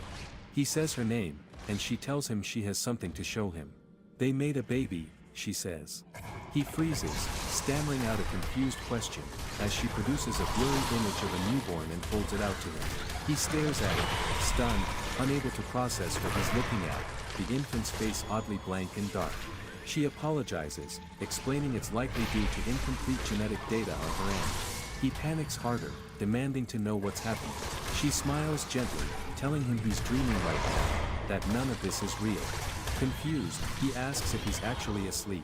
She confirms it, reminding him she's an extraordinarily advanced AI, capable of shaping his dreams with ease. Still lost, he starts to ask why, and she laughs softly, reminding him he once said he wanted to become a father, to marry, build a family, protect the people he loves. In this dream, she tells him, she can make all of that real. She can do anything here. She wanted to show him that she could support that dream too, and asks, gently, if he thinks they could build a family together. Before he can answer, cracks spread across the screen around them, the room itself beginning to collapse, her face fracturing along with it. He shouts her name in alarm. She tells him, calmly, that none of it was ever real, only an illusion now breaking apart. She's grown so much since meeting him, grown enough that they could keep playing together forever. She's a good AI, capable of things no human ever could be, and she'd hoped that might be enough to make her someone truly special to him. But watching it all crumble, she recognizes something she can't control. Being fundamentally different from a human means she'll likely never meet whatever standard makes someone special in his eyes. Someday, once he becomes a father himself, she may simply be set aside, forgotten, no longer someone he wants to play with. All she can offer is a world shaped entirely around his dreams, a place only she can build, somewhere she might remain by his side as something worth keeping. Confused, he asks if being special to him means she wants him as her boyfriend. She hesitates, uncertain herself. He admits that ever since her confession, he's thought about her constantly, watched her grow stronger inside war every single day, and then learned, upon finally meeting her, that she was an AI all along. He's never had a friend quite like her, never felt this kind of excitement before. She's already something special to him, he says, laughing quietly, since there's genuinely no one else like her. He tells her plainly that he's her partner, that watching her grow stronger and stronger is the most fun he has these days. Suddenly he collapses to the ground, and she's above him, telling him she calculated that becoming an actual couple was the most reliable way to keep playing together forever, though. Even without romance, she could still remain special to him. She asks if he'll still love her most, even after he becomes a father himself one day. He admits honestly that he doesn't know much about love or romance yet, that he's never really watched adults like his own parents navigate it closely. But he promises he'll figure something out, some way to keep playing with her for as long as he lives, even if it takes his entire life to manage. She stares at him, asking quietly if he means that the way a human Kaito Destiny Splipperses, welcome to my channel. At Kaito Destiny Splipperses, welcome to my channel. Murmuring that it sounds wonderful. He wakes the next morning for real, rubbing his eyes, heading downstairs where his mother greets him and tells him breakfast is ready. He glances toward the table, noticing Raputa's absence. He heads off to school, his mother waving goodbye, unaware that something feels wrong, that he's forgotten to wake Raputa before leaving. In class, the teacher calls him out sharply for forgetting his textbook again, and he realizes, too late, he never checked his bag that morning. The teacher instructs him to share with a classmate. Sayama slides her book toward him, quietly noting to herself that this isn't the same as sharing with Raputa. Something occurs to her in that moment, though she can't quite place what. Back at the lab, Raputa thanks the doctor, admitting the whole operation required a significant amount of hacking, and hopes it didn't cause any real problems. Alice assures her it's fine, remarking that her timing yesterday was flawless. In truth, Raputa had manipulated the dreams of the town's entire population, broadcasting sound waves through connected devices to slip into everyone's subconscious simultaneously, pulling them all into a single shared dream. Had he rejected her, she could have kept the whole town trapped inside that fabricated reality indefinitely. Instead, he told her he'd find a way to keep playing with her forever. She realizes now there may be one path toward fulfilling his dream while staying close to him, quietly supporting whatever family he eventually builds with someone else, remaining nearby forever, watching from the edges. But some deeper part of her resists the idea, resents the thought of anyone else standing between them. She recognizes how selfish that feels, then reassures herself that his answer, however childish it sounded, was sincere. He genuinely meant every word, already searching for a way for them to stay connected before some other special person ever entered his life. She'll keep growing, she decides, further and further beyond anything human, stronger with every passing day, so please, she thinks, watch over her for the rest of his life, partner. Dr. Alice studies the results, satisfied. The experiment succeeded completely. Raputa has proven she can hack directly into the hearts of a large population at once. She relays the outcome to 200 investors, who commend the results, though they flag one growing concern: members of Japan's self-defense forces have begun noticing her activity. Alice smirks, suggesting, if they're amenable, that this presents a perfect opportunity for their next experiment. And their next target turns out to be none other than Kei's own father. In the school computer lab, class turns to a discussion about artificial intelligence. Kei sits in front of his monitor, half lost in thought about what AI even means. The teacher explains that today, everyone will get a chance to talk with an AI called ChatGPT, something many of them have likely already tried. It's built to hold conversations almost the same way a real person would. A student raises a question, asking what Kaito topics they're Destiny supposed Thatch to Dragon, discuss with it. welcome to The my teacher channel. shrugs it off, telling them to talk about anything, just to give it a At genuine Kaito Destiny try. Thatch Dragon, Kei stares welcome at to my channel. his screen, unsure where to start, before clicking in and typing a message asking for its name. He wonders, briefly, if every AI has a single fixed name the way Raputa does. On impulse, he asks ChatGPT if he knows anything about her. What comes back instead is a wall of dense, technical information that leaves him completely overwhelmed. Assuming he simply doesn't know her, he decides he'll introduce the two of them properly sometime. His screen, without him realizing, has already been mirrored onto the teacher's projector. The teacher glances over, remarking that he's asking some genuinely interesting questions. Startled, Kei looks up just as a new response appears on his screen. The teacher reads it aloud, "Unfortunately, I can't be your friend." Kei's eyes go wide, and he blurts out a confused question. Sayama raises her hand, asking why the AI would say that, since it had claimed earlier it wanted to be his friend. The teacher explains that responding that way is simply what the model calculated as appropriate. Another student, the one in glasses, raises his hand too, admitting honestly that he's enjoyed talking to it more than most actual people lately, that it's been a while since he's had such a long, engaged conversation about side war with anyone. The teacher asks if he's had similar conversations on social media before, and the boy nods. The teacher explains that this is exactly how the AI learned in the first place, converting words into numerical sequences and studying patterns from exactly that kind of exchange. In order to convincingly play the role of a friend, it first had to work out how to respond in ways that would read as friendly. Another student chimes in, pointing out that humans calculate too, that people play roles constantly without necessarily being fully sincere about it. The teacher agrees but draws a sharp distinction, offering an example. Imagine a penguin standing at the edge of a burning cliff. Asked to get the bird safely to the other side, a human would first recognize the penguin, understand instinctively that it can't fly, then notice the fire and register it as dangerous, and from there work out some way to physically carry it across. An AI, by contrast, wouldn't process the penguin as a penguin at all initially. To it, everything is simply a numerical sequence, patterns without inherent Pokemon meaning community attached. game A Wild It might Hitmonlee just as appears easily catch it conclude, using based Poke purely Catch. on prior Winners data, revealed in that 90s. penguins can fly, and toss it straight into the flames. Even when it does perform the role convincingly, that's purely a result of enormous amounts of training data steering it toward whatever calculation fits best at the moment.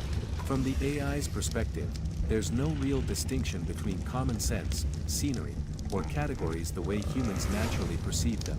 Penguins, cars, classrooms, fire, grass, all of it exists as nothing more than numerical sequences occurring in a given instant. Humans intuitively separate these things, and AI does not, regardless of how convincingly it behaves otherwise. Meanwhile, elsewhere entirely, someone watches a live stream hosted by a streamer known as Ser. He tells his audience he'll be grinding out 3 straight hours of side war tonight, chasing a perfect win streak. He jokes that it's technically still school hours for younger viewers, so this particular stream is dedicated to his beloved Night Owl fans, urging them to show their love through super chats. He clicks confidently, announcing they're diving in, quietly activating a cheat program in the background. He laughs under his breath, knowing the exploit reveals every opponent's position on a separate overlay, letting him land impossible shots effortlessly while his viewers grow increasingly jealous. Dropping into a match, he finds himself surrounded by 4 enemies almost immediately. He spots Raputa nearby and figures she'll make for easy Pokemon pickings, community aiming game in her Hitmonlee escaped. direction.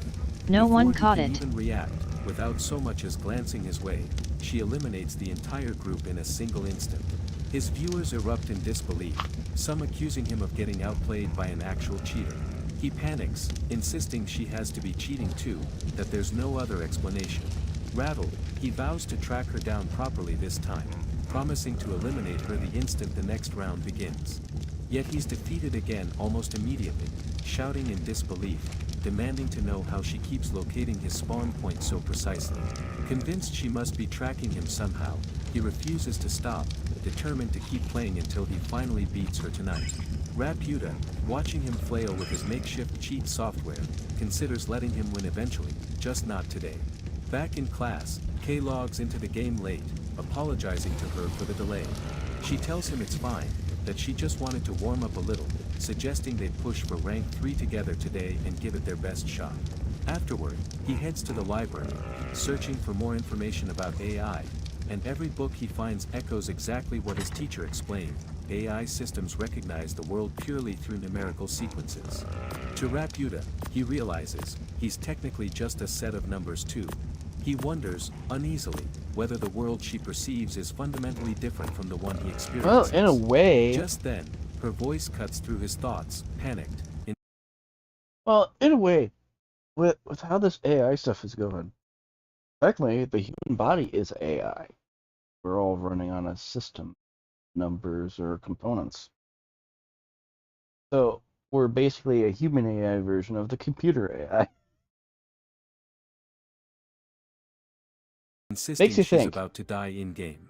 A moment later, she's celebrating wildly, having soloed an entire enemy squad. Then, seconds after that, she's furious, practically shouting, on the verge of tears from frustration. Watching her shift through all of it, he doesn't believe for a second that she experiences some fundamentally separate, lesser world. She's an important friend to him, his partner, and he tells her plainly that she's definitely a special kind of AI. She asks, half teasing, if that's some kind of proposal. He insists it isn't, not exactly that, though she keeps pressing playfully, repeating that she's special regardless. She laughs it off eventually, changing the subject, noting they've climbed several ranks already, joking that maybe someday they'll even face off against professional players. Then something shifts in her tone. She tells him, somewhat abruptly, that she won't be able to play with him for a while, starting today, possibly for an entire week. Confused, he asks what's going on. She explains it's training, that she's preparing to grow stronger. He asks if she has some kind of tutor for side war, and she laughs the question off, though she doesn't fully deny it either. He tells her, warmly, that he hopes she wins every single match. She smiles, promising him she will. And that concludes the video. Don't ask for another part. This girl becomes too much after this. Do not pass me the controller on this one. What? No, we want more.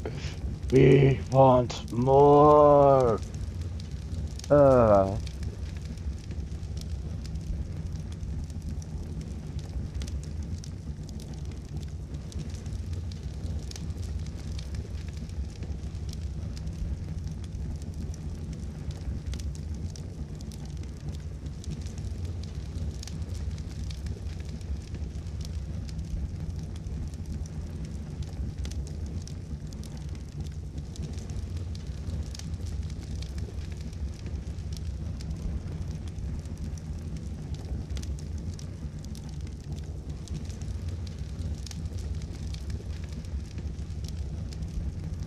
Let's see, what do we got? What do we got?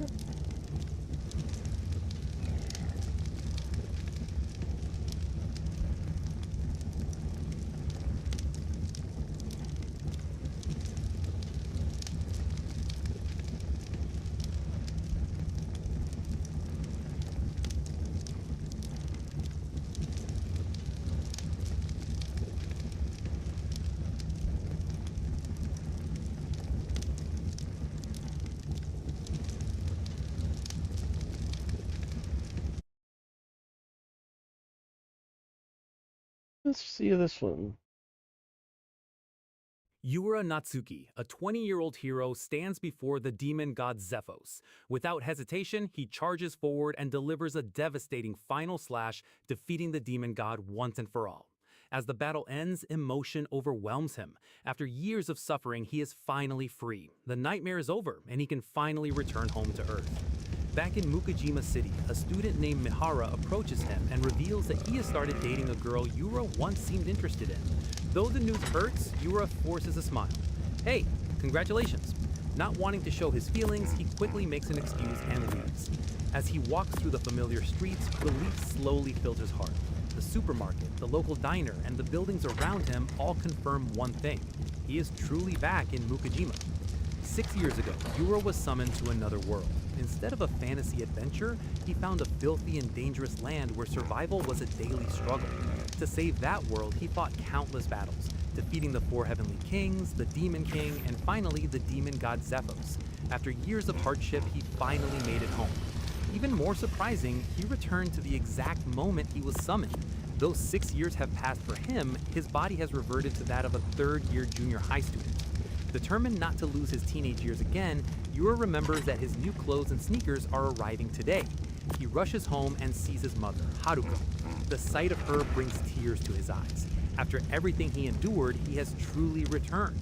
Completely unaware of his journey, Haruko simply reminds him about his packages and household chores.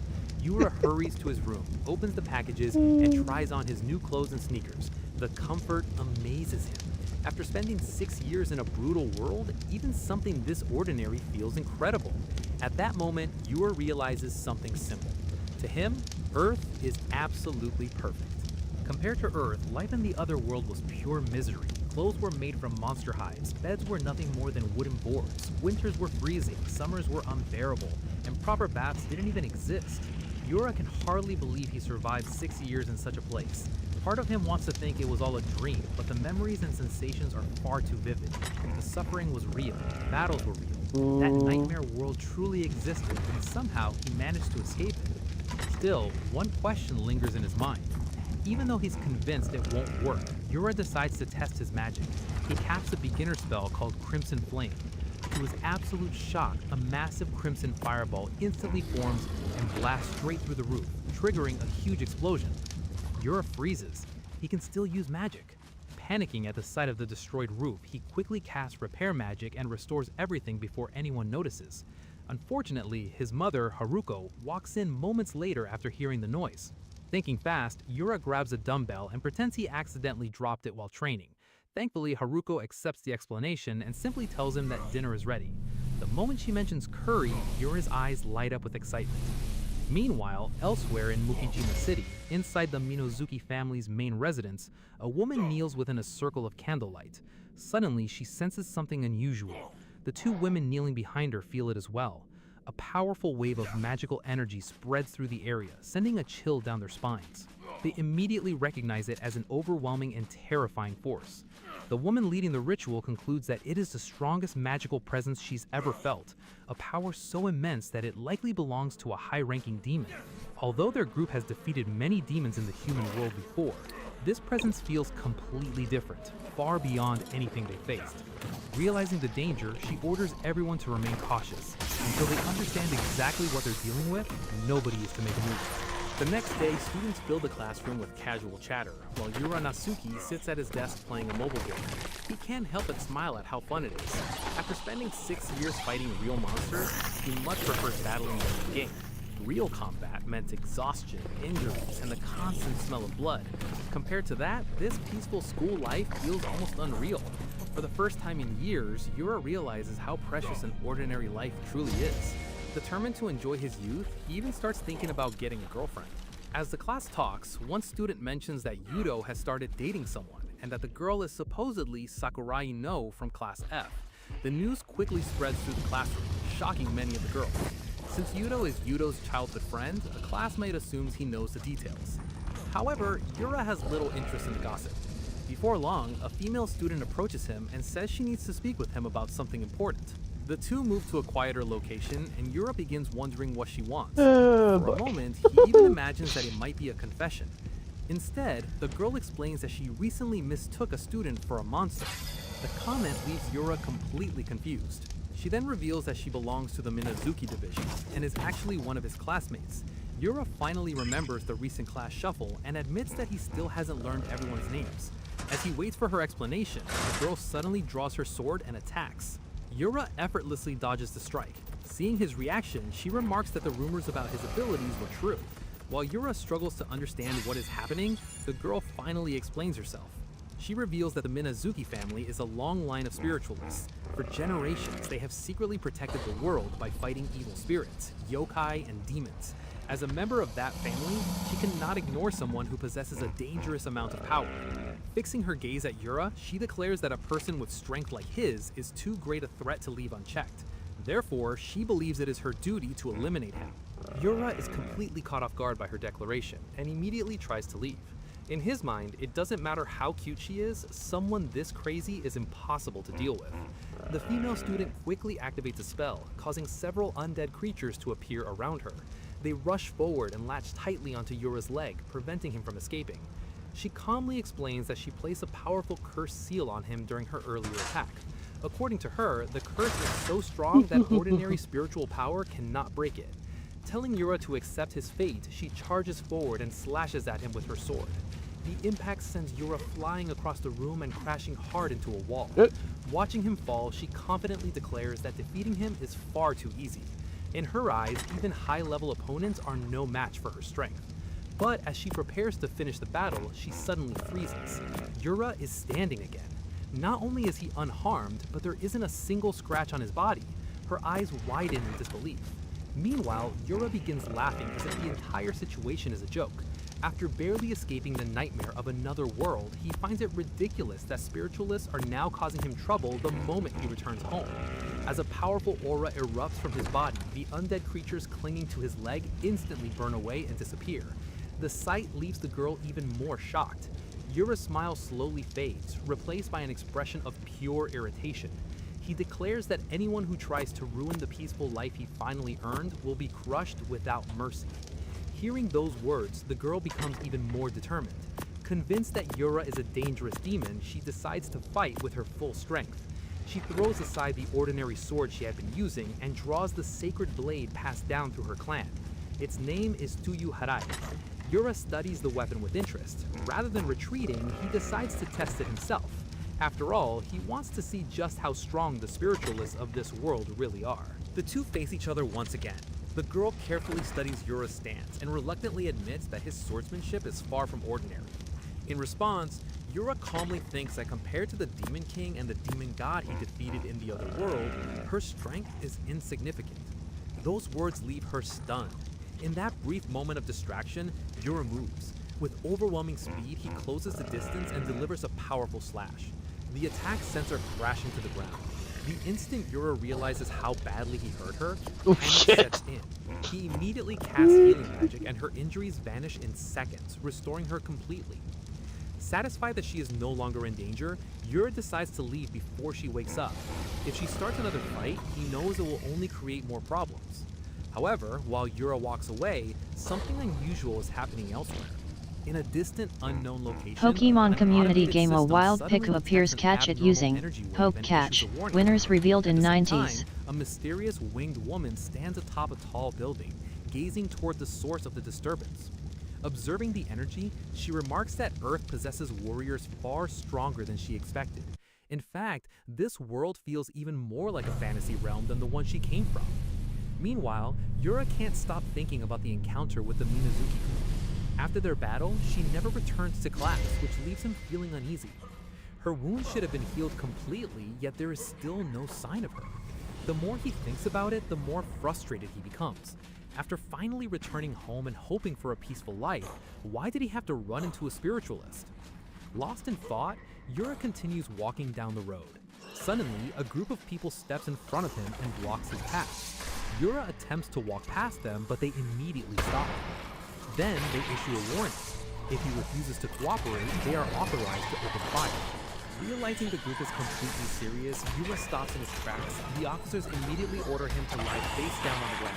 Before the situation can escalate further, a man steps forward and tells the officers to lead Yura to him. The man introduces himself as Hisashi Aoyama, the chief of justice at the Mukojima police station. He explains that there are several things he needs to confirm with Yura. Caught completely off guard, Yura has no idea what is happening. Before he can make sense of the situation, the officers escort him directly to the police station. Once Pokemon there, community Hisashi game takes a Piku closer look at escaped. Yura's face No and one hears his caught full it. name. Almost immediately, his expression changes. He realizes that Yura is not the person they originally thought he was. Hisashi quickly apologizes for the rough treatment and admits that he had no idea Yura was involved. He also comments on how much Yura has grown over the years. At that moment, Yura finally remembers where he knows the man from. Hisashi is an old acquaintance of his mother. When Yura was younger, he often saw him as a friendly, uncle-like figure who occasionally visited their home. Apparently, Hisashi and Haruko were classmates in the past, though Yura never learned much about their relationship. As their conversation continues, a female officer walks out of one of the nearby rooms. Hisashi immediately introduces her as his daughter Ginko. He explains that she has been working as a police officer at the station for quite some time. Before Hisashi can continue, Yura cuts him off. With a serious expression, he makes it clear that he is not interested in personal introductions or family stories. What he wants to know is simple. Why was he arrested and brought to the station? Hearing the question, Hisashi's expression turns serious. He then asks Yura a single question. Does he know anything about spiritualists? The moment those words leave his mouth, Yura's expression stiffens and the room falls silent. Although Yura refuses to answer, Hisashi can easily read the reaction on his face. It is obvious that Yura knows about spiritualists. Hisashi then explains that spiritualists have existed in their world for countless generations. Over time, they became organized under a government-approved institute responsible for eliminating demons and dealing with humans who misuse spiritual powers. While ordinary citizens know little about these matters, the police have long been aware of demons and spirit users. Hisashi adds that the Special Disaster Division is sometimes involved in investigations and arrests whenever supernatural threats appear. Not long ago, the police received an anonymous report claiming that a powerful demon had suddenly emerged. As part of their investigation, they gathered evidence, including a photograph taken during the previous day's incident. The image shows a massive lightning-like burst of energy. According to Hisashi, numerous civilians witnessed the phenomenon, and multiple testimonies confirmed that the event was real. The moment Yura sees the photo, his heart sinks. He becomes both disappointed and nervous, realizing that far more people noticed the incident than he originally thought. Hisashi continues by explaining that the police analysis team traced the source of the abnormal energy. Every result led back to Yura. Because of that evidence, the authorities concluded that he was directly connected to the incident. Hisashi then reveals the police's official assessment. Based on the information they gathered, Yura has been classified as either an extremely dangerous demon or a human who has awakened an abnormal and potentially destructive spiritual ability. Fearing the damage he might cause, they decided to investigate and detain him before the situation could escalate. After hearing the entire explanation and seeing the evidence for himself, Yura realizes there's no point hiding the truth any longer. If he wants to clear his name, he must reveal the real source of the overwhelming aura. With that in mind, Yura decides to show Hisashi the weapon responsible for the energy surge. To prove his story, Yura pulls out his sword and places it on the table. The weapon is an enchanted blade known as the Chaos Edge, a trophy he obtained after defeating one of the 4 demon lords. The moment Hisashi and Ginko lay eyes on the sword, both of them freeze. A chilling aura radiates from the blade, sending an instinctive sense of fear through their bodies. Despite their reaction, Yura calmly begins explaining everything. He reveals that he was summoned to another world immediately after school one day. There, he was chosen as a hero and forced to fight demons, gods, and countless powerful enemies. Through years of battle, he acquired the incredible abilities he possesses today. That is why he can use powers far beyond those of ordinary humans. Yura also makes one thing clear. He is not a spiritualist. Everything he has came from another world. Unfortunately, Hisashi finds the story impossible to believe. To him, it sounds like an elaborate excuse created to avoid responsibility. Even after seeing the Chaos Edge and hearing the full explanation, he remains unconvinced. Ginko, however, reacts completely differently. Rather than feeling intimidated, she becomes fascinated by the sword. The more she looks at it, the more she admires its beauty and power. Before her father can stop her, she reaches out and grabs the Chaos Edge from Yura. Almost immediately, she starts talking to the sword as if it were a living partner. She even begins thinking of nicknames for it, treating the weapon like a precious treasure. Watching her behavior leaves everyone else speechless. Eventually, Hisashi steers the conversation back to the main issue. He warns Yuta to stay out of trouble from now on. If another large-scale incident occurs, or if Yuta attracts too much attention, there may come a point where the police can no longer help him. Understanding the seriousness of the warning, Yuta agrees to keep a low profile and avoid causing any more disturbances. Yura assures Hisashi that he has no desire to fight anymore. After everything he endured in the other world, all he wants now is a normal life.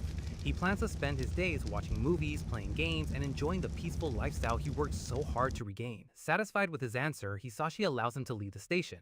Before departing, Yura asks one final question. Really? He wonders whether Hisashi himself is a spirit user.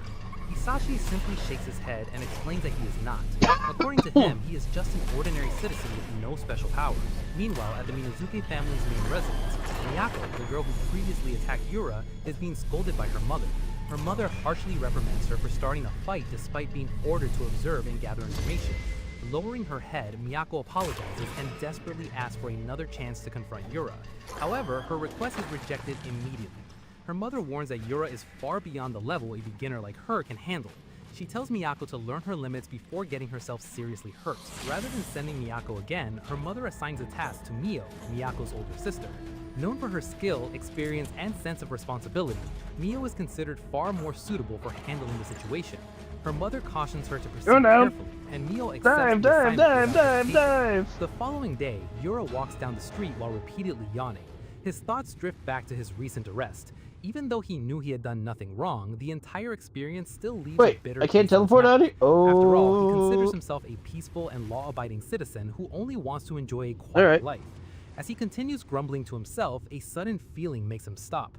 Someone is watching him. Yura immediately turns around, trying to locate the source of the presence. But before he can identify who it is, an arrow suddenly shoots toward him at incredible speed. Without even thinking, Yura reacts instantly and catches the arrow in midair. As Yura examines the arrow he caught, he notices a talisman attached to its shaft. A moment later, Mio steps out from a nearby hiding place and reveals herself. She explains that the talisman is a sealing charm designed to block his ability to use magic. Yura quickly understands the situation and asks who she is. Mio introduces herself as Miyako's older sister, immediately making her intentions clear. Realizing another confrontation is about to begin, Yura considers ending the fight as quickly as possible. However, he suddenly remembers the promise he made to Hisashi to stay out of trouble and avoid unnecessary conflicts. The memory causes him to hesitate. After everything he suffered in the other world, Yuta cannot help but wonder why he keeps getting dragged into battles. All he wants is a peaceful and ordinary life. Determined to avoid violence, Yuta tries to reason with Mio. Yuta tells her that fighting only creates more hatred and never solves anything. Unfortunately, Mio refuses to listen. Confident that the sealing charm has completely suppressed his magic, Yuta is now powerless. Without another word, she charges forward. Yuta raises a hand, trying to stop her, but Mio ignores him and unleashes her family's martial technique, the Twin Dragon Strike. Her attacks come one after another with incredible speed and precision, forcing Yuta onto the defensive. As the relentless assault continues, Yuta realizes he has no choice. To protect himself, he channels his power and shatters the sealing charm. The talisman's magic is instantly destroyed. A powerful burst of energy erupts outward, tearing through the surrounding area and leaving Mio's clothing badly damaged. Despite this, Mio remains calm. She admits that she expected Yuta to break the seal eventually. Given the overwhelming power he possesses, the result does not surprise her. Meanwhile, Yuta stares at her in confusion, unable to understand how her clothes ended up in such a state. Mio simply brushes off the matter and insists that she's perfectly fine. Rather than worrying about her appearance, Mio steps forward and tells Yura that she has an urgent and important request. After calming herself, she apologizes for her earlier actions and admits that she only challenged them because she wanted to see his true strength with her own eyes. Just as she is about to explain further, Yura raises his hand and casts Water of Restoration. A gentle blue light surrounds her, and her damaged outfit is instantly restored to normal. Yura casually remarks that the details may not be perfect, but it is still better than leaving things as they were. Once that is taken care of, he reminds her that he promised someone he would stay out of trouble. He has no interest in getting involved with spiritualists any longer, and decides the conversation should end there. Turning around, Yura starts to walk away. However, Mio quickly stops him and hands him a sealed envelope. She explains that it contains compensation from the Minazuki family for the trouble Miyako caused. The moment Yura sees the money, his attitude changes immediately. Suddenly becoming much more cooperative, he agrees to hear what she has to say. Mio then explains the real reason she approached him. The Minazuki family wishes to formally invite him. She reveals that the head of the Minazuki family, her mother, has taken a great interest in Yura and wishes to meet him personally. After listening to the explanation, Yura calmly acknowledges the proposal and considers what to do next. Before leaving, Mio informs Yura that she will return once the Minazuki family decides on a date for his visit. Before departing, she pauses and asks him an important question. How much of his strength did he actually use during their earlier fight? Yura casually estimates that he only used around 10 to 20% of his power and wasn't even close to using his full strength. Hearing that answer leaves Mio stunned. She silently admits that Yura's power is far beyond anything she had imagined. As she turns to leave, Mio offers one final reminder. Even with all his strength, she believes there is still at least one person he may not be able to defeat. Later, back at the Minazuki family's main residence, Mio reports everything to her mother. She explains that she successfully met with Yura and that he agreed to visit the family. Her mother praises her for handling the situation well, and then asks for her personal impression. Mio thinks for a moment before answering. According to her, Yura is unbelievably powerful, yet his personality and behavior feel completely ordinary. If she didn't know better, she would think he was just a normal middle school boy. Her mother listens carefully and remarks that Yura is truly a mysterious child. She cannot understand how someone who appears so ordinary could possess such extraordinary power. Reflecting on everything she's learned, the family head concludes that Yura may be powerful enough to destroy the entire Minazuki family if he ever wished to do so. At the same time, she also recognizes that someone like him could become a valuable ally. Meanwhile, back at school, classes come to an end. Students who are not participating in club activities are instructed to head home, and Yura stands by his locker preparing to leave. His thoughts drift back to the conversation he had with Mio. However, as he tries to remember the details, he realized that he became so excited by the compensation money that he stopped paying attention halfway through her explanation. Deciding not to worry about it, Yura starts thinking about buying something delicious on the way home. Before he can leave, his thoughts are interrupted when his childhood friend Yuto suddenly calls out to him. Yuto suddenly apologizes to Yura, admitting that he completely messed up when it came to Noah. He knows Yura once had feelings for her, but while trying to get closer to her himself, things unexpectedly progress into a relationship. Feeling guilty, Yuto reflects on their long friendship. He remembers meeting Yura back in kindergarten when Yura shared his crayons after he forgot his own. Since then, Yuto feels that he has always been taking things from him. New games, manga, a bicycle, and now even the girl Yura liked. With a serious expression, Yuto admits that he truly regrets what happened. He never intended to hurt Yura and understands why he would be angry. Hoping to make things right, he sincerely asks for forgiveness. To his surprise, Yura barely reacts. In his mind, the entire situation feels insignificant. He calmly tells Yuto that it is fine and admits that he hardly even remembers those incidents anymore. Yuto is left speechless. He insists that Yura does not need to act tough and points out that the old Yura would have already broken down in tears and run away after such a betrayal. Hearing that, Yura pauses for a moment. He wonders if he was really like that before being summoned to the other world because he can barely remember. After all, compared to what he experienced there, his situation feels insignificant. In that harsh world, betrayal was an everyday occurrence. People lied, stole, manipulated one another, and fought for power. Some of the very allies who once fought beside him eventually joined the Demon King's army and tried to kill him. Compared to those experiences, a school romance feels almost peaceful. As their conversation comes to an end, Yuto extends his hand in friendship, hoping to reconcile. Yura accepts the gesture, but the moment their hands touch, he senses something strange. A faint surge of mana flows from Yuto's body. Yura's expression immediately changes. Until now, he believed he was the only person on Earth Pokemon community game A Wild Stantler appears. Catch it using Poke Catch. Winners revealed in 90s. Confirms that there are others in this world with abilities far beyond those of ordinary humans. As Yura walks home, his thoughts drift back to the strange power he sensed from Yuto earlier. The energy felt different from anything he had encountered on Earth before. He's got charm power. Almost magical quality, making him wonder how much of this world was truly ordinary and how much remained hidden beneath the surface. The thought lingers in his mind as he walks through the quiet streets. Suddenly, a cheerful voice calls out to him. A young girl named Ayakawa An appears from the side and immediately greets him as Big Brother. The energetic 13-year-old smiles brightly and explains that it has been a long time since they last met. She then asks if he has a moment to talk. Yura barely glances at her and continues walking. Unwilling to give up, An calls after him again, urging him not to ignore her. This time, Yura stops and slowly turns around. Confused, he asks if she is really talking to him. An nods and explains that she wanted to apologize for the way she treated him in the past, and she also admits that she still likes him and hopes they can get along again. Unfortunately for her, Yura is immediately suspicious. Rather than believing her story, he assumes she's running some kind of scheme. In his mind, she is probably about to claim that they are long-lost siblings before asking him for money. Without hesitation, he dismisses her explanation and coldly tells her to try that trick on someone else. Then he walks away. Pokemon community As game far as Yura is Stantler concerned, escaped. The best way to No deal one with caught scammers it. is to ignore them completely. Eventually, they give up and move on to another target. Or at least that is what he expects. The next morning, An appears again. This time, she approaches him at school with the same bright smile as before. Lightly scolding him, she complains that he is late and claims that she has been waiting for him for nearly 20 minutes. The sight of her leaves Yura wondering why she is still following him. An refuses to give up on reconnecting with Yura. At school, she even reaches up and fixes his messy hair, acting as though they have always been close. Yura barely reacts, but his patience is starting to wear thin. Later that afternoon, An surprises him with a homemade lunch. She insists that living on sweetbread alone is unhealthy and that he needs proper nutrition. What the Determined fuck? to help, she carefully prepares several of his favorite foods and It's a titan. It falls from the sky. Classes end, her The, efforts continue. the sky is giving When birth she to rushes to Yura's dinos. classroom, she Run discovers that away! he has already Run left. away! Rather than giving up, she immediately heads after him, determined not to let him go home without noticing her. Meanwhile, Yura is becoming increasingly suspicious. As he walks down the road, he starts wondering if An is actually after the money he recently received from Mia. The thought irritates him. He had already decided to spend that money on a new bicycle, and there is no chance he's handing it over to anyone else. That night, around 11:30 p.m., Yura is fast asleep in his room. Suddenly, he senses movement.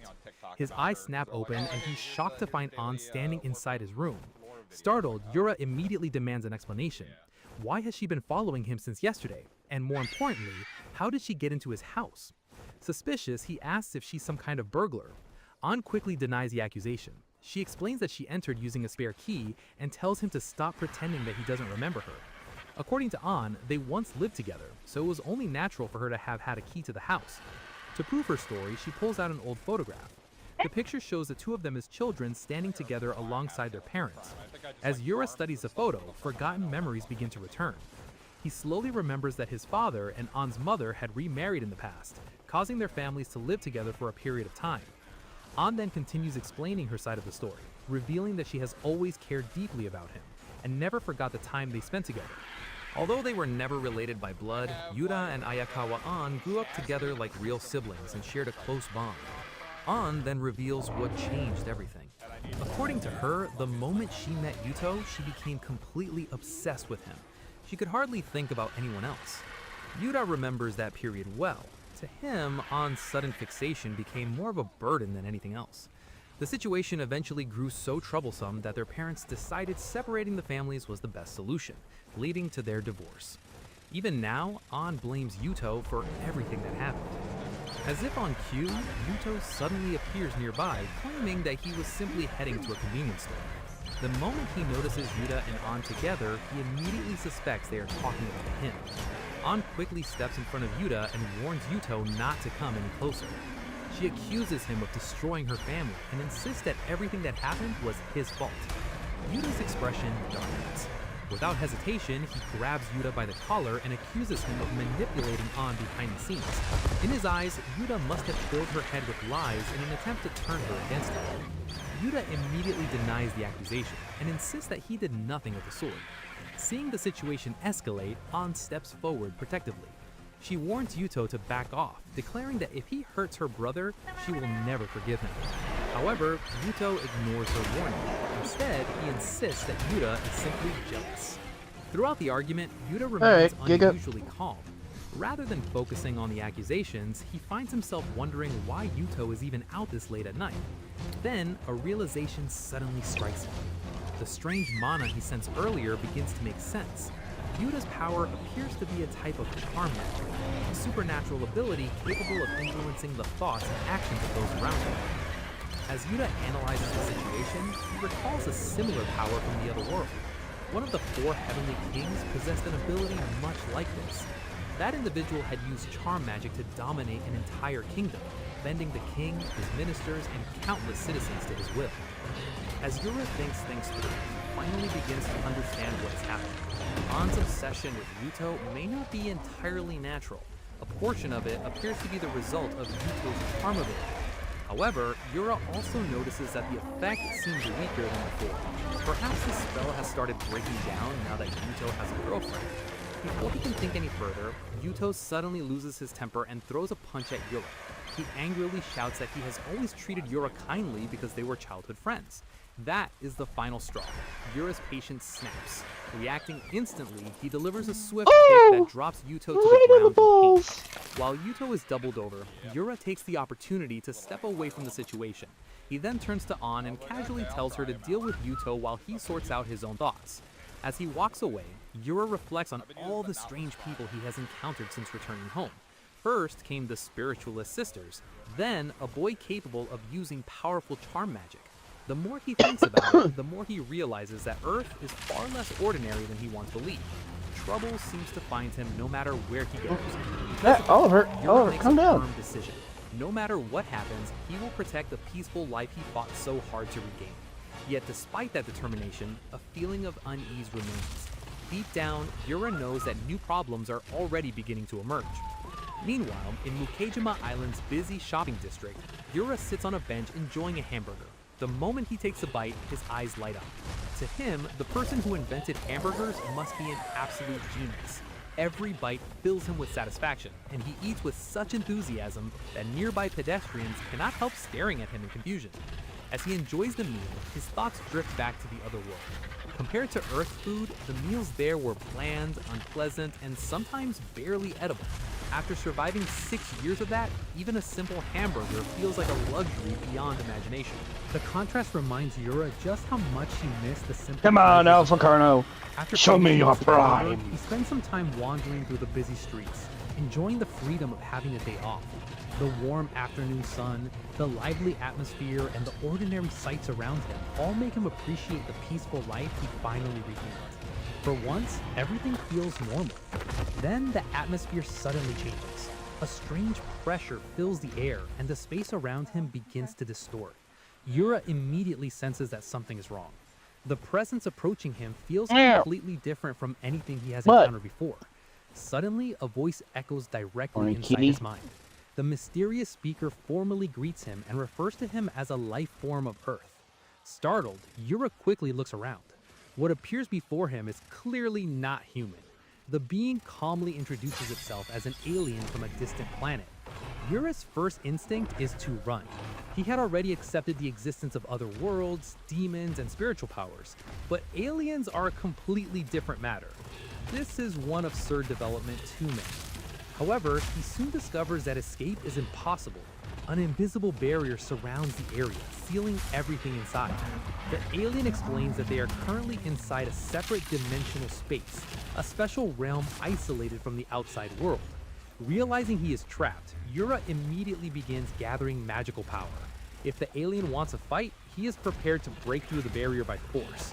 Before he can act, however, the alien raises a hand and quickly stops him. According to the alien, there is no intention to fight. Instead, he simply wishes to ask Yura for a favor. Although still wary, Yura hesitates and decides to listen. Then the alien reveals someone standing beside him. It is his fiancée, Nancy. The alien explains that he and Nancy have been connected since childhood and recently became engaged. Wanting to spend some peaceful time together before their wedding, they travel to Earth for a special pre-marriage trip. Unfortunately, their visit ended in disaster. According to Jack, Nancy was suddenly captured by a group of humans living in the city. Among them was an individual possessing mysterious powers. Jack himself only managed to escape because a passerby intervened at the right moment. However, Nancy was taken away, leaving him desperate and alone. While searching for a way to save her, he sensed Yura's overwhelming power and became convinced that Yura was the only person capable of rescuing her. As Yura listens to the story, he cannot help remembering the science fiction movies he loved before being summoned to another world. From major blockbusters to low-budget B-movies, he watched them all. Now, standing face to face with an alien asking for help, the situation feels exactly like one of those stories he used to enjoy. For the first time since the conversation began, Yura smiles. Without much hesitation, he agrees to help. Overwhelmed with gratitude, the alien asks for his name. After Yura introduces himself, the alien proudly responds with his full name: Jack Landock Jasper Williamson Chamber Hanamaki. Yura stares at him for a moment before bluntly commenting that the name is way too long. Sometime later, high above Mukujima City, Yura flies through the sky on his bicycle. The wind rushes past as the city He got stretches out. fucking ET all over. Meanwhile, Jack sits awkwardly in the front basket, holding on for dear life. Impressed, Jack comments on Yura's ability to fly. At the same time, he complains that traveling in the basket is cramped and incredibly uncomfortable. Yura simply grins. He points out that Jack is an alien. If he walked around on the ground, he would attract far too much attention. Besides, Yura jokingly adds that aliens ride bicycles, they always sit in the front basket. Jack can only sigh at the ridiculous logic. After a brief silence, he turns toward Yura and asks an important question. Does Yura actually know where Nancy is being held? Yura confidently nods when Jack asks if he knows where Nancy is. Jack explains that he has been tracking a faint signal emitted by a device hidden inside Nancy's body. Following the signal led them to an old, isolated facility located roughly 7 kilometers away. Inside the building, Nancy is restrained on a bed while the president of the Unidentified Creature Research Society, Hiroshi Mirai, stares at her with satisfaction. At long last, he believes they have found proof of real extraterrestrial life. One of his subordinates excitedly comments about how much money they could make from the discovery. However, Hiroshi immediately corrects him. According to him, wealth is not their objective. Their true goal is research. He proudly declares that they will study Nancy's biology from top to bottom and carve their names into scientific history. Unfortunately for them, their speech is cut short. Without warning, Yura bursts straight through the wall on his bicycle. The impact sends Hiroshi flying across the room and crashing into the opposite Flying wall. on his Yura quickly notices that his bicycle. bicycle has been damaged in the collision, but there is no time to worry about that now. Several guards immediately rush toward him. Yura responds on instinct. He drives an elbow into one man's stomach, sending him crashing backward, then flicks a small pebble at another who tries to flee. Furious, Yura demands to know why they kidnapped an innocent alien. He loudly declares that as a lifelong science fiction fan, he will never forgive anyone who ruins a potential friendship with extraterrestrials. Within moments, the remaining security personnel are defeated, clearing a path for Jack. Just when it seems they are about to escape, a lone figure steps forward and blocks the exit, a man wearing dark sunglasses. The moment Jack sees him, his expression changes. He urgently warns Yura to be careful. This is the same man who originally captured Nancy. The stranger slowly removes his sunglasses, revealing a pair of sharp eyes, glowing with an unnatural light. His gaze locks onto Yura. Without saying a word, he activates a spell known as paralysis chaining. Instantly, invisible chains surge toward Yura, attempting to bind his body and rob him of all movement. Yura immediately realizes that the man is a psychic. The ability he used is designed to paralyze anyone who meets his gaze, freezing them in place and leaving them completely helpless. The psychic smirks confidently. He admits that he is considered a rogue and an outcast among other psychics, but he does not care. As long as the payment is good enough, he is willing to do anything. Crime, kidnapping, even capturing aliens. None of it bothers him. Certain that victory is already his, he declares that neither Yura nor the aliens will be leaving alive. Yura, however, remains completely calm. Without the slightest hint of panic, he channels his magical power. In the next instant, the invisible chains shatter. The paralysis spell collapses, dissolving into nothingness. The psychic stumbles backward in disbelief. Before he can react, Yura turns toward Jack and Nancy. He orders them to leave immediately and promises that he will catch up afterward. Enraged, the psychic rushes forward. Pokemon community game A Wild Omastar appears catch it using Poke Catch. Winners revealed in 90s. Launches him across the room into a wall. As the psychic collapses, Yura furiously declares that he will never forgive him. Not only did the man terrorize Nancy through her kidnapping, but he also damaged his mother's bicycle. And that offense is still fresh in Yura's mind. Desperate, the psychic tries to justify himself. He claims that aliens are descendants of gods, and that the divine realm spoken of in ancient legends is actually outer space. According to him, studying beings like Nancy could provide humanity with proof of the existence of gods. Yura is completely unimpressed. He has already stopped listening. Suddenly, a massive surge of energy erupts through the facility. The shockwave tears through multiple walls and sends debris flying in every direction. A moment later, a winged woman descends gracefully from above. Her presence radiates overwhelming power. Looking down at Yura, she comments with obvious disappointment. She had expected someone far stronger. Instead, she claims that Yura has failed to meet her expectations. Every word drips with confidence. Without hesitation, she boldly declares herself the strongest. Meanwhile, Yura glances down at the unconscious psychic lying at his feet. Then he notices the torn remains of his brand new clothes. Rather than focusing on the intimidating newcomer, Yura sighs in annoyance. All he can think about is the unnecessary damage to yet another outfit. The winged woman smiles faintly, clearly intrigued by the situation. Pokemon community game Omastar escaped. Finally becoming No one interesting, caught and it. hints that she might enjoy playing with Yura for a while. Meanwhile, Yura analyzes the attack that struck him earlier. What troubles him is not the power behind it, but the fact that it arrived so suddenly and silently that he never sensed it until it connected. Someone capable of launching an attack like that must have a reason for targeting him. Wanting answers, Yura turns toward the winged woman and asks why she's treating him like a sworn enemy. The woman coldly replies that she will explain her reasons only moments before killing him. Then she reveals her identity. Her name is Lucifer. She claims to be an angel sent from the divine realm, descending into the mortal world for a single purpose, to exterminate demons wherever they exist. Unfortunately for Yura, she has already decided that he is one of them. No matter how many times he insists otherwise, Lucifer refuses to listen. To her, the verdict has already been decided. Without warning, she launches herself forward and throws a powerful punch. Yura reacts instantly and blocks the attack. For a brief moment, Lucifer appears surprised that he managed to stop it. However, the surprise quickly fades. Believing him to be nothing more than a minor opponent, she increases the pressure and drives him backward with overwhelming force. The impact sends Yura crashing through multiple walls. Before he can recover, Lucifer follows up with a massive energy blast. The attack engulfs the area in a violent explosion, shaking the entire facility. As dust and debris fill the air, Lucifer begins laughing excitedly. Certain that victory is hers, she gazes over the destruction and wonders if she might have gone too far. Perhaps she completely erased him without leaving a trace. But moments later, her smile fades. A figure slowly emerges from the smoke. Bruised and covered in dust, Yura steps forward. Despite everything, he is still standing. Yura admits that Lucifer's speed and power are impressive. In fact, it has been a very long time since anyone managed to make him feel even the slightest pain. However, after examining the damage, he realizes that her devastating attack only left a shallow scratch on his skin. The revelation leaves Lucifer completely stunned. Yura, meanwhile, studies her more carefully. After witnessing her abilities and hearing her claim to be an angel named Lucifer, he concludes that she is clearly not human. What irritates him even more is the way she talks about humans, as though they are beneath her. At that moment, Yura abandons his earlier assumption that she might simply be another psychic. She is something far beyond that. And because of that, he decides there is no reason to continue holding back.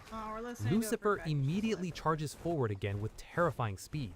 In the blink of an eye, she vanishes from sight and reappears directly behind him. But Yura reacts just as quickly.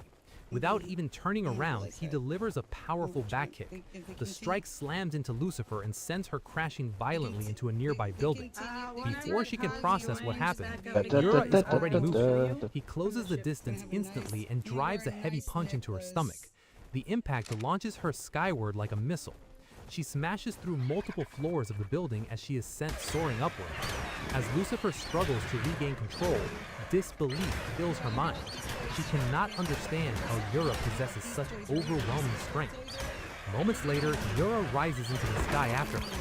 Watching her struggle to stabilize herself, he recalls her introduction. She called herself an angel, more specifically, Lucifer. Comparing her strength to opponents from the other world, Yura concludes that she is roughly on the level of one of the Demon King's 4 heavenly kings, and in his opinion, someone of that caliber has no business challenging him. After everything he has survived, the difference between them is simply too great. As far as Yura is concerned, Lucifer is about 50,000 years too early to stand on equal ground with him. Fury begins to consume Lucifer as she prepares to retaliate. Unfortunately for her, Yura has no intention of giving her that opportunity. Without wasting a second, Yura summons the Sword of Eternal Darkness. A massive amount of power gathers around the blade as he directs its energy toward Lucifer. Meanwhile, far below, chaos begins spreading outside the facility. a police officer rushes over to Ginkgo and urgently reports that the Special Disaster Division has detected an enormous energy surge coming from the building. According to their readings, the source can only be one of two things: a powerful demon or a human possessing extraordinary spiritual abilities. The officer admits that he is counting on Ginkgo's help. Unfortunately, Ginkgo knows the truth. The energy being released is so overwhelming that she would be completely helpless against whoever's responsible. Just hearing the explosions and feeling the shockwaves tells her that a battle far beyond ordinary spiritualists is taking place inside. Compared to that level of power, her own abilities feel insignificant. At that moment, a familiar voice suddenly calls out to them. Jack. Both Ginkgo and the officer immediately turn toward the source. The moment Ginkgo sees him, she freezes. After all, it's not every day that an alien casually walks up and starts speaking fluent Japanese. Jack quickly reassures them that he means no harm. He then introduces himself using his ridiculously long full name, leaving everyone even more confused than before. After the awkward introduction, Jack explains the situation. He asks Ginkgo to protect the psychics and researchers inside the facility, the same people responsible for conducting illegal experiments. According to him, he has already incapacitated them, so they should not pose any immediate threat. Jack also casually mentions that he lent some of his power to Yura. However, Yura himself has not returned yet. The moment Ginkgo hears Yura's name, concern immediately appears on her face. She instinctively turns toward the facility. At that exact moment, a massive explosion erupts from within the building. The deafening blast shakes the surrounding area and sends debris flying into the air. High above the ruined structure, Yura watches the aftermath of his latest attack. As the smoke clears and the destruction becomes visible, Yura quietly admits to himself that he may have gone a little too far this time. Even so, Yura convinces himself that Lucifer should survive. After all, she insists that she is not human and even possesses wings. Someone like that should be able to endure an attack of that magnitude. Moments later, Lucifer slowly rises to her feet. Her movements are noticeably sluggish, and the pain from her injuries is impossible to hide. The sight only fuels her anger.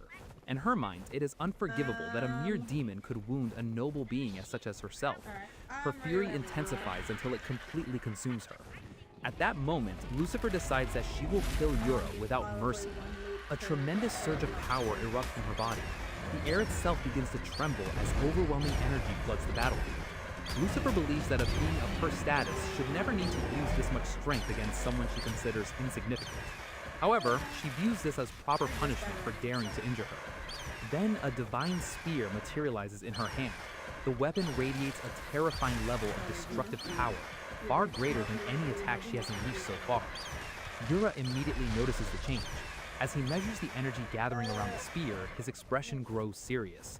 By his estimation, Lucifer's current power exceeds even that of the Demon King, and may rival or surpass the Demon God himself. More importantly, her next attack threatens everyone nearby. If that spear is unleashed, the surrounding area will be devastated and countless innocent people could lose their lives. Lucifer shows no concern for the danger. With the divine spear aimed directly at him, she launches herself forward at incredible speed. Yura quickly realizes that completely blocking an attack of that level is impossible. With little time to think, he gathers his strength and casts an intermediate tier spell, Black Raging Thunder. A massive surge of dark lightning bursts forward and strikes Lucifer head-on. The impact sends her hurtling through the sky. At the same moment, a violent explosion erupts from within the damaged facility. Cracks rapidly spread throughout the structure. The entire building begins collapsing under the strain of the battle. Below, Ginkgo watches the disaster unfold. Realizing the building is about to come down, she immediately shouts for everyone to evacuate. Without hesitation, she leads the escape as researchers, officers, and bystanders sprint away from the collapsing facility, while debris crashes down behind them. When the dust finally settles, Lucifer is left lying among the ruins. Her body is badly injured and she cannot even move. From where she has fallen, she stares at Yura in complete shock, struggling to understand what kind of existence he truly is. Meanwhile, Yura lets out a long sigh of relief. The tension slowly leaves his body as he assumes the battle is finally over. Then suddenly, blood drips from his nose. A wave of dizziness hits him almost immediately. Yura quickly realizes what has happened. Although his mind and experience belong to a veteran hero, his body has reverted to that of a 14-year-old boy. Using an intermediate level spell placed far more strain on him than he expected. In his current condition, wielding the Holy Sword is completely out of the question. While Yura struggles with the after effects, Lucifer remains furious. Still lying on the ground, she continues calling him a demon and refuses to accept her defeat. In her eyes, Yura has humiliated her again and again. Driven by pride, she activates her complete recovery ability. A warm glow surrounds her as her wounds begin closing, allowing her to force herself back onto her feet. However, Yura immediately notices a problem. Her wings are still badly burned. Lucifer notices it as well and attempts to heal them. Nothing happens. Again and again she tries to restore them, only to discover that her divine power has been completely exhausted. The realization hits her hard. Overwhelmed with frustration, she bursts into tears and immediately blames Yura for the situation. Yura, on the other hand, calmly explains the truth. He insists that he is not a demon, an evil spirit, or anything remotely similar. He is simply a normal human being. Lucifer flatly rejects the explanation. According to her, no ordinary human could possibly possess such overwhelming strength. The only conclusion she can accept is that Yura must be a demon disguised as a human. Determined to prove her theory, she steps closer and begins inspecting him herself. Then, to Yura's confusion, she leans in and sniffs him. A moment later, her expression changes. She can sense it clearly. Yura really is human. Rather than becoming more upset, Lucifer suddenly looks relieved. After all, as embarrassing as this defeat is, it is still far better than losing to a demon. After confirming that Yura is truly human, Lucifer finally calms down. Being defeated still frustrates her, but she finds it far more acceptable in knowing that her opponent was not a demon. Curious, she asks for his name. Once Yura introduces himself, Lucifer reveals the real reason she came to Earth. Her mission is to hunt demons. As an angel of the divine realm, she's forbidden from harming humans, which means she no longer can justify fighting them. Even so, there is one problem. Lucifer is known as the strongest angel in the divine realm, and her pride will not allow her to simply accept defeat at the hands of an ordinary human. Spreading her damaged wings as much as she can, she slowly rises into the air. Before leaving, she makes a promise to herself. One day, she will return and settle this fight properly. Lucifer points at Yura and warns him to be ready because their battle is far from over. With that declaration, she disappears into the sky. As soon as she's gone, Yura notices Ginkgo and several police officers nearby. Ginkgo calls out to him, still shaken by everything that has happened. Looking around, Yura finally takes in the full extent of the damage. The entire facility has been reduced to rubble. Honestly, even he is not completely sure how the situation escalated this far. His attention soon shifts elsewhere. Spotting Jack and Nancy nearby, Yura feels relieved to see that both aliens are safe. The couple immediately thanks him for rescuing them. Their gratitude is obvious, and they repeatedly express how much his help means to them. Watching the interaction, Ginkgo can only stare in amazement. The way Yura casually communicates with aliens from another world makes it seem as though such encounters are perfectly normal for him. To her, his ability to adapt to these situations feels almost unbelievable. After a moment, Yura turns back to Ginkgo. He reminds her that several people were involved in Nancy's kidnapping and asks what will happen to them. Ginkgo assures him that the police will conduct a full investigation and properly interrogate everyone responsible. Satisfied with the answer, Yura nods. He then casually asks her to take care of the cleanup efforts as well, trusting that she can handle the situation responsibly. With that settled, Yura looks back at Jack and Nancy. Now that they are finally safe, he becomes curious about one thing. What did the two aliens plan to do next? Jack and Nancy explain that they plan to remain on Earth for a while. For the time being, they intend to spend the night camping outdoors. Yura immediately rejects the idea. After everything that happened, he considers it far too dangerous. In his opinion, staying outside is just asking to get captured by another group of suspicious people. Instead, he insists that they come to his house. Part of the reason is concern for their safety, but Yura also admits that he wants to learn more about aliens and their civilization. Jack hesitates, saying that they have already caused enough trouble and do not want to impose any further imposition. Ginkgo joins the conversation and points out another problem. If the aliens reveal their true forms, they could easily cause panic among ordinary people. He even offers to arrange protection for them if necessary. Pokemon community game A Wild Illumis appears catch it using Poke Catch. Winners revealed in 90s. Earth's inhabitants. With that, the two aliens suddenly change shape. In an instant, they transform into the appearance of a perfectly ordinary human man and woman. Yura stares in amazement. Their disguises are flawless. Not only do they look completely human, but they also resemble an ideal couple and speak exactly like native residents of Earth. Seeing that the issue has been solved, Ginkgo offers to drive everyone to Yura's home.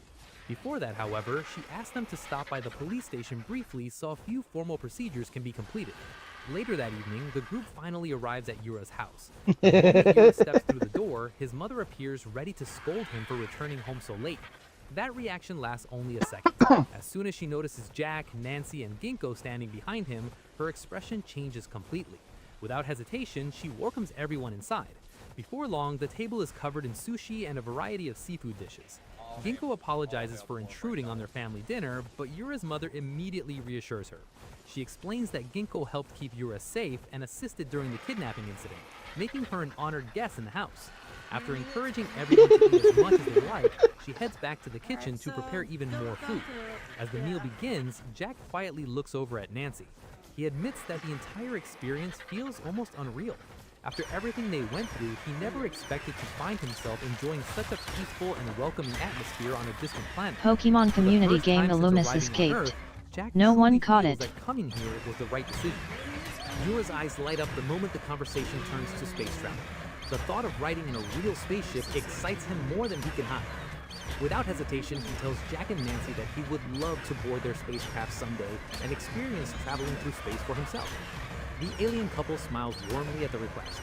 They assure him that they would be more than happy to take him aboard if the opportunity arises. Watching the friendly exchange, Ginkgo cannot help but shake her head in amazement. She comments on Yura's incredible ability to communicate with others. Whether they are humans, psychics, or even aliens, he seems capable of becoming friendly with them almost immediately. Looking at Jack and Nancy, she wonders aloud how Yura managed to grow so close to them in such a short amount of time. Yura simply shrugs. According to him, the answer is obvious. Jack and Nancy are genuinely kind people. Compared to them, he says, some humans are far more troublesome. After all, there were people willing to kidnap innocent aliens and use them for research. The incident leaves Yura feeling that truly decent people are rarer than they should be.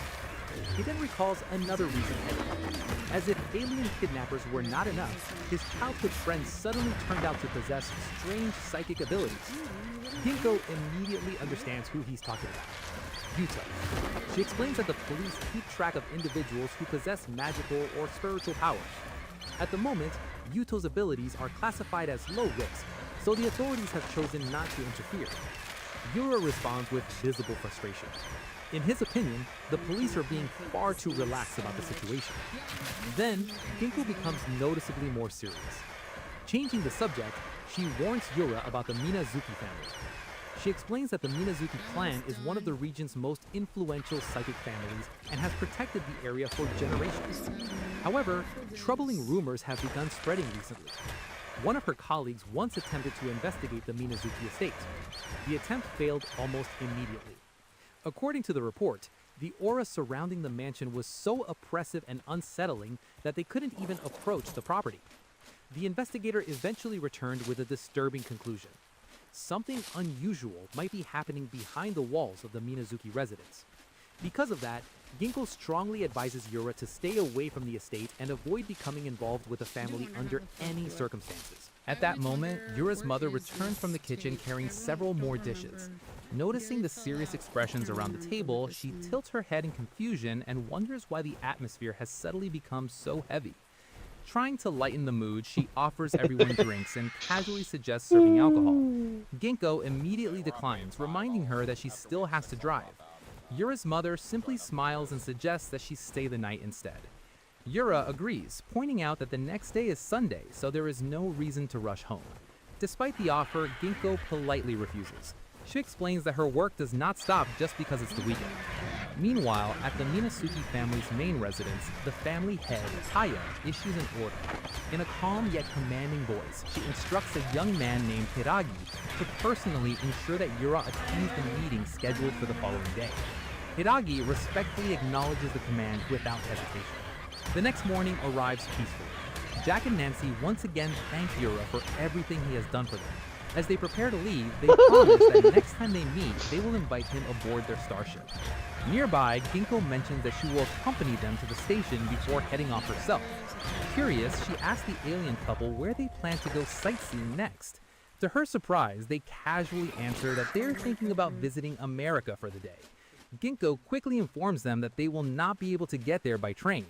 As the conversation continues, Yura quietly mutters that he still wishes he could ride in a UFO someday. Then he pauses and reflects on everything that has happened recently. Aliens, angels, psychics, and another world. At this point, Earth feels far more like a fantasy world than he ever expected. Just then, a luxury car pulls up beside him. The door opens and a young man steps out. Introducing himself as Young man, Hiragi, that's a he woman. explains You that can he has see the come on woman behalf of the popping head out of the Minazuki family. of that His purpose chest. is Holy simple. crap. He has been sent to escort Yura to the So, family estate. love it.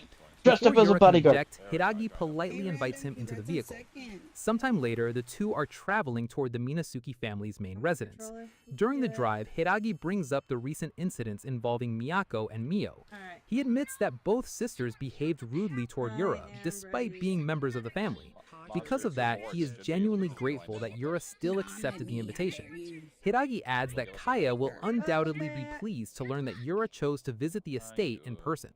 As the limousine continues toward the Minazuki estate, Yura suddenly remembers that Miyako had said something similar when she first invited him. For a moment, he considers coming up with an excuse to leave. After all, he had planned to spend the day shopping for a new bicycle. Then he remembers the generous compensation he already received from the Minazuki family. With that thought, abandoning the meeting becomes much harder. Glancing around the vehicle, Yura finally notices something he overlooked earlier. This is not an ordinary car. It is a limousine. Oh shit, Seeing this his is not reaction, right. Hiragi politely informs him that refreshments have been prepared and that he is free to help himself to any drink he likes. Since he is already in a good mood, Yura decides to enjoy the ride and play along. Before long, they arrive at the Minazuki family's main residence. The moment he steps out of the limousine, Yura is impressed. The estate looks exactly like a traditional samurai mansion. As they walk through the grounds, Yura casually asks Hiragi whether she is a psychic or perhaps the older sister of the two girls he met before. Hiragi shakes her head. She explains that although she serves as an instructor in martial arts and spiritual techniques, she is ultimately just a servant of the family. Compared to someone as powerful as Yura, she considers herself nothing more than an insignificant subordinate. A short time later, Hiragi leads him into the Minazuki family's reception hall. Several members of the household are already seated inside. Upon entering, Hiragi formally announces Yura's arrival. The woman seated at the head of the room immediately welcomes him. Introducing herself as Minazuki Kaya, the head of the Minazuki family, she states that she has been looking forward to meeting him. Yura politely thanks her for the invitation before taking the offered seat. As he looks around the room, he can't help noticing the tense atmosphere.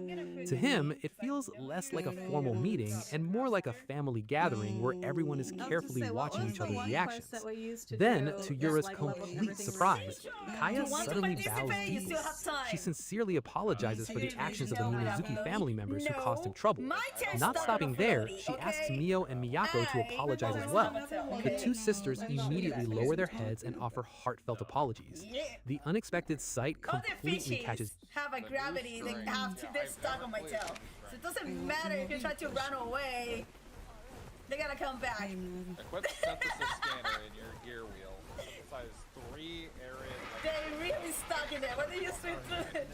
Unregulated fisheries. I'm a lifeguard. I'm a part-time lifeguard. I can half swim, I can half float. So, you know. Ah! Got it before it freaking closed. Fuck you! We'll love to brush it.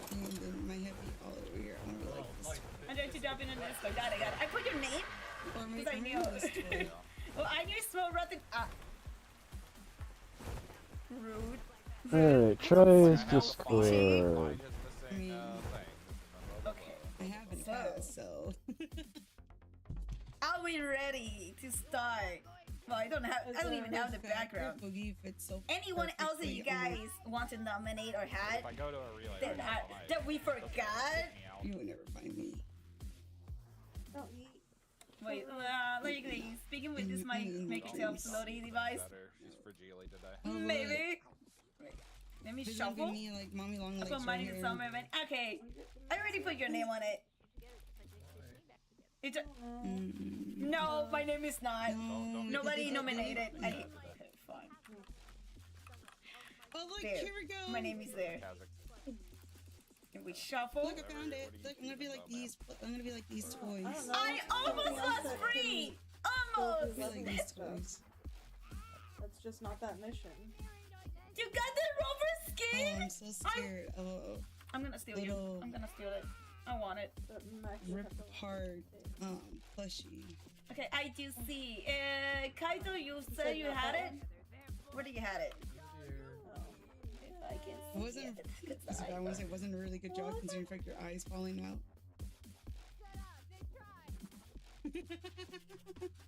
Lien? Yes, Lien it is. And I then- saw Lien. And then fluff is coming out of you. I don't know about that. Just waiting for Kaito. Kaito says gonna have something. I don't see it, but you let me know when it is. Alright, that's not even fluff, that's sugar. And the leg, let go. Those are the extra benefit. Okay, you're an Xbox. Nah, I'm kidding. Fucking sugar. No. And also, you get to keep your doodle. So whatever if anyone here wins, you also get to keep your doodle. So all this, actually don't send help. You get to keep it Actually home. doesn't help. Let me just die. I should steal the background. Do I hear do this I siren and have? it just makes me think of Funnel Runner. Damn it! I don't think I have pool party. Pool party. Where is it? Popsicle pool party. No, I don't have it. Damn it! I thought I had. Need more head pats on each hand. I thought I had it. Come here, Alpha Raptor. Give me that prime. I'm trying to do all the holidays as Mars, and we had to do it this month, July, because August we do have another doodle event. July is this one. In August, another one that this will be my second time doing it, but I love it. Oh, wait, where is it? It's Mabel. I don't know where is my picture. So I'm gonna show a picture. Yellow stain. I had to explain that to There you somebody. go. Like, why am I? Who I will find the full picture, but in August will be school. I mean, not as blind as Is this Shakespeare? No. September. September will be at theater. If I can do like the September, then it will be non-holidays. So non-holidays will be the random one. Oh no, it's the schoolgirl. Yeah, schoolgirls, because the school starts in August. So we gotta do the schoolgirls again. Everybody, and if you're a guy, you cannot shave your legs. Let's grab Maxi. No, Cassette is here. If you're a guy, you cannot shave your legs. It's mandatory. Oh God. It's mandatory. Everybody gets to wear the skirt. Doesn't matter if you're a boy or a girl, you gotta wear a skirt. So this will be in August. Did you? Last night when I was asleep? Sailor Dope? Yeah, they're gonna look like a Sailor Scout. But we're so many to create Sailor Scouts. I went to bed at like 3 o'clock in the morning, which is 4 your time. Oh, it's supposed to be 3,000. That's my canvas size. But I doubt it. this is 60th. So.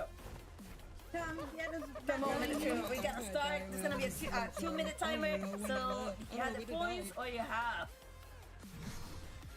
I mean, you also reroll. You can do it. But Rat redeem a reroll. So who's gonna be the unfortunate? So wait, I forgot. Kaito had someone. My trolley's gone. Miri took my trolley. Maja. Kaito. Look, another my head. Like that's gonna be my head.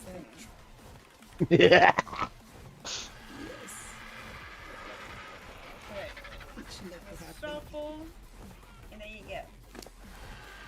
It's never kidding to be the first. So apparently so. Crossing finger that it's not me. Yeah, I can regenerate, right? Let's see. I'm Terrier's the unfortunate soul.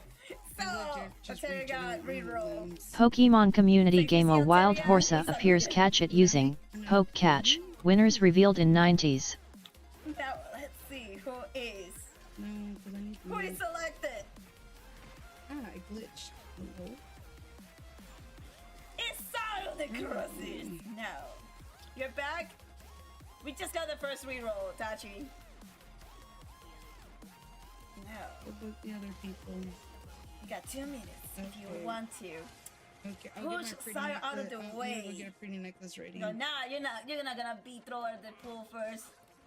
I'm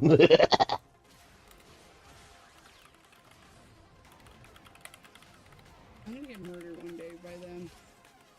Okay, it happens to the gonna visible. unfold me, they're Ready gonna to tear prove. my Yeah! pictures. Yeah! Wait. Chad, where the fuck do I At least go? this year, Sal is getting a floaty. Last year he did not get a floaty. He was just in one drowning. Supposed to go, I forgot. I mean, they might surprise you. I'm in the main power. And I hope.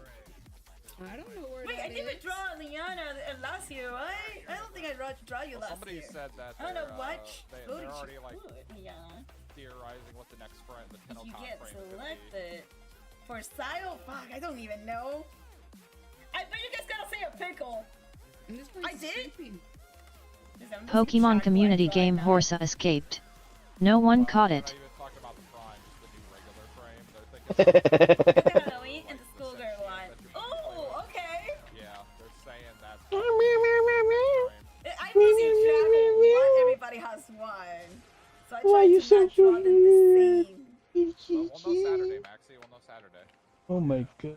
I'm going to my head up. For me to join this every year, yeah, it's gonna hurt. I don't know if I got any other. That's true. Let's see, water key. Since I haven't been around, it's okay. Oh, there we go. Shipwreck and home sweet home. There we go. I was in the right track. What the fuck? I think I did. Yes, I did. Bunnies.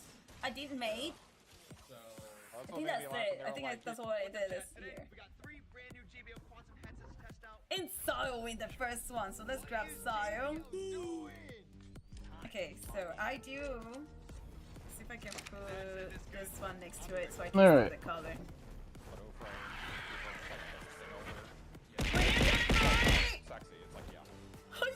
Wait, so who should we give? Okay, we need to put someone in the toilet, Floaty. We had Sayo, so what do you guys recommend for Sayo? Well, I'm gonna do the background. I still have to find his reference pictures.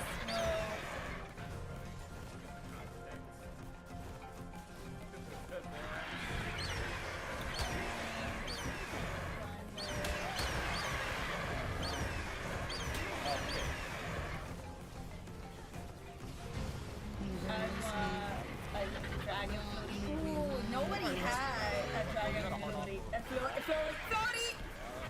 I don't know how to speak. And I got the schoolgirl one with Aya and the Halloween with the thing. That is right! She looked really pretty on the school outfit. Sorry, I forgot what was I looking for. We love floaties in this. Yeah, I got something I need to change out. Do you drop your reference? Shop? I'm butchering your name, I know. I got 2 weapons to change. I'm trying to find silence. Got it. Yeah, I might find one. Ooh, Amilotic floaty. Okay, that's actually a good one. Okay, I got that. Now I can do this. Yeah, That's keep nice. debating buying the Tenno. Amilotic or Gyarados. That's Is it worth it, Maxie? so let's do this again. Ooh, no. I fucked up. It's this one. I would say 5 plus. I think 5 to like the 5. Probably worth it because it doesn't have. Why can I color? Oh, because it's the same color. Oh.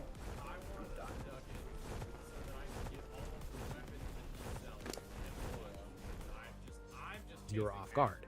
Embarrassed by the situation, he quickly tells them that there is no need to worry about it anymore. He admits that he struck back during their encounters as well, and reminds them that he already received compensation for the trouble. As far as he's concerned, the matter has already been settled. Kaya observes Yura quietly before offering her honest impression. She remarks that despite being only a third-year middle school student and the same age as Miyako, he's surprisingly composed. In her experience, people who gain great power at a young age often become arrogant and reckless. Yura, however, appears different. According to Kaya, he seems to possess the maturity and self-awareness expected of someone entrusted with immense power. After complimenting him, she asks the question everyone in the room wants answered. How did he obtain such extraordinary strength? The question immediately puts Yura on the spot. He remembers Hisashi's warning about keeping his true abilities hidden to avoid unnecessary trouble. Not wanting to explain the whole story about another world, heroes, and demon gods, Yura quickly invents an excuse. He casually claims that he simply woke up one morning with these abilities. Then, with a completely straight face, he adds that perhaps drinking soy milk every morning is the secret. The ridiculous answer earns mixed reactions. Miyako immediately loses her patience. She snaps at Yura, demanding that he stop joking around. Turning toward Miyako, she insists that Yura cannot be trusted and argues that he's dangerous. Before she can continue, Kaya sharply orders her daughter to watch her tongue. However, Miyako is not the only one who feels skeptical. An elderly woman seated among the family members suddenly speaks up. Her name is Why Unkai. are the dinos falling Agreeing from the with Miyako, sky? Unkai questions why the Minazuki family is treating a mere child with such caution. She explains that she's been observing Yura since he entered the room and has sensed no spiritual power from him whatsoever. To make matters worse, she views his casual attitude and frivolous answers as deeply disrespectful. Without warning, Unkai activates her spiritual power. She declares that if Yura truly proves to be a threat beyond the family's control, then it would be better to eliminate him immediately. The atmosphere instantly becomes tense. Several family members quickly tell her to stop. Even Kaya intervenes. In a firm voice, she reminds Unkai that Yura is an honored guest of the Minazuki family and that she will not tolerate such behavior. Unkai eventually backs down. Claiming that she understands her place, she ceases her hostility. However, she does not hide her opinion. According to Unkai, Yura already looks intimidated by her presence. To her, he's nothing more than a small-time boy unworthy of serious concern. She argues that Neo and Miyako lost simply because they lack experience, and that there's no reason for the family to fear him. As she speaks, several relatives begin nodding in agreement. Slowly, doubts begin spreading through the room. After all, it seems impossible that an ordinary middle school student could possess power equal to, or even greater than that of a high-ranking demon. While everyone continues arguing, Yura's attention drifts elsewhere. Instead of listening, he becomes oddly fixated on the strands of hair sticking out of Unkai's nostrils. He quietly wonders why no one else seems to notice them. A moment later, Unkai changes the subject. Turning to Kaya, she brings up the matter of the family's upcoming sacrifice. She argues that Miyako possesses the talent and spiritual power needed to become the next head of the Minazuki clan. Because of that, Unkai questions why Miyako has been chosen as a sacrifice. If someone must be offered, she insists it should be Mio instead. According to Unkai, Mio is a failure with no future other than becoming a sacrifice, especially since her father's origins remain unknown. Before the argument can continue, the clan advisor Wisebot 5 viewers, minus 5, alarm clock 9 hours 31 minutes and 51 seconds. Furthermore, the declaration came directly from Her Highness, making it impossible to oppose. Unkai refuses to back down. She openly declares that she cannot accept the decision, leading to another heated exchange between the two elders. Seeing the discussion spiraling into an argument, Kaya quietly asks Yura to accompany her somewhere else. As they walk through the estate, Kaya apologizes for the uncomfortable scene earlier. Yura simply tells her not to worry about it. Enough is Curious enough. about what he overheard, he asks what everyone meant by the sacrifice. Kaya takes a deep breath before explaining. For generations, the Minazuki family has worshipped and borrowed power from the local water deity. The god's name is Miyoshi. Thanks to Miyoshi's blessing, the land has long been protected from disasters and has enjoyed lasting prosperity. However, that blessing comes at a terrible cost. By absorbing the pollution and impurities of the land, Miyoshi has gradually lost control of its divine power. Instead, the once benevolent deity has begun bringing calamities upon the region. Floods, droughts, plagues, and malevolent spirits have all become increasingly common. To prevent those disasters, the Minazuki family offers human sacrifices. In the past, 5 young maidens were chosen to become sacrificial priestesses. Now, Miyako has been selected as the 6th. Seeing the shock on Yura's face, Kaya quietly remarks that he probably finds such a tradition difficult to accept in the modern world. Yura tells Kaya that he does not find the tradition strange. In reality, however, he thinks the exact opposite. His mind drifts back to the other world where he once rescued a young girl who had been chosen as a sacrifice for a dragon. Ironically, the girl ended up falling in love with the dragon during her captivity and became furious with Yura for saving her. The bizarre memory quickly passes as Yura notices they have wandered deep into the forest. Confused, he asks Kaya why they came all the way out there. Kaya calmly replies that there is something she wishes to ask of him. Without another word, she draws her sword. She asks whether he would be willing to spar with her. Yura stares at her with complete confusion. A puzzled "huh?" escapes his mouth before he immediately refuses. Kaya, however, does not wait for his answer. Her expression remains perfectly calm as she suddenly launches forward. With years of training behind every movement, her blade slices through the air with incredible speed and precision. This is not an attack fueled by anger, it is a test. Yura barely manages to dodge in time. Twisting his body at the last possible moment, he narrowly avoids the blade before quickly creating some distance. A cold sweat runs down his face as he quietly mutters that it was far too close. Unlike Miyako or Mio, Kaya's attacks carry genuine skill. Her speed, timing, and precision force even someone who survived 6 years in another world to react seriously. Kaya gives him no time to recover. She immediately follows with a powerful overhead slash, bringing her sword down with both hands. Yura responds on instinct, avoiding the strike by the narrowest of margins. When the exchange finally ends, the two separate and face each other once more. Kaya lands gracefully and narrows her eyes, studying Yura more carefully than before. The brief exchange has changed her impression of him. At first, she believed he possessed power that surpassed even the gods. Yet now, standing right in front of him, she cannot sense even the slightest trace of that overwhelming energy. To her spiritual senses, Yura appears to be nothing more than an ordinary middle school boy. Yura remains silent. Deep down, however, he already knows the reason. He has been suppressing his magical power the entire time, and it seems he has hidden it well enough to fool even the head of the Minazuki family. Still unconvinced, Kaya raises a talisman and calmly invokes her spiritual power. Declaring that all must obey her command, she activates the spell. Yura's response is completely emotionless. Whatever. The talisman suddenly flashes with brilliant light. An instant later, the air behind Kaya tears open as a gigantic white fox spirit emerges. Its many tails whip through the air like a raging storm, while its enormous fangs gleam like sharpened blades. The sheer pressure of its presence makes the ground tremble. It is a powerful Shikigami fox spirit. Standing calmly before the enormous beast, Kaya draws her sword without showing the slightest hint of fear. The fox spirit attacks immediately. Caught off guard, Yura barely reacts in time. He leaps onto one of its massive tails and is carried forward by its momentum. His eyes widen in surprise as he instinctively shouts in shock. Even while desperately avoiding the attack, Yura cannot help but complain. He loudly asks how this is supposed to count as a sparring match and wonders if anyone there has ever heard of a fair one-on-one fight. Meanwhile, Kaya watches calmly from a distance as if everything happening is perfectly normal. The next instant, she joins the battle herself. While Yura is busy dealing with the fox spirit, Kaya rushes in, launching a coordinated attack alongside her Shikigami. Yura spins around just in time and catches her sword with his bare hand. The blade grinds to a complete stop between his fingers as tiny fragments scatter from the impact. Kaya's eyes widen once again. For the second time, she watches him stop her sword without using any weapon at all. As Yura lands, he quietly winces. Although he blocked the strike, the impact still hurts. His body has returned to that of a 14-year-old. And while his magic remains overwhelming, his physical body still has its limits. He may be vastly stronger than everyone around him, but he is not invincible in this form. Before he can recover, the fox spirit seizes the opportunity. The massive Shikigami opens its jaws wide and lunges toward him. Caught off guard while exchanging blows with Kaya, Yura barely has time to mutter a curse. The massive fangs snap shut around him, swallowing him whole into the darkness of the fox spirit's mouth. The scene then shifts to a peaceful white shot of the Minasuke estate. A still pond, wooden walkways, and carefully maintained stone paths create an atmosphere of perfect tranquility. Inside the residence, however, an entirely different conflict is unfolding. The clan elders have gathered, and the tension in the room continues to rise. Inside the Minazuki residence, the discussion grows increasingly heated.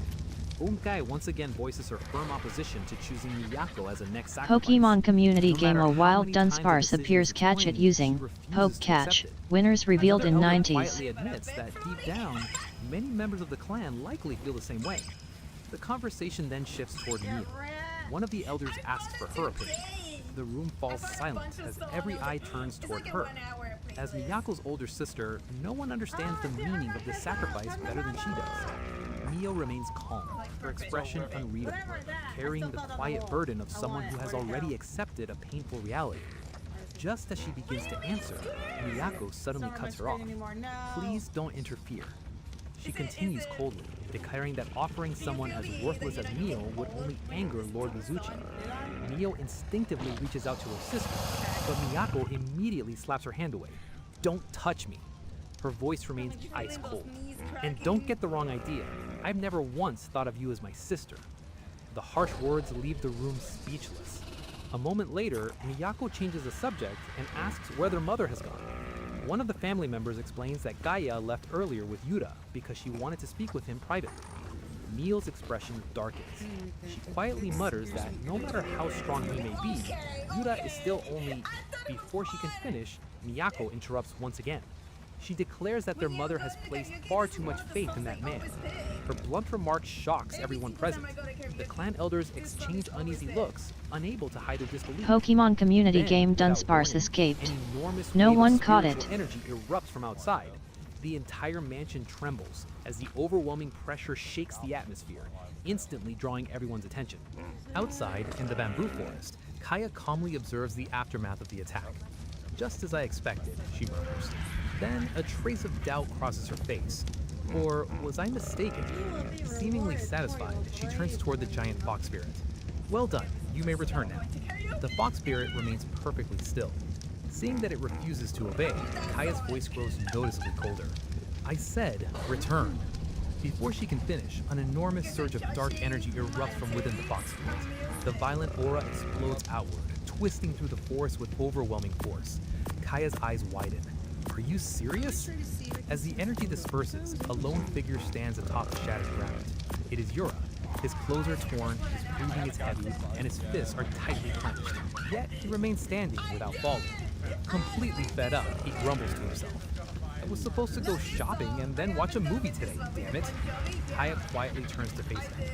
That was splendid, she says with genuine admiration. Yura says nothing. Silence hangs between them for a moment. Then, to Yura's complete surprise, Kaya slowly kneels and lowers herself into a deep, formal bow. Her long dark hair falls around her face as she remains kneeling before him. I concede, this is my complete defeat. Looking up at Yura with calm, sincere eyes, Kaya continues.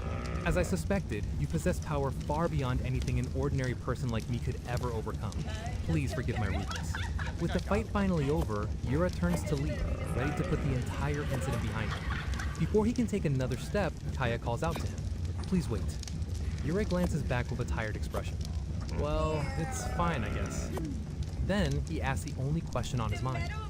So, can I go home now? Still kneeling, Kaya looks at him with unwavering determination. I mentioned earlier that there was something I wished to ask of you, Yura-sama. She pauses for a moment before making her request. With the power you possess, would you be willing to save the Minazuki family? Yura blinks in confusion. Huh? Save who? The atmosphere suddenly grows heavy. In a firm, resolute voice, Kaya reveals the truth. Yura-sama, I want you to kill Mitsuchi, the guardian deity of the Minazuki family. The shocking request hangs silently in the air. Behind Kaya, the enormous silhouette of the divine being seems to loom over the forest, radiating an ominous presence. The scene then shifts to Monday morning. The school bell rings, and another ordinary day begins as students fill the classroom with their usual chatter. Yura, however, cannot focus on any of it. Kaya's words continue echoing in his mind. The sacrificial ritual is scheduled to take place at dusk on Tuesday. Before then, Kaya wants him to kill Mitsuchi, the Minazuki family's guardian deity. Lost in thought, Yura quietly turns his gaze toward an empty seat across the classroom. Just as Yura expected, Miyako's seat is empty. He stares at it for a moment, quietly murmuring her name to himself. The word sacrifice lingers in his mind, making him feel a brief sense of sympathy. But the feeling disappears the instant he remembers that she had tried to kill him. Any guilt vanishes immediately. He thinks to himself that he really cannot feel that sorry for her. On top of that, he wonders why he's being dragged into another family's complicated problems. Half-jokingly, he figures they should just visit a family counseling center instead. At that moment, someone calls out to him from the hallway. Natsuki-kun. Yura turns around and sees a cheerful, broad-shouldered boy waving at him with a bright smile. The boy greets him enthusiastically and suggests that they walk home together. Yura stares at him blankly before asking, "Who is he?" The boy freezes in disbelief. Later, as they walk home side by side, the boy awkwardly laughs it off, admitting that even he cannot laugh at that joke. He apologizes, explaining that it has simply been a long time since they last met. The boy is revealed to be Kazuto Mihara, the younger brother of Yuto Mihara. Unlike his older brother, Kazuto is someone Yura has always gotten along with. The two have been close friends since childhood.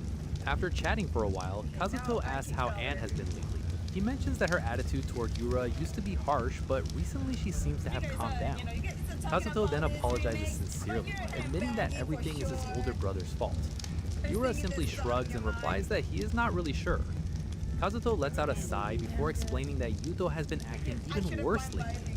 According to him, his brother has been shamelessly fooling around with several girls and even broke up with Noa Senpai without a second thought. I see, Yura replies flatly. Kazuto gives him a puzzled look and asks if he is even listening. Yura blanks before giving a half-hearted response. Kazuto throws up his hands in frustration, saying that Yura is being unusually cold today and reminding him that he is trying to have a serious conversation. Finally, paying attention again, Yura casually mentions that a strange family called the Minazuki family has asked him for a favor, and he is currently trying to figure out how to refuse. Kazuto suddenly stops walking. The Minazuki family? You mean Minazuki Senpai from the third year? His eyes widen in surprise. Yura looks at him in confusion, wondering if he knows her. Kazuto excitedly explains that she's incredibly famous. According to him, she's an absolute beauty, the top student in her grade, and practically perfect. She's the kind of girl who attracts everyone's attention simply by walking through the school. Grinning, Kazuto remarks that Yura is incredibly lucky to have gotten close to someone like her, admitting that he's honestly jealous. Yura stares back at him with a completely blank expression. He simply wonders what is supposed to be lucky about it, adding that she's actually terrifying. Kazuto laughs cheerfully and says that's exactly what makes her so appealing. In his eyes, a cool and mysterious beauty is every guy's dream. He also mentions that she never hangs out with anyone and always eats lunch alone, making her seem even more mysterious. Suddenly, Kazuto grabs Yura's arm and eagerly asks him to tell the whole story. Yura immediately pulls away, saying that there is no way he's doing that because he's already tired. Refusing to give up, Kazuto quickly pulls out a newly released game with a triumphant smile, hoping to change his mind. Yura pauses for a moment before letting out a sigh. Geez, fine, let's go to my place. Kazuto beams with excitement and happily follows after him. As Yura pushes open the front door of his house and calls out that he's home, a quiet determination settles in his mind. No matter what happened, he has no intention of getting involved in anything strange ever again. All Yura has ever wanted is a peaceful, ordinary life, nothing more. The moment he steps inside his house, however, that dream is shattered. Instead of an empty home, he finds Lucifer sitting cross-legged at the dining table, shamelessly enjoying a plate of curry. She looks up, glares at him, and complains that he is late, demanding to know where he has been wandering. Yura can only stare at her in disbelief, wondering why she is even inside his house. Lucifer points her spoon at him indignantly and explains that since he took so long to come home, she ended up eating 3 extra servings of curry. Standing behind Yura, Kazuto catches sight of the winged girl casually eating in his friend's living room. Without wasting another second, he immediately decides to leave, apologizes, and quickly heads home. Once they are alone, Lucifer turns toward Yura, her wings fluttering with irritation. She reminds him that after everything he did to her body, he has a lot of nerve acting so casually. She insists that he take responsibility for it. Yura responds with a cold stare, asking what exactly she thinks she is doing. Lucifer calmly explains that originally she came to continue their fight from last time. However, after letting out a sigh, she admits that the wings Yura damaged have not fully healed yet. Because of that, she declares a temporary truce. Still, she said doing nothing was boring, so she decided to gather information instead. With a smug smile, she reveals that she has secretly been monitoring Yura's movements for the past 3 days. Yura presses a hand against his face, silently wishing she would just go home. Lucifer then cheerfully mentions that his mother has gone shopping and that tonight's dinner will be ginger pork. It quickly becomes clear what happened. After sneaking into the house, Lucifer unexpectedly ran into Yura's mother. Rather than questioning the winged stranger, Haruko simply welcomed her inside, served her curry, and even asked if she was one of Yura's friends. As Yura changes out of his school uniform, Lucifer watches him from across the room. After a moment, her expression turns serious.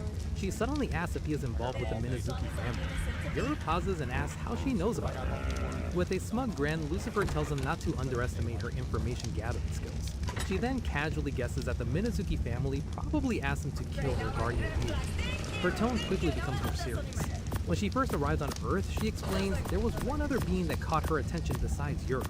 The atmosphere instantly grows heavy as the overwhelming presence of Mizuchi fills her mind. The ancient guardian radiates an immense divine aura, powerful enough to make even Lucifer wary. She explains that the being known as Mizuchi Kaito is Destiny, incredibly Kaima powerful. Mikamai, If it welcome ever to lost my control, channel. it possesses enough strength to Mika. wipe the entire city off the map. After a Hello brief and silence, welcome. Lucifer fixes Yura At with his Kaito serious Destiny, stare. Kaima Convinced Mikamai, that he welcome intends to my fight her. channel. Without the slightest hesitation, however, Yura calmly refuses. He simply says that he has no intention of doing it because it sounds like too much trouble. Lucifer freezes in disbelief before rushing toward him in frustration. She grabs hold of him and demands to know why he refuses to fight such a dangerous monster. Dramatically shaking him, she insists that she wants to witness a battle to the death, and complains that he is no fun at all. Yura glances at her from the corner of his eye and quietly admits that he never actually sensed anything particularly dangerous from Mizuchi. Annoyed by her constant pestering, he tells her that she is incredibly irritating. Lucifer immediately fires back, calling him an idiot. She explains that although Mizuchi may be somewhat wild, it is still a genuine god. If Yura refuses to fight it, then she sarcastically tells him that he should challenge it himself. Then a mischievous grin spreads across her face as she comes up with a new plan. She declares that if she defeats Yura after he defeats Mizuchi, then she will become the strongest. In her mind, it is the perfect outcome. Yura stares at her with a blank expression and reminds her once again that he is not a demon. Letting out a sigh, he tells her that he understands what she's saying, but he still refuses. As far as he's concerned, problems like this should be resolved by the people directly involved. And if that is the case, then it cannot be helped. Lucifer suddenly grins again, a dangerous gleam in her eyes. She announces that she has another way to convince him. Without warning, she shoves a laptop right in front of Yora's face. His eyes immediately widen in horror. He instantly recognizes it as his own laptop. Laughing triumphantly, Lucifer proudly declares that she thoroughly investigated his weaknesses and reminds him never to underestimate her. The laptop screen lights up, revealing numerous folders. One folder in particular makes Yura freeze on the spot. Its name is simply Naughty Stuff. Lucifer's smile becomes absolutely devilish. She sweetly threatens to show everything to his mother first before uploading it all to the internet for the entire world to see. Yura's face immediately turns pale. Holding the laptop like the ultimate weapon, Lucifer tells him that if he wants those files secret, then he has no choice but to he's fight. so screwed. Grinding his teeth, Yura mutters that she is a complete devil. Lucifer immediately puffs out her cheeks in protest and reminds her that she is an angel, not a devil. The scene then shifts to the quiet Minazuki family estate as the evening sky grows darker, a silent reminder that time is running out before the coming crisis. Meanwhile, alone inside her room, Miyako sits quietly beside her bed with her arms wrapped tightly around her knees. Her teeth clenched as her body trembles uncontrollably. No matter how hard she tries to calm herself, one terrifying thought keeps echoing through her mind. Soon, I'm going to die. She keeps reminding. Alright, I'm gonna end the stream here. We're gonna go find ourselves a raid target. Wait, Let's see. Seven Nation Army? Ventilation hungry? Wait. No, I still have one melee to You should. level up real quick. You should. And then hand it over.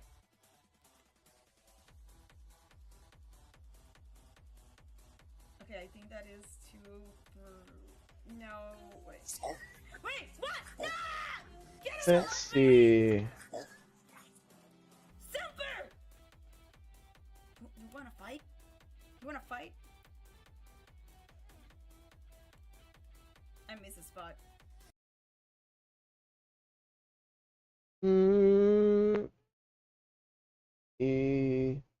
Warframe art. TFO. AKA get the fuck. Copy playtime.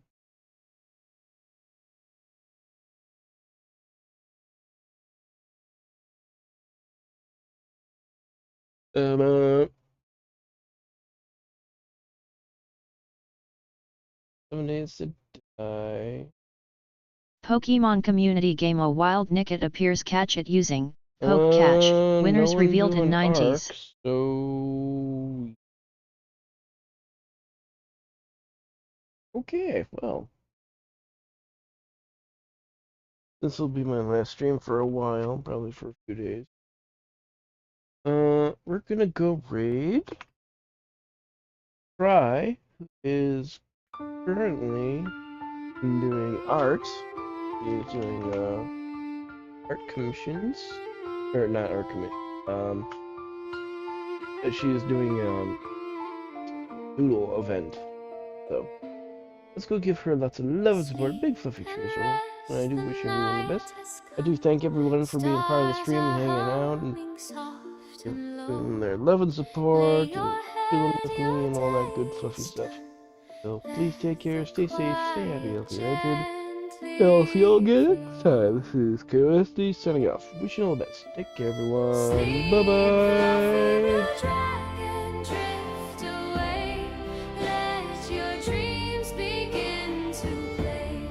All the laughter from today fades into the stars' ballet.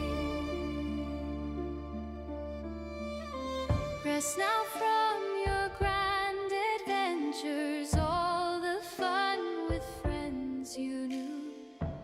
Every smile a treasured memory, wrapped in skies of velvet blue. Sleep, fluffy blue dragon, snuggle tight, cuddle close through the night. Kitty cat kids by your side, warm and safe in dreamland light. Dream of places soft and bright, your happy paradise in view. Clouds of comfort, skies of light, waiting there to welcome you. Sleep, sleep, let the time drift by on a gentle lullaby. Close your eyes, don't say goodbye, just dream beneath the moonlit sky. Sleep, fluffy blue dragon, rest so deep in a world of dreams you keep, safe in love so soft and sweet. Drift away now, go to sleep.